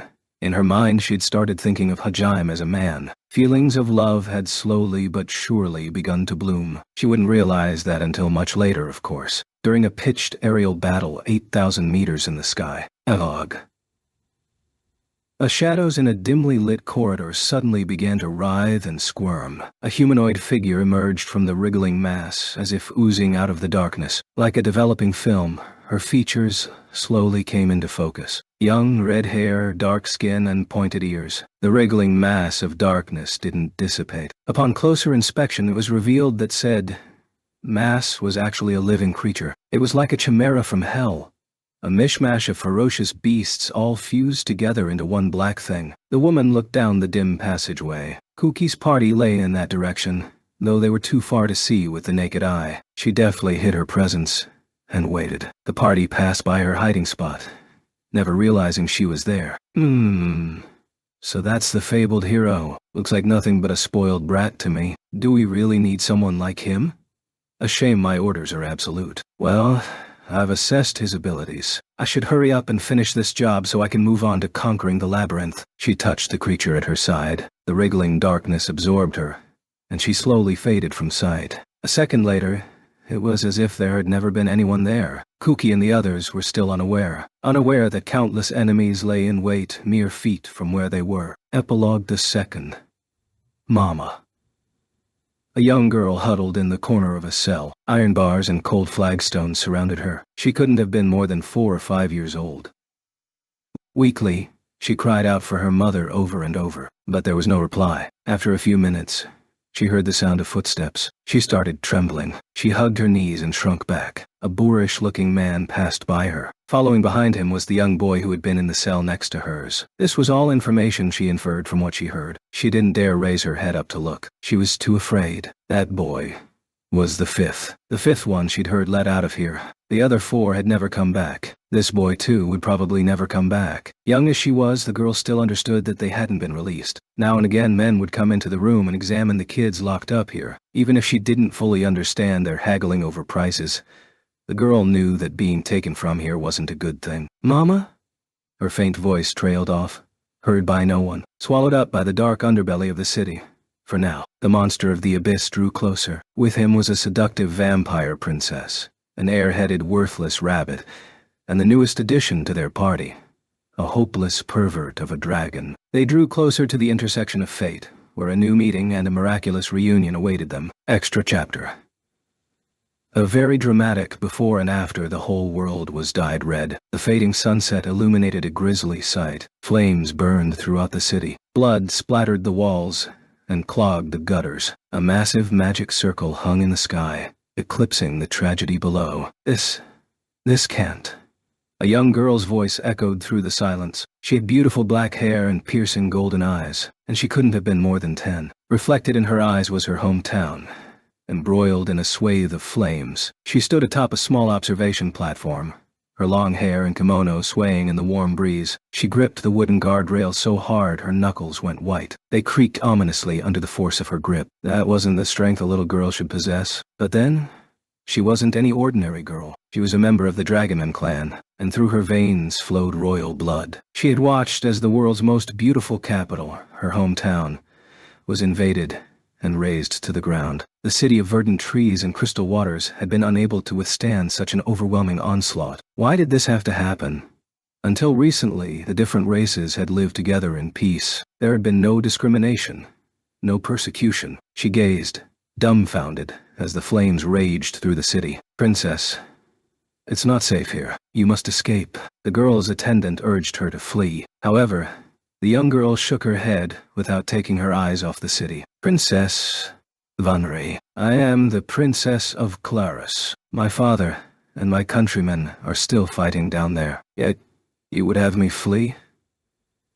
If there is a place I should be, it is down there." She pointed to the battle still raging below. Her attendant, Venri, ran up to her. "You mustn't, Princess.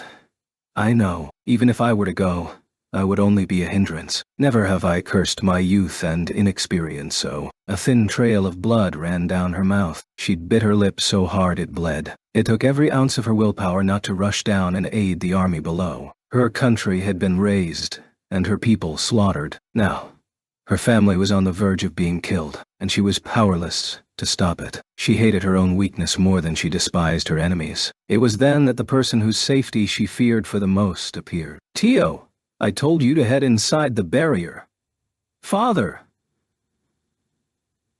The girl's Tio's father was a giant of a man. Massive scaled wings sprouted from either side of his back. This was the man Tio respected more than anyone, the king of the Dragonmen, Karga Claris. Karga was in bad shape. His combat kimono, which was made out of monster hide and sturdier than most armor, was tattered and filled with burn holes. His body was crisscrossed with cuts and burns. The massive gash across his stomach was still bleeding. Karga was the sturdiest black dragon in existence. On top of that, he was one of the few skilled enough to be able to only partially transform himself. Even attacks capable of pierce his kimono would still be stopped by his impenetrable scales. His penchant for charging headfirst into the enemy lines while stopping everything they threw at him had earned him the nickname Mobile Fortress. And so Tio was shocked, speechless, when she saw how wounded he was. Karga smiled bitterly and knelt down in front of his daughter. "Tio.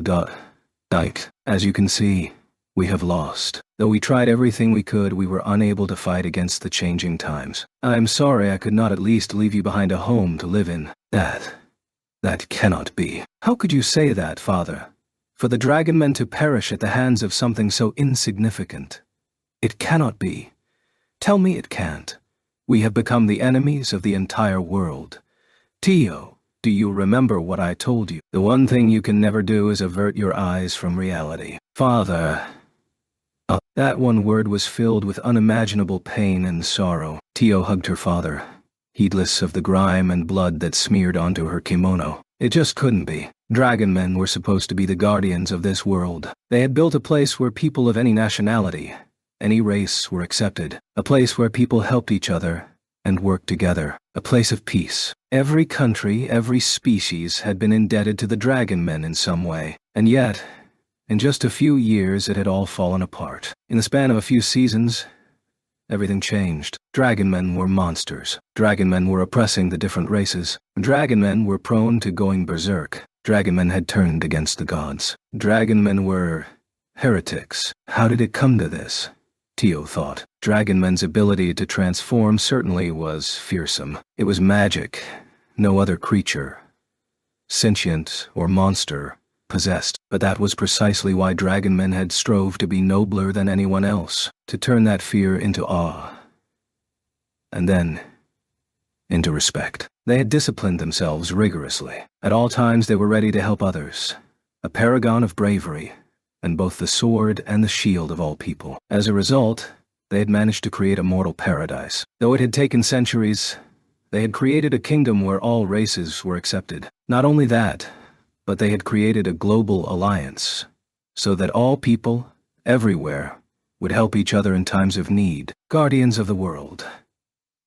Protectors of peace. Kings among kings. That was how the people had seen dragonmen. But now those same people were killing her countrymen, spewing vile insults at them as they destroyed her home. It felt unreal, like a nightmare. Over the course of a few years, everyone had come to despise and fear dragonmen, and now an alliance composed of every other race was burning her city. She still couldn't believe it. This couldn't be real. It had to be a dream. All she wanted was to wake up from this nightmare. Wake up and go back to a world where her friends and family were still alive, where the lush trees and sparkling rivers of her hometown were still there, where people still lived happily together, regardless of race or nationality. Tio, get a hold of yourself. The future of the Claris dynasty rests with you. Father. Her father's stern voice brought her back to reality. She wiped away her tears and looked up at her father. She couldn't just cry forever, and wallowing in pleasant daydreams would achieve nothing. Karga gazed down at her, his eyes full of love. Without a word, he swept Tio up into a hug. He held her tight, savoring her warmth, as if this was the last time he would ever get to hold his daughter. Tio coughed and tried to loosen his grip. It was tight enough that she couldn't breathe, but then she stopped. Over her father's shoulders she had caught sight of Venri's expression, and she could tell from the strength of her father's hug that something was wrong. Suspicion welled up within her. Why had father left the battlefield to come to her? As you can see, we have lost. She recalled her father's words. Though she was still young, Tio was wise beyond her years. She put together all of the puzzle pieces, then came to a bone-chilling realization. She realized what her father meant to do and stared at him in shock. Father, this cannot be true. Please, tell me it's not. You really are sharp. I guess you inherited both Orna's looks and brains. His wry smile confirmed Tio's suspicions. It appeared this was, in fact, the last time she would ever talk to him. She didn't know how to put her thoughts into words, but she knew she had to say something. But before she could, there was a thunderous roar, and a massive shockwave spread out from the capital's center. It was strong enough to shake even the faraway observation platform Tio stood on. She unconsciously covered her face and shrank back. Silence followed in its wake. Tio and Karga both looked grimly at the city. How could they?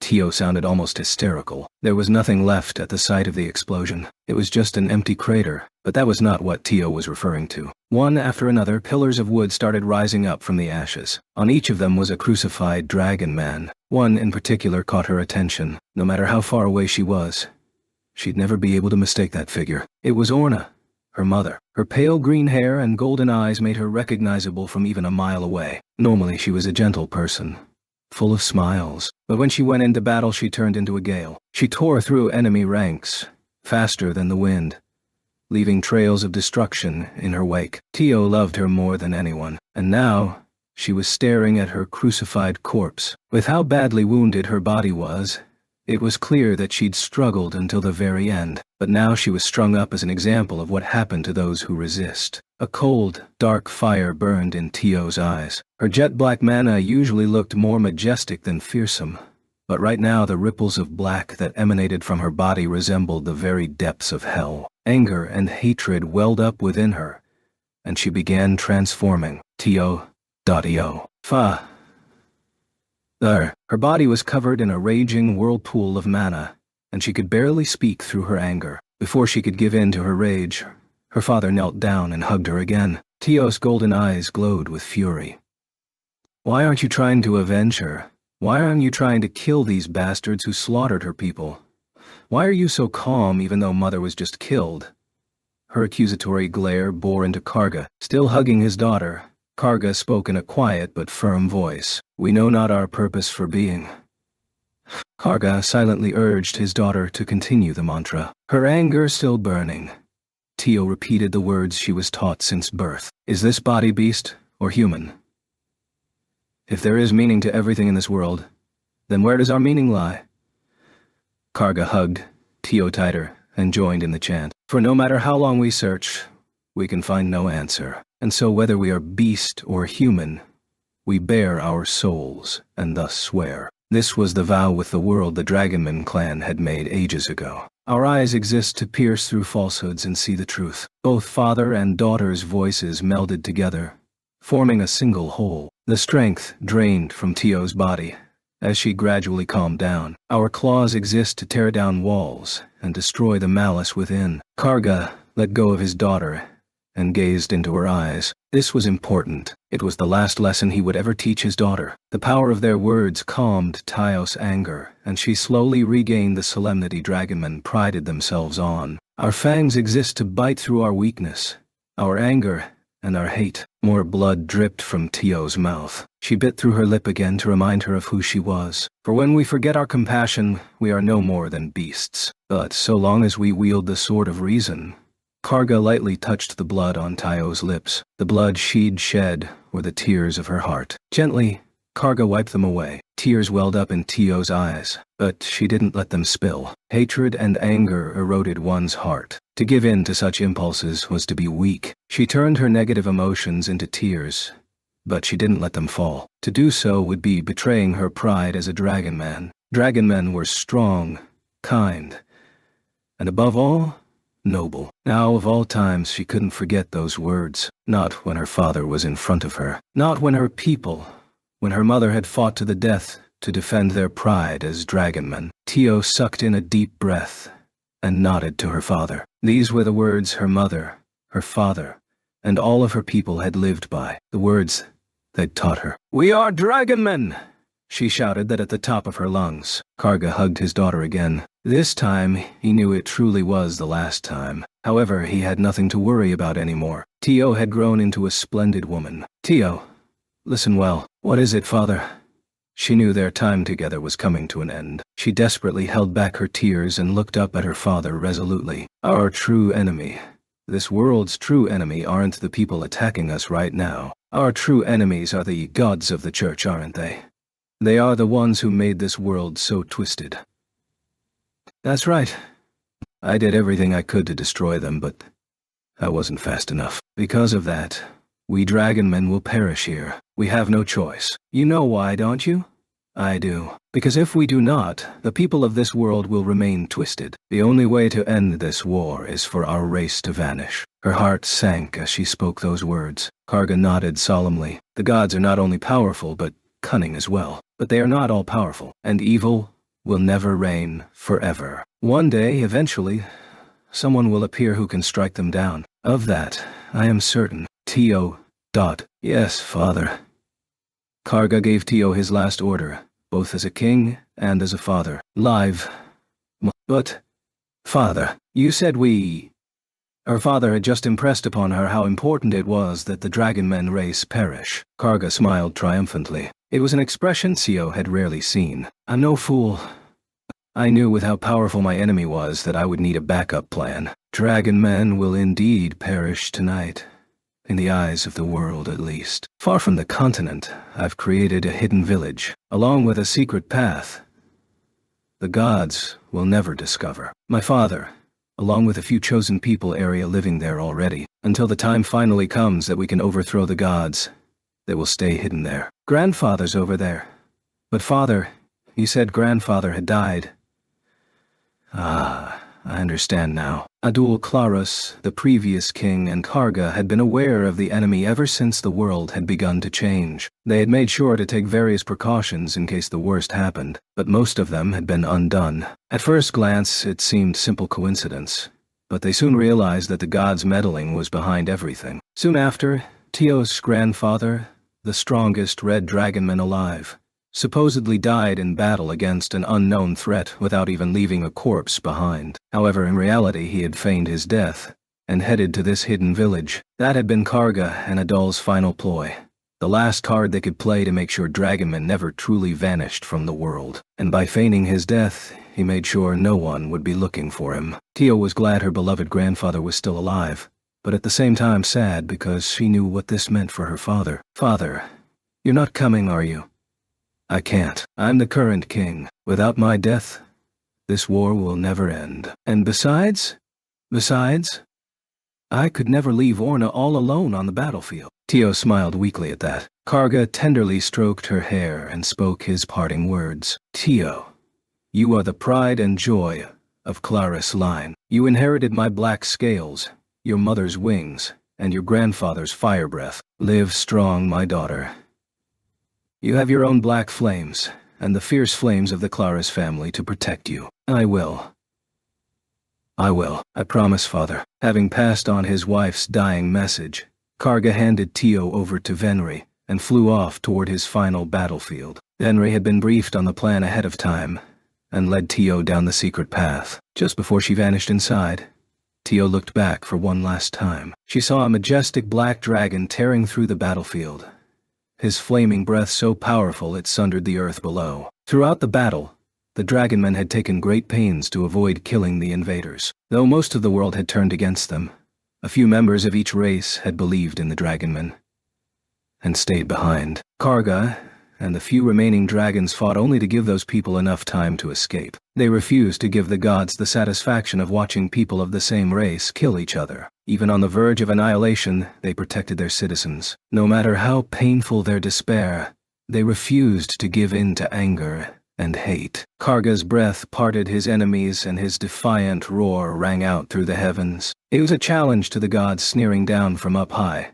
a resolute cry that their pride as dragonmen would never be sullied.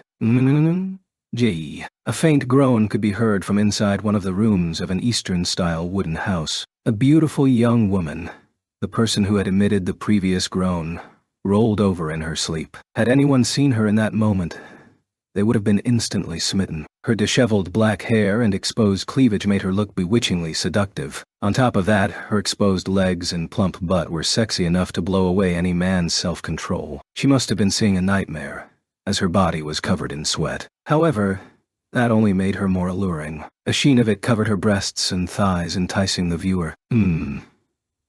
So, I have not had that dream in a long time. 500 years later, and still I see them in my dreams. It seems I have yet to truly grow up. Tio heaved a sigh as she straightened out her crumpled clothes. Then, ignoring her gloomy thoughts, she threw open the door. Sunlight flooded the room. A bright blast like that was powerful enough to wash away even the worst nightmares. Tio looked out at her village. In the past 500 years, it hadn't changed at all. Karga had chosen to put it on a bountiful island far off the continent's coast. The soil was well suited to farming, and the island was populated by wyverns and wild animals. The dragonmen that had survived the tragedy and their offspring had lived peacefully here for the past 5 centuries. It was a far cry from her old home, but it was good enough to house the few hundred dragonmen that lived here. Tio stepped onto her porch and heard a voice call out to her. "Good morning, princess. Were you having a nightmare?"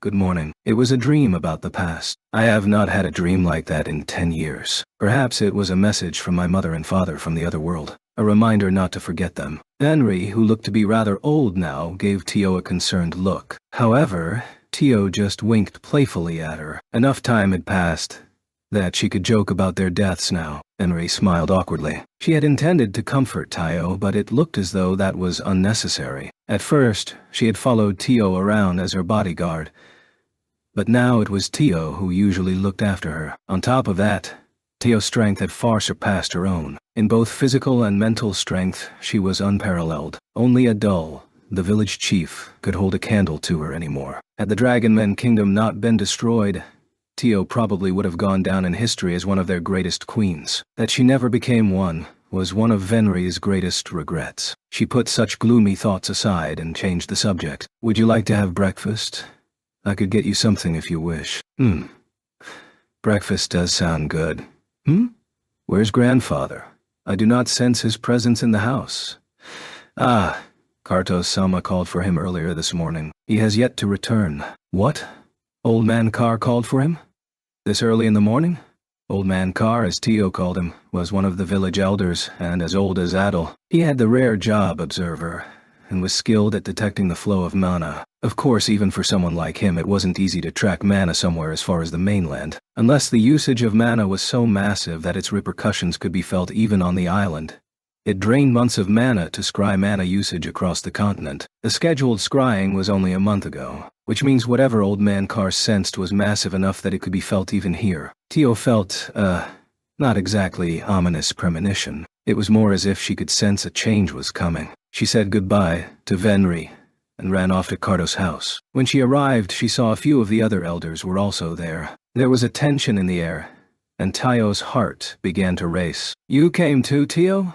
Indeed, grandfather. I had this vague feeling that something was off, and judging from everyone's expressions, something has happened on the continent?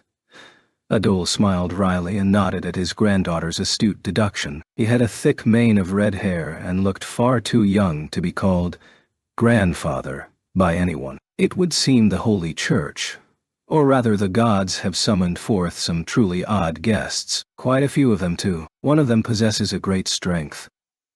According to Cardos' divination, he holds the job hero. Divination was one of Cardos Yob's skills. It allowed him to discern the job of anyone he specified. Tio narrowed her eyes and mulled the word over. Hero was a job she had never heard of. This is a turn of events we cannot ignore. This must be investigated. I was thinking we should send Aroyce out again too. I will go. Aroyce was skilled in covert action and blended easily into crowds. For better or worse, Tio stood out. Her looks were of course conspicuous, but she also carried herself like royalty. Both her mannerisms and her speech were a dead giveaway. She could hardly pass for an average citizen, hence why others more suited to the task had gone on previous scouting missions. Until now, Tio had been content to hear their reports. Until the time was right, the world was not to learn of their existence. That was the village's most important rule. If the humans ever learned dragonmen still lived, they wouldn't rest until the clan was wiped out for good. For all those reasons, it was unwise for Tio to go to the mainland. Though the kingdom of Claris was no more, the villagers still called Tio Princess. Tio understood very well her influence in the town, which was why she had taken the law very seriously. For her comrades, her parents, and the world, she couldn't let the dragonmen be destroyed. She hadn't left, despite how much the village had bored her. And yet, now she stated that she wanted to go. The elders all stared at Tio in shock. Tio, do you realize what you just said? Yes, grandfather. I understand all of the risks, but I still wish to be the one to go. Let me handle this investigation. Why do you wish to go so badly? Why not let someone more suited to the task handle it? I have this feeling. Grandfather, this development is going to change the world. Something inside me is telling me I have to go. If you try to stop me, I will force my way through. I absolutely have to see this through. It was rare for Tio to be this stubborn. The elders were still staring at Tio in shock, but for a different reason this time. There was a fierce determination burning in her eyes. Adul met her gaze, and after a long staring contest, shrugged. He nodded his assent. Very well. You may go, Tio. See the world for yourself. However, make sure not to draw the gods' attention, and as the law states, you will go alone. Do you understand? Completely.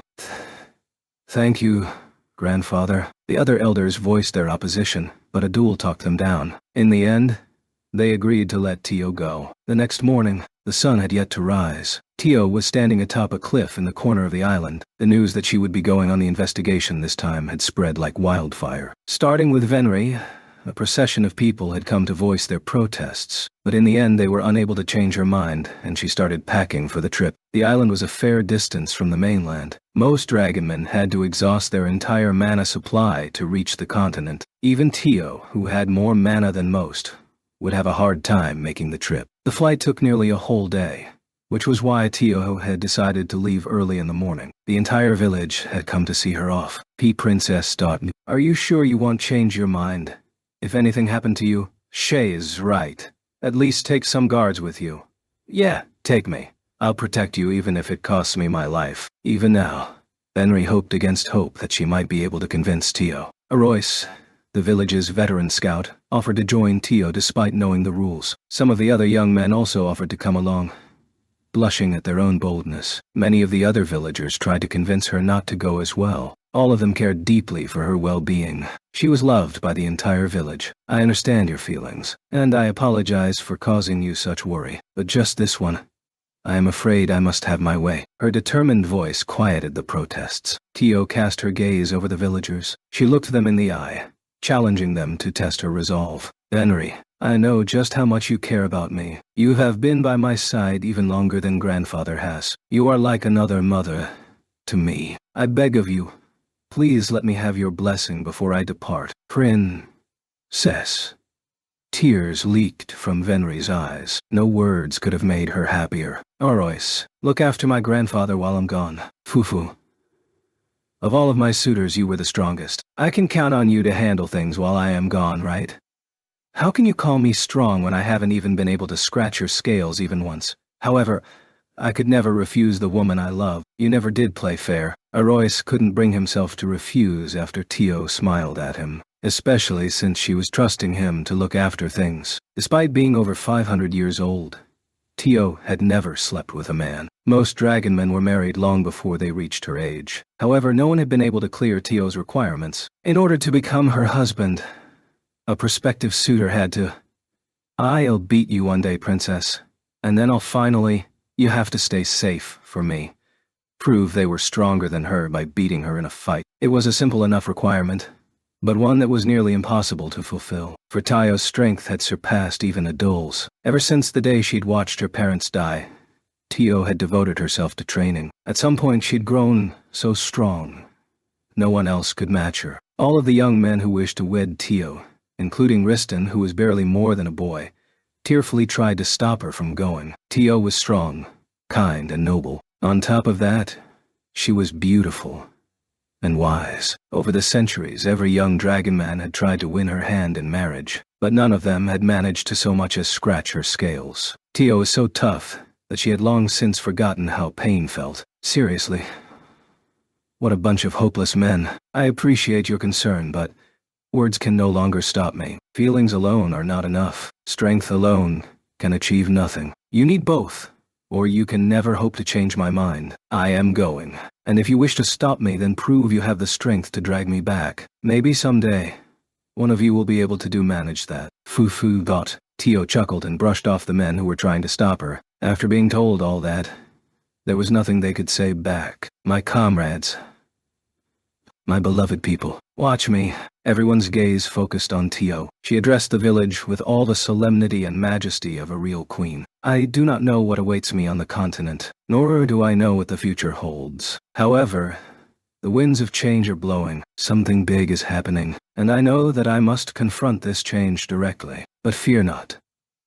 Believe in me. Believe in your princess. In the strongest dragonman alive, Tio Clarus. Everyone unconsciously took a step back. The force of her determination had cowed the crowd. No one uttered any more words of complaint. As one, the villagers bowed their heads. They had decided to put their trust in Tio. Her eyes full of tenderness, Tio nodded to the crowd. She waved one last time to Adul, transformed into a jet-black dragon, and leaped off the cliff. Sandwiched by the white clouds and sparkling ocean, Tio cut through the wind. She was finally on her way to an unfamiliar land. Nothing had changed for the past 500 years. As her father had commanded the day he died, she had stayed alive. However, she was done with just living, like her parents had done before her.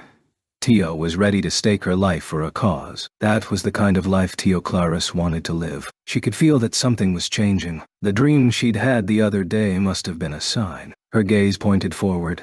Tio said with conviction, "Something is going to change. I can feel it. I can feel it, master. Quit moaning all the damn time, you pervert." Hajime held Tio up with his artificial limb. Every time he squeezed her face, she writhed in pleasure. They had stopped in a small town for dinner, but their meal was all but forgotten. The other customers were edging away from Hajime, while Yu and Shay had already moved to a different table. They were doing their best to pretend they didn't know Hajime. Twitching, Tio feebly tapped on Hajime's arm. He would have let go at that point, but when he saw what she was holding in her hand, he started squeezing even harder. A vein pulsed in his forehead as he slowly put more force into his grip. "No more! I'm dying! The ecstasy is killing me, Lee! If you don't want to die, how about letting go of that thing in your hand?" "Oh, this is a misunderstanding. I swear I'm not lying. Please believe me." In her hand was a pair of Hajime's underwear. When she'd gone to wipe her mouth during dinner, she'd pulled that out of her pocket by mistake. He gave her a piercing glare and snatched his underwear back from Tio's hand. Released from his iron grip, she fell limply to the floor. "That was wonderful." "Ha, ha," she panted, a vulgar smile on her face. "All right, so what's your excuse for pulling this out of your pocket during dinner of all times?" "Well, you perverted dragon lady." "Hey, perverted dragon lady. For me? The proud daughter of the Claris line to be called a perverted dragon lady. Ha ha." Oh, and that scornful gaze. "Excuse me, master, but may I change my panties?" There was a metallic clunk as Hajime pointed one of his artifacts at Tio. 3, 2...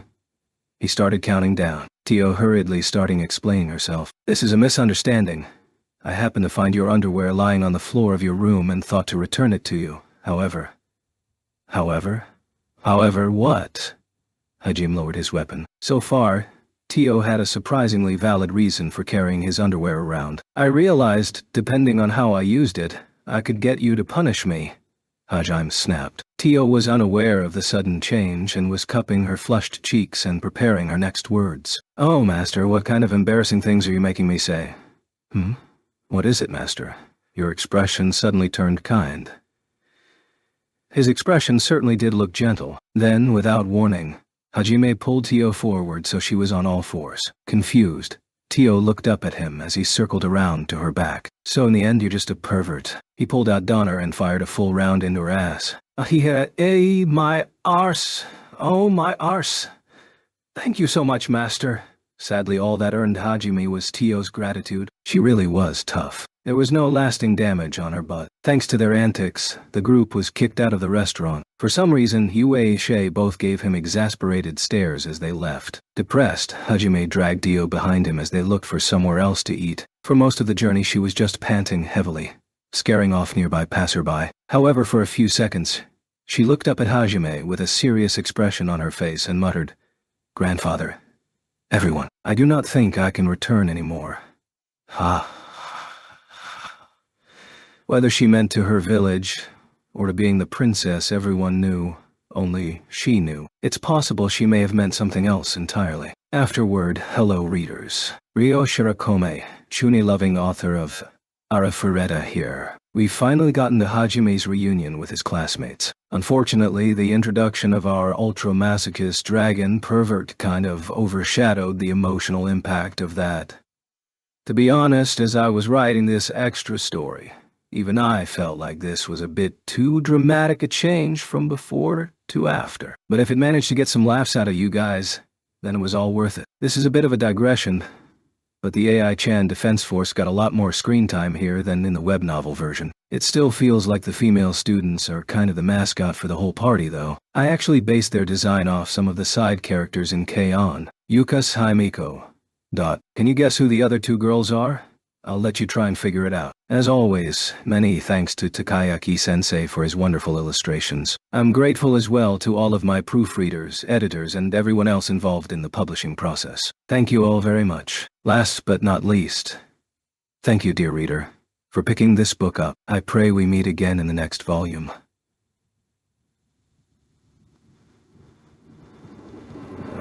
Ryo Shirakome Bonus. Short Stories Arifureta Magic School. 86 destroyed desks and chairs. 137 shattered windows. 8 classrooms with their roofs blown off. 7 more with crumbling walls or destroyed floors. A total of 199 other destroyed objects. Well, what do you have to say for yourselves? The chairwoman of this magic school, Tio Clarence, rested her elbows on the thick wooden desk. Her golden eyes glowed ominously as she stared down at the arrivals. Her fingers interlaced in front of her face. The dim light of the setting sun illuminated the room. Sitting opposite her were the school's problem children and problem teacher, Professor Yu, Shei, Kaori, and Hajime. The three girls wrecked the school 4 to 5 times each week in their pitched battles for Hajime. They'd been called into the chairwoman's office today for the same reason. Sadly, it was clear that calling them to the office every time they destroyed the school had done nothing to rectify their rowdy behavior. In fact, even now they showed no remorse. How unfortunate. It's clear to me the builders cut corners in their work. You should sue whoever you contracted for the construction job. This is all your fault, Yu-sensei. Kaori-san, I only break things Hajime-san can fix. That's not what's important here. I demand that you fire Yu-sensei at once. A teacher that would dare to make advances on her student cannot be allowed to teach here. It was obvious they hadn't reflected on their actions. Professor Yu was ready to sue over the destruction she herself had caused. Shei was convinced she was the only one exempt from punishment because she'd been slightly more considerate, while Kaori had boldly stated the school's destruction wasn't important. A vein bulged on Tio's forehead. You brats, will you not reflect on your actions even a little? Yu-sensei, I cannot believe even you would stoop this low. You are a teacher. You are supposed to guide the students and set an example, yet here I find you inciting this delinquent behavior. I incited nothing. I was simply swatting away the flies buzzing around my Hajime. It's not my fault. The buildings were too weak to handle that. What do you mean, not your fault? In the first place, I'm not a fly. If anything, you're the fly, Yu-sensei. Could you please not refer to him as my Hajime, please, or I'll have to shut your mouth for good. That's enough out of all of you. I am the chairwoman, the person running this school. I will not be ignored. However, no matter what she said, Professor Yu and the 2 students ignored the chairwoman. Realizing her words would never get through to them, Tio sighed and turned to Hajime. He had so far been ignoring the proceedings and was staring wistfully at the sunset. Hajime, this involves you too, you know? The reason these girls are fighting is because of you. There's nothing I can do about that, chairwoman. I already told them all, you know? The only one I love is Yu-sensei, so there's no reason for all this pointless fighting. And yet... Hajime looked over at his companions. Yue was blushing happily, while Shi's bunny ears were pressed flat against her head, and Kaori had stuck her fingers in her ears. There seemed to be some kind of evil specter rising behind Kaori as she glared hatefully at Yu. Tio sighed again. She assigned them, all 3 of them, 100 written apologies to be handed in by the next day, hoping that Spartan punishments would work where lectures had failed. Yue and the others complained, of course, but when Tio threatened further disciplinary action, including expulsion, they reluctantly relented and agreed to write the apologies. Finally, they were released from their lecture and turned to go home. Hajime, could you stay behind? I know you repair the school each time, but a few problems have started to occur. I'm pretty sure I restored it perfectly. You did indeed. Your transmutation skills truly are impressive. However, there are times things aren't simply destroyed, but completely obliterated. I was hoping to talk to you about that. Well, I'll hear you out at least. Tio nodded in satisfaction. Suddenly, chills ran down her spine. She looked over and saw Professor Yu, Shei, and Kaori, all glaring daggers at her from the doorway. What is it, you 3? I have nothing more to say to you. Go home. You have your apologies to be writing. No skipping class to write them, either. Now go home and get to work. Tio walked out from behind her desk and pushed the 3 of them out of their room. They didn't stop glaring at her, but they couldn't argue with her logic. Tio slammed the door shut behind them once they were out. My.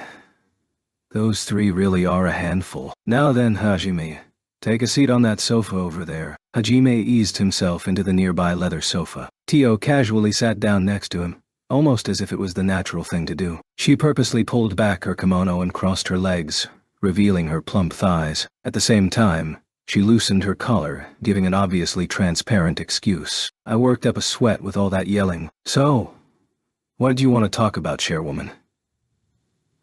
There is no need to stand on ceremony. Just call me Tio. So what did you want to talk about, chairwoman? I'm being ignored again.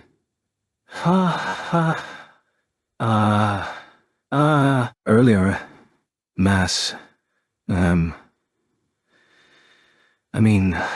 Hajime? You beat me to a pulp. Kicked me about like I was trash and then did unspeakable things to my arse. Hey, chairwoman, I can't deny it since it's the truth. But you don't have to put it like that, do you? You're making me out to be some kind of terrible thug. Not only had I never seen you in your dragon form before, but you're the one who got carried away and said you wanted to see my full strength, remember? Some time ago, Hajime had gone up to the mine in the mountains in order to gather materials to transmute. There, he'd encountered the chairwoman in her transformed state. Tio had just felt like going out for a short flight to relax a little.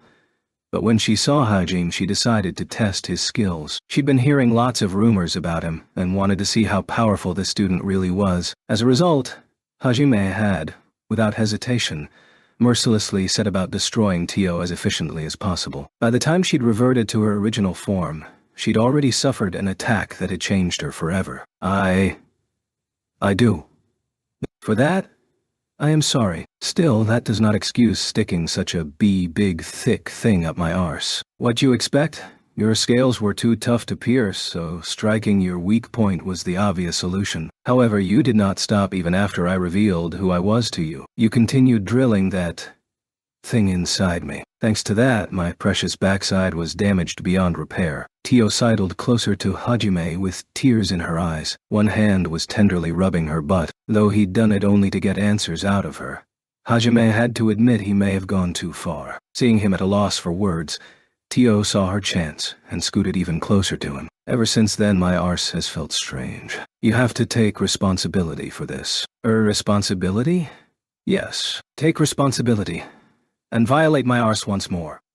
Chairwoman Tio leaped at Hajime after letting out those words. Her eyes had gone from teary to bloodshot in the span of a few seconds. Hajime reflexively slapped her away, which made Tio let out an enraptured moan as she was flung back. Crap. Now I've really done it, Hajime thought, cold sweat pouring down his forehead. Then, he caught sight of Tio's expression as she cupped her cheek, and his worries vanished. They were replaced by an intense feeling of contempt. He glared down at Tio, but that only made her tremble in pleasure. Master, thank you so much for that wonderful reward.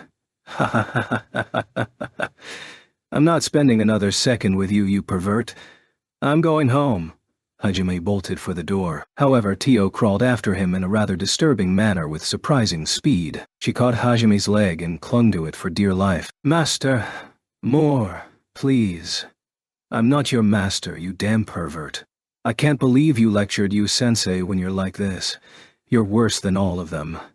Gah, let me go. Quit clinging to me. Hajime's fight with the chairwoman had opened a forbidden door. Tio clung to Hajime with all the strength of a dragon man, savoring every insult Hajime threw at her. Maybe I should just beat her up so bad that she can't stand, then dump her on the mountain somewhere. As always, Hajime had no mercy. Get off of Hajime, you perverted chairwoman. The wallpaper peeled away, revealing you who'd been standing behind it. I thought something like this might happen. I can't ever let my guard down around you. Shay dropped down from the ceiling. Did you really think you could fool me? Did you? Kaori slid out from under the sofa. What is this? Tio screamed in shock. You're safe now that I'm here, the three girls said in unison. The three of you are just as scary, Hajime replied bluntly. He loved you, but this was still a little much. I could have sworn the three of you had left, but it seems you just hid your presences. I was careless. However, I shall not let anyone interfere with my time with Master, not even you three. Draconify, that's my line. Tonight I'll be making dragon steak for dinner. Draconic thunder. I can't believe you spent so long lecturing us only to try and steal Hajime's sand for yourself. Today you die. Drucken, stand by. I'm gonna blow you to the moon. Wait for me, Hajime-kun. I'll do my best to stop them. I promise I'll capture them all for you. The chairwoman's room was destroyed that day. Students and teachers alike watched as a jet-black dragon did battle with a crackling golden dragon. In the middle of it all, a bunny-eared girl sent the black dragon flying with a blow from her warhammer. Then, both the vampire professor and the bunny girl were bound by ethereal chains that flung them to the ends of the earth. The fierce battle raged on for several hours. Once it was finally over, A good 40% of the school was in ruins. Maybe I should run away with you, Sensei, and hide somewhere deep in the countryside, Hajime muttered to himself as he wearily set about repairing the academy. Those who heard him replied in a simple, heartfelt manner. Yes, please. Catfight. All right, here I come. Whenever you are ready. Shay leaped off the ground with enough force to leave a small crater in her wake. She hurtled toward Tio, who was waiting in a defensive stance. That was a splendid blow. I could feel the weight behind it. Shay let out a cute yell as she tackled Tio, who grunted as she took it head-on. She'd strengthened her body enough to handle most attacks, but Shi's tackle still pushed her back a few centimeters. Similarly, Shay had strengthened herself enough for a decently powerful tackle. Though she hadn't gone all out, she was still surprised Tio had managed to withstand most of the force. However, Shay wasn't done yet. She'd been trained thoroughly by Yu and Hajime, so she had a few more tricks up her sleeve. While their bodies were still pressed together, Shay made a fist and stomped forward. She then twisted her legs and hips, transferring all of that energy into her fist, and punched Tio in the flank from point-blank range. Tio gasped in pain, but managed to back away a little. Shay pursued relentlessly, pulled back her arm and went for an elbow strike. Tio doubled over in pain, and Shay followed up with a palm strike to the jaw. Her head snapped back and she groaned again, though this groan sounded a little more like a moan of pleasure. Shay grounded herself firmly and finished with a double palm strike to Tio's now exposed stomach. Tio was blown back by Shi's combo finisher. However, she remained standing. Though she left furrows in the ground as she slid back, Tio refused to fall. What a fearsome series of attacks. Those queer movements of yours make defending exceedingly difficult. Each one of your blows pinpointed a gap in my defenses. Ha ha. Splendid. But you still look fine. And is it just me? Or are you getting happier every time I hit you? It's just you. Now come at me. I shall take each and every one of your blows. I'm kinda getting less motivated the more we do this. Shay looked down dejectedly. It was obvious her blows weren't doing any lasting damage, and while she knew Tio's impressive defense had a lot to do with that, she couldn't help but feel a little frustrated. It looks like I need Drucken to break through your defenses after all, Tio-san. No, I know there has to be a way to do this barehanded. Shay rushed forward again. This time, her tackle was a lot more straightforward. She ducked at the last second, then used the force of her charge to try and lift Tio off her feet. Unused to such an unorthodox move, Tio couldn't prevent Shay from tackling her to the ground. Without giving her even a second to recover, Shay attempted to put Tio in an armlock. However, because of the position she was attempting it in, Tio's arm ended up squished between Shi's breasts, and, at the same time, Shi's feet pressed down on Tio's twin mounds. A joint lock? You truly have an interesting array of close combat skills at your disposal. Still, us dragonmen aren't so weak that a simple joint lock will stop us. Tio twisted her hips and bucked hard. Shi's hold loosened for a split second, but that was all Tio needed to break free. She counterattacked before Shay could get her footing again. Leaping at her from behind, Tio grabbed Shi's boobs and pinned her down. A cute squeal of surprise slipped from Shi's mouth. Pathetic. Is that all you can do? Fwa. Do not grab me there, and stop squeezing. In that case, take this. Hi, Ann. Hey, where do you think you're pinching? Ha! Payback! Aye. It's slipping. It's slipping off. I cannot show such a shameful sight to master. Take that, you shameless vixen. Don't touch me there. Only Hajime-san can touch me there. Tio and Shay continued grappling with each other, neither letting the other stand up. The two of them had decided to have a practice bout while they stopped for a break, but this didn't look anything like a fight anymore. They were dripping with sweat. Their limbs were tangled with each other, and they were panting heavily. Honestly, it looked more like Hajime Dano. I finally think there was value in me. Will Kudita, surviving that horrible trip up the mountain. I see. I'm glad you realized so soon. The two girls doggedly continued fighting, even after being stripped half naked. Will cried tears of happiness as he watched. The sight had truly moved him. Hajime agreed wholeheartedly, but he couldn't let those feelings show on his face. After all, He could feel Yu's gaze drilling into him from behind. When he turned around, he saw her sitting as still as a doll, staring intently at him with cold eyes. That truly is a sight for sore eyes, isn't it, Hajime Dono? Could you just shut up for a bit? Hajime started plotting different ways he could beat these memories out of Will. A store owner like this might really exist at Tsutaya Video Store, a bustling chain that boasted a large selection of movies, books, some other merchandise, and the ever-present UFO catcher games. Every weekend, people flooded the store looking for new releases or old classics. One particular store had an abnormally large amount of visitors, as many as you'd expect to see in a theme park during a parade. Tsutaya may have been a convenience store, but this was clearly irregular. Furthermore, almost all of the customers were men, and they weren't just standing around the books, reading like usual. They were actually sifting through the merchandise. By their demeanor, one would be justified in thinking they might be thieves. In fact, it wouldn't have been surprising if one of the store clerks walked up to them and gave them a stern warning. However, the workers at this particular store were used to this behavior, and they carried on like usual. You know.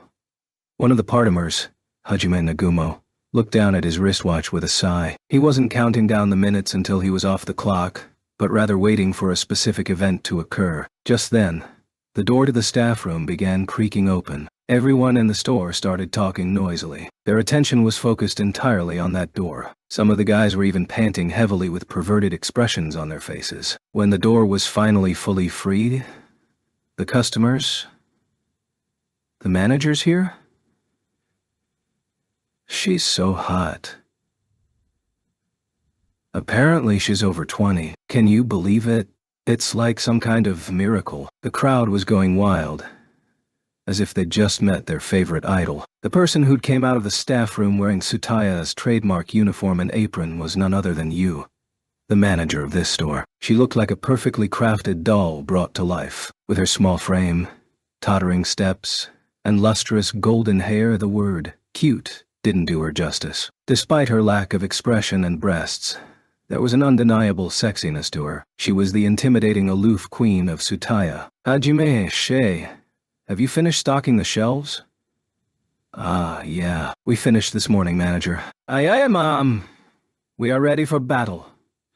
Today was the day a famous author's new book went on sale. Hajime and his fellow part-timer Shay had spent all morning stocking the exclusive corner with said book. Yue nodded with a satisfied, "Good," and turned to face the members of her fan club that had gathered. Like trained soldiers, they fell into a neat single-file line in front of the exclusive corner. They had likely trained for this moment. They stood at attention, waiting for Queen Yue's words. Go forth and buy. Yes, Mom. They did as their queen commanded. It was a bit questionable whether someone in the service industry should have been ordering her customers around like that, but at this point, no one said anything about it. The new part-timer, Hajime, muttered something about it under his breath, but that was all. The queen's faithful servants all grabbed copies of the new book and rushed to the register. As the first customer arrived, their queen spoke once more. Just a single copy?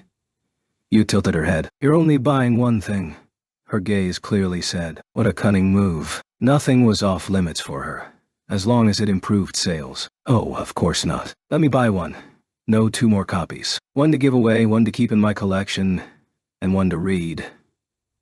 I recommend this book too. I'll buy it. 3 copies of that too.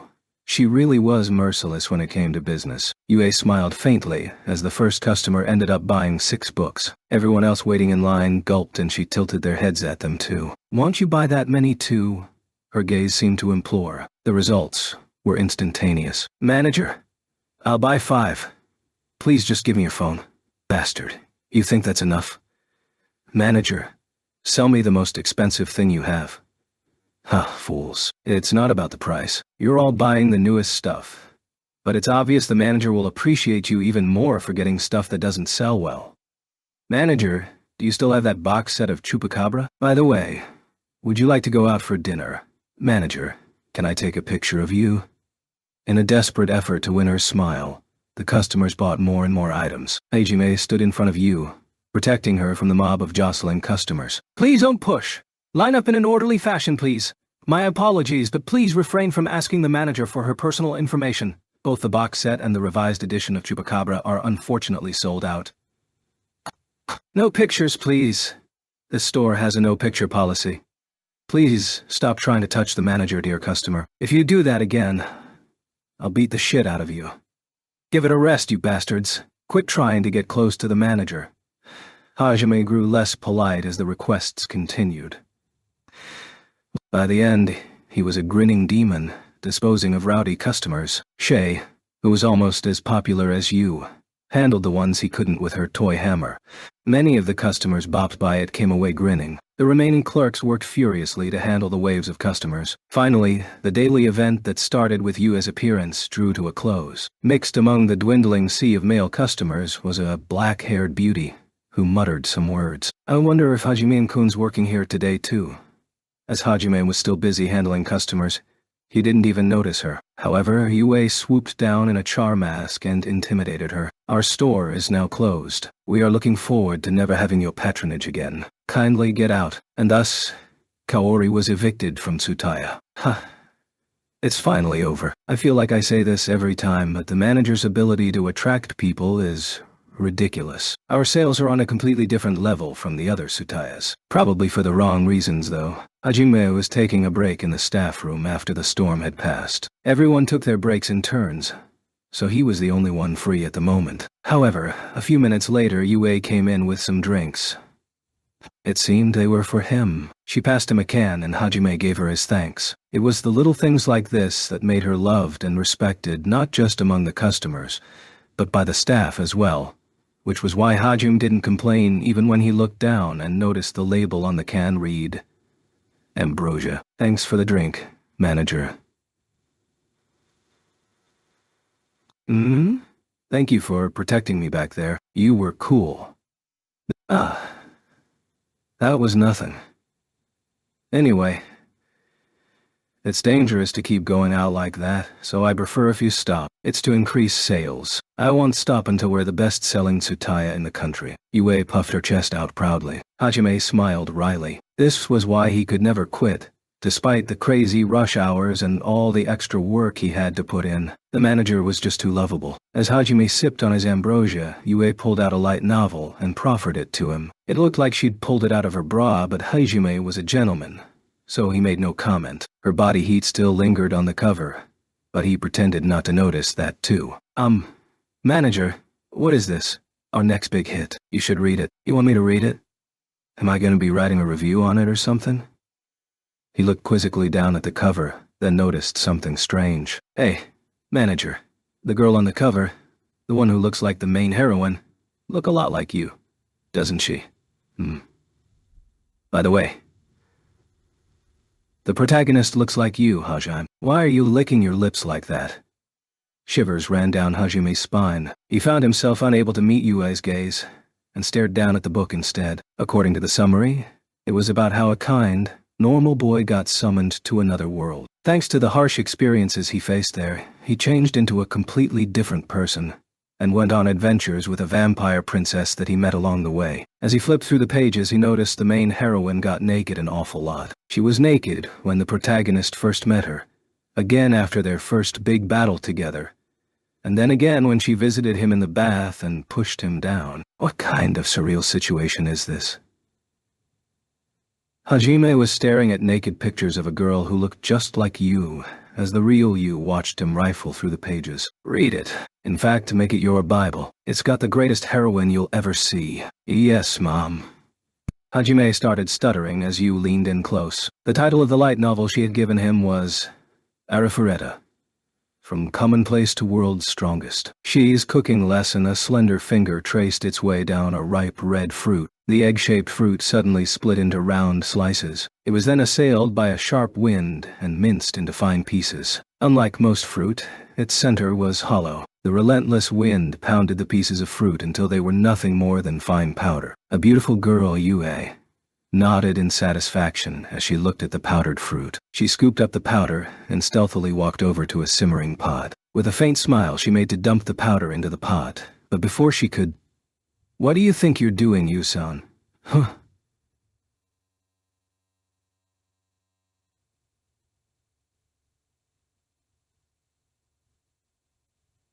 Someone grabbed her arm. Trembling, she looked up at the owner of the hand that had grabbed her.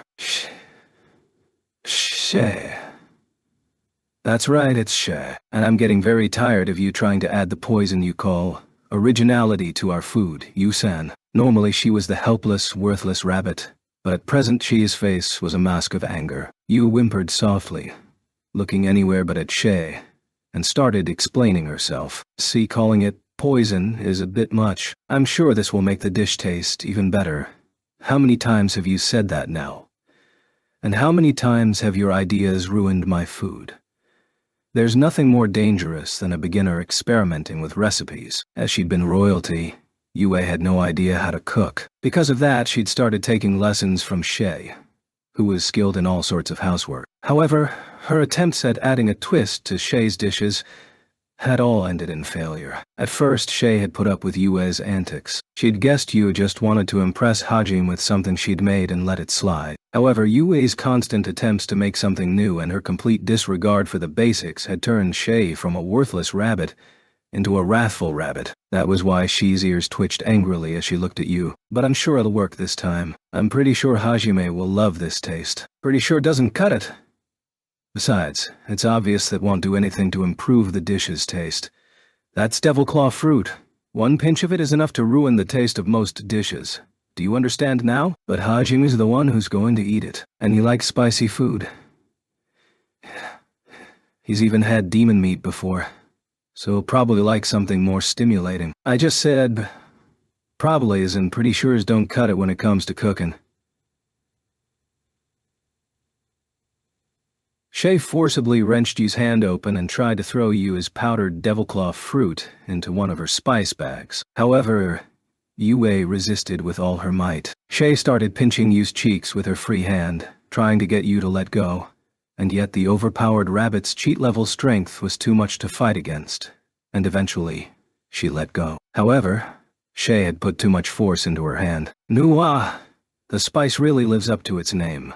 My eyes, my nose. Shay rolled on the ground as she clawed at her face. Yue looked down nervously as she watched Shay writhe in pain. Normally, devil claw fruit needed extensive preparation before it could be used in anything, so just touching it was enough to burn people's skin. However, Yu's automatic regeneration ability had allowed to her to handle it raw without much discomfort, which was why she hadn't realized just how potent a fruit it was. All she'd read was that properly prepared devil claw fruit was the most exquisite spicy seasoning that could be added to a dish. Shay, are you okay?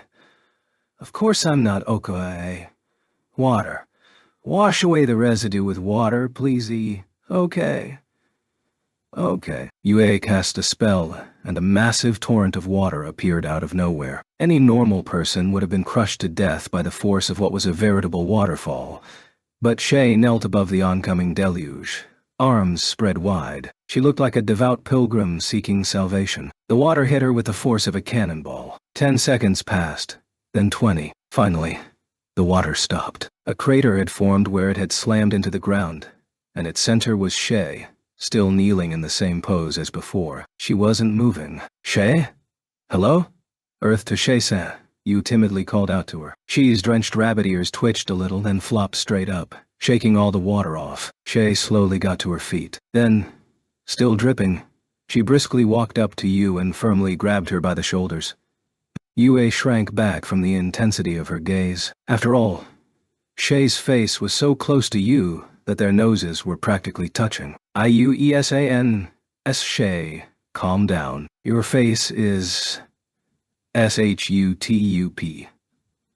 Oh, okay. Yu's expression stiffened as her facial muscles cramped up. Shi's face was a complete mess. Her eyes were red and swollen, and drool, tears, water, and snot dripped from every orifice. Her lips were swollen, and flecks of red dotted her pale skin. To top it all off, her voice was raspy. All of that just gave her rage an even sharper edge. Her expression was positively demonic, as her swollen eyes promised death. It seemed that her anger had long since boiled over and shot up to the stratosphere. Cold sweat poured down Yu's back, and she gulped audibly. Shay stared Yu in the eyes and rasped out a few words. Respect your food. Yue nodded. The basics of cooking are important. More nodding. Shay pushed down on Yue's shoulders so hard that she was kneeling. Yue continued nodding as if her life depended on it. But there was no way the demonic rabbit was going to let Yue off with just that. Yue cast her gaze about, looking for someone to save her, and spotted her beloved lover, watching the proceedings from a few meters away. She begged to be rescued, but Hajime averted his gaze. She looked at him in shock. Never had she expected that Hajime would abandon her in a time of need. But she didn't have time to dwell on it. Don't look away, Shay rasped out. The wrathful rabbit's punishment was inescapable. Yue's shoulders drooped, and she spent the next few hours listening to Shay's lecture. Seeing Yue in tears for the first time actually turned Hajime on a little. But that was a secret he would take to the grave. A wise woman's dream is that Kaori? And is that Nagumo-kun with her? Shizuku hazily caught sight of her best friend and her secret crush. For some reason, Hajime looked dim and somehow transparent to her, as if he were obscured by a fog. However, she knew it was Hajime because he was the only person Kaori would so wholeheartedly run toward. Kaori stopped in front of Hajime and started talking. Shizuku was standing too far away to make out what they were saying. But after a few seconds, Kaori leaped into Hajime's arms and started weeping tears of joy. Whatever it was they had been talking about, it had clearly made Kaori happy. Good for you, Kaori. Shizuku was glad to see her best friend find happiness. She decided it wouldn't be very nice of her to ruin her best friend's moment, and was about to turn to leave when… Who's that? And they finally got to enjoy their reunion too. Is that a friend of Nagumo-kun's? Two unfamiliar girls walked up to Hajime. Like him, they were covered by this fog, and their outlines were hazy, but she could tell one of them was a small girl with beautiful golden blonde hair. There was something almost bewitching about her as she walked up to Hajime and pulled on his collar from behind, separating him from Kaori. Then, to add insult to injury, she drew Hajime into her bosom. What? What's going on? What the heck is this? Amazed by this soap opera-esque development, Shizuku hurriedly looked over at her best friend. Hi! She summoned a demon behind her. A demon with a grinning theater mask appeared behind Kaori like a stand. It tapped its sword menacingly on its shoulder as Kaori walked up to the blonde girl. Run! I don't know who you are, but run if you value your life. Shizuku tried to call out to the girl, but for some reason her voice wouldn't come out. Realizing it was up to her, Shizuku ran forward. She needed to stop her best friend before she became a murderer. However, before she managed to reach them… What the… Something just came out of the little girl too. What is that? Some kind of golden dragon. A golden dragon erupted from the golden blonde-haired girl's back, coiling itself around her. Dark clouds billowed around it, lightning occasionally flickering from inside them. It looked just as ominous as Kaori's demon. Roans.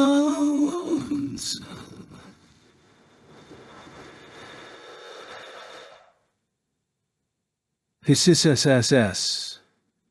The dragon let out a thunderous roar, while the demon raised its sword above its head and hissed threateningly. For some reason, the two girls were posing in front of each other. Just what the heck is going on here? Shizuku, the spectator, was far more confused at what was happening than the parties involved. An overwhelming pressure, so powerful it was tangible, pressed down on Shizuku. She could feel her sanity slowly being eroded away. If this were an RPG, Shizuku's mental hit points would already have been in the red. She was almost out of sanity points. The final blow to her psyche was when the golden dragon charged at the demon. The dragon roared with the force of all the world's storms. Lightning bolts rained from the sky in a never-ending barrage, but the demon cut down every bolt with its precise swordsmanship. Then, with a slash sharp enough to rend the universe in two, the demon sliced the dragon in half. However, a rain of lightning fell on the dragon, fusing it back together. It then fired a beam of lightning from its mouth. The force of its attack was so great the very atmosphere was carbonized, but before the light of destruction could reach the demon, it deflected it with its sword. It flew into the sky, drilling a hole in the dark clouds above. The earth shattered, the skies wept, and the atmosphere burned. It was as if the final judgment had come. Shizuku trembled like a newborn fawn in a tiny corner of the crumbling world. Any desire to stop them was gone. She just wanted to run away. She turned to flee, but her decision had come a moment too late. The demon's slash and the dragon's breath collided, and were deflected straight toward Shizuku. Wait, no. Ah. Ah. Ah. Oh, it was just a dream. The light of despair filled Shizuku's vision, and she awoke with a blood-curdling scream. It really was just a dream. She wiped sweat off her chin as she recalled what a terrifying dream it had been. Then, she sighed with relief. Thank God it was only a dream. She looked over at her best friend. Surprisingly, her scream hadn't woken Kaori. Ha ha. There's no way Kaori'd be like that, right? For some reason, chills ran down her spine, and she shivered. Was it really just a dream? Or perhaps a premonition? Valentine's Day in a parallel world in a certain small town. The atmosphere was currently very lively. Hajime, Yue, and Shay had stopped for a short rest and were curious about the sweet, somewhat excited mood that filled the town. Hey, is there a festival or something today? You don't know. Today's Frizz Day? Come on. You've got to know what it is. You even have two lovely ladies following you around. The person Hajime had asked was a bald macho flower salesman. It appeared today was a celebration most people knew about. When he pressed for details, Hajime learned that Frizz Day was a day for people to confess to their crushes. The reason it was called Frizz Day was because of the abundance of white frizz flowers everywhere. It was said that if someone confessed with a frizz flower and the other person accepted, the couple would be together forever. As Hajime looked around, he noticed there were a lot of people selling white flowers, and plenty of young guys and girls were gathering around them. I see. Well, it's not exactly the same. It's basically like Valentine's. That's that. Yu and Shay spoke up, reminiscing about his home world. Hajime explained Valentine's Day to the two of them. Valentine's Day, a time where warriors go forth to do battle. The hot guy sorcerers usually dominate that day. For Hajime, it had been a day he'd spent running away last year. Had he been caught, he knew what hell awaited him in school. So, Hajime, there was a girl who confessed to you that day. What was her name and what did she look like? Go on, tell me. You have another lover, Hajime-san? How many dozens of women came before me, I wonder? Can you two at least watch your mouth in public? Hajime backed away as the seductive vampire princess and the crying worthless rabbit bore down on him. Phrases like, how many dozens of women came before me would definitely get misunderstood. Oh my. What a wonderful battlefield of love. It looks like that guy over there is a real playboy. He just toys with girls' feelings and throws them away when he's done with them. What a heartless brute. Don't meet his gaze. You'll get pregnant. The onlookers all started voicing their opinions. His mouth twitching, Hajime hurriedly tried to flee to somewhere more private. He picked Yu and Shay up, then carried them to the closest inn. That evening, the three of them had split up to get their shopping done. Once they'd gotten everything they came for, they rendezvoused at the inn to get dinner. Hajime was sitting at a table by the window, his chin resting in his hands. Yue sat next to him. Shay had insisted on cooking dinner for him today, and was currently borrowing the inn's kitchen. Sorry for the wait. Here's Shay's ultimate special. Ultimate special? What on earth did you make? Wait, this is... That's right. It's a meat and potato stew. Well, I don't know what potatoes are supposed to taste like, so it's just my imitation of it. Hajime had told Shay all about the food he used to eat in Japan, considering how many of the fruits and vegetables in this world resembled fruits and vegetables from his own. He'd thought it might be possible to recreate the same dishes. After a lot of trial and error, Shay had managed to replicate the stew decently enough with her stellar cooking skills. Hajime tentatively lifted a spoonful to his mouth. Wow! Hajime exclaimed. It wasn't exactly the same, but it was about as close as it could get. But why'd you decide to make this again today? Because today is Frizz Day. You said people give gifts for that Valentine's Day or whatever, right? I thought the best present I could give you was food from your hometown, Hajime-san. I see. Well, thanks. This is really good. Shay's rabbit ears flopped around happily. Then Yue gently tugged on Hajime's sleeve, so he turned to face her, and she pointed out the window. He looked outside quizzically, spotting speckles of white falling from the night sky. Is that... snow? Snow doesn't fall on the northern continent, but you said it snowed in your hometown around Valentine's Day, so I made it snow with magic. Both Yue and Shay had worked hard to give Hajime a Valentine's Freeze Day present. They both knew how badly Hajime wanted to go back, and this was the closest thing to home they could have given him. Hajime smiled gently at the two girls. Such a tender smile was rare for him. These are the best presents I could ever ask for. Thank you. You're welcome. While people outside frolicked in the snow that was neither cold nor wet, the three adventurers spent Freeze Day with each other.